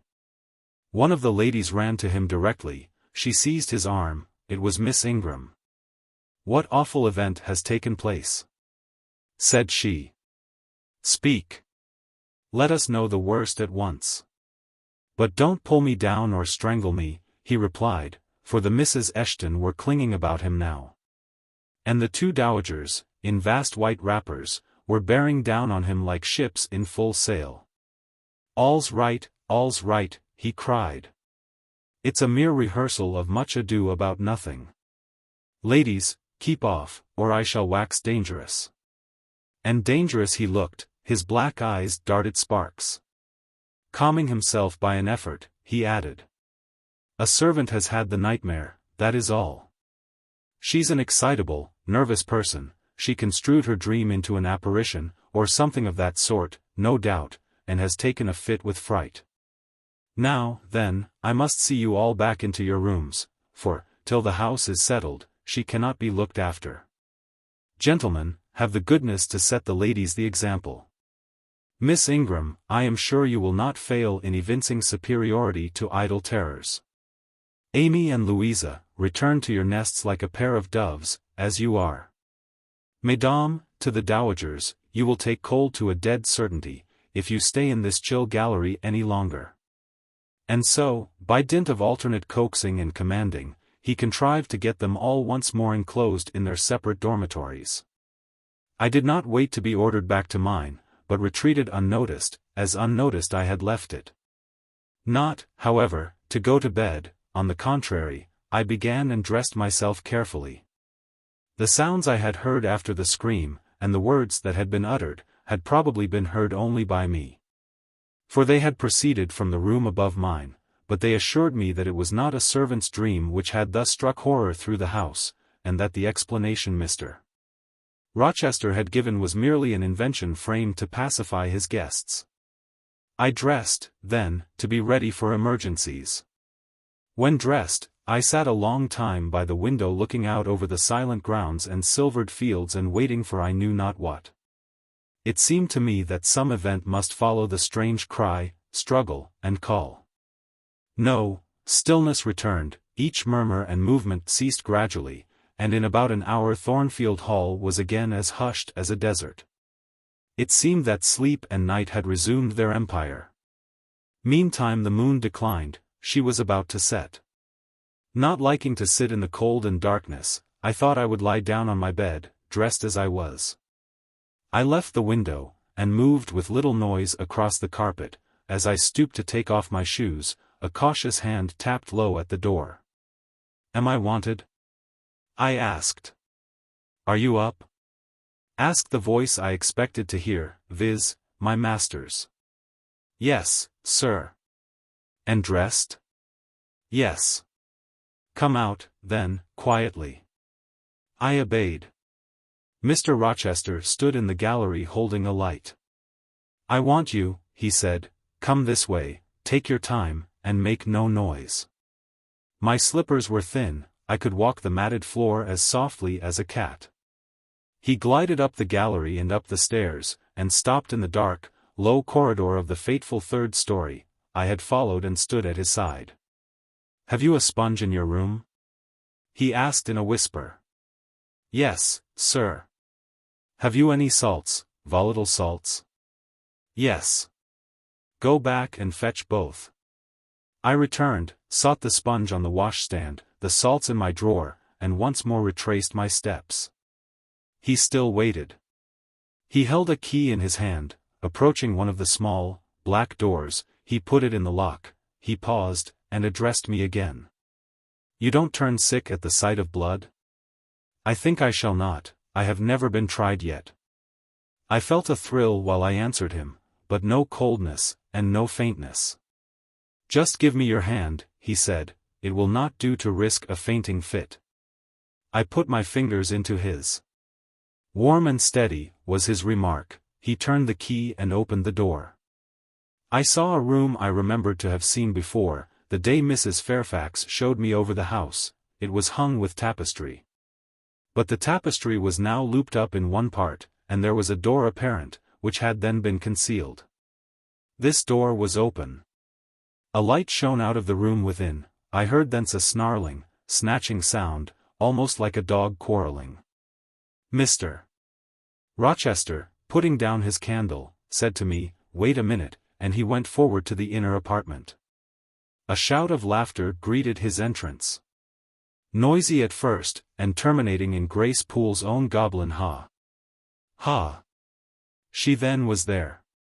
He made some sort of arrangement without speaking, though I heard a low voice address him. He came out and closed the door behind him.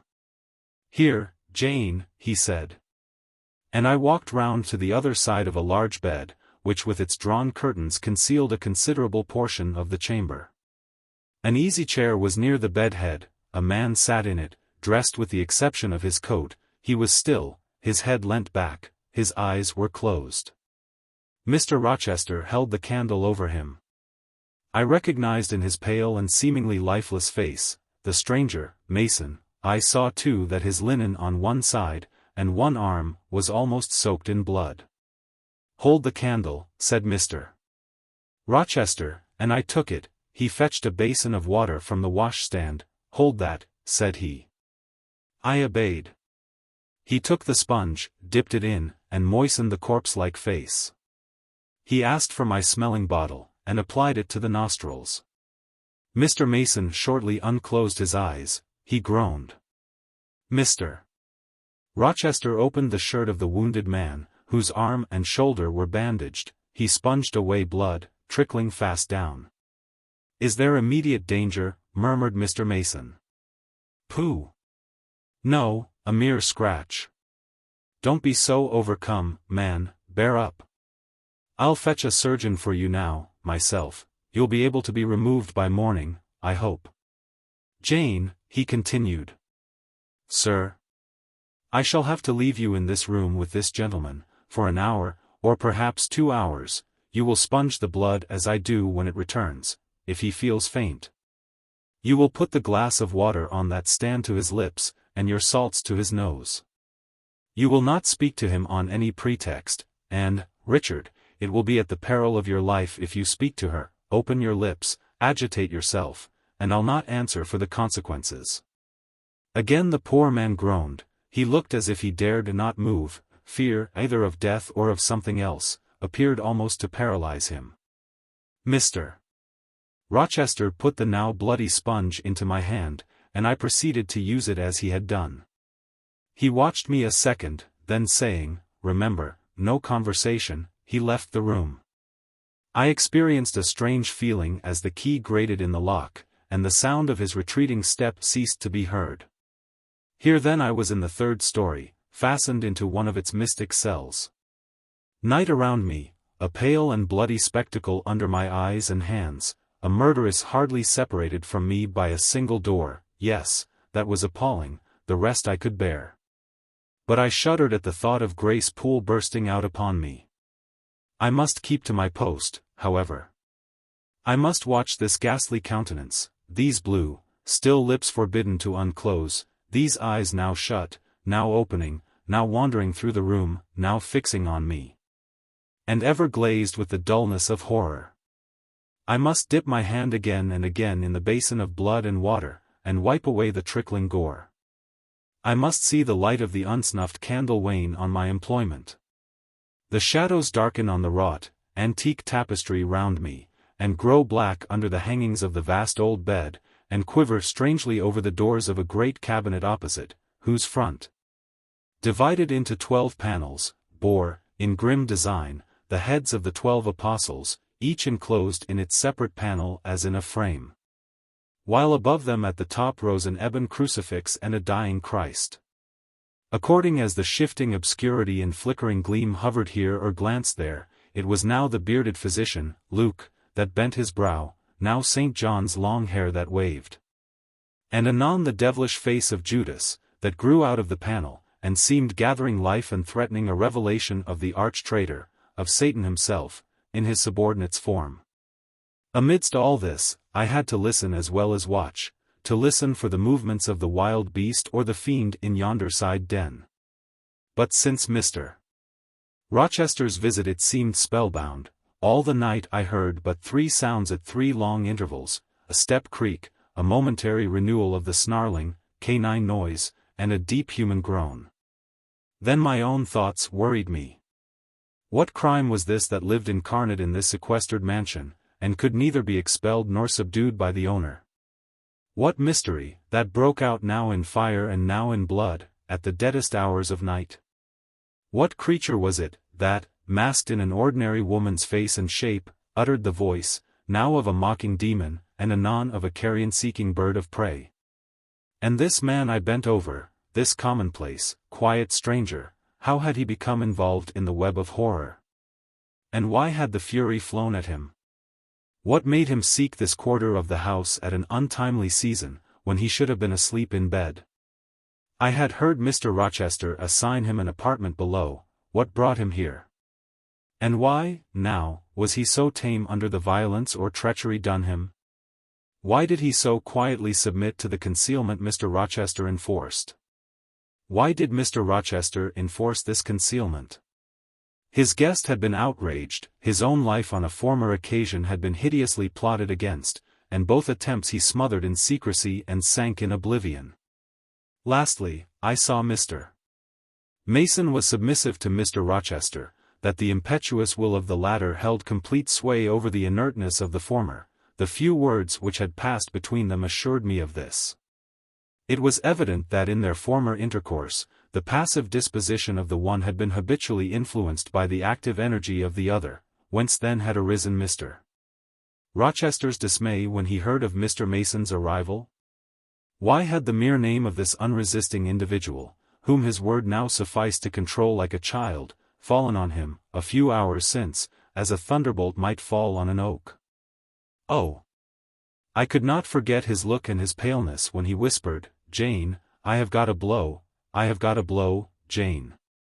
I could not forget how the arm had trembled which he rested on my shoulder, and it was no light matter which could thus bow the resolute spirit and thrill the vigorous frame of Fairfax Rochester. When will he come? When will he come? I cried inwardly, as the night lingered and lingered, as my bleeding patient drooped, moaned, sickened, and neither day nor aid arrived. I had, again and again, held the water to Mason's white lips.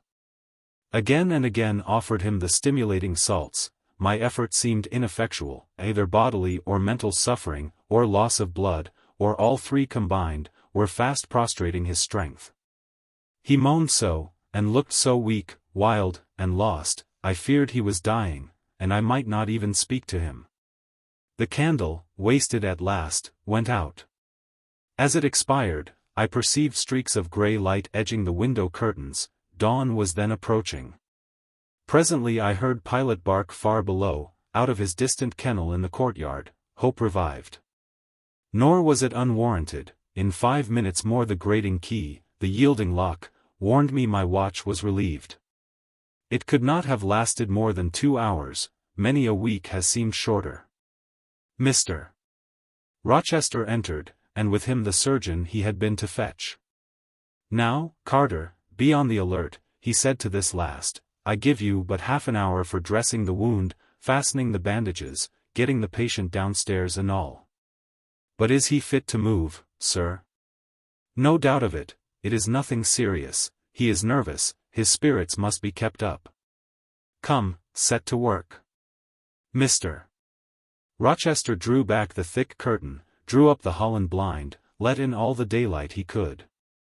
And I was surprised and cheered to see how far dawn was advanced, what rosy streaks were beginning to brighten the east. Then he approached Mason, whom the surgeon was already handling. "Now, my good fellow, how are you?" he asked. "She's done for me, I fear," was the faint reply. "Not a whit, courage. This day fortnight you'll hardly be a pin the worse of it. You've lost a little blood, that's all. Carter, assure him there's no danger." "I can do that conscientiously," said Carter, who had now undone the bandages, "only I wish I could have got here sooner, he would not have bled so much. But how is this? The flesh on the shoulder is torn as well as cut. This wound was not done with a knife, there have been teeth here." "She bit me," he murmured.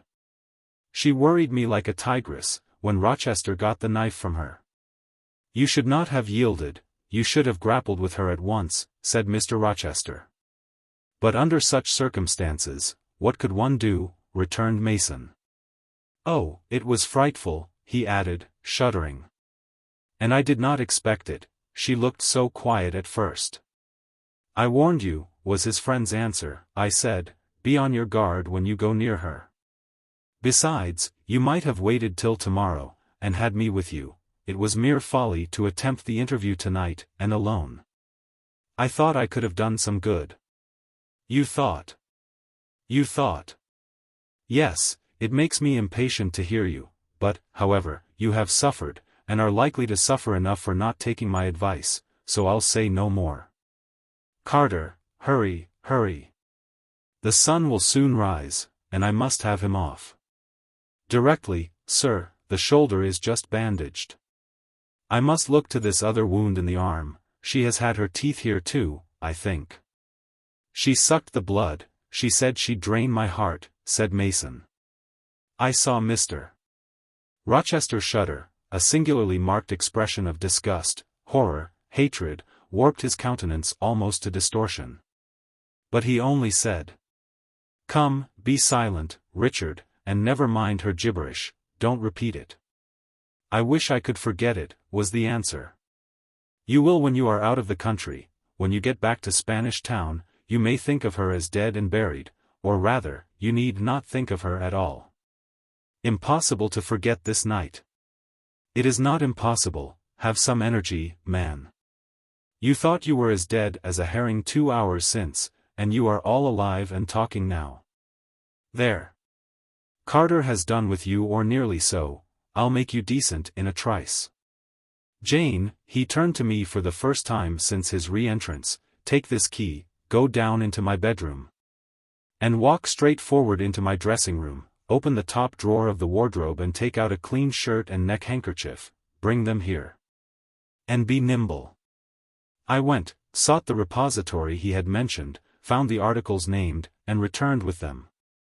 Now, said he, go to the other side of the bed while I order his toilet.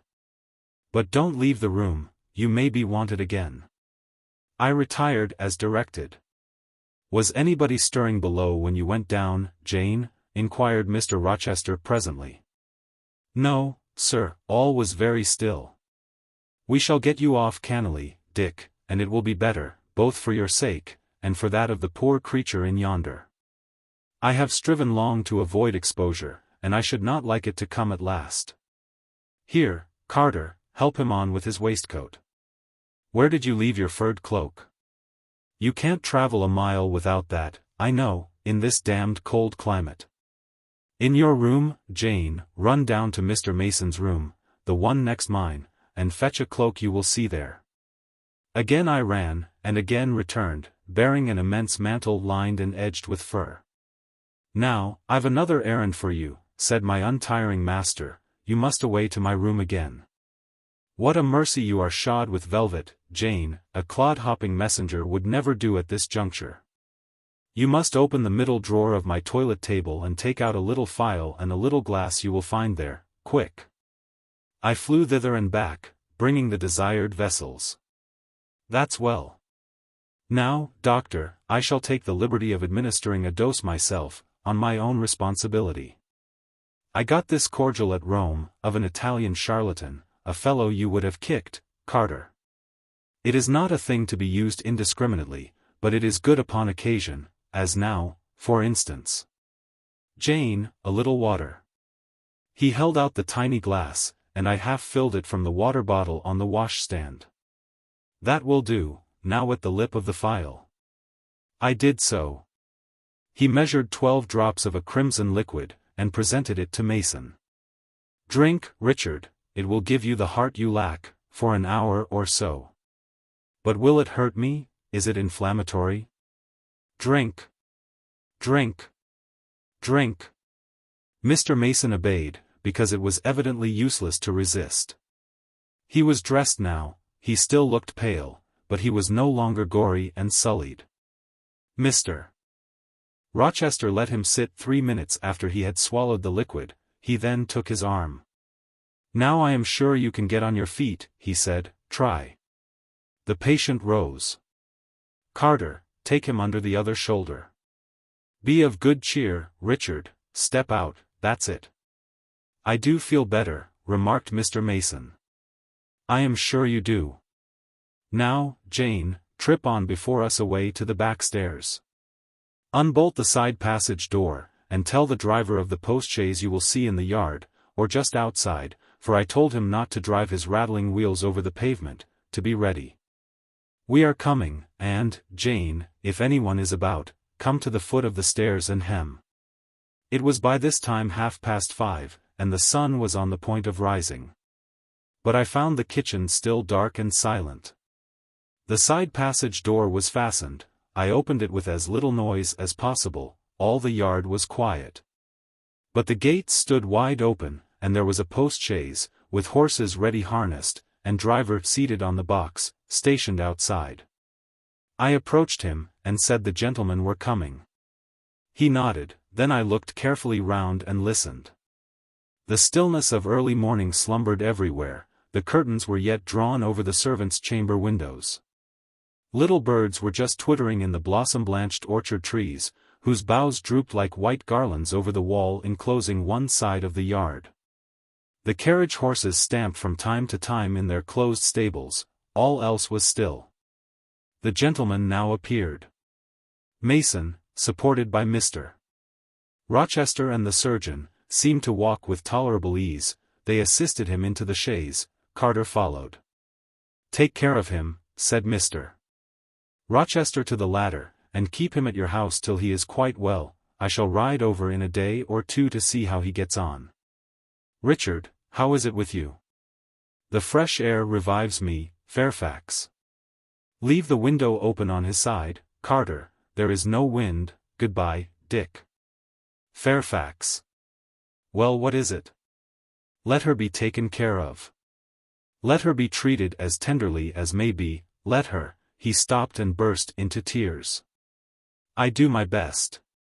And have done it, and will do it," was the answer. He shut up the chaise door, and the vehicle drove away.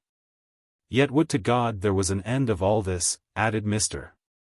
Rochester, as he closed and barred the heavy yard gates. This done, he moved with slow step and abstracted air towards a door in the wall bordering the orchard.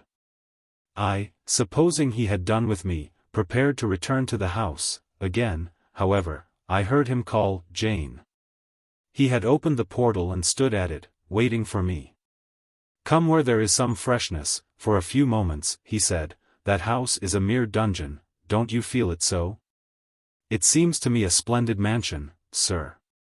"The glamour of inexperience is over your eyes," he answered, "and you see it through a charmed medium. You cannot discern that the gilding is slime and the silk draperies cobwebs. That the marble is sordid slate, and the polished woods mere refused chips and scaly bark. Now here," he pointed to the leafy enclosure we had entered, "all is real, sweet, and pure."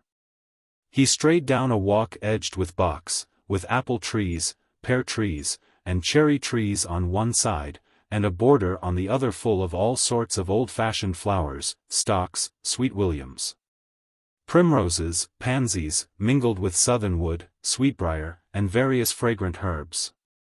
They were fresh now as a succession of April showers and gleams, followed by a lovely spring morning, could make them. The sun was just entering the dappled east, and his light illumined the wreathed and dewy orchard trees and shone down the quiet walks under them. "Jane, will you have a flower?" He gathered a half-blown rose, the first on the bush, and offered it to me. "Thank you, sir. Do you like this sunrise, Jane? That sky with its high and light clouds which are sure to melt away as the day waxes warm, this placid and balmy atmosphere?" "I do, very much." "You have passed a strange night, Jane." "Yes, sir." "And it has made you look pale. Were you afraid when I left you alone with Mason?" "I was afraid of someone coming out of the inner room. But I had fastened the door, I had the key in my pocket. Should have been a careless shepherd if I had left a lamb, my pet lamb, so near a wolf's den, unguarded. You were safe." "Will Grace Poole live here still, sir?" "Oh yes. Don't trouble your head about her, put the thing out of your thoughts. Yet it seems to me your life is hardly secure while she stays." Never fear, I will take care of myself. Is the danger you apprehended last night gone by now, sir? I cannot vouch for that till Mason is out of England, nor even then. To live, for me, Jane, is to stand on a crater crust which may crack and spew fire any day. But Mr. Mason seems a man easily led. Your influence, sir, is evidently potent with him. He will never set you at defiance or willfully injure you. Oh, no. Mason will not defy me. Nor, knowing it, will he hurt me, but, unintentionally, he might in a moment, by one careless word, deprive me, if not of life, yet forever of happiness. Tell him to be cautious, sir, let him know what you fear, and show him how to avert the danger. He laughed sardonically, hastily took my hand, and as hastily threw it from him.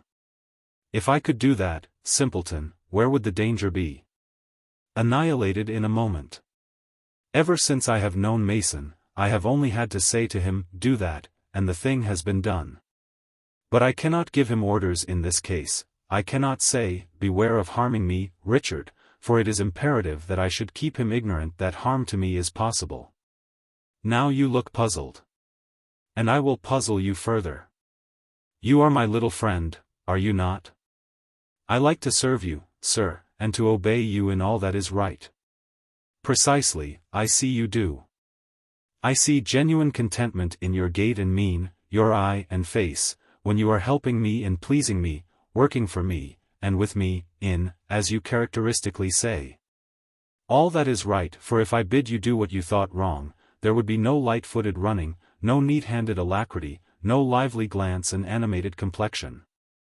My friend would then turn to me, quiet and pale, and would say, no, sir, that is impossible, I cannot do it, because it is wrong, and would become immutable as a fixed star.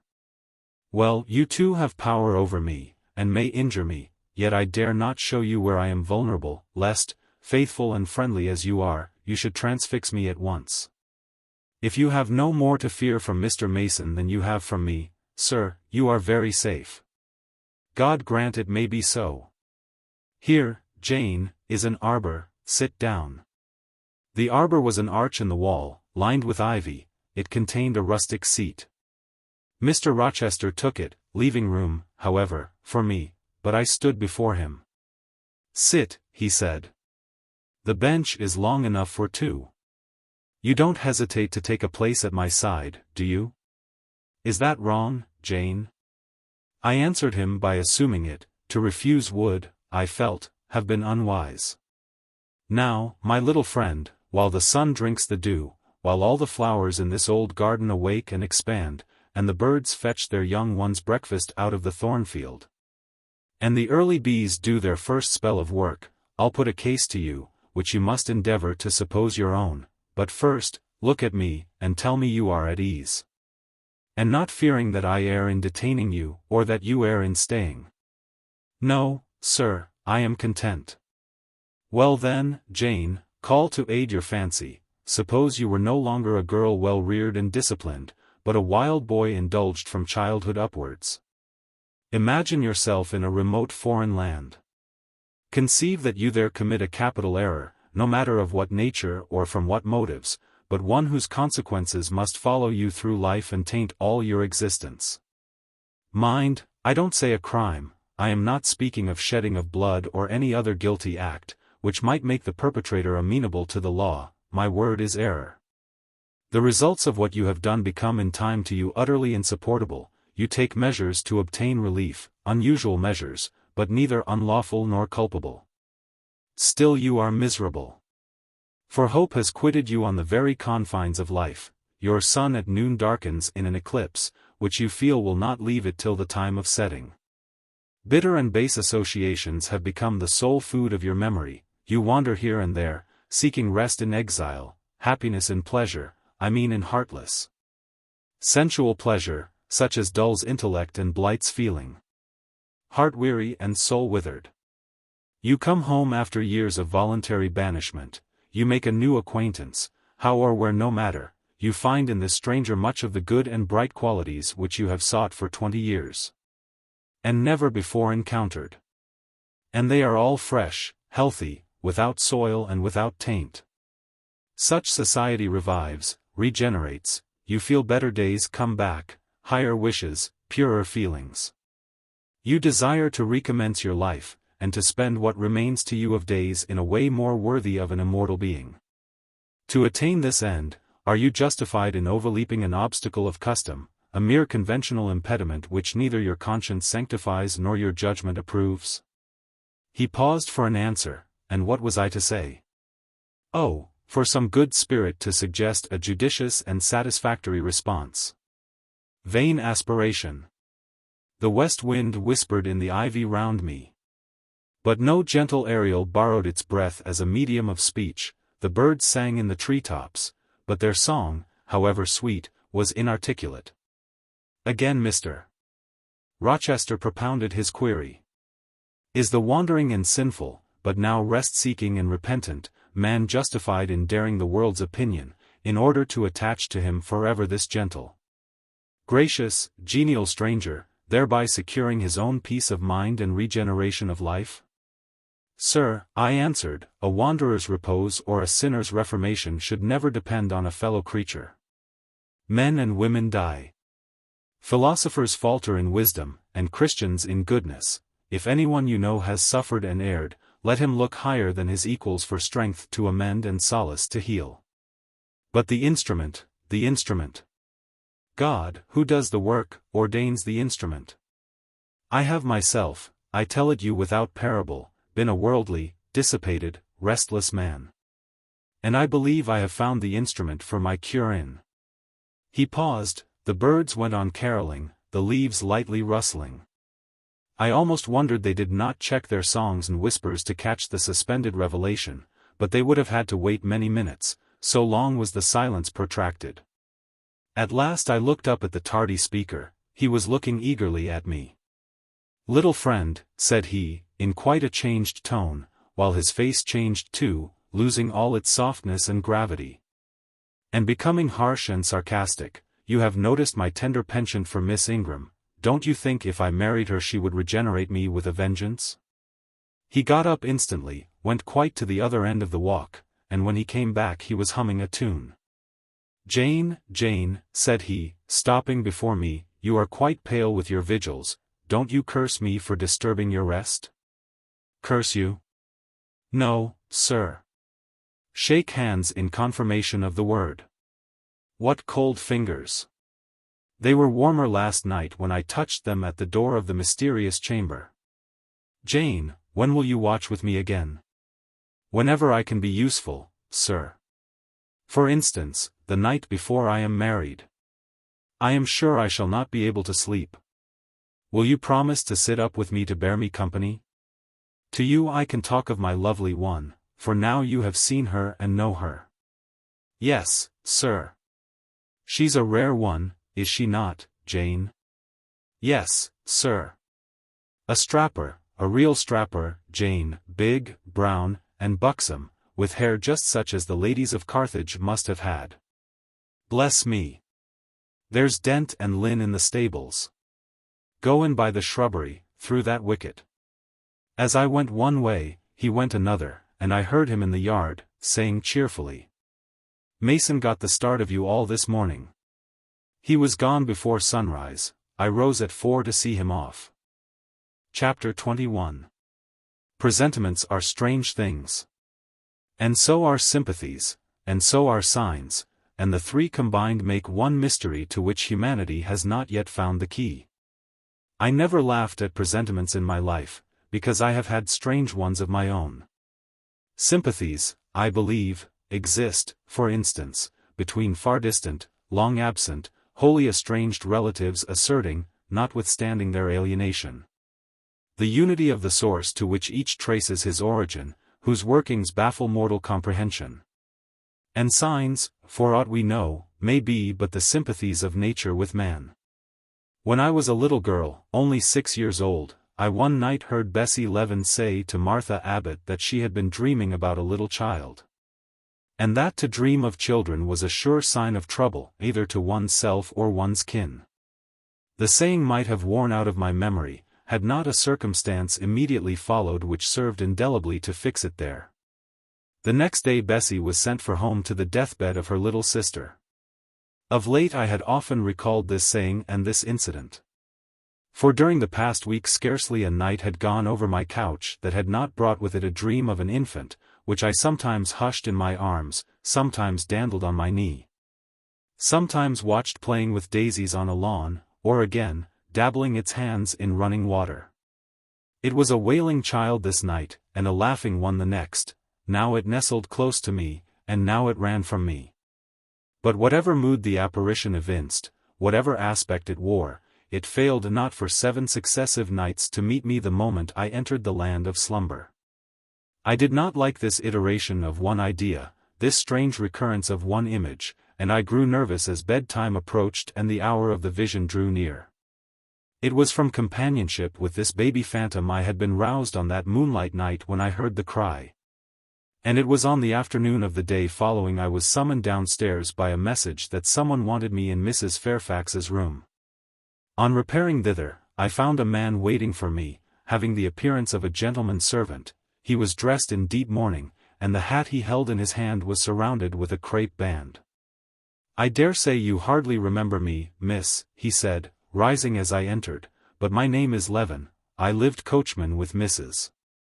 Reed when you were at Gateshead, 8 or 9 years since, and I live there still." "Oh, Robert.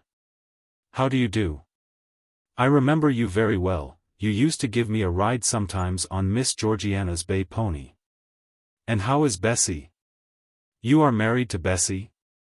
"Yes, miss, my wife is very hearty, thank you.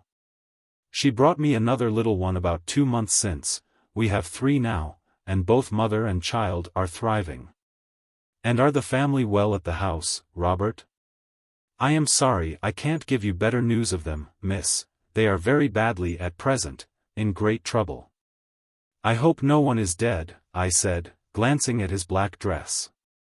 He too looked down at the crape round his hat and replied, "Mr. John died yesterday was a week, at his chambers in London." "Mr. John?" "Yes." "And how does his mother bear it?" "Why, you see, Miss Eyre, it is not a common mishap. His life has been very wild. These last 3 years he gave himself up to strange ways, and his death was shocking. I heard from Bessie he was not doing well." "Doing well? He could not do worse. He ruined his health and his estate amongst the worst men and the worst women.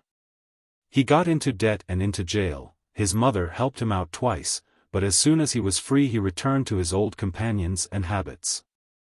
His head was not strong. The knaves he lived amongst fooled him beyond anything I ever heard. He came down to Gateshead about 3 weeks ago and wanted Mrs. to give up all to him. Mrs. refused. Her means have long been much reduced by his extravagance, so he went back again, and the next news was that he was dead.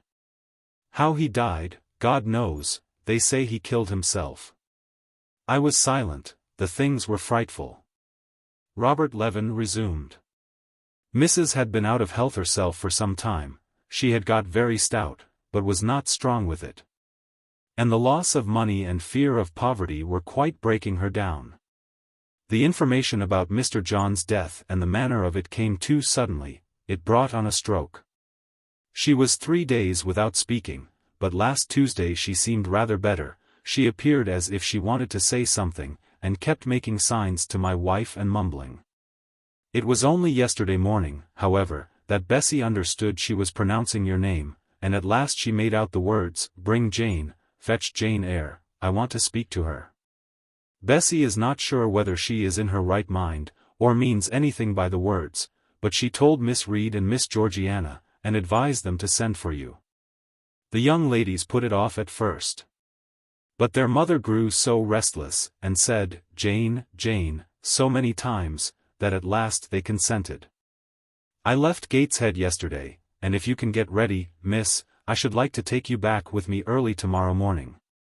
"Yes, Robert, I shall be ready. It seems to me that I ought to go." "I think so too, Mississippi Bessie said she was sure you would not refuse, but I suppose you will have to ask leave before you can get off." "Yes, and I will do it now." And having directed him to the servants' hall, and recommended him to the care of John's wife, and the attentions of John himself, I went in search of Mr. Rochester. He was not in any of the lower rooms, he was not in the yard, the stables, or the grounds. I asked Mrs. Fairfax if she had seen him. Yes, she believed he was playing billiards with Miss Ingram. To the billiard room I hastened, the click of balls and the hum of voices resounded thence. Mr. Rochester, Miss Ingram, the two Misses Eshton, and their admirers, were all busied in the game. It required some courage to disturb so interesting a party. My errand, however, was one I could not defer, so I approached the master where he stood at Miss Ingram's side. She turned as I drew near, and looked at me haughtily. Her eyes seemed to demand, "What can the creeping creature want now?" And when I said, in a low voice, "Mr. Rochester," she made a movement as if tempted to order me away. I remember her appearance at the moment. It was very graceful and very striking. She wore a morning robe of sky-blue crepe. A gauzy azure scarf was twisted in her hair. She had been all animation with the game, and irritated pride did not lower the expression of her haughty lineaments. "Does that person want you?" she inquired of Mr. Rochester, and Mr. Rochester turned to see who the person was. He made a curious grimace, one of his strange and equivocal demonstrations, threw down his cue and followed me from the room. "Well, Jane?" he said, as he rested his back against the schoolroom door, which he had shut. "If you please, sir, I want leave of absence for a week or two." "What to do, where to go?" "To see a sick lady who has sent for me." "What sick lady, where does she live?" "At Gateshead, in Shire." "Shire? That is 100 miles off. Who may she be that sends for people to see her that distance?" "Her name is Reed, sir, Mrs. Reed."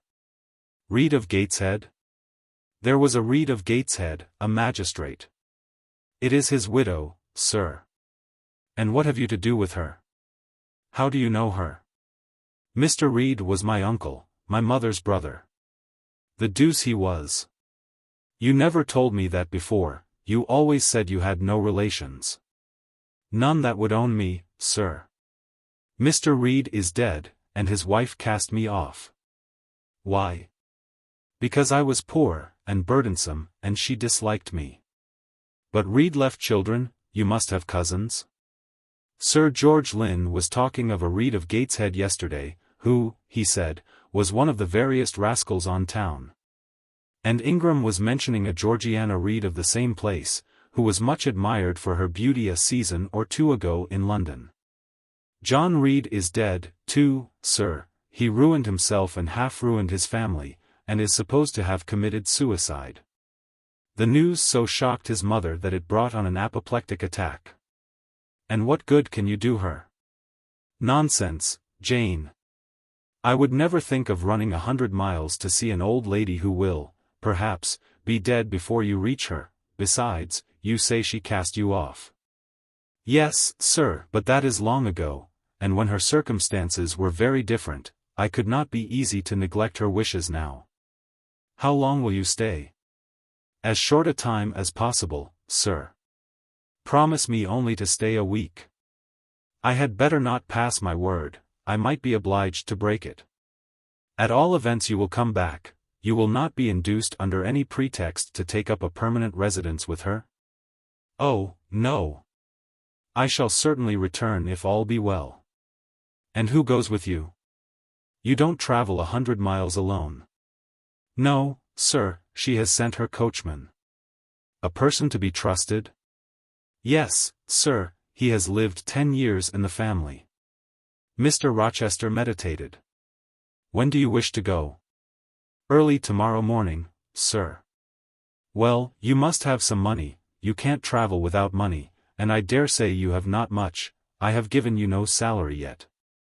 "How much have you in the world, Jane?" he asked, smiling.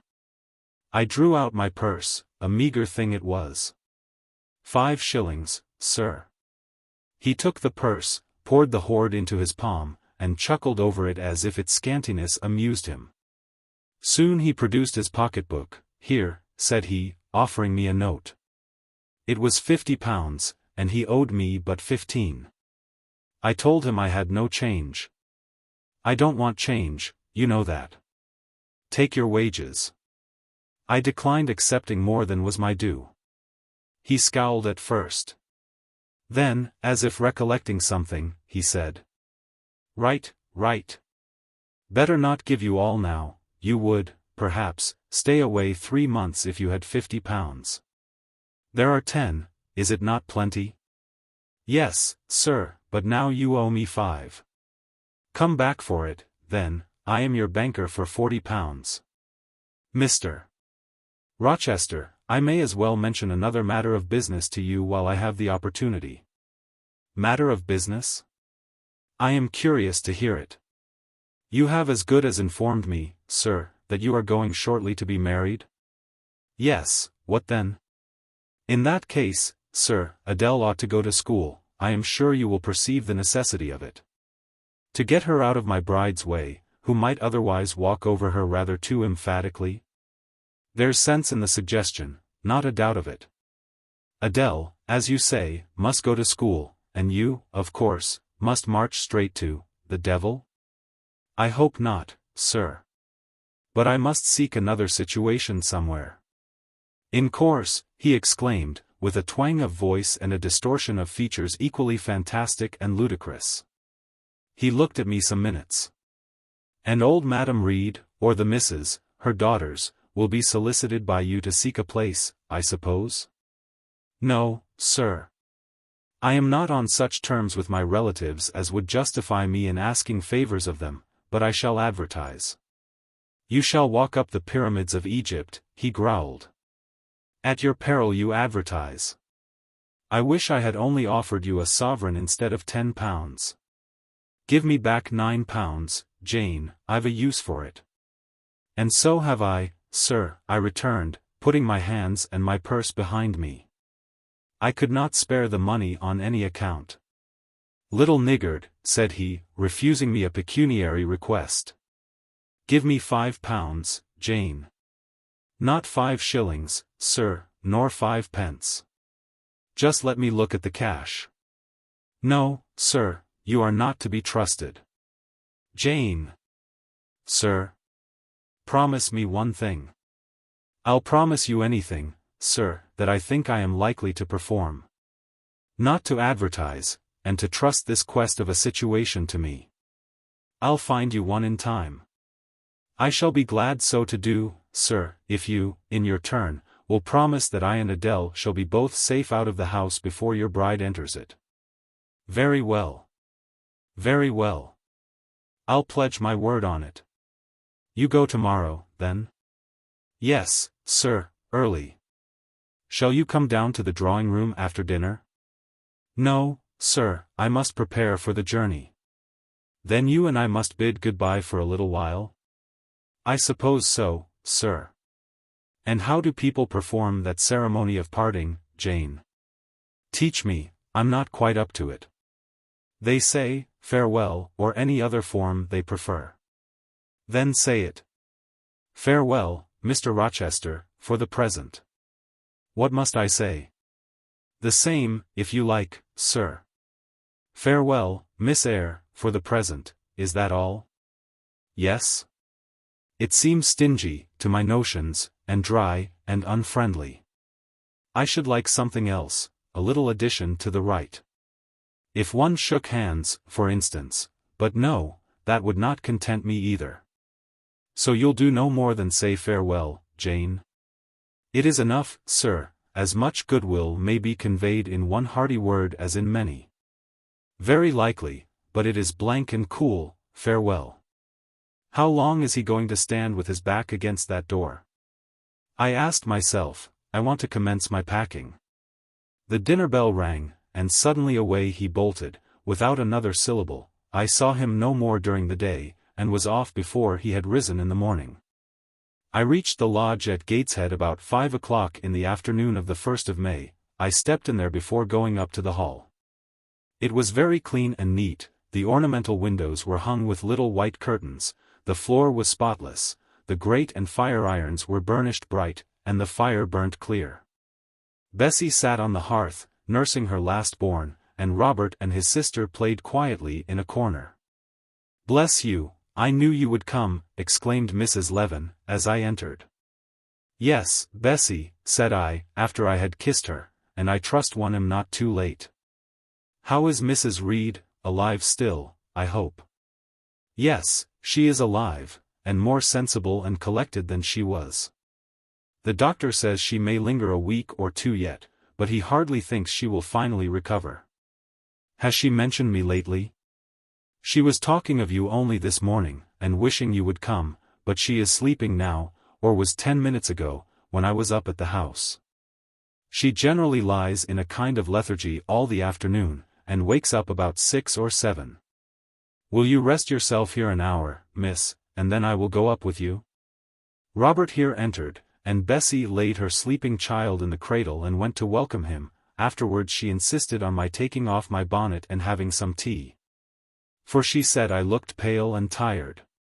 I was glad to accept her hospitality, and I submitted to be relieved of my traveling garb just as passively as I used to let her undress me when a child. Old times crowded fast back on me as I watched her bustling about, setting out the tea tray with her best china, cutting bread and butter, toasting a tea cake, and, between whiles, giving little Robert or Jane an occasional tap or push, just as she used to give me in former days. Bessie had retained her quick temper as well as her light foot and good looks. Tea ready, I was going to approach the table, but she desired me to sit still, quite in her old peremptory tones. "I must be served at the fireside," she said. And she placed before me a little round stand with my cup and a plate of toast. Absolutely as she used to accommodate me with some privately purloined dainty on a nursery chair, and I smiled and obeyed her as in bygone days. She wanted to know if I was happy at Thornfield Hall, and what sort of a person the mistress was, and when I told her there was only a master, whether he was a nice gentleman, and if I liked him.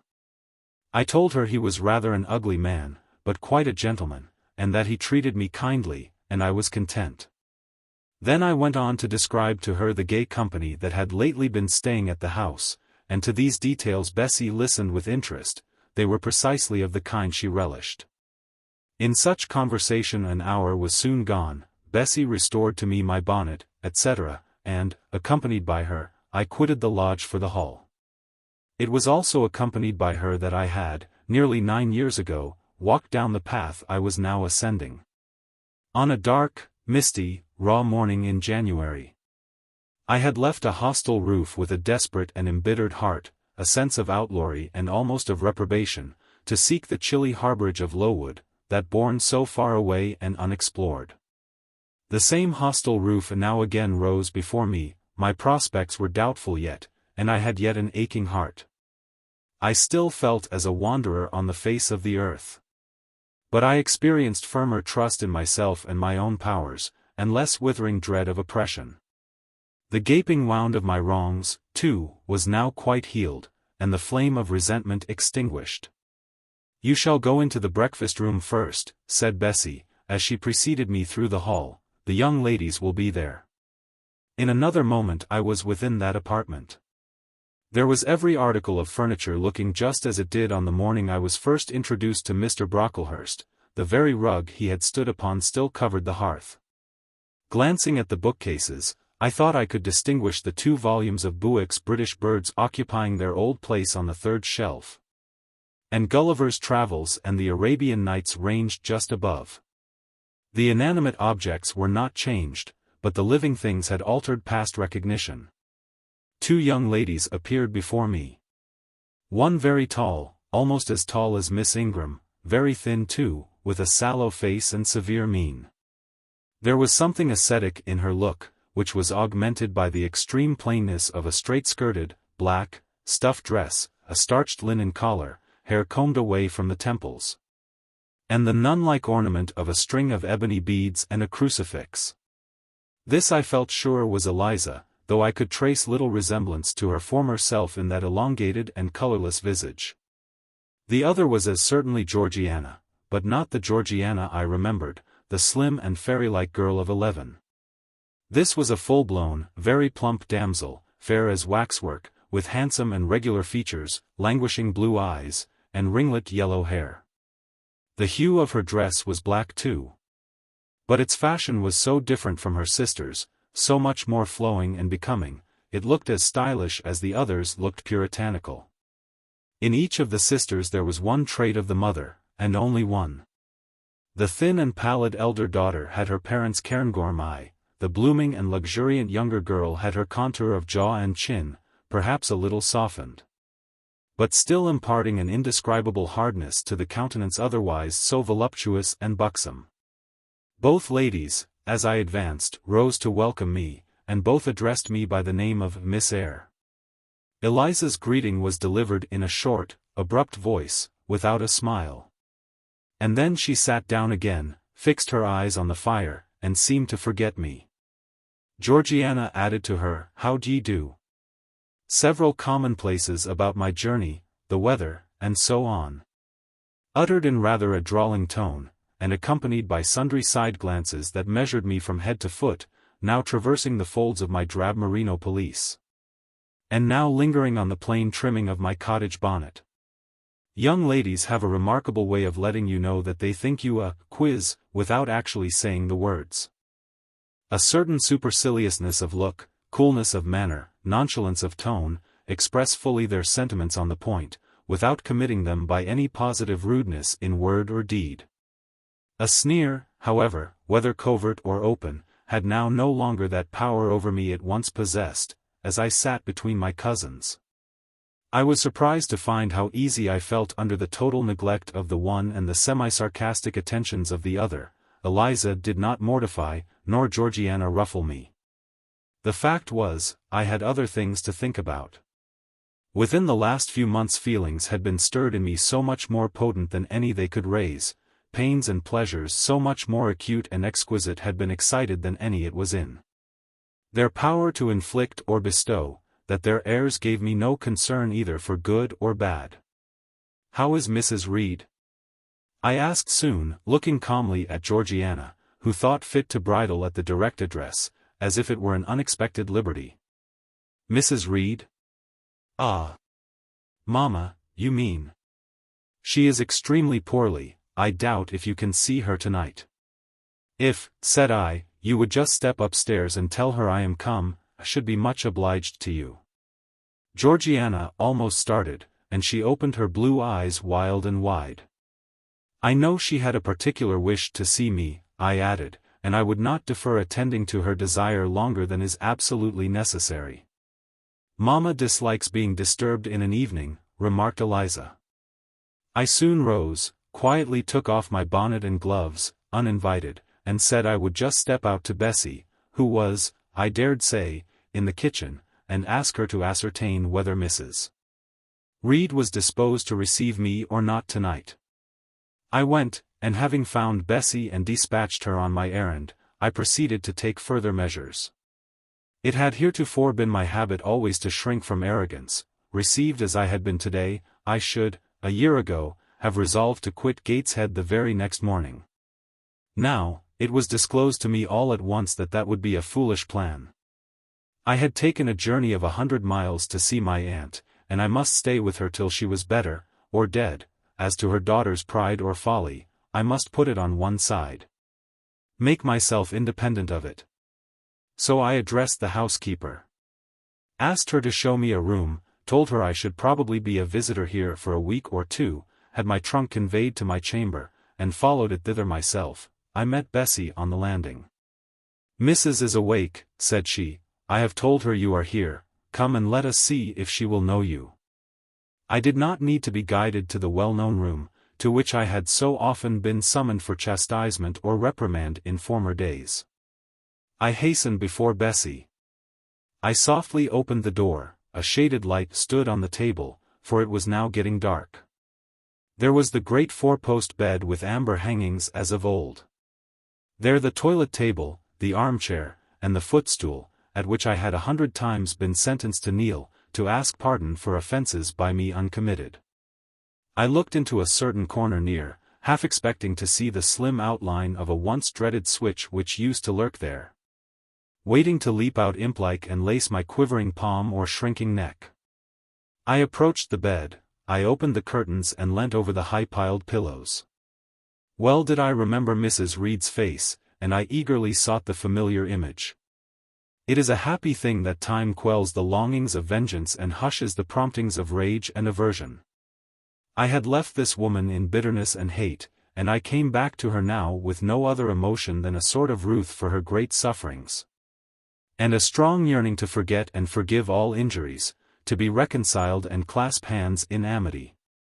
The well-known face was there, stern, relentless as ever. There was that peculiar eye which nothing could melt, and the somewhat raised, imperious, despotic eyebrow. How often had it lowered on me menace and hate! And how the recollection of childhood's terrors and sorrows revived as I traced its harsh line now. And yet I stooped down and kissed her. She looked at me. "Is this Jane Eyre?" she said. "Yes, Aunt Reed." "How are you, dear aunt?" I had once vowed that I would never call her aunt again. I thought it no sin to forget and break that vow now. My fingers had fastened on her hand which lay outside the sheet. Had she pressed mine kindly, I should at that moment have experienced true pleasure. But unimpressionable natures are not so soon softened, nor are natural antipathies so readily eradicated. Mrs. Reed took her hand away, and, turning her face rather from me, she remarked that the night was warm. Again she regarded me so icily. I felt at once that her opinion of me, her feeling towards me, was unchanged and unchangeable. I knew by her stony eye, opaque to tenderness, indissoluble to tears, that she was resolved to consider me bad to the last. Because to believe me good would give her no generous pleasure, only a sense of mortification. I felt pain, and then I felt ire. And then I felt a determination to subdue her, to be her mistress in spite both of her nature and her will. My tears had risen, just as in childhood. I ordered them back to their source. I brought a chair to the bed head, I sat down and leaned over the pillow. "You sent for me," I said, "and I am here, and it is my intention to stay till I see how you get on." "Oh, of course. You have seen my daughters?" "Yes." "Well, you may tell them I wish you to stay till I can talk some things over with you I have on my mind. Tonight it is too late, and I have a difficulty in recalling them. But there was something I wished to say. Let me see." The wandering look and changed utterance told what wreck had taken place in her once vigorous frame. Turning restlessly, she drew the bedclothes round her. My elbow, resting on a corner of the quilt, fixed it down. She was at once irritated. "Sit up," said she. "Don't annoy me with holding the clothes fast. Are you Jane Eyre?" "I am Jane Eyre. I have had more trouble with that child than anyone would believe. Such a burden to be left on my hands, and so much annoyance as she caused me, daily and hourly, with her incomprehensible disposition, and her sudden starts of temper, and her continual, unnatural watchings of one's movements. I declare she talked to me once like something mad, or like a fiend. No child ever spoke or looked as she did. I was glad to get her away from the house." "What did they do with her at Lowood?" "The fever broke out there, and many of the pupils died. She, however, did not die, but I said she did. I wish she had died." "A strange wish, Mrs. Reed. Why do you hate her so?" "I had a dislike to her mother always, for she was my husband's only sister, and a great favorite with him. He opposed the family's disowning her when she made her low marriage. And when news came of her death, he wept like a simpleton. He would send for the baby, though I entreated him rather to put it out to nurse and pay for its maintenance. I hated it the first time I set my eyes on it, a sickly, whining, pining thing. It would wail in its cradle all night long, not screaming heartily like any other child, but whimpering and moaning. Reed pitied it, and he used to nurse it and notice it as if it had been his own, more, indeed, than he ever noticed his own at that age. He would try to make my children friendly to the little beggar. The darlings could not bear it, and he was angry with them when they showed their dislike. In his last illness, he had it brought continually to his bedside, and but an hour before he died, he bound me by vow to keep the creature. I would as soon have been charged with a pauper brat out of a workhouse, but he was weak, naturally weak. John does not at all resemble his father, and I am glad of it. John is like me and like my brothers, he is quite a Gibson. Oh, I wish he would cease tormenting me with letters for money. I have no more money to give him, we are getting poor. I must send away half the servants and shut up part of the house, or let it off. I can never submit to do that, yet how are we to get on? 2/3 of my income goes in paying the interest of mortgages. John gambles dreadfully, and always loses, poor boy. He is beset by sharpers. John is sunk and degraded, his look is frightful, I feel ashamed for him when I see him. She was getting much excited. I think I had better leave her now, said I to Bessie, who stood on the other side of the bed. Perhaps you had, miss, but she often talks in this way towards night, in the morning she is calmer. I rose. Stop, exclaimed Mrs. Reed, there is another thing I wish to say.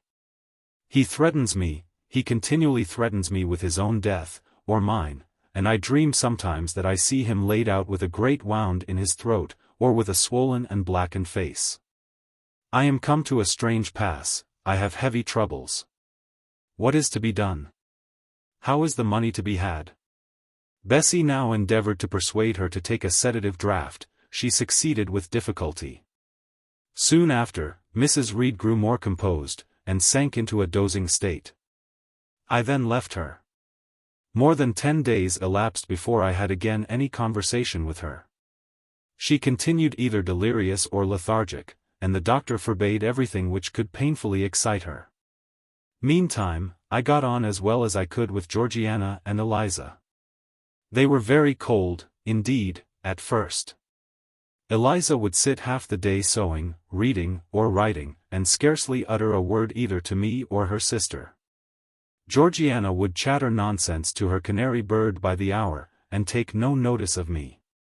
But I was determined not to seem at a loss for occupation or amusement. I had brought my drawing materials with me, and they served me for both. Provided with a case of pencils, and some sheets of paper, I used to take a seat apart from them, near the window, and busy myself in sketching fancy vignettes, representing any scene that happened momentarily to shape itself in the ever-shifting kaleidoscope of imagination, a glimpse of sea between two rocks, the rising moon, and a ship crossing its disk, a group of reeds and water flags, and a naiad's head, crowned with lotus flowers, rising out of them. An elf sitting in a hedge sparrow's nest, under a wreath of hawthorn bloom. One morning I fell to sketching a face. What sort of a face it was to be, I did not care or know. I took a soft black pencil, gave it a broad point, and worked away.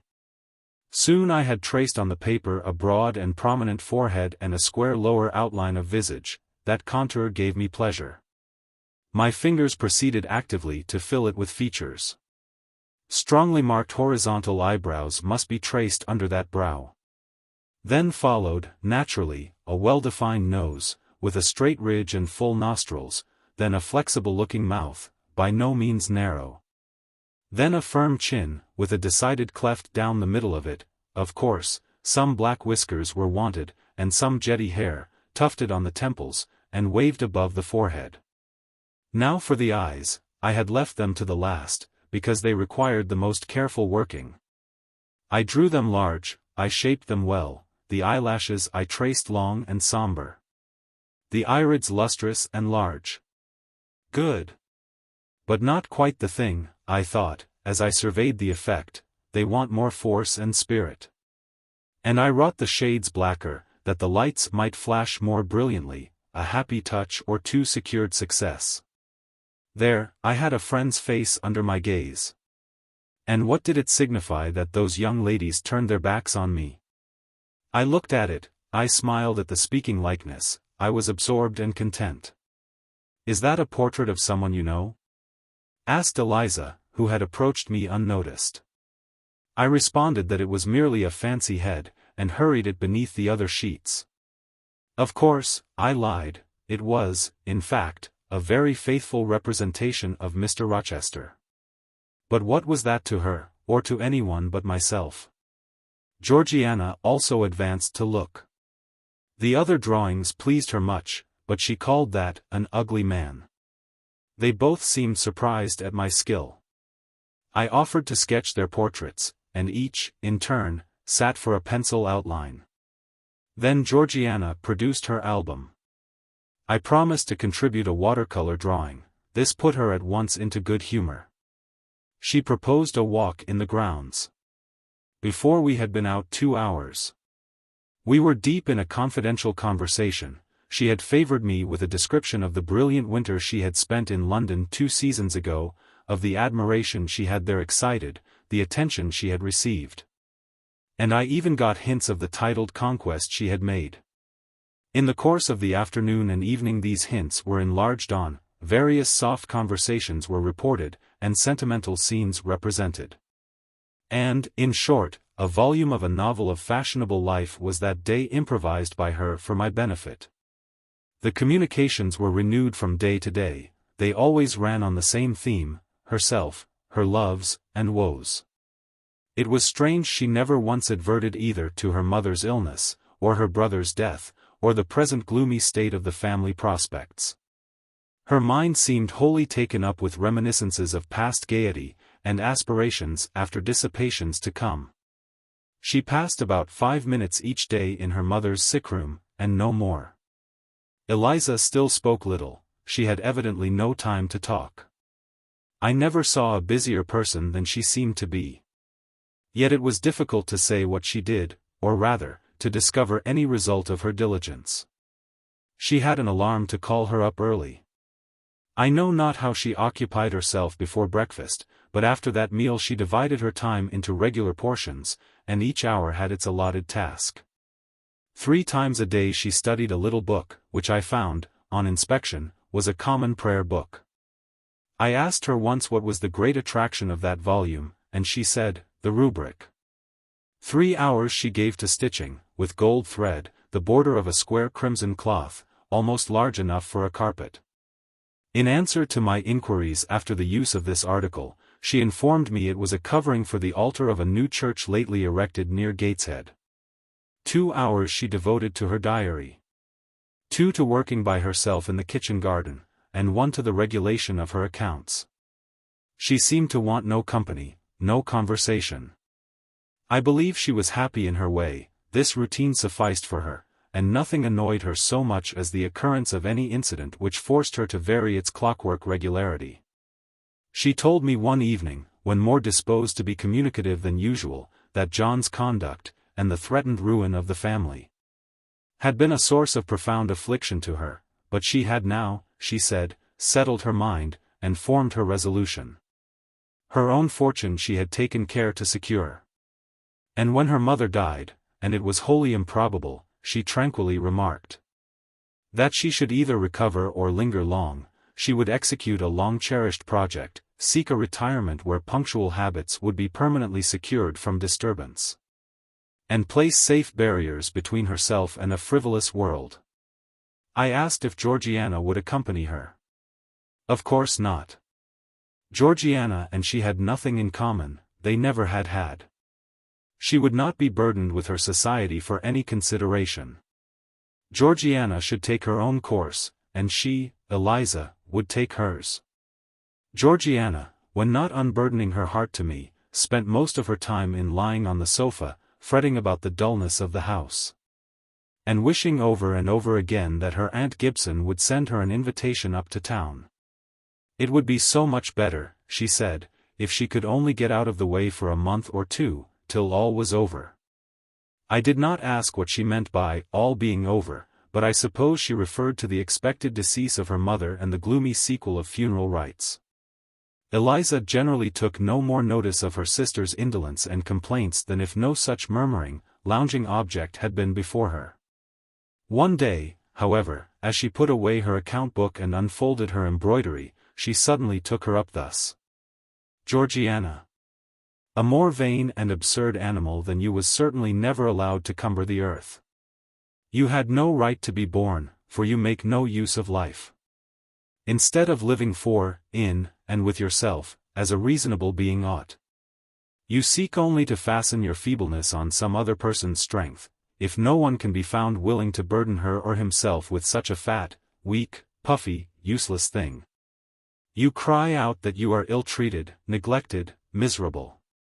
Then, too, existence for you must be a scene of continual change and excitement, or else the world is a dungeon. You must be admired, you must be courted, you must be flattered, you must have music, dancing, and society, or you languish, you die away. Have you no sense to devise a system which will make you independent of all efforts, and all wills, but your own? Take one day, share it into sections. To each section apportion its task, leave no stray unemployed quarters of an hour, 10 minutes, 5 minutes, include all, do each piece of business in its turn with method, with rigid regularity. The day will close almost before you are aware it has begun. And you are indebted to no one for helping you to get rid of one vacant moment. You have had to seek no one's company, conversation, sympathy, forbearance. You have lived, in short, as an independent being ought to do. Take this advice, the first and last I shall offer you, then you will not want me or anyone else, happen what may. Neglect it, go on as heretofore, craving, whining, and idling, and suffer the results of your idiocy, however bad and insuperable they may be. I tell you this plainly. And listen, for though I shall no more repeat what I am now about to say, I shall steadily act on it. After my mother's death, I wash my hands of you. From the day her coffin is carried to the vault in Gateshead Church, you and I will be as separate as if we had never known each other. You need not think that because we chance to be born of the same parents, I shall suffer you to fasten me down by even the feeblest claim. I can tell you this, if the whole human race, ourselves excepted, were swept away, and we too stood alone on the earth, I would leave you in the old world, and betake myself to the new. She closed her lips. You might have spared yourself the trouble of delivering that tirade, answered Georgiana. Everybody knows you are the most selfish, heartless creature in existence, and I know your spiteful hatred towards me. I have had a specimen of it before in the trick you played me about Lord Edwin Vere. You could not bear me to be raised above you, to have a title, to be received into circles where you dare not show your face, and so you acted the spy and informer, and ruined my prospects forever. Georgiana took out her handkerchief and blew her nose for an hour afterwards. Eliza sat cold, impassible, and assiduously industrious. True, generous feeling is made small account of by some, but here were two natures rendered, the one intolerably acrid, the other despicably savourless for the want of it. Feeling without judgment is a washy draught indeed, but judgment untempered by feeling is too bitter and husky a morsel for human deglutition. It was a wet and windy afternoon. Georgiana had fallen asleep on the sofa over the perusal of a novel. Eliza was gone to attend a Saint's Day service at the new church, for in matters of religion she was a rigid formalist. No weather ever prevented the punctual discharge of what she considered her devotional duties. Fair or foul, she went to church thrice every Sunday, and as often on weekdays as there were prayers. I bethought myself to go upstairs and see how the dying woman sped, who lay there almost unheeded. The very servants paid her but a remittent attention. The hired nurse, being little looked after, would slip out of the room whenever she could. Bessie was faithful, but she had her own family to mind, and could only come occasionally to the hall. I found the sickroom unwatched, as I had expected. No nurse was there. The patient lay still, and seemingly lethargic, her livid face sunk in the pillows. The fire was dying in the grate. I renewed the fuel, rearranged the bedclothes, gazed a while on her who could not now gaze on me, and then I moved away to the window. The rain beat strongly against the panes, the wind blew tempestuously. One lies there, I thought, who will soon be beyond the war of earthly elements. Whither will that spirit, now struggling to quit its material tenement, flit when at length released? In pondering the great mystery, I thought of Helen Burns, recalled her dying words, her faith, her doctrine of the equality of disembodied souls.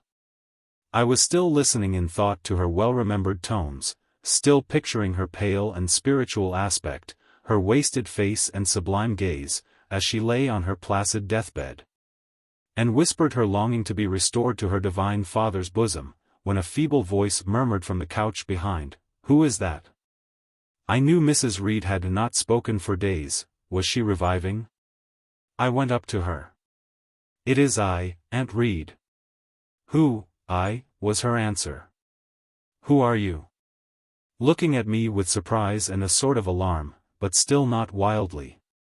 "You are quite a stranger to me. Where is Bessie?" "She is at the lodge, Aunt." "Aunt," she repeated. "Who calls me Aunt?"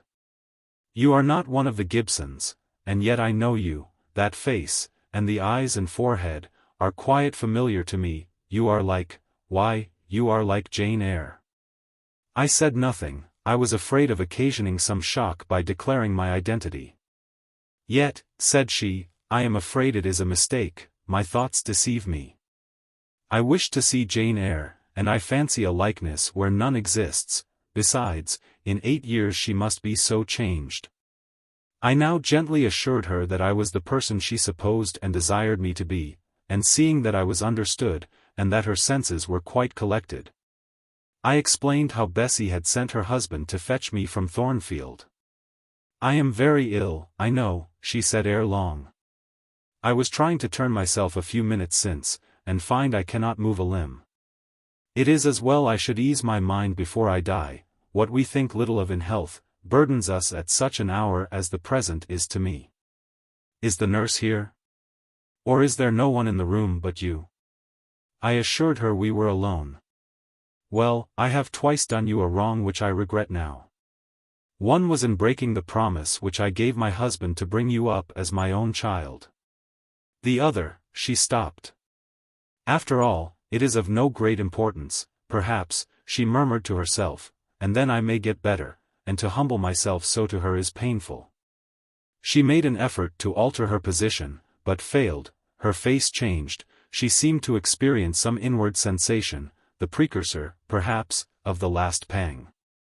"Well, I must get it over. Eternity is before me," I had better tell her. "Go to my dressing case, open it, and take out a letter you will see there." I obeyed her directions. "Read the letter," she said. It was short, and thus conceived. "Madam, will you have the goodness to send me the address of my niece, Jane Eyre, and to tell me how she is? It is my intention to write shortly and desire her to come to me at Madeira. Providence has blessed my endeavors to secure a competency. And as I am unmarried and childless, I wish to adopt her during my life, and bequeath her at my death whatever I may have to leave. I am, Madam, etc., etc. John Eyre, Madeira." It was dated 3 years back. Why did I never hear of this? I asked. "Because I dislike you too fixedly and thoroughly ever to lend a hand in lifting you to prosperity. I could not forget your conduct to me, Jane, the fury with which you once turned on me, the tone in which you declared you abhorred me the worst of anybody in the world. The unchildlike look and voice with which you affirmed that the very thought of me made you sick, and asserted that I had treated you with miserable cruelty. I could not forget my own sensations when you thus started up and poured out the venom of your mind. I felt fear as if an animal that I had struck or pushed had looked up at me with human eyes and cursed me in a man's voice. Bring me some water. Oh, make haste. Dear Mrs. Reed, said I, as I offered her the draught she required, think no more of all this, let it pass away from your mind. Forgive me for my passionate language, I was a child then, 8, 9 years have passed since that day. She heeded nothing of what I said. But when she had tasted the water and drawn breath, she went on thus. I tell you I could not forget it. And I took my revenge, for you to be adopted by your uncle, and placed in a state of ease and comfort, was what I could not endure. I wrote to him. I said I was sorry for his disappointment, but Jane Eyre was dead, she had died of typhus fever at Lowood. Now act as you please, write and contradict my assertion, expose my falsehood as soon as you like. You were born, I think, to be my torment, my last hour is racked by the recollection of a deed which, but for you, I should never have been tempted to commit. If you could but be persuaded to think no more of it, aunt, and to regard me with kindness and forgiveness. You have a very bad disposition, said she. And one to this day I feel it impossible to understand, how for 9 years you could be patient and quiescent under any treatment, and in the 10th break out all fire and violence. I can never comprehend. My disposition is not so bad as you think. I am passionate, but not vindictive. Many a time, as a little child, I should have been glad to love you if you would have let me. And I long earnestly to be reconciled to you now. Kiss me, aunt. I approached my cheek to her lips. She would not touch it. She said I oppressed her by leaning over the bed, and again demanded water. As I laid her down, for I raised her and supported her on my arm while she drank, I covered her ice-cold and clammy hand with mine. The feeble fingers shrank from my touch, the glazing eyes shunned my gaze. Love me, then, or hate me, as you will, I said at last. You have my full and free forgiveness. Ask now for God's, and be at peace. Poor, suffering woman. It was too late for her to make now the effort to change her habitual frame of mind. Living, she had ever hated me. Dying, she must hate me still. The nurse now entered, and Bessie followed. I yet lingered half an hour longer, hoping to see some sign of amity, but she gave none. She was fast relapsing into stupor, nor did her mind again rally. At 12 o'clock that night she died. I was not present to close her eyes, nor were either of her daughters. They came to tell us the next morning that all was over. She was by that time laid out. Eliza and I went to look at her. Georgiana, who had burst out into loud weeping, said she dared not go. There was stretched Sarah Reed's once robust and active frame, rigid and still. Her eye of flint was covered with its cold lid. Her brow and strong traits wore yet the impress of her inexorable soul. A strange and solemn object was that corpse to me. I gazed on it with gloom and pain. Nothing soft, nothing sweet, nothing pitying, or hopeful, or subduing did it inspire. Only a grating anguish for her woes, not my loss, and a somber tearless dismay at the fearfulness of death in such a form. Eliza surveyed her parent calmly. After a silence of some minutes she observed. With her constitution she should have lived to a good old age. Her life was shortened by trouble. And then a spasm constricted her mouth for an instant. As it passed away she turned and left the room, and so did I. Neither of us had dropped a tear. Chapter 22. Mr. Rochester had given me but 1 week's leave of absence, yet a month elapsed before I quitted Gateshead. I wished to leave immediately after the funeral, but Georgiana entreated me to stay till she could get off to London, whither she was now at last invited by her uncle, Mr. Gibson, who had come down to direct his sister's interment and settle the family affairs. Georgiana said she dreaded being left alone with Eliza. From her she got neither sympathy in her dejection, support in her fears, nor aid in her preparations. So I bore with her feeble-minded wailings and selfish lamentations as well as I could, and did my best in sewing for her and packing her dresses. It is true, that while I worked, she would idle. And I thought to myself, if you and I were destined to live always together, cousin, we would commence matters on a different footing. I should not settle tamely down into being the forbearing party. I should assign you your share of labor, and compel you to accomplish it, or else it should be left undone. I should insist, also, on your keeping some of those drawling, half-insincere complaints hushed in your own breast. It is only because our connection happens to be very transitory, and comes at a peculiarly mournful season, that I consent thus to render it so patient and compliant on my part. At last I saw Georgiana off, but now it was Eliza's turn to request me to stay another week. Her plans required all her time and attention, she said. She was about to depart for some unknown bourne. And all day long she stayed in her own room, her door bolted within, filling trunks, emptying drawers, burning papers, and holding no communication with anyone. She wished me to look after the house, to see callers, and answer notes of condolence. One morning she told me I was at liberty. And, she added, I am obliged to you for your valuable services and discreet conduct. There is some difference between living with such an one as you and with Georgiana. You perform your own part in life and burden no one. Tomorrow, she continued, I set out for the continent. I shall take up my abode in a religious house near Lisle, a nunnery you would call it. There I shall be quiet and unmolested. I shall devote myself for a time to the examination of the Roman Catholic dogmas, and to a careful study of the workings of their system, if I find it to be, as I half suspect it is, the one best calculated to ensure the doing of all things decently and in order. I shall embrace the tenets of Rome and probably take the veil. I neither expressed surprise at this resolution nor attempted to dissuade her from it. The vocation will fit you to a hair, I thought. Much good may it do you. When we parted, she said, Goodbye, cousin Jane Eyre, I wish you well, you have some sense. I then returned, You are not without sense, cousin Eliza. But what you have, I suppose, in another year will be walled up alive in a French convent. However, it is not my business, and so it suits you, I don't much care. You are in the right, said she. And with these words we each went our separate way.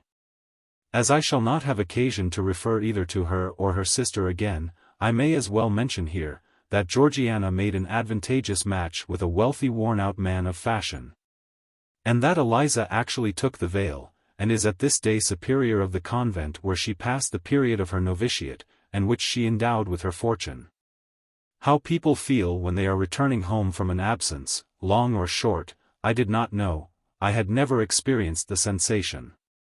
I had known what it was to come back to Gateshead when a child after a long walk, to be scolded for looking cold or gloomy. And later, what it was to come back from church to Lowood, to long for a plenteous meal and a good fire, and to be unable to get either. Neither of these returnings was very pleasant or desirable. No magnet drew me to a given point, increasing in its strength of attraction the nearer I came. The return to Thornfield was yet to be tried.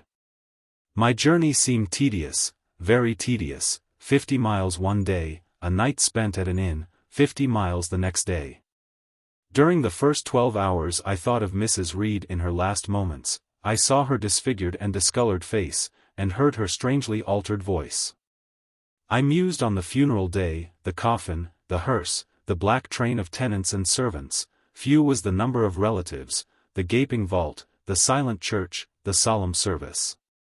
Then I thought of Eliza and Georgiana. I beheld one the cynosure of a ballroom, the other the inmate of a convent cell. And I dwelt on and analyzed their separate peculiarities of person and character.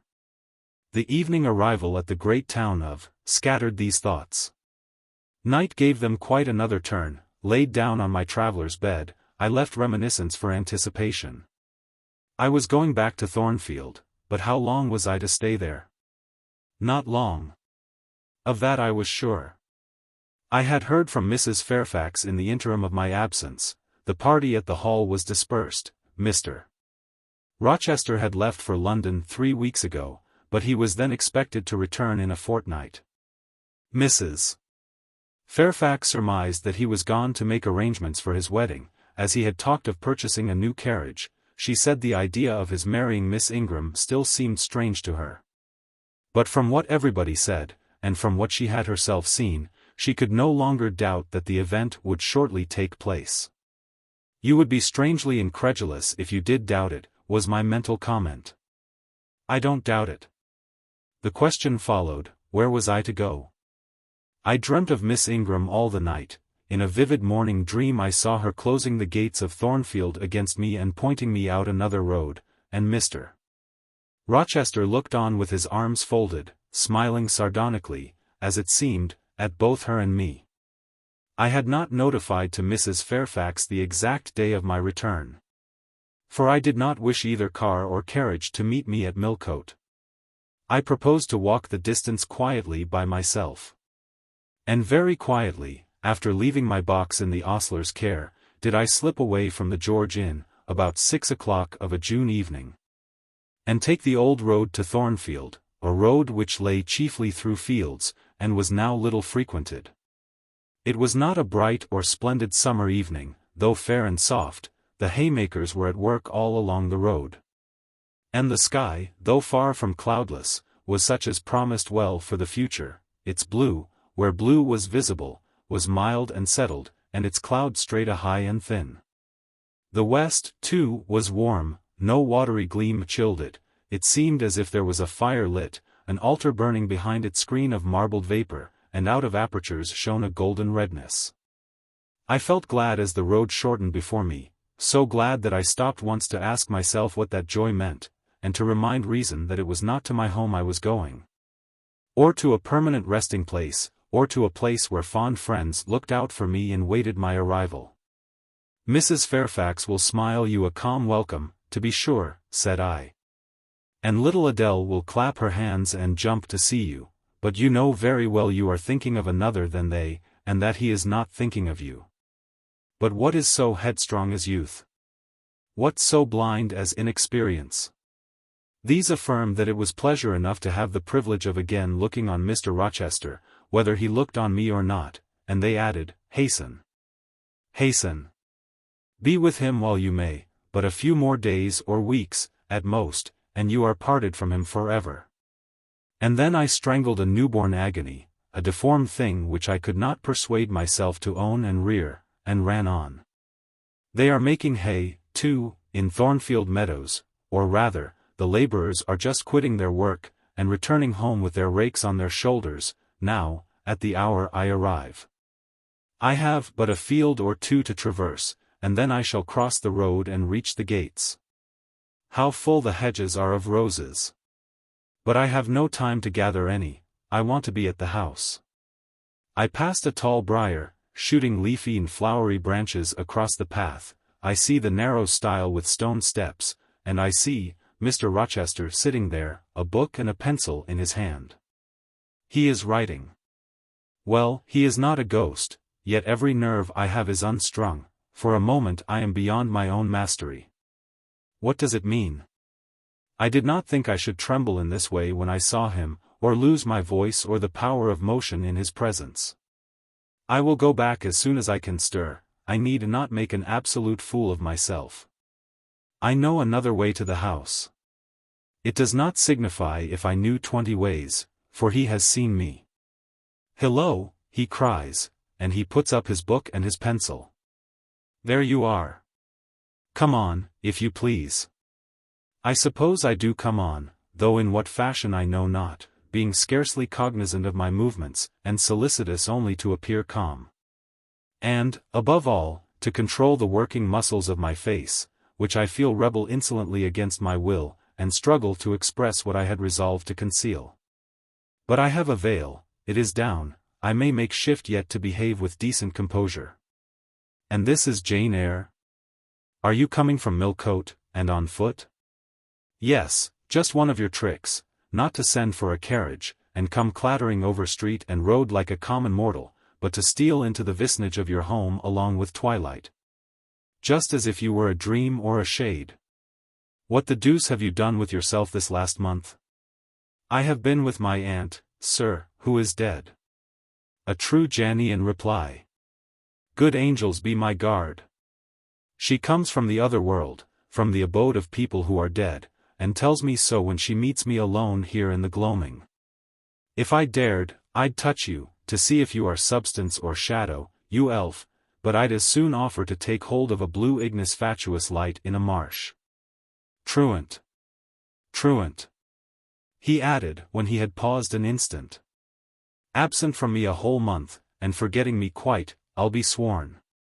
I knew there would be pleasure in meeting my master again, even though broken by the fear that he was so soon to cease to be my master. And by the knowledge that I was nothing to him, but there was ever in Mr.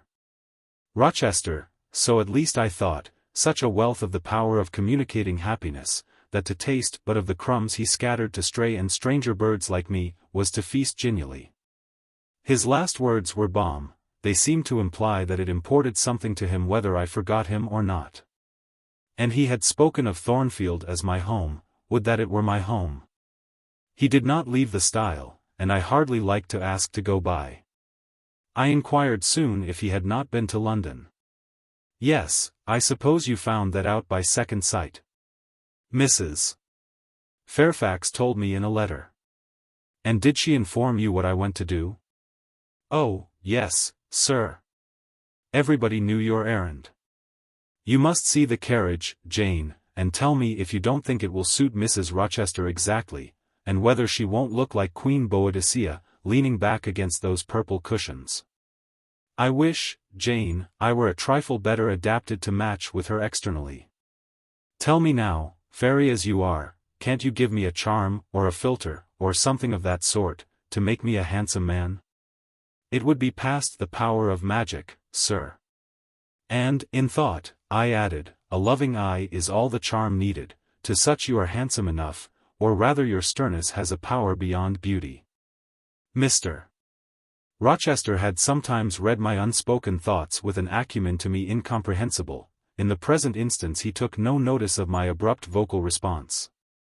But he smiled at me with a certain smile he had of his own, and which he used but on rare occasions. He seemed to think it too good for common purposes. It was the real sunshine of feeling, he shed it over me now. Pass, Janet, said he, making room for me to cross the stile, go up home, and stay your weary little wandering feet at a friend's threshold. All I had now to do was to obey him in silence, no need for me to colloquize further. I got over the stile without a word, and meant to leave him calmly. An impulse held me fast, a force turned me round. I said, or something in me said for me, and in spite of me. Thank you, Mr. Rochester, for your great kindness. I am strangely glad to get back again to you, and wherever you are is my home, my only home. I walked on so fast that even he could hardly have overtaken me had he tried. Little Adele was half wild with delight when she saw me. Mrs. Fairfax received me with her usual plain friendliness. Leah smiled, and even Sophie bid me bonsoir, 43 with glee. This was very pleasant. There is no happiness like that of being loved by your fellow creatures, and feeling that your presence is an addition to their comfort. I that evening shut my eyes resolutely against the future. I stopped my ears against the voice that kept warning me of near separation and coming grief. When tea was over and Mrs. Fairfax had taken her knitting, and I had assumed a low seat near her, and Adele, kneeling on the carpet, had nestled close up to me. And a sense of mutual affection seemed to surround us with a ring of golden peace. I uttered a silent prayer that we might not be parted far or soon. But when, as we thus sat, Mr. Rochester entered, unannounced, and looking at us, seemed to take pleasure in the spectacle of a group so amicable, when he said he supposed the old lady was all right now that she had got her adopted daughter back again. And added that he saw Adele was prête à croquer sa petite maman anglaise, 44, I half ventured to hope that he would, even after his marriage, keep us together somewhere under the shelter of his protection, and not quite exiled from the sunshine of his presence. A fortnight of dubious calm succeeded my return to Thornfield Hall. Nothing was said of the master's marriage, and I saw no preparation going on for such an event. Almost every day I asked Mrs. Fairfax if she had yet heard anything decided. Her answer was always in the negative. Once she said she had actually put the question to Mr. Rochester as to when he was going to bring his bride home. But he had answered her only by a joke and one of his queer looks, and she could not tell what to make of him. One thing specially surprised me, and that was, there were no journeyings backward and forward, no visits to Ingram Park. To be sure it was 20 miles off, on the borders of another county. But what was that distance to an ardent lover? To so practiced and indefatigable a horseman as Mr. Rochester, it would be but a morning's ride. I began to cherish hopes I had no right to conceive, that the match was broken off, that rumor had been mistaken, that one or both parties had changed their minds. I used to look at my master's face to see if it were sad or fierce, but I could not remember the time when it had been so uniformly clear of clouds or evil feelings. If, in the moments I and my pupil spent with him, I lacked spirits and sank into inevitable dejection, he became even gay. Never had he called me more frequently to his presence. never been kinder to me when there, and, alas, never had I loved him so well. Chapter 23. A splendid midsummer shone over England, skies so pure, suns so radiant as were then seen in long succession, seldom favor even singly our wave-girt land. It was as if a band of Italian days had come from the south, like a flock of glorious passenger birds, and lighted to rest them on the cliffs of Albion. The hay was all got in. The fields round Thornfield were green and shorn, the roads white and baked, the trees were in their dark prime. Hedge and wood, full-leaved and deeply tinted, contrasted well with the sunny hue of the cleared meadows between.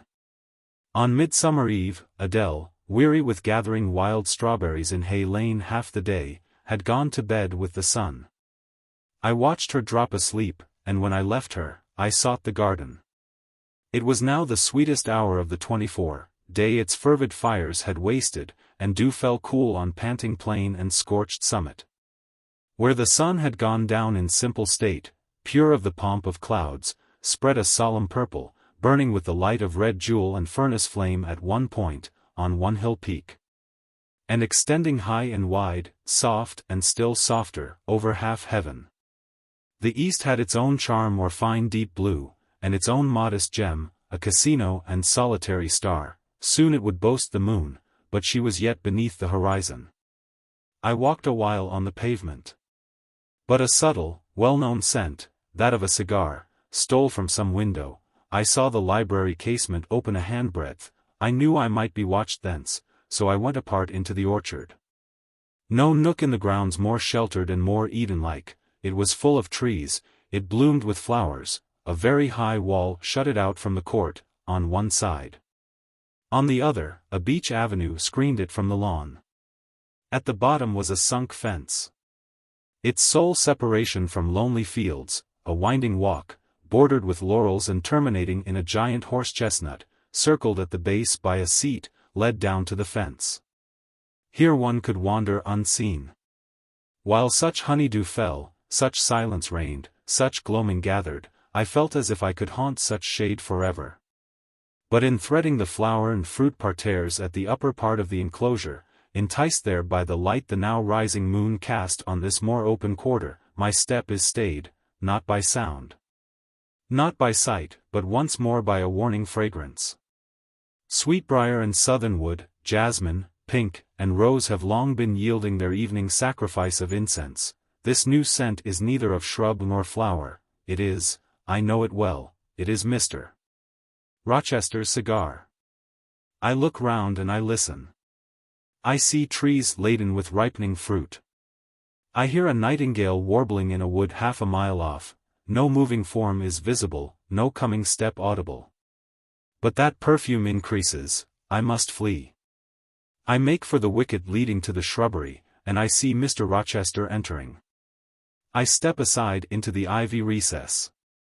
He will not stay long, he will soon return whence he came, and if I sit still he will never see me. But no, eventide is as pleasant to him as to me, and this antique garden as attractive. And he strolls on, now lifting the gooseberry tree branches to look at the fruit, large as plums, with which they are laden, now taking a ripe cherry from the wall. Now stooping towards a knot of flowers, either to inhale their fragrance or to admire the dew beads on their petals. A great moth goes humming by me, it alights on a plant at Mr. Rochester's foot, he sees it, and bends to examine it. Now, he has his back towards me, thought I, and he is occupied too. Perhaps, if I walk softly, I can slip away unnoticed. I trode on an edging of turf that the crackle of the pebbly gravel might not betray me. He was standing among the beds at a yard or two distant from where I had to pass. The moth apparently engaged him. I shall get by very well, I meditated. As I crossed his shadow, thrown long over the garden by the moon, not yet risen high, he said quietly, without turning, "Jane, come and look at this fellow." I had made no noise, he had not eyes behind, could his shadow feel? I started at first, and then I approached him. "Look at his wings," said he reminds me rather of a West Indian insect.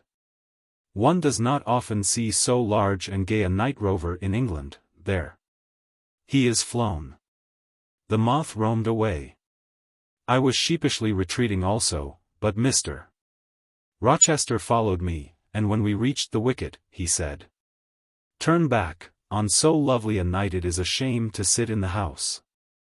And surely no one can wish to go to bed while sunset is thus at meeting with moonrise. It is one of my faults, that though my tongue is sometimes prompt enough at an answer, there are times when it sadly fails me in framing an excuse. And always the lapse occurs at some crisis, when a facile word or plausible pretext is specially wanted to get me out of painful embarrassment. I did not like to walk at this hour alone with Mr. Rochester in the shadowy orchard, but I could not find a reason to allege for leaving him. I followed with lagging step, and thoughts busily bent on discovering a means of extrication. But he himself looked so composed and so grave also, I became ashamed of feeling any confusion. The evil, if evil existent or prospective there was, seemed to lie with me only. His mind was unconscious and quiet. "Jane," he recommenced, as we entered the laurel walk, and slowly strayed down in the direction of the sunk fence and the horse-chestnut, "Thornfield is a pleasant place in summer, is it not?" "Yes, sir." "You must have become in some degree attached to the house, you, who have an eye for natural beauties, and a good deal of the organ of adhesiveness?" "I am attached to it, indeed. And though I don't comprehend how it is, I perceive you have acquired a degree of regard for that foolish little child Adele, too, and even for simple Dame Fairfax?" "Yes, sir. In different ways, I have an affection for both." "And would be sorry to part with them?" "Yes." "Pity," he said, and sighed, and paused. "It is always the way of events in this life," he continued presently. "No sooner have you got settled in a pleasant resting place, than a voice calls out to you to rise and move on. For the hour of repose is expired." "Must I move on, sir?" I asked. "Must I leave Thornfield?" "I believe you must, Jane." "I am sorry, Janet, but I believe indeed you must." This was a blow, but I did not let it prostrate me. "Well, sir, I shall be ready when the order to march comes." "It is come now, I must give it tonight." "Then you are going to be married, sir?" "Exactly, precisely, with your usual acuteness, you have hit the nail straight on the head." "Soon, sir?" "Very soon, that is, Miss Eyre, and you'll remember, Jane, the first time or rumor, plainly intimated to you that it was my intention to put my old bachelor's neck into the sacred noose. To enter into the holy estate of matrimony, to take Miss Ingram to my bosom. In short, she's an extensive armful, but that's not to the point. One can't have too much of such a very excellent thing as my beautiful Blanche. Well, as I was saying, listen to me, Jane. You're not turning your head to look after more moths, are you? That was only a lady clock, child, flying away home. I wish to remind you that it was you who first said to me, with that discretion I respect in you, with that foresight, prudence, and humility which befit your responsible and dependent position, that in case I married Miss Ingram, both you and little Adele had better trot forthwith.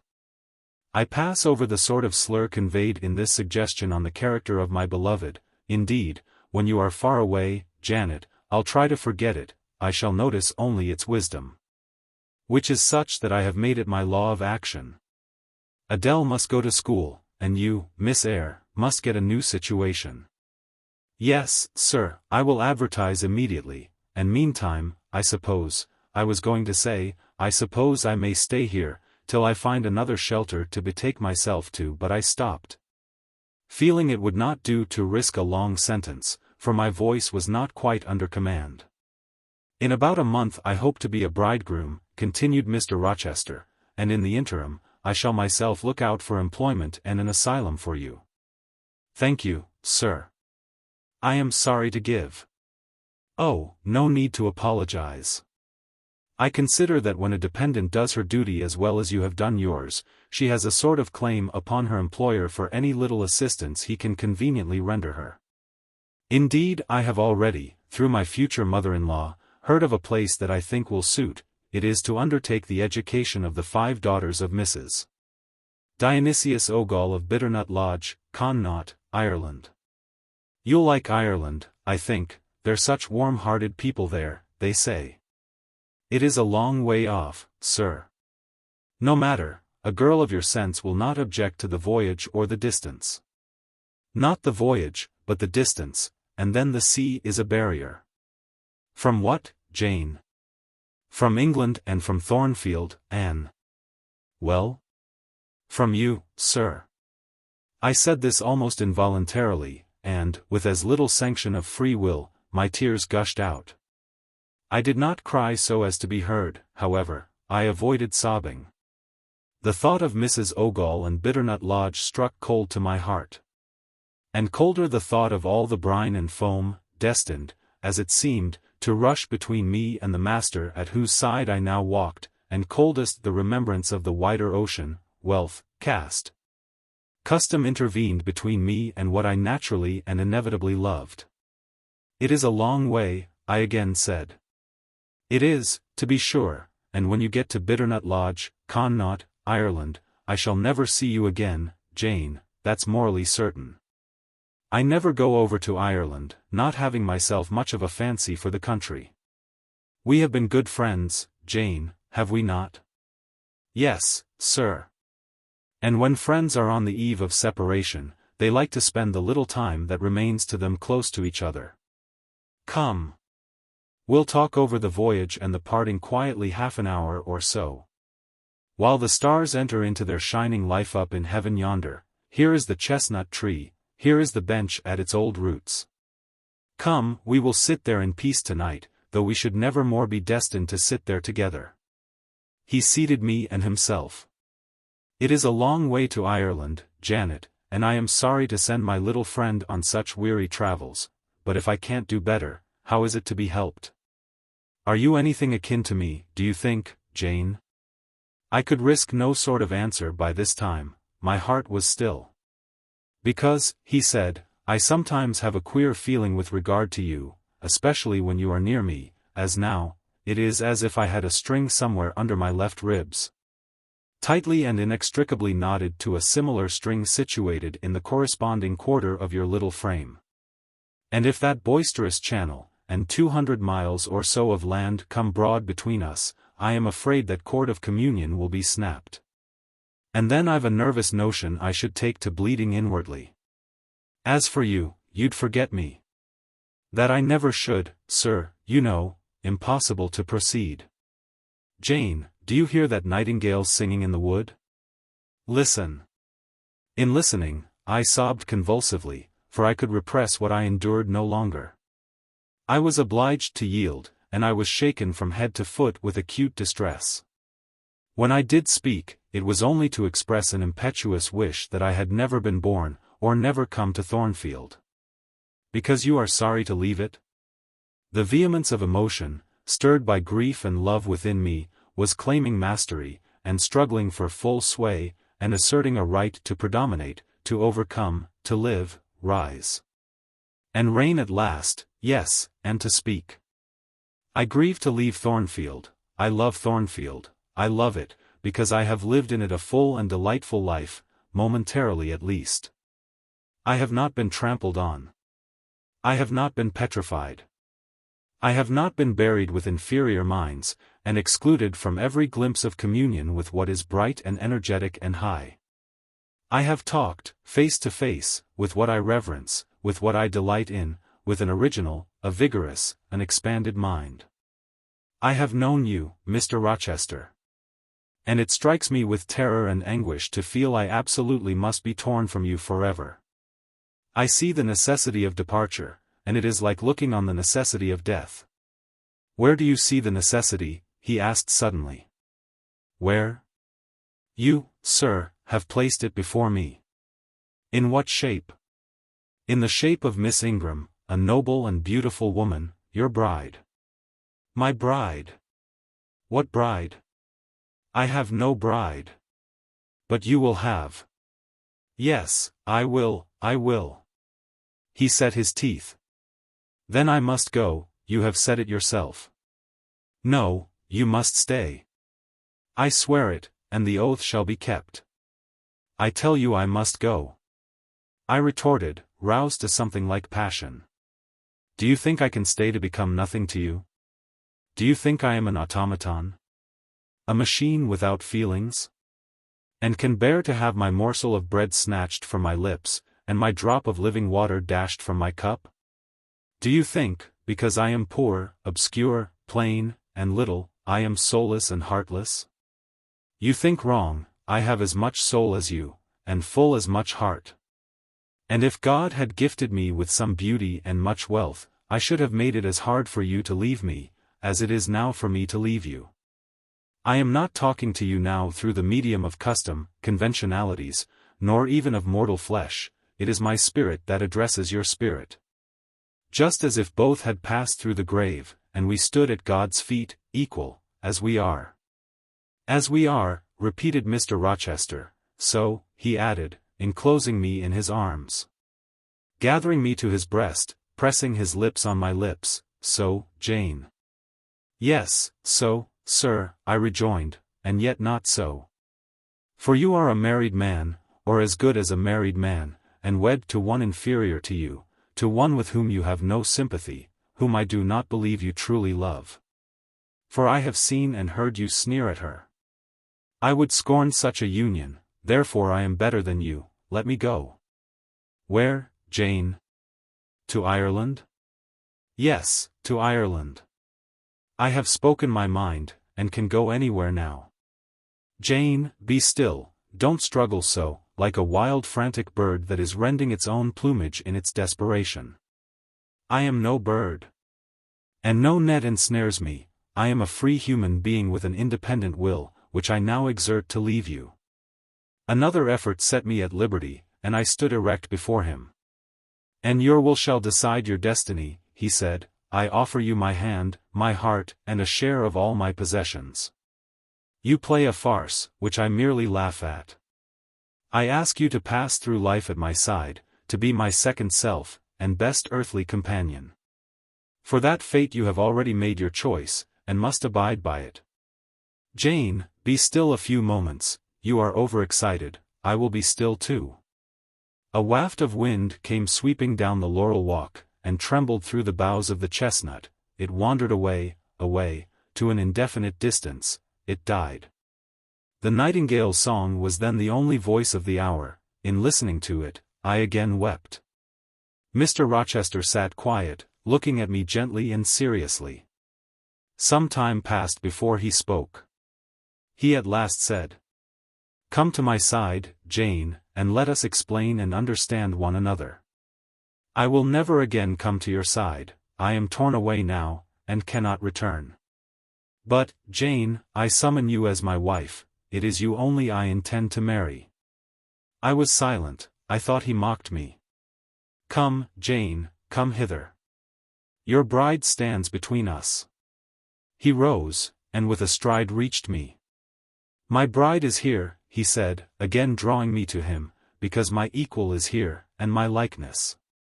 Jane, will you marry me? Still I did not answer, and still I writhed myself from his grasp, for I was still incredulous. Do you doubt me, Jane? Entirely. You have no faith in me? Not a whit. Am I a liar in your eyes? He asked passionately. Little skeptic, you shall be convinced. What love have I for Miss Ingram? None, and that you know. What love has she for me? None, as I have taken pains to prove. I caused a rumor to reach her that my fortune was not a third of what was supposed, and after that I presented myself to see the result. It was coldness both from her and her mother. I would not, I could not, marry Miss Ingram. You strange, you almost unearthly thing, I love as my own flesh. You, poor and obscure, and small and plain as you are, I entreat to accept me as a husband. What, me? I ejaculated. Beginning in his earnestness, and especially in his incivility, to credit his sincerity, me who have not a friend in the world but you, if you are my friend, not a shilling but what you have given me? You, Jane, I must have you for my own, entirely my own. Will you be mine?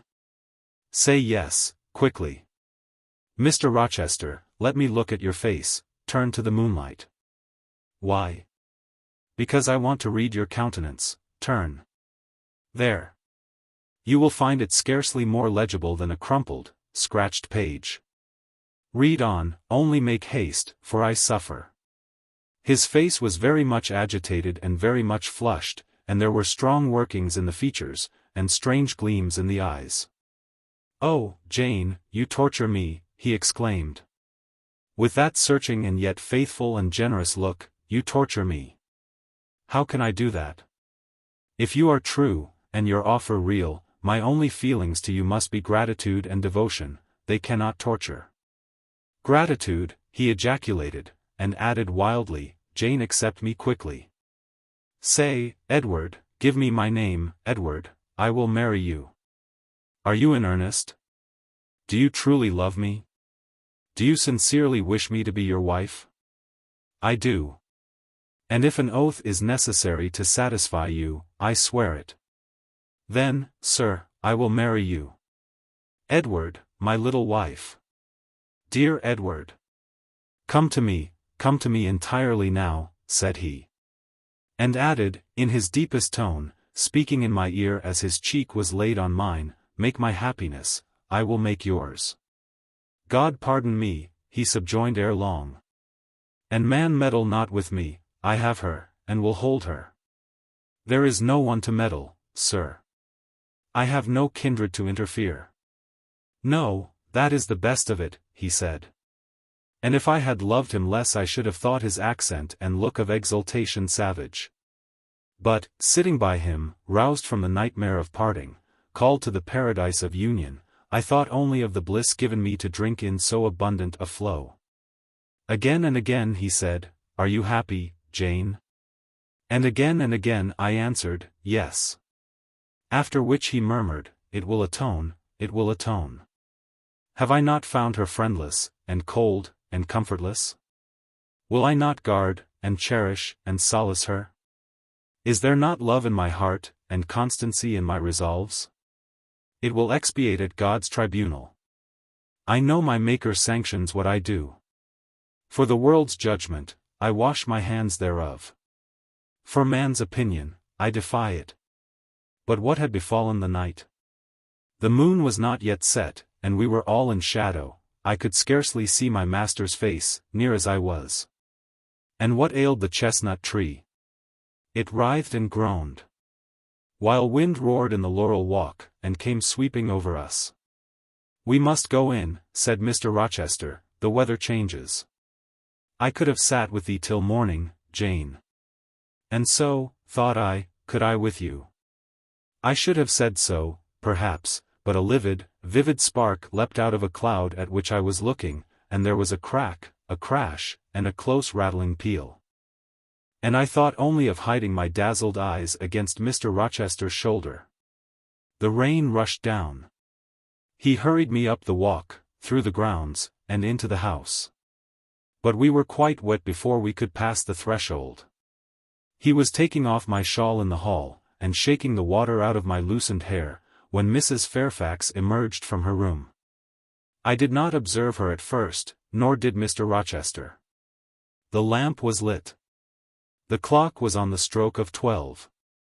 Hasten to take off your wet things, said he. And before you go, good night, my darling. He kissed me repeatedly. When I looked up, on leaving his arms, there stood the widow, pale, grave, and amazed. I only smiled at her, and ran upstairs. Explanation will do for another time, thought I. Still, when I reached my chamber, I felt a pang at the idea she should even temporarily misconstrue what she had seen. But joy soon effaced every other feeling. And loud as the wind blew, near and deep as the thunder crashed, fierce and frequent as the lightning gleamed, cataract-like as the rain fell during a storm of 2 hours' duration, I experienced no fear and little awe. Mr. Rochester came thrice to my door in the course of it, to ask if I was safe and tranquil, and that was comfort, that was strength for anything. Before I left my bed in the morning, little Adele came running in to tell me that the great horse-chestnut at the bottom of the orchard had been struck by lightning in the night. And half of it split away. Chapter 24. As I rose and dressed, I thought over what had happened, and wondered if it were a dream. I could not be certain of the reality till I had seen Mr. Rochester again, and heard him renew his words of love and promise. While arranging my hair, I looked at my face in the glass, and felt it was no longer plain, there was hope in its aspect and life in its color. And my eyes seemed as if they had beheld the fount of fruition, and borrowed beams from the lustrous ripple. I had often been unwilling to look at my master, because I feared he could not be pleased at my look, but I was sure I might lift my face to his now, and not cool his affection by its expression. I took a plain but clean and light summer dress from my drawer and put it on. It seemed no attire had ever so well become me, because none had I ever worn in so blissful a mood. I was not surprised, when I ran down into the hall, to see that a brilliant June morning had succeeded to the tempest of the night. And to feel, through the open glass door, the breathing of a fresh and fragrant breeze. Nature must be gladsome when I was so happy. A beggar woman and her little boy, pale, ragged objects both, were coming up the walk. And I ran down and gave them all the money I happened to have in my purse, some 3 or 4 shillings, good or bad, they must partake of my jubilee. The rooks cawed, and blither birds sang, but nothing was so merry or so musical as my own rejoicing heart. Mrs. Fairfax surprised me by looking out of the window with a sad countenance, and saying gravely, "Miss Eyre, will you come to breakfast?" During the meal she was quiet and cool, but I could not undeceive her then. I must wait for my master to give explanations, and so must she. I ate what I could, and then I hastened upstairs. I met Adele leaving the schoolroom. "Where are you going?" "It is time for lessons. Mr. Rochester has sent me away to the nursery." "Where is he?" "In there," pointing to the apartment she had left, and I went in, and there he stood. "Come and bid me good morning," said he. I gladly advanced. And it was not merely a cold word now, or even a shake of the hand that I received, but an embrace and a kiss. It seemed natural, it seemed genial to be so well loved, so caressed by him. "Jane, you look blooming, and smiling, and pretty," said he, "truly pretty this morning. Is this my pale, little elf? Is this my mustard seed? This little sunny-faced girl with the dimpled cheek and rosy lips, the satin-smooth hazel hair, and the radiant hazel eyes? I had green eyes, reader. But you must excuse the mistake, for him they were new-dyed, I suppose. It is Jane Eyre, sir.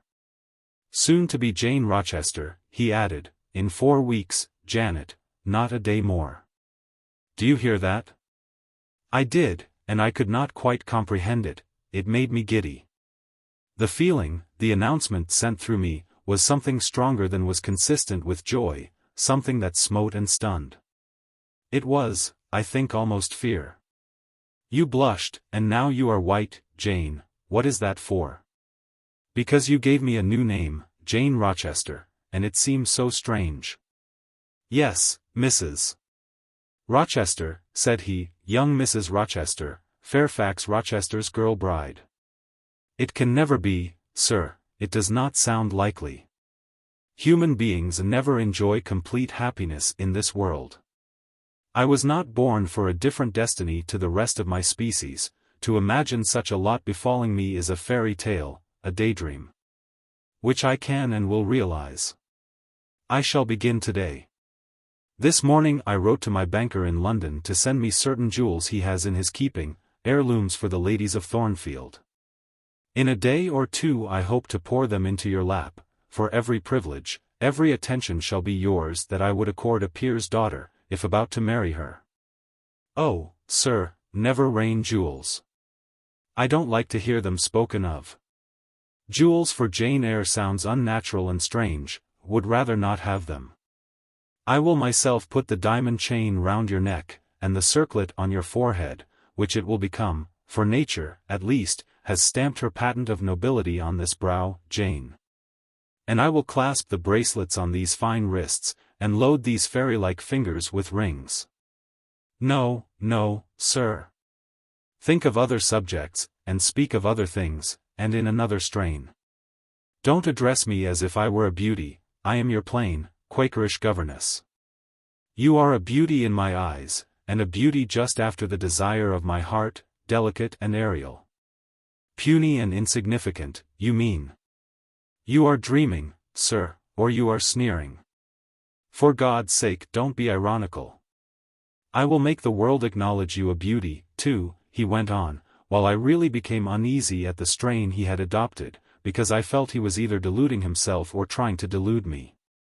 I will attire my Jane in satin and lace, and she shall have roses in her hair, and I will cover the head I love best with a priceless veil.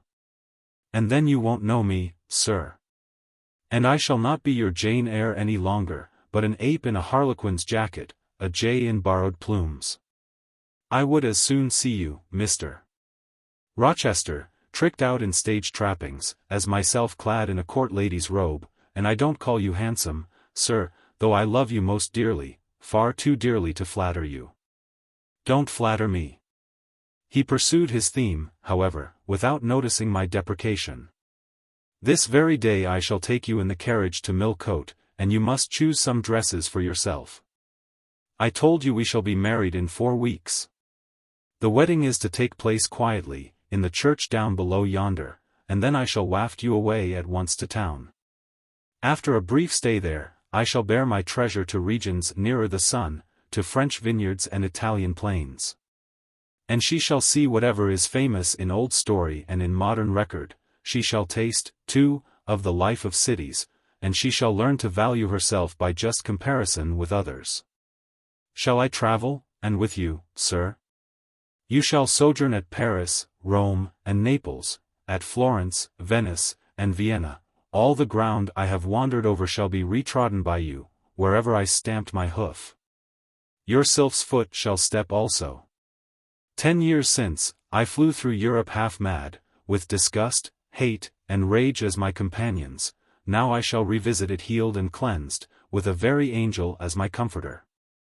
I laughed at him as he said this. I am not an angel, I asserted, and I will not be one till I die. I will be myself. Mr. Rochester, you must neither expect nor exact anything celestial of me, for you will not get it, any more than I shall get it of you, which I do not at all anticipate. What do you anticipate of me? For a little while you will perhaps be as you are now, a very little while, and then you will turn cool, and then you will be capricious. And then you will be stern, and I shall have much ado to please you, but when you get well used to me, you will perhaps like me again, like me, I say, not love me. I suppose your love will effervesce in 6 months, or less. I have observed in books written by men, that period assigned as the farthest to which a husband's ardor extends. Yet, after all, as a friend and companion, I hope never to become quite distasteful to my dear master. Distasteful. And like you again. I think I shall like you again, and yet again, and I will make you confess I do not only like, but love you, with truth, fervor, constancy. Yet are you not capricious, sir? To women who please me only by their faces, I am the very devil when I find out they have neither souls nor hearts, when they open to me a perspective of flatness, triviality, and perhaps imbecility, coarseness, and ill temper, but to the clear eye and eloquent tongue, to the soul made of fire, and the character that bends but does not break, at once supple and stable, tractable and consistent, I am ever tender and true. Had you ever experience of such a character, sir? Did you ever love such an one? I love it now. But before me, if I, indeed, in any respect come up to your difficult standard? I never met your likeness. Jane, you please me, and you master me, you seem to submit, and I like the sense of pliancy you impart. And while I am twining the soft, silken skein round my finger, it sends a thrill up my arm to my heart. I am influenced, conquered, and the influence is sweeter than I can express. And the conquest I undergo has a witchery beyond any triumph I can win. Why do you smile, Jane? What does that inexplicable, that uncanny turn of countenance mean? I was thinking, sir, you will excuse the idea, it was involuntary, I was thinking of Hercules and Samson with their charmers. You were, you little elfish. Hush, sir. You don't talk very wisely just now, any more than those gentlemen acted very wisely. However, had they been married, they would no doubt by their severity as husbands have made up for their softness as suitors, and so will you, I fear. I wonder how you will answer me a year hence, should I ask a favor it does not suit your convenience or pleasure to grant. Ask me something now, Jane, the least thing, I desire to be entreated. Indeed I will, sir, I have my petition all ready. Speak. But if you look up and smile with that countenance, I shall swear concession before I know to what, and that will make a fool of me. Not at all, sir. I ask only this, don't send for the jewels, and don't crown me with roses, you might as well put a border of gold lace round that plain pocket handkerchief you have there. I might as well gild refined gold. I know it, your request is granted then, for the time. I will remand the order I dispatched to my banker. But you have not yet asked for anything. You have prayed a gift to be withdrawn, try again. Well then, sir, have the goodness to gratify my curiosity, which is much piqued on one point. He looked disturbed. What? What? He said hastily. Curiosity is a dangerous petition, it is well I have not taken a vow to accord every request. But there can be no danger in complying with this, sir. Utter it, Jane, but I wish that instead of a mere inquiry into, perhaps, a secret, it was a wish for half my estate. Now, King Ahasuerus. What do I want with half your estate?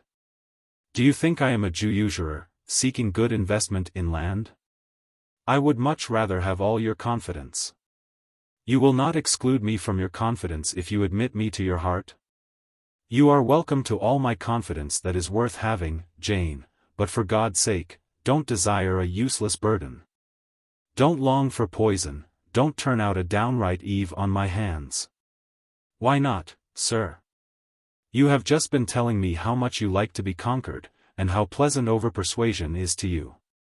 Don't you think I had better take advantage of the confession, and begin and coax and entreat, even cry and be sulky if necessary, for the sake of a mere essay of my power?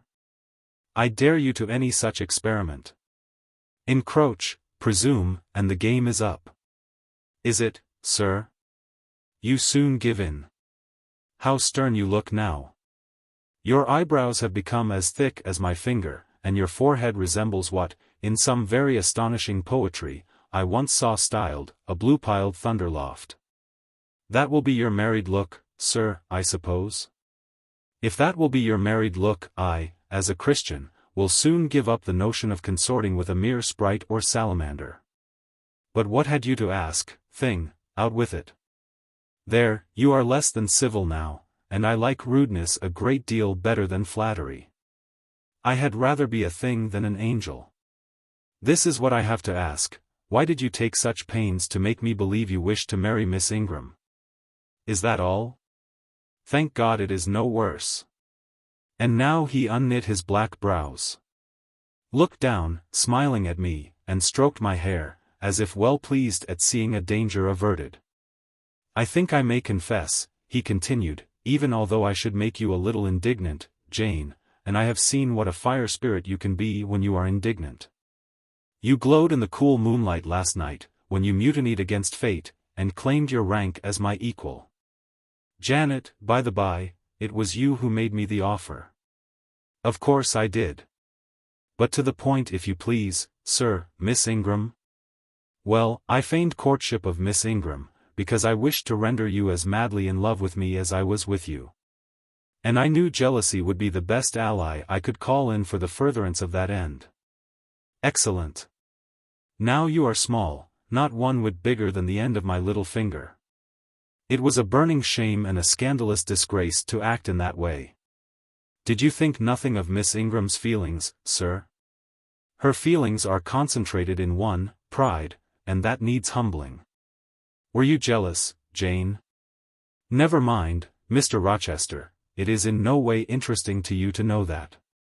Answer me truly once more. Do you think Miss Ingram will not suffer from your dishonest coquetry? Won't she feel forsaken and deserted? Impossible. When I told you how she, on the contrary, deserted me, the idea of my insolvency cooled, or rather extinguished, her flame in a moment. You have a curious, designing mind, Mr. Rochester. I am afraid your principles on some points are eccentric. My principles were never trained, Jane, they may have grown a little awry for want of attention. Once again, seriously. May I enjoy the great good that has been vouchsafed to me, without fearing that anyone else is suffering the bitter pain I myself felt a while ago? That you may, my good little girl, there is not another being in the world has the same pure love for me as yourself, for I lay that pleasant unction to my soul, Jane, a belief in your affection. I turned my lips to the hand that lay on my shoulder. I loved him very much, more than I could trust myself to say, more than words had power to express. Ask something more, he said presently. It is my delight to be entreated, and to yield. I was again ready with my request. Communicate your intentions to Mrs. Fairfax, sir, she saw me with you last night in the hall, and she was shocked.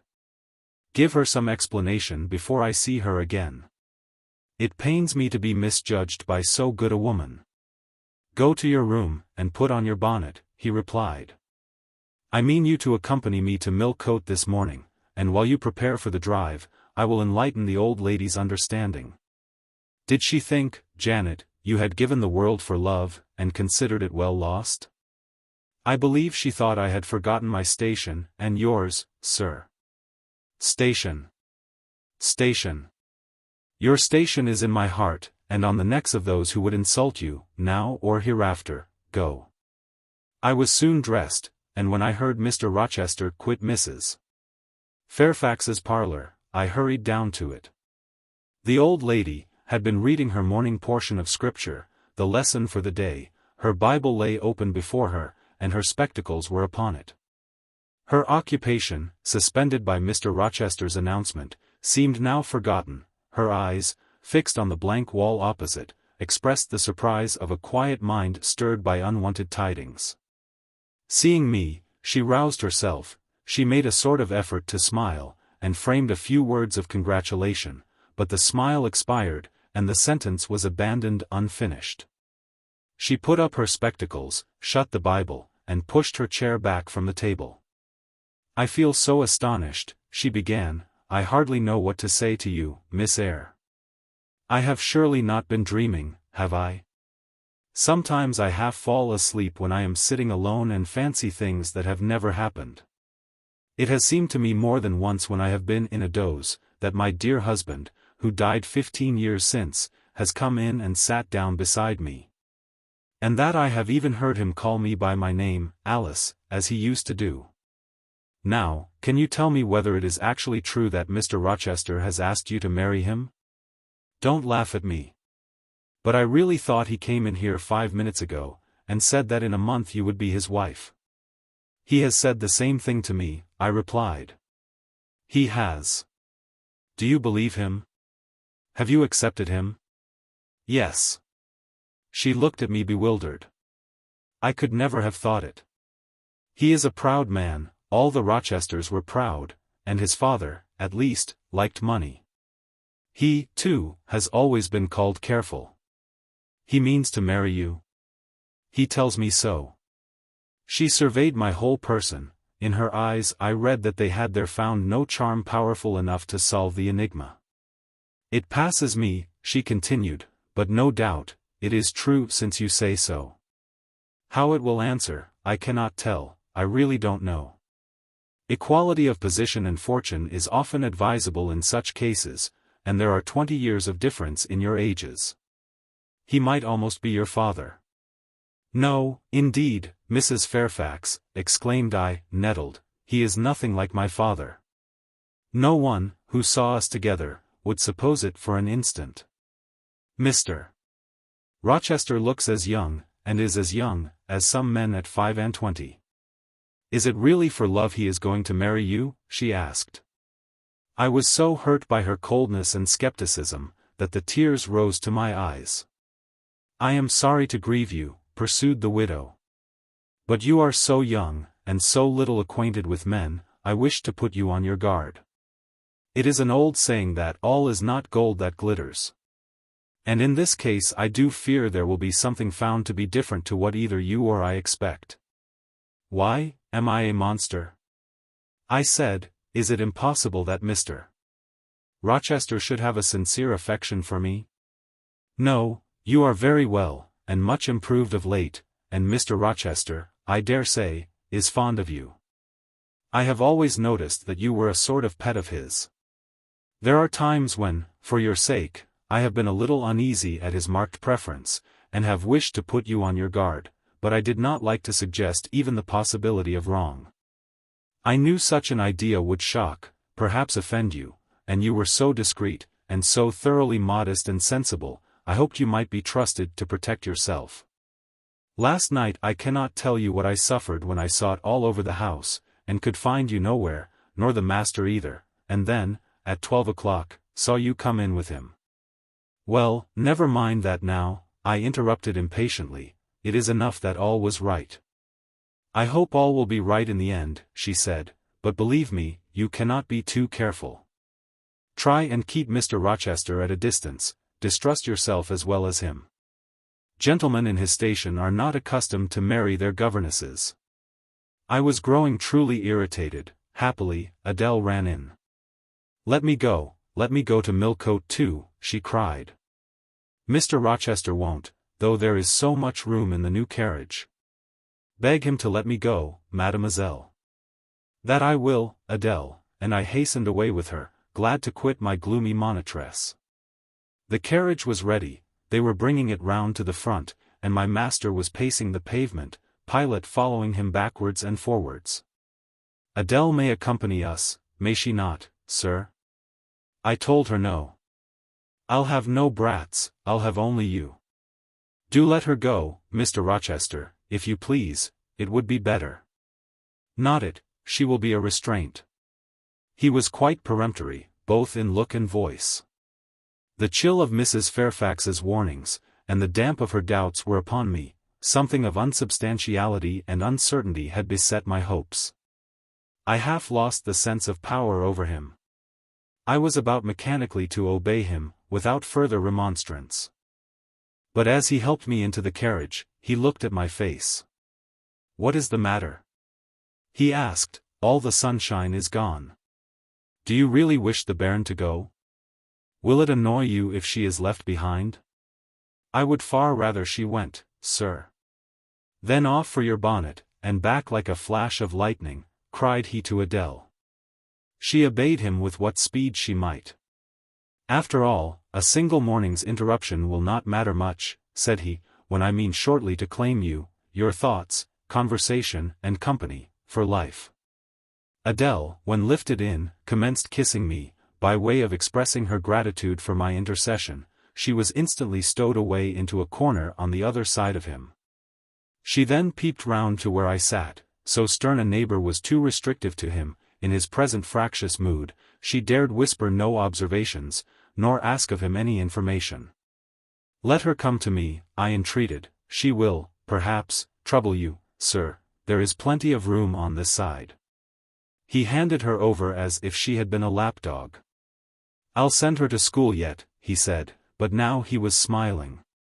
Adele heard him, and asked if she was to go to school, sans mademoiselle? Yes, he replied, absolutely sans mademoiselle. For I am to take mademoiselle to the moon, and there I shall seek a cave in one of the white valleys among the volcano tops, and mademoiselle shall live with me there, and only me. She will have nothing to eat, you will starve her, observed Adele. I shall gather manna for her morning and night, the plains and hillsides in the moon are bleached with manna, Adele. She will want to warm herself. What will she do for a fire? Fire rises out of the lunar mountains. When she is cold, I'll carry her up to a peak, and lay her down on the edge of a crater. Oh, Chuly Sarah Mal, poo comfortable, 45 and her clothes, they will wear out, how can she get new ones? Mr. Rochester professed to be puzzled. Hem, said he. What would you do, Adele? Cudgel your brains for an expedient. How would a white or a pink cloud answer for a gown, do you think? And one could cut a pretty enough scarf out of a rainbow. She is far better as she is, concluded Adele, after musing some time. Besides, she would get tired of living with only you in the moon. If I were mademoiselle, I would never consent to go with you. She has consented, she has pledged her word. But you can't get her there is no road to the moon, it is all air. And neither you nor she can fly. Adele, look at that field. We were now outside Thornfield gates, and bowling lightly along the smooth road to Millcote, where the dust was well laid by the thunderstorm, and where the low hedges and lofty timber trees on each side glistened green and rain-refreshed.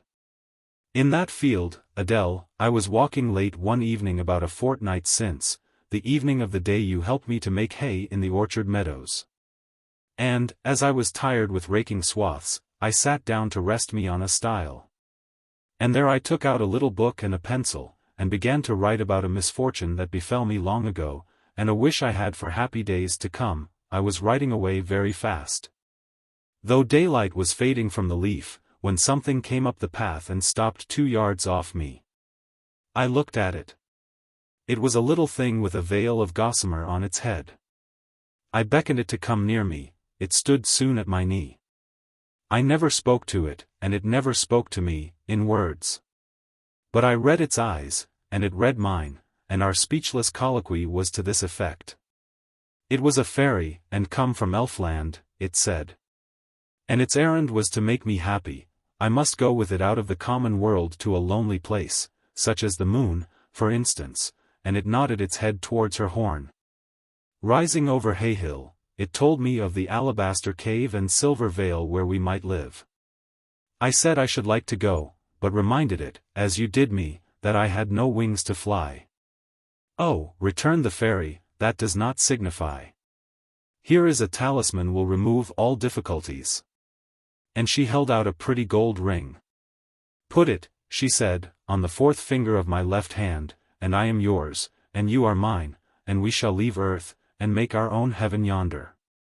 She nodded again at the moon.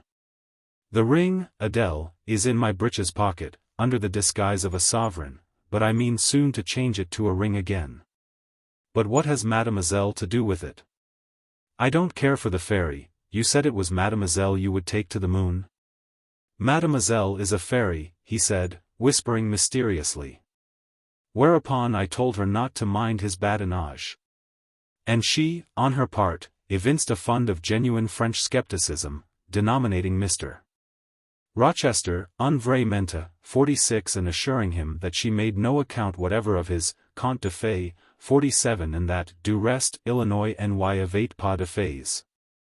Id quand me my lyn of 8, 48 she was sure they would never appear to him, nor ever give him rings, or offer to live with him in the moon.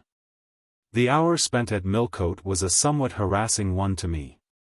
Mr. Rochester obliged me to go to a certain silk warehouse. There I was ordered to choose half a dozen dresses. I hated the business, I begged leave to defer it. No, it should be gone through with now. By dint of entreaties expressed in energetic whispers, I reduced the half-dozen to 2, these however, he vowed he would select himself.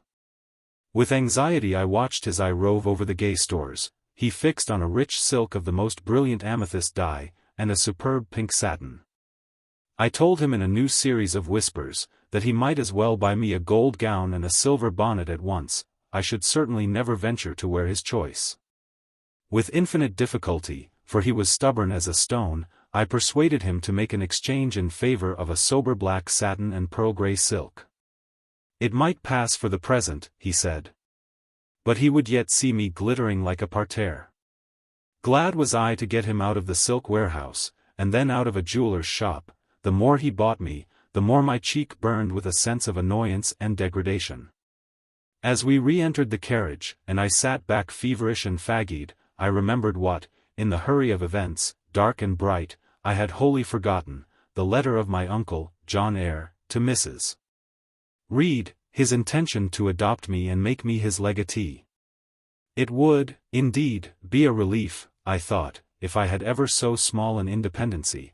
I never can bear being dressed like a doll by Mr. Rochester, or sitting like a second Danae with the golden shower falling daily round me. I will write to Madeira the moment I get home, and tell my uncle John I am going to be married, and to whom, if I had but a prospect of one day bringing Mr. Rochester an accession of fortune, I could better endure to be kept by him now. And somewhat relieved by this idea, which I failed not to execute that day, I ventured once more to meet my master's and lover's eye, which most pertinaciously sought mine. Though I averted both face and gaze, he smiled. And I thought his smile was such as a sultan might, in a blissful and fond moment, bestow on a slave his gold and gems had enriched. I crushed his hand, which was ever hunting mine, vigorously, and thrust it back to him red with the passionate pressure. "You need not look in that way," I said. "If you do, I'll wear nothing but my old Lowood frocks to the end of the chapter. I'll be married in this lilac gingham, you may make a dressing gown for yourself out of the pearl grey silk, and an infinite series of waistcoats out of the black satin." He chuckled. He rubbed his hands. "Oh, it is rich to see and hear her," he exclaimed. "Is she original? Is she piquant? I would not exchange this one little English girl for the Grand Turk's whole seraglio, gazelle eyes, hurry forms, and all." The Eastern allusion bit me again. "I'll not stand you an inch in the stead of a seraglio," I said, "so don't consider me an equivalent for one. If you have a fancy for anything in that line, away with you, sir, to the bazaars of Stamboul without delay. And lay out in extensive slave purchases some of that spare cash you seem at a loss to spend satisfactorily here. And what will you do, Janet, while I am bargaining for so many tons of flesh and such an assortment of black eyes? I'll be preparing myself to go out as a missionary to preach liberty to them that are enslaved, your harem inmates amongst the rest. I'll get admitted there, and I'll stir up mutiny. And you, three-tailed bashaw as you are, sir, shall in a trice find yourself fettered amongst our hands, nor will I, for one, consent to cut your bonds till you have signed a charter, the most liberal that despot ever yet conferred. I would consent to be at your mercy, Jane. I would have no mercy, Mr. Rochester, if you supplicated for it with an eye like that. While you looked so, I should be certain that whatever charter you might grant under coercion, your first act, when released, would be to violate its conditions. Why, Jane, what would you have? I fear you will compel me to go through a private marriage ceremony, besides that performed at the altar. You will stipulate, I see, for peculiar terms. What will they be?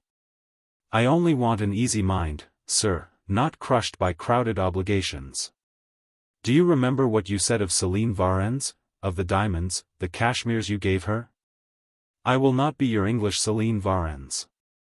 I shall continue to act as Adèle's governess, by that I shall earn my board and lodging, and £30 a year besides. I'll furnish my own wardrobe out of that money, and you shall give me nothing but— Well, but what? Your regard, and if I give you mine in return, that debt will be quit. Well, for cool native impudence and pure innate pride, you haven't your equal, said he. We were now approaching Thornfield. Will it please you to dine with me today? He asked, as we re-entered the gates. No, thank you, sir. And what for? No, thank you, if one may inquire. I never have dined with you, sir, and I see no reason why I should now, till what? You delight in half-phrases. Till I can't help it. Do you suppose I eat like an ogre or a ghoul, that you dread being the companion of my repast? I have formed no supposition on the subject, sir, but I want to go on as usual for another month. You will give up your governessing slavery at once. Indeed, begging your pardon, sir, I shall not. I shall just go on with it as usual. I shall keep out of your way all day, as I have been accustomed to do. You may send for me in the evening, when you feel disposed to see me, and I'll come then, but at no other time. I want a smoke, Jane, or a pinch of snuff, to comfort me under all this, pour me donner en continence, 49 as Adele would say, and unfortunately I have neither my cigar case, nor my snuff-box. But listen, whisper. It is your time now, little tyrant, but it will be mine presently. And when once I have fairly seized you, to have and to hold, I'll just, figuratively speaking, attach you to a chain like this, touching his watch-guard. Yes, bonny wee thing, I'll wear you in my bosom, lest my jewel I should tine.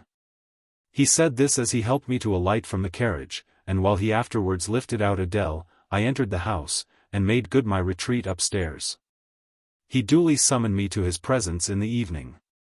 I had prepared an occupation for him, for I was determined not to spend the whole time in a tête-à-tête conversation. I remembered his fine voice. I knew he liked to sing, good singers generally do. I was no vocalist myself, and, in his fastidious judgment, no musician either, but I delighted in listening when the performance was good. No sooner had twilight, that hour of romance, began to lower her blue and starry banner over the lattice, than I rose, opened the piano, and entreated him, for the love of heaven, to give me a song. He said I was a capricious witch, and that he would rather sing another time, but I averred that no time was like the present. Did I like his voice? He asked. Very much. I was not fond of pampering that susceptible vanity of his, but for once, and from motives of expediency, I would e'en soothe and stimulate it. Then, Jane, you must play the accompaniment. Very well, sir, I will try. I did try, but was presently swept off the stool and denominated a little bungler. Being pushed unceremoniously to one side, which was precisely what I wished, he usurped my place, and proceeded to accompany himself, for he could play as well as sing. I hied me to the window recess. And while I sat there and looked out on the still trees and dim lawn, to a sweet air was sung in mellow tones the following strain. The truest love that ever heart felt at its kindled core, did through each vein, in quickened start, the tide of being pour. Her coming was my hope each day, her parting was my pain. The chance that did her steps delay was ice in every vein.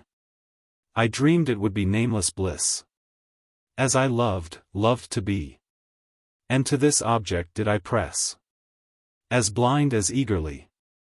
But wide as pathless was the space that lay our lives between, and dangerous as the foamy race of ocean surges green, and haunted as a robber path through wilderness or wood. For might and right, and woe and wrath, between our spirits stood. I dangers dared, I hindrance scorned, I omens did defy. Whatever menaced, harassed, warned, I passed impetuous by.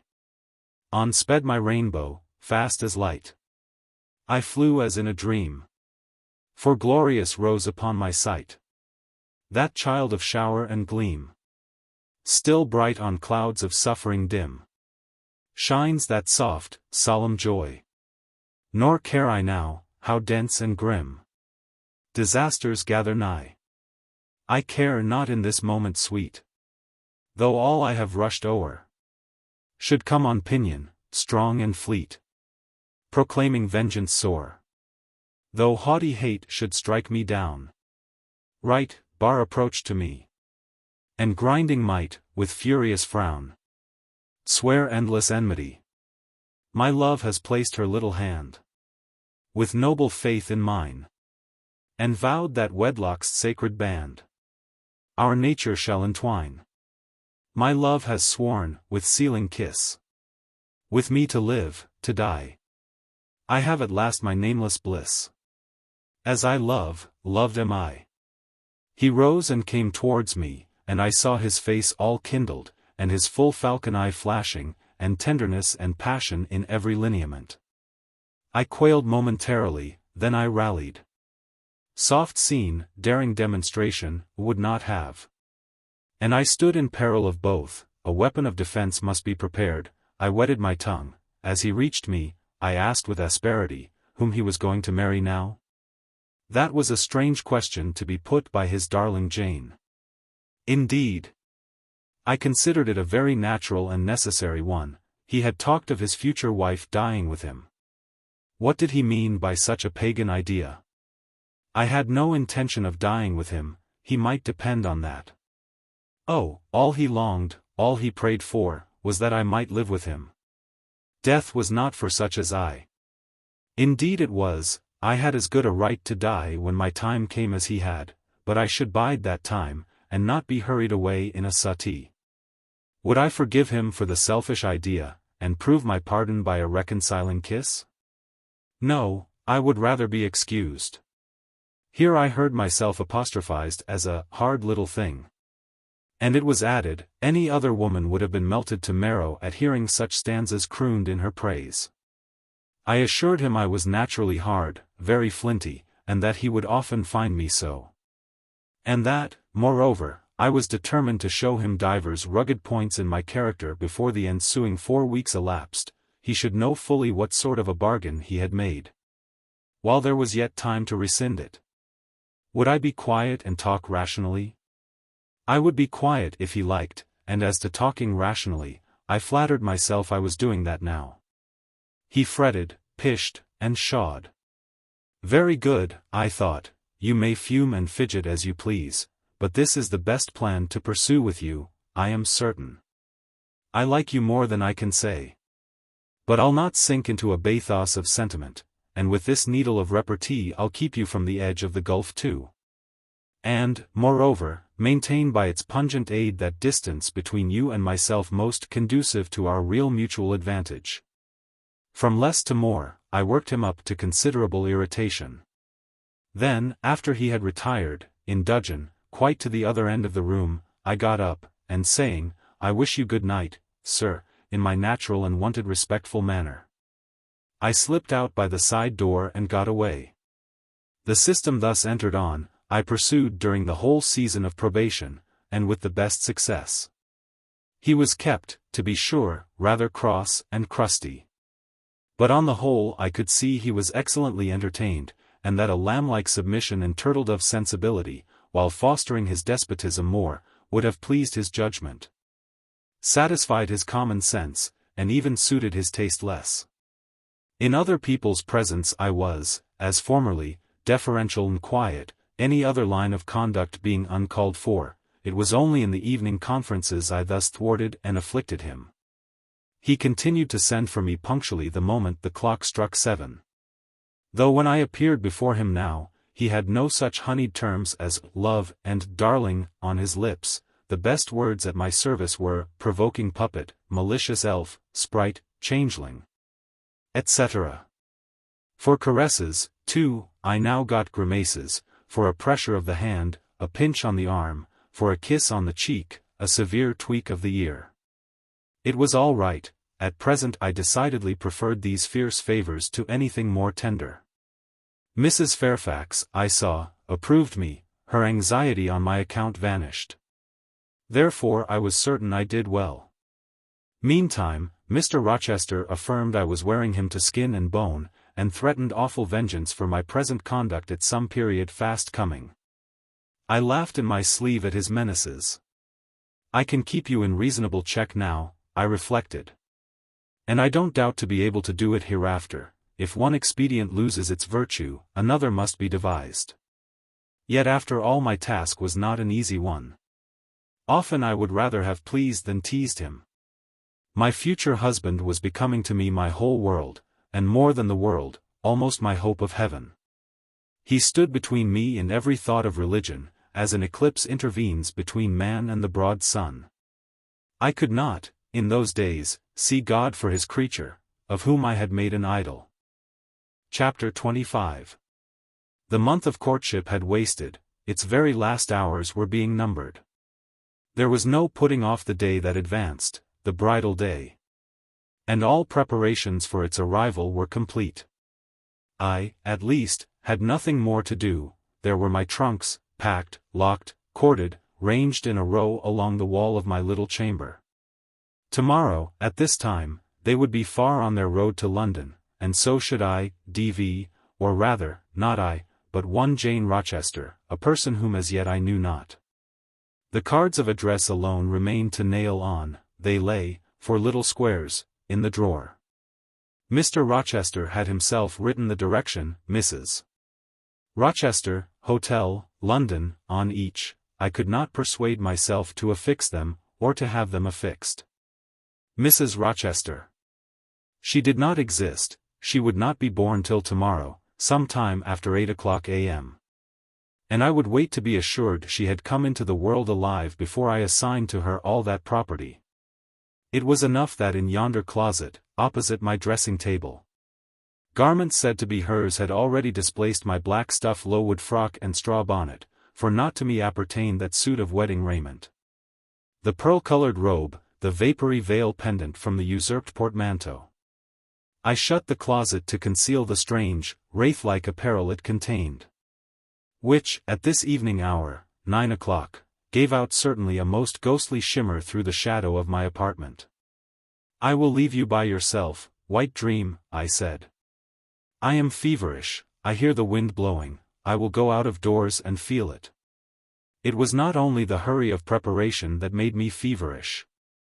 Not only the anticipation of the great change, the new life which was to commence tomorrow, both these circumstances had their share, doubtless, in producing that restless, excited mood which hurried me forth at this late hour into the darkening grounds, but a third cause influenced my mind more than they. I had at heart a strange and anxious thought. Something had happened which I could not comprehend. No one knew of or had seen the event but myself. It had taken place the preceding night. Mr. Rochester that night was absent from home. Nor was he yet returned. Business had called him to a small estate of 2 or 3 farms he possessed 30 miles off, business it was requisite he should settle in person, previous to his meditated departure from England. I waited now his return, eager to disburden my mind, and to seek of him the solution of the enigma that perplexed me. Stay till he comes, reader. And, when I disclose my secret to him, you shall share the confidence.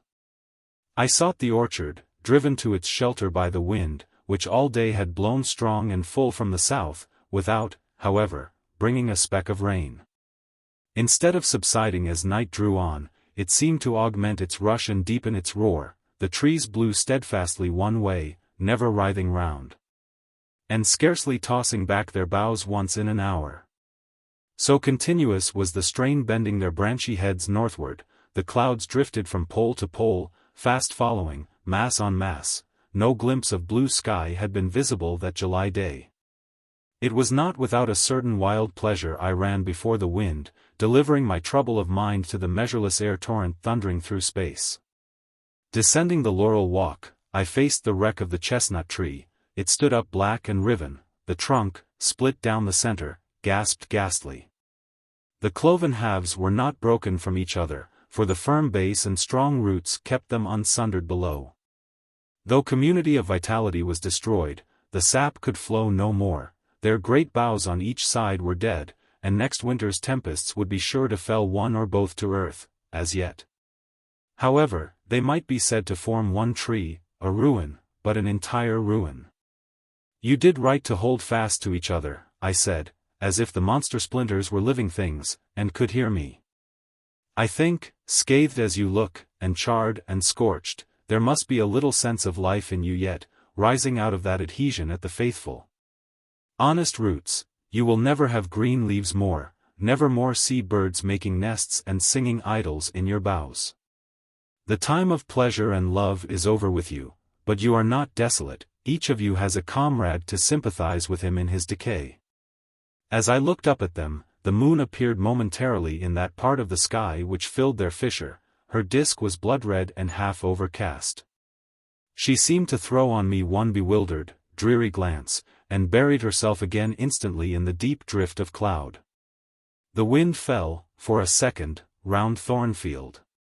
But far away over wood and water, poured a wild, melancholy wail. It was sad to listen to, and I ran off again. Here and there I strayed through the orchard, gathered up the apples with which the grass round the tree roots was thickly strewn, then I employed myself in dividing the ripe from the unripe. I carried them into the house and put them away in the storeroom. Then I repaired to the library to ascertain whether the fire was lit, for, though summer, I knew on such a gloomy evening Mr. Rochester would like to see a cheerful hearth when he came in. Yes, the fire had been kindled some time, and burnt well. I placed his armchair by the chimney corner, I wheeled the table near it, I let down the curtain, and had the candles brought in ready for lighting.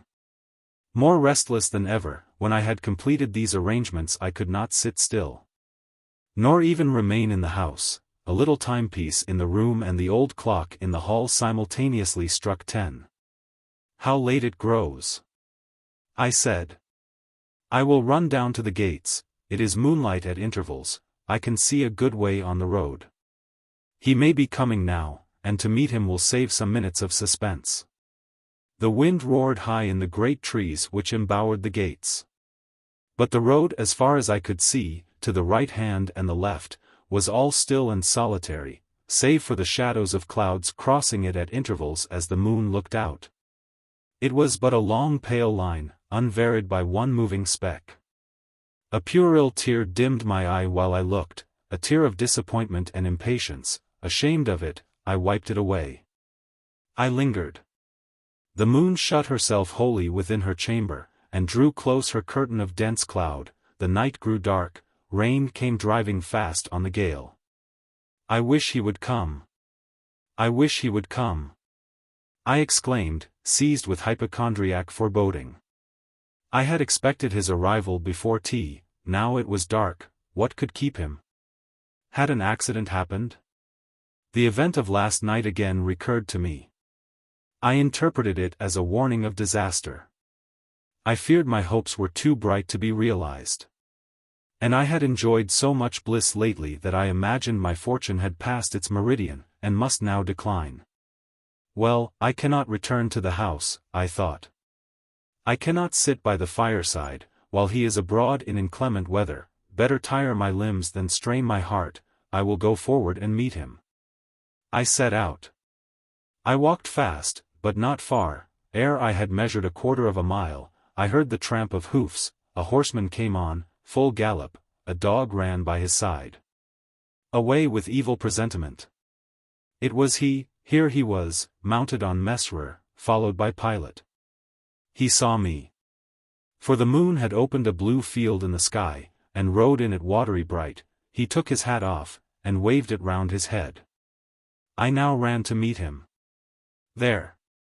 he exclaimed, as he stretched out his hand and bent from the saddle. "You can't do without me, that is evident. Step on my boot toe, give me both hands, mount." I obeyed. Joy made me agile. I sprang up before him. A hearty kissing I got for a welcome, and some boastful triumph, which I swallowed as well as I could. He checked himself in his exultation to demand, "But is there anything the matter, Janet, that you come to meet me at such an hour? Is there anything wrong?" "No, but I thought you would never come. I could not bear to wait in the house for you, especially with this rain and wind." "Rain and wind, indeed." "Yes, you are dripping like a mermaid. Pull my cloak round you, but I think you are feverish, Jane, both your cheek and hand are burning hot. I ask again, is there anything the matter?" "Nothing now, I am neither afraid nor unhappy." "Then you have been both?" "Rather, but I'll tell you all about it by and by, sir, and I dare say you will only laugh at me for my pains." "I'll laugh at you heartily when tomorrow is past. Till then I dare not, my prize is not certain. This is you, who have been as slippery as an eel this last month, and as thorny as a briar rose?" I could not lay a finger anywhere but I was pricked. "And now I seem to have gathered up a stray lamb in my arms." "You wandered out of the fold to seek your shepherd, did you, Jane?" "I wanted you, but don't boast. Here we are at Thornfield, now let me get down." He landed me on the pavement. As John took his horse, and he followed me into the hall, he told me to make haste and put something dry on, and then return to him in the library.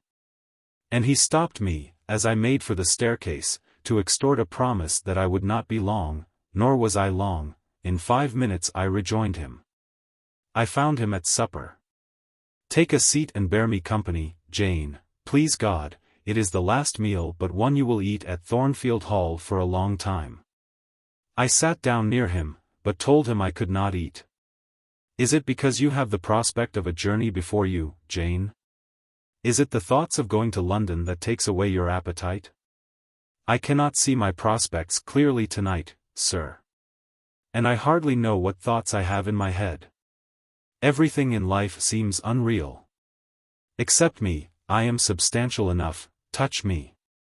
You, sir, are the most phantom-like of all, you are a mere dream." He held out his hand, laughing. "Is that a dream?" said he, placing it close to my eyes. He had a rounded, muscular, and vigorous hand, as well as a long, strong arm. "Yes, though I touch it, it is a dream," said I, as I put it down from before my face. "Sir, have you finished supper?" "Yes, Jane." I rang the bell and ordered away the tray. When we were again alone, I stirred the fire, and then took a low seat at my master's knee. "It is near midnight," I said. "Yes, but remember, Jane, you promised to wake with me the night before my wedding." "I did, and I will keep my promise, for an hour or two at least. I have no wish to go to bed." "Are all your arrangements complete?" "All, sir." "And on my part likewise," he returned, "I have settled everything. And we shall leave Thornfield tomorrow, within half an hour after our return from church." "Very well, sir." With what an extraordinary smile you uttered that word, "very well, Jane." What a bright spot of color you have on each cheek. And how strangely your eyes glitter. Are you well? "I believe I am." "Believe? What is the matter? Tell me what you feel." "I could not, sir, no words could tell you what I feel. I wish this present hour would never end, who knows with what fate the next may come charged. This is hypochondria, Jane. You have been overexcited, or overfatigued. Do you, sir, feel calm and happy?" "Calm, no, but happy, to the heart's core." I looked up at him to read the signs of bliss in his face. It was ardent and flushed. "Give me your confidence, Jane," he said, "relieve your mind of any weight that oppresses it, by imparting it to me. What do you fear, that I shall not prove a good husband? It is the idea farthest from my thoughts. Are you apprehensive of the new sphere you are about to enter, of the new life into which you are passing?" "No." "You puzzle me, Jane, your look and tone of sorrowful audacity perplex and pain me. I want an explanation." "Then, sir, listen. You were from home last night?" "I was, I know that." "And you hinted a while ago at something which had happened in my absence, nothing, probably, of consequence, but, in short, it has disturbed you. Let me hear it." "Mrs. Fairfax has said something, perhaps? Or you have overheard the servants' talk, your sensitive self-respect has been wounded?" "No, sir." It struck 12, I waited till the timepiece had concluded its silver chime, and the clock its hoarse, vibrating stroke, and then I proceeded. "All day yesterday I was very busy, and very happy in my ceaseless bustle. For I am not, as you seem to think, troubled by any haunting fears about the new sphere, etc. I think it a glorious thing to have the hope of living with you, because I love you. No, sir, don't caress me now, let me talk undisturbed. Yesterday I trusted well in Providence, and believed that events were working together for your good and mine. It was a fine day. If you recollect, the calmness of the air and sky forbade apprehensions respecting your safety or comfort on your journey. I walked a little while on the pavement after tea, thinking of you, and I beheld you in imagination so near me, I scarcely missed your actual presence. I thought of the life that lay before me, your life. Sir, an existence more expansive and stirring than my own, as much more so as the depths of the sea to which the brook runs are than the shallows of its own straight channel. I wondered why moralists call this world a dreary wilderness. For me it blossomed like a rose. Just at sunset, the air turned cold and the sky cloudy. I went in. Sophie called me upstairs to look at my wedding dress, which they had just brought. And under it in the box I found your present, the veil which, in your princely extravagance, you sent for from London, resolved, I suppose, since I would not have jewels, to cheat me into accepting something as costly. I smiled as I unfolded it, and devised how I would tease you about your aristocratic tastes, and your efforts to mask your plebeian bride in the attributes of a peeress. I thought how I would carry down to you the square of unembroidered blonde I had myself prepared as a covering for my low-born head. And ask if that was not good enough for a woman who could bring her husband neither fortune, beauty, nor connections. I saw plainly how you would look. And heard your impetuous republican answers, and your haughty disavowal of any necessity on your part to augment your wealth, or elevate your standing, by marrying either a purse or a coronet. How well you read me, you witch, interposed Mr. Rochester, but what did you find in the veil besides its embroidery? Did you find poison, or a dagger, that you look so mournful now? No, no, sir, besides the delicacy and richness of the fabric, I found nothing save Fairfax Rochester's pride, and that did not scare me, because I am used to the sight of the demon. But, sir, as it grew dark, the wind rose. It blew yesterday evening, not as it blows now, wild and high, but, with a sullen, moaning sound far more eerie. I wished you were at home. I came into this room, and the sight of the empty chair and fireless hearth chilled me. For some time after I went to bed, I could not sleep. A sense of anxious excitement distressed me. The gale still rising, seemed to my ear to muffle a mournful undersound, whether in the house or abroad I could not at first tell, but it recurred, doubtful yet doleful at every lull. At last I made out it must be some dog howling at a distance. I was glad when it ceased. On sleeping, I continued in dreams the idea of a dark and gusty night. I continued also the wish to be with you, and experienced a strange, regretful consciousness of some barrier dividing us. During all my first sleep, I was following the windings of an unknown road. Total obscurity environed me, rain pelted me. I was burdened with the charge of a little child, a very small creature, too young and feeble to walk, and which shivered in my cold arms, and wailed piteously in my ear. I thought, sir, that you were on the road a long way before me. And I strained every nerve to overtake you, and made effort on effort to utter your name and entreat you to stop, but my movements were fettered, and my voice still died away inarticulate. While you, I felt, withdrew farther and farther every moment. And these dreams weigh on your spirits now, Jane, when I am close to you? Little nervous subject. Forget visionary woe, and think only of real happiness.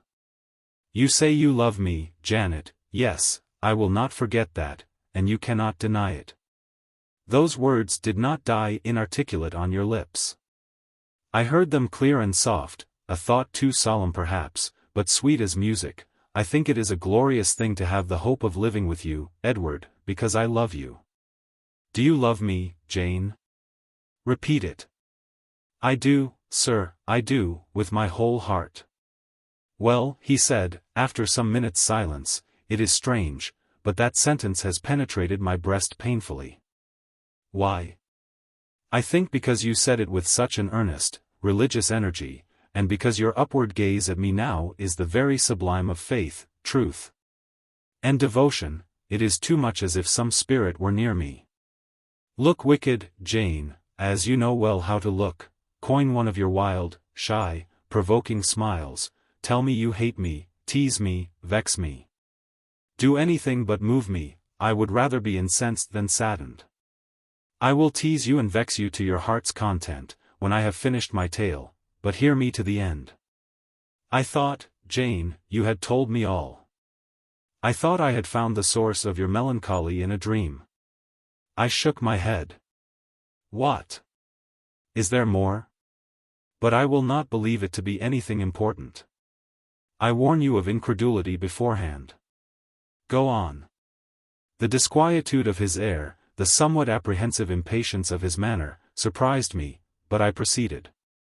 I dreamt another dream, sir, that Thornfield Hall was a dreary ruin, the retreat of bats and owls. I thought that of all the stately front nothing remained but a shell-like wall, very high and very fragile-looking. I wandered, on a moonlight night, through the grass-grown enclosure within. Here I stumbled over a marble hearth, and there over a fallen fragment of cornice. Wrapped up in a shawl, I still carried the unknown little child. I might not lay it down anywhere, however tired were my arms, however much its weight impeded my progress, I must retain it. I heard the gallop of a horse at a distance on the road. I was sure it was you, and you were departing for many years and for a distant country. I climbed the thin wall with frantic perilous haste, eager to catch one glimpse of you from the top. The stones rolled from under my feet, the ivy branches I grasped gave way.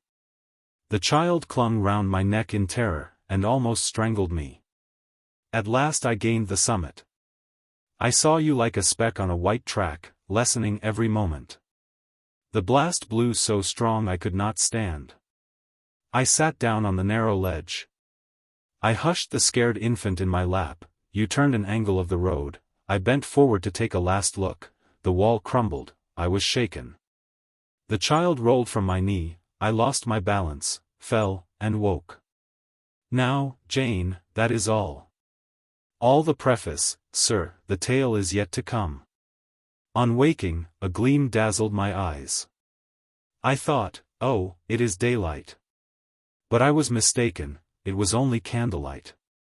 Sophie, I supposed, had come in. There was a light in the dressing table, and the door of the closet, where, before going to bed, I had hung my wedding dress and veil, stood open. I heard a rustling there. I asked, Sophie, what are you doing? No one answered, but a form emerged from the closet.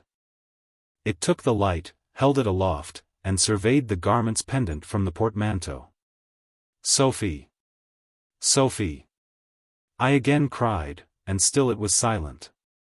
I had risen up in bed. I bent forward. First surprise, then bewilderment, came over me, and then my blood crept cold through my veins. Mr.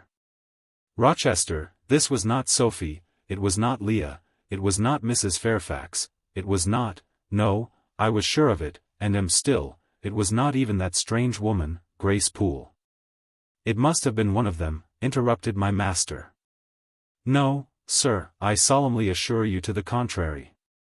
The shape standing before me had never crossed my eyes within the precincts of Thornfield Hall before. The height, the contour were new to me. Describe it, Jane. It seemed, sir, a woman, tall and large, with thick and dark hair hanging long down her back. I know not what dress she had on, it was white and straight. But whether gown, sheet, or shroud, I cannot tell. Did you see her face? Not at first. But presently she took my veil from its place. She held it up, gazed at it long, and then she threw it over her own head, and turned to the mirror. At that moment I saw the reflection of the visage and features quite distinctly in the dark oblong glass.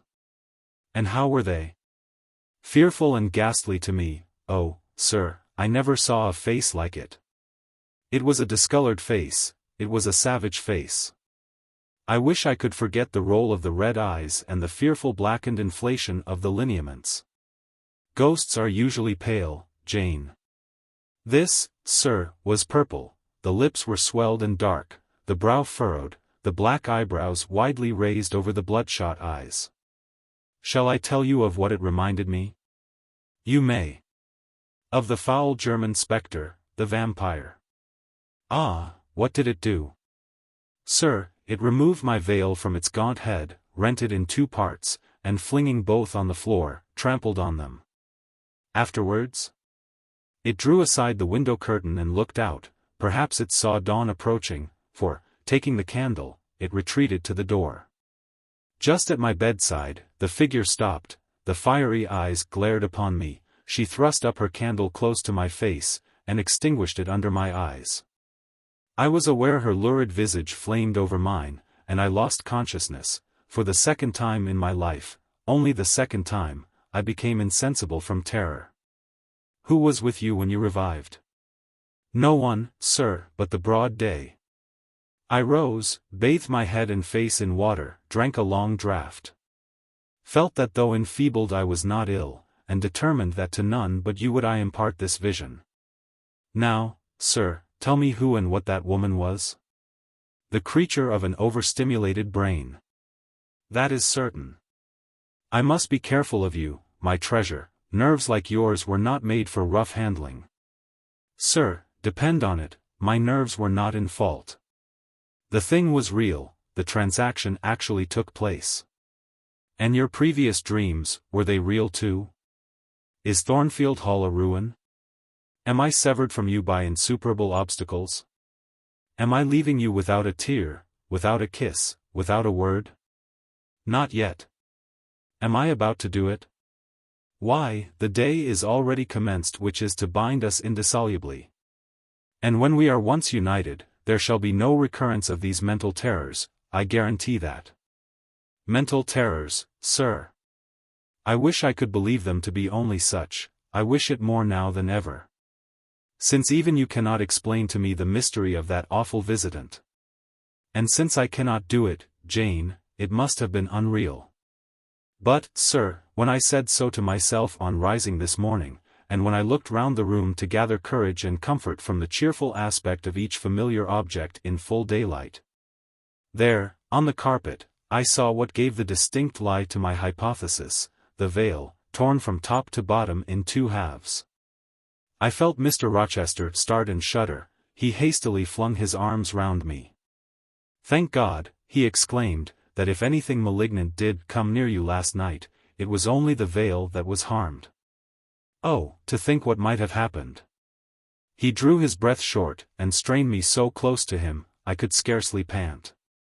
After some minutes' silence, he continued, cheerily. Now, Janet, I'll explain to you all about it. It was half dream, half reality. A woman did, I doubt not, enter your room, and that woman must have been, Grace Poole. You call her a strange being yourself, from all you know, you have reason so to call her. What did she do to me? What to Mason? In a state between sleeping and waking, you noticed her entrance and her actions. But feverish, almost delirious as you were, you ascribed to her a goblin appearance different from her own, the long disheveled hair, the swelled black face, the exaggerated stature. Were figments of imagination. Results of nightmare. The spiteful tearing of the veil was real, and it is like her. I see you would ask why I keep such a woman in my house. When we have been married a year and a day, I will tell you, but not now. Are you satisfied, Jane? Do you accept my solution of the mystery? I reflected, and in truth it appeared to me the only possible one. Satisfied I was not, but to please him I endeavored to appear so. Relieved, I certainly did feel. So I answered him with a contented smile. And now, as it was long past 1, I prepared to leave him. Does not Sophie sleep with Adele in the nursery? He asked, as I lit my candle. Yes, sir. And there is room enough in Adele's little bed for you. You must share it with her tonight, Jane. It is no wonder that the incident you have related should make you nervous, and I would rather you did not sleep alone. Promise me to go to the nursery. I shall be very glad to do so, sir. And fasten the door securely on the inside. Wake Sophie when you go upstairs, under pretense of requesting her to rouse you in good time tomorrow. For you must be dressed and have finished breakfast before 8. And now, no more somber thoughts, chase dull care away, Janet. Don't you hear to what soft whispers the wind has fallen? And there is no more beating of rain against the window panes. Look here, he lifted up the curtain, it is a lovely night. It was. Half heaven was pure and stainless. The clouds, now trooping before the wind, which had shifted to the west, were filing off eastward in long, silvered columns. The moon shone peacefully. "Well," said Mr. Rochester, gazing inquiringly into my eyes, "how is my Janet now?" "The night is serene, sir, and so am I. And you will not dream of separation and sorrow tonight, but of happy love and blissful union." This prediction was but half fulfilled. I did not indeed dream of sorrow, but as little did I dream of joy, for I never slept at all. With little Adele in my arms, I watched the slumber of childhood, so tranquil, so passionless, so innocent, and waited for the coming day. All my life was awake and astir in my frame, and as soon as the sun rose I rose too. I remember Adele clung to me as I left her, I remember I kissed her as I loosened her little hands from my neck. And I cried over her with strange emotion, and quitted her because I feared my sobs would break her still sound repose. She seemed the emblem of my past life. And here I was now to array myself to meet the dread, but adored, type of my unknown future day.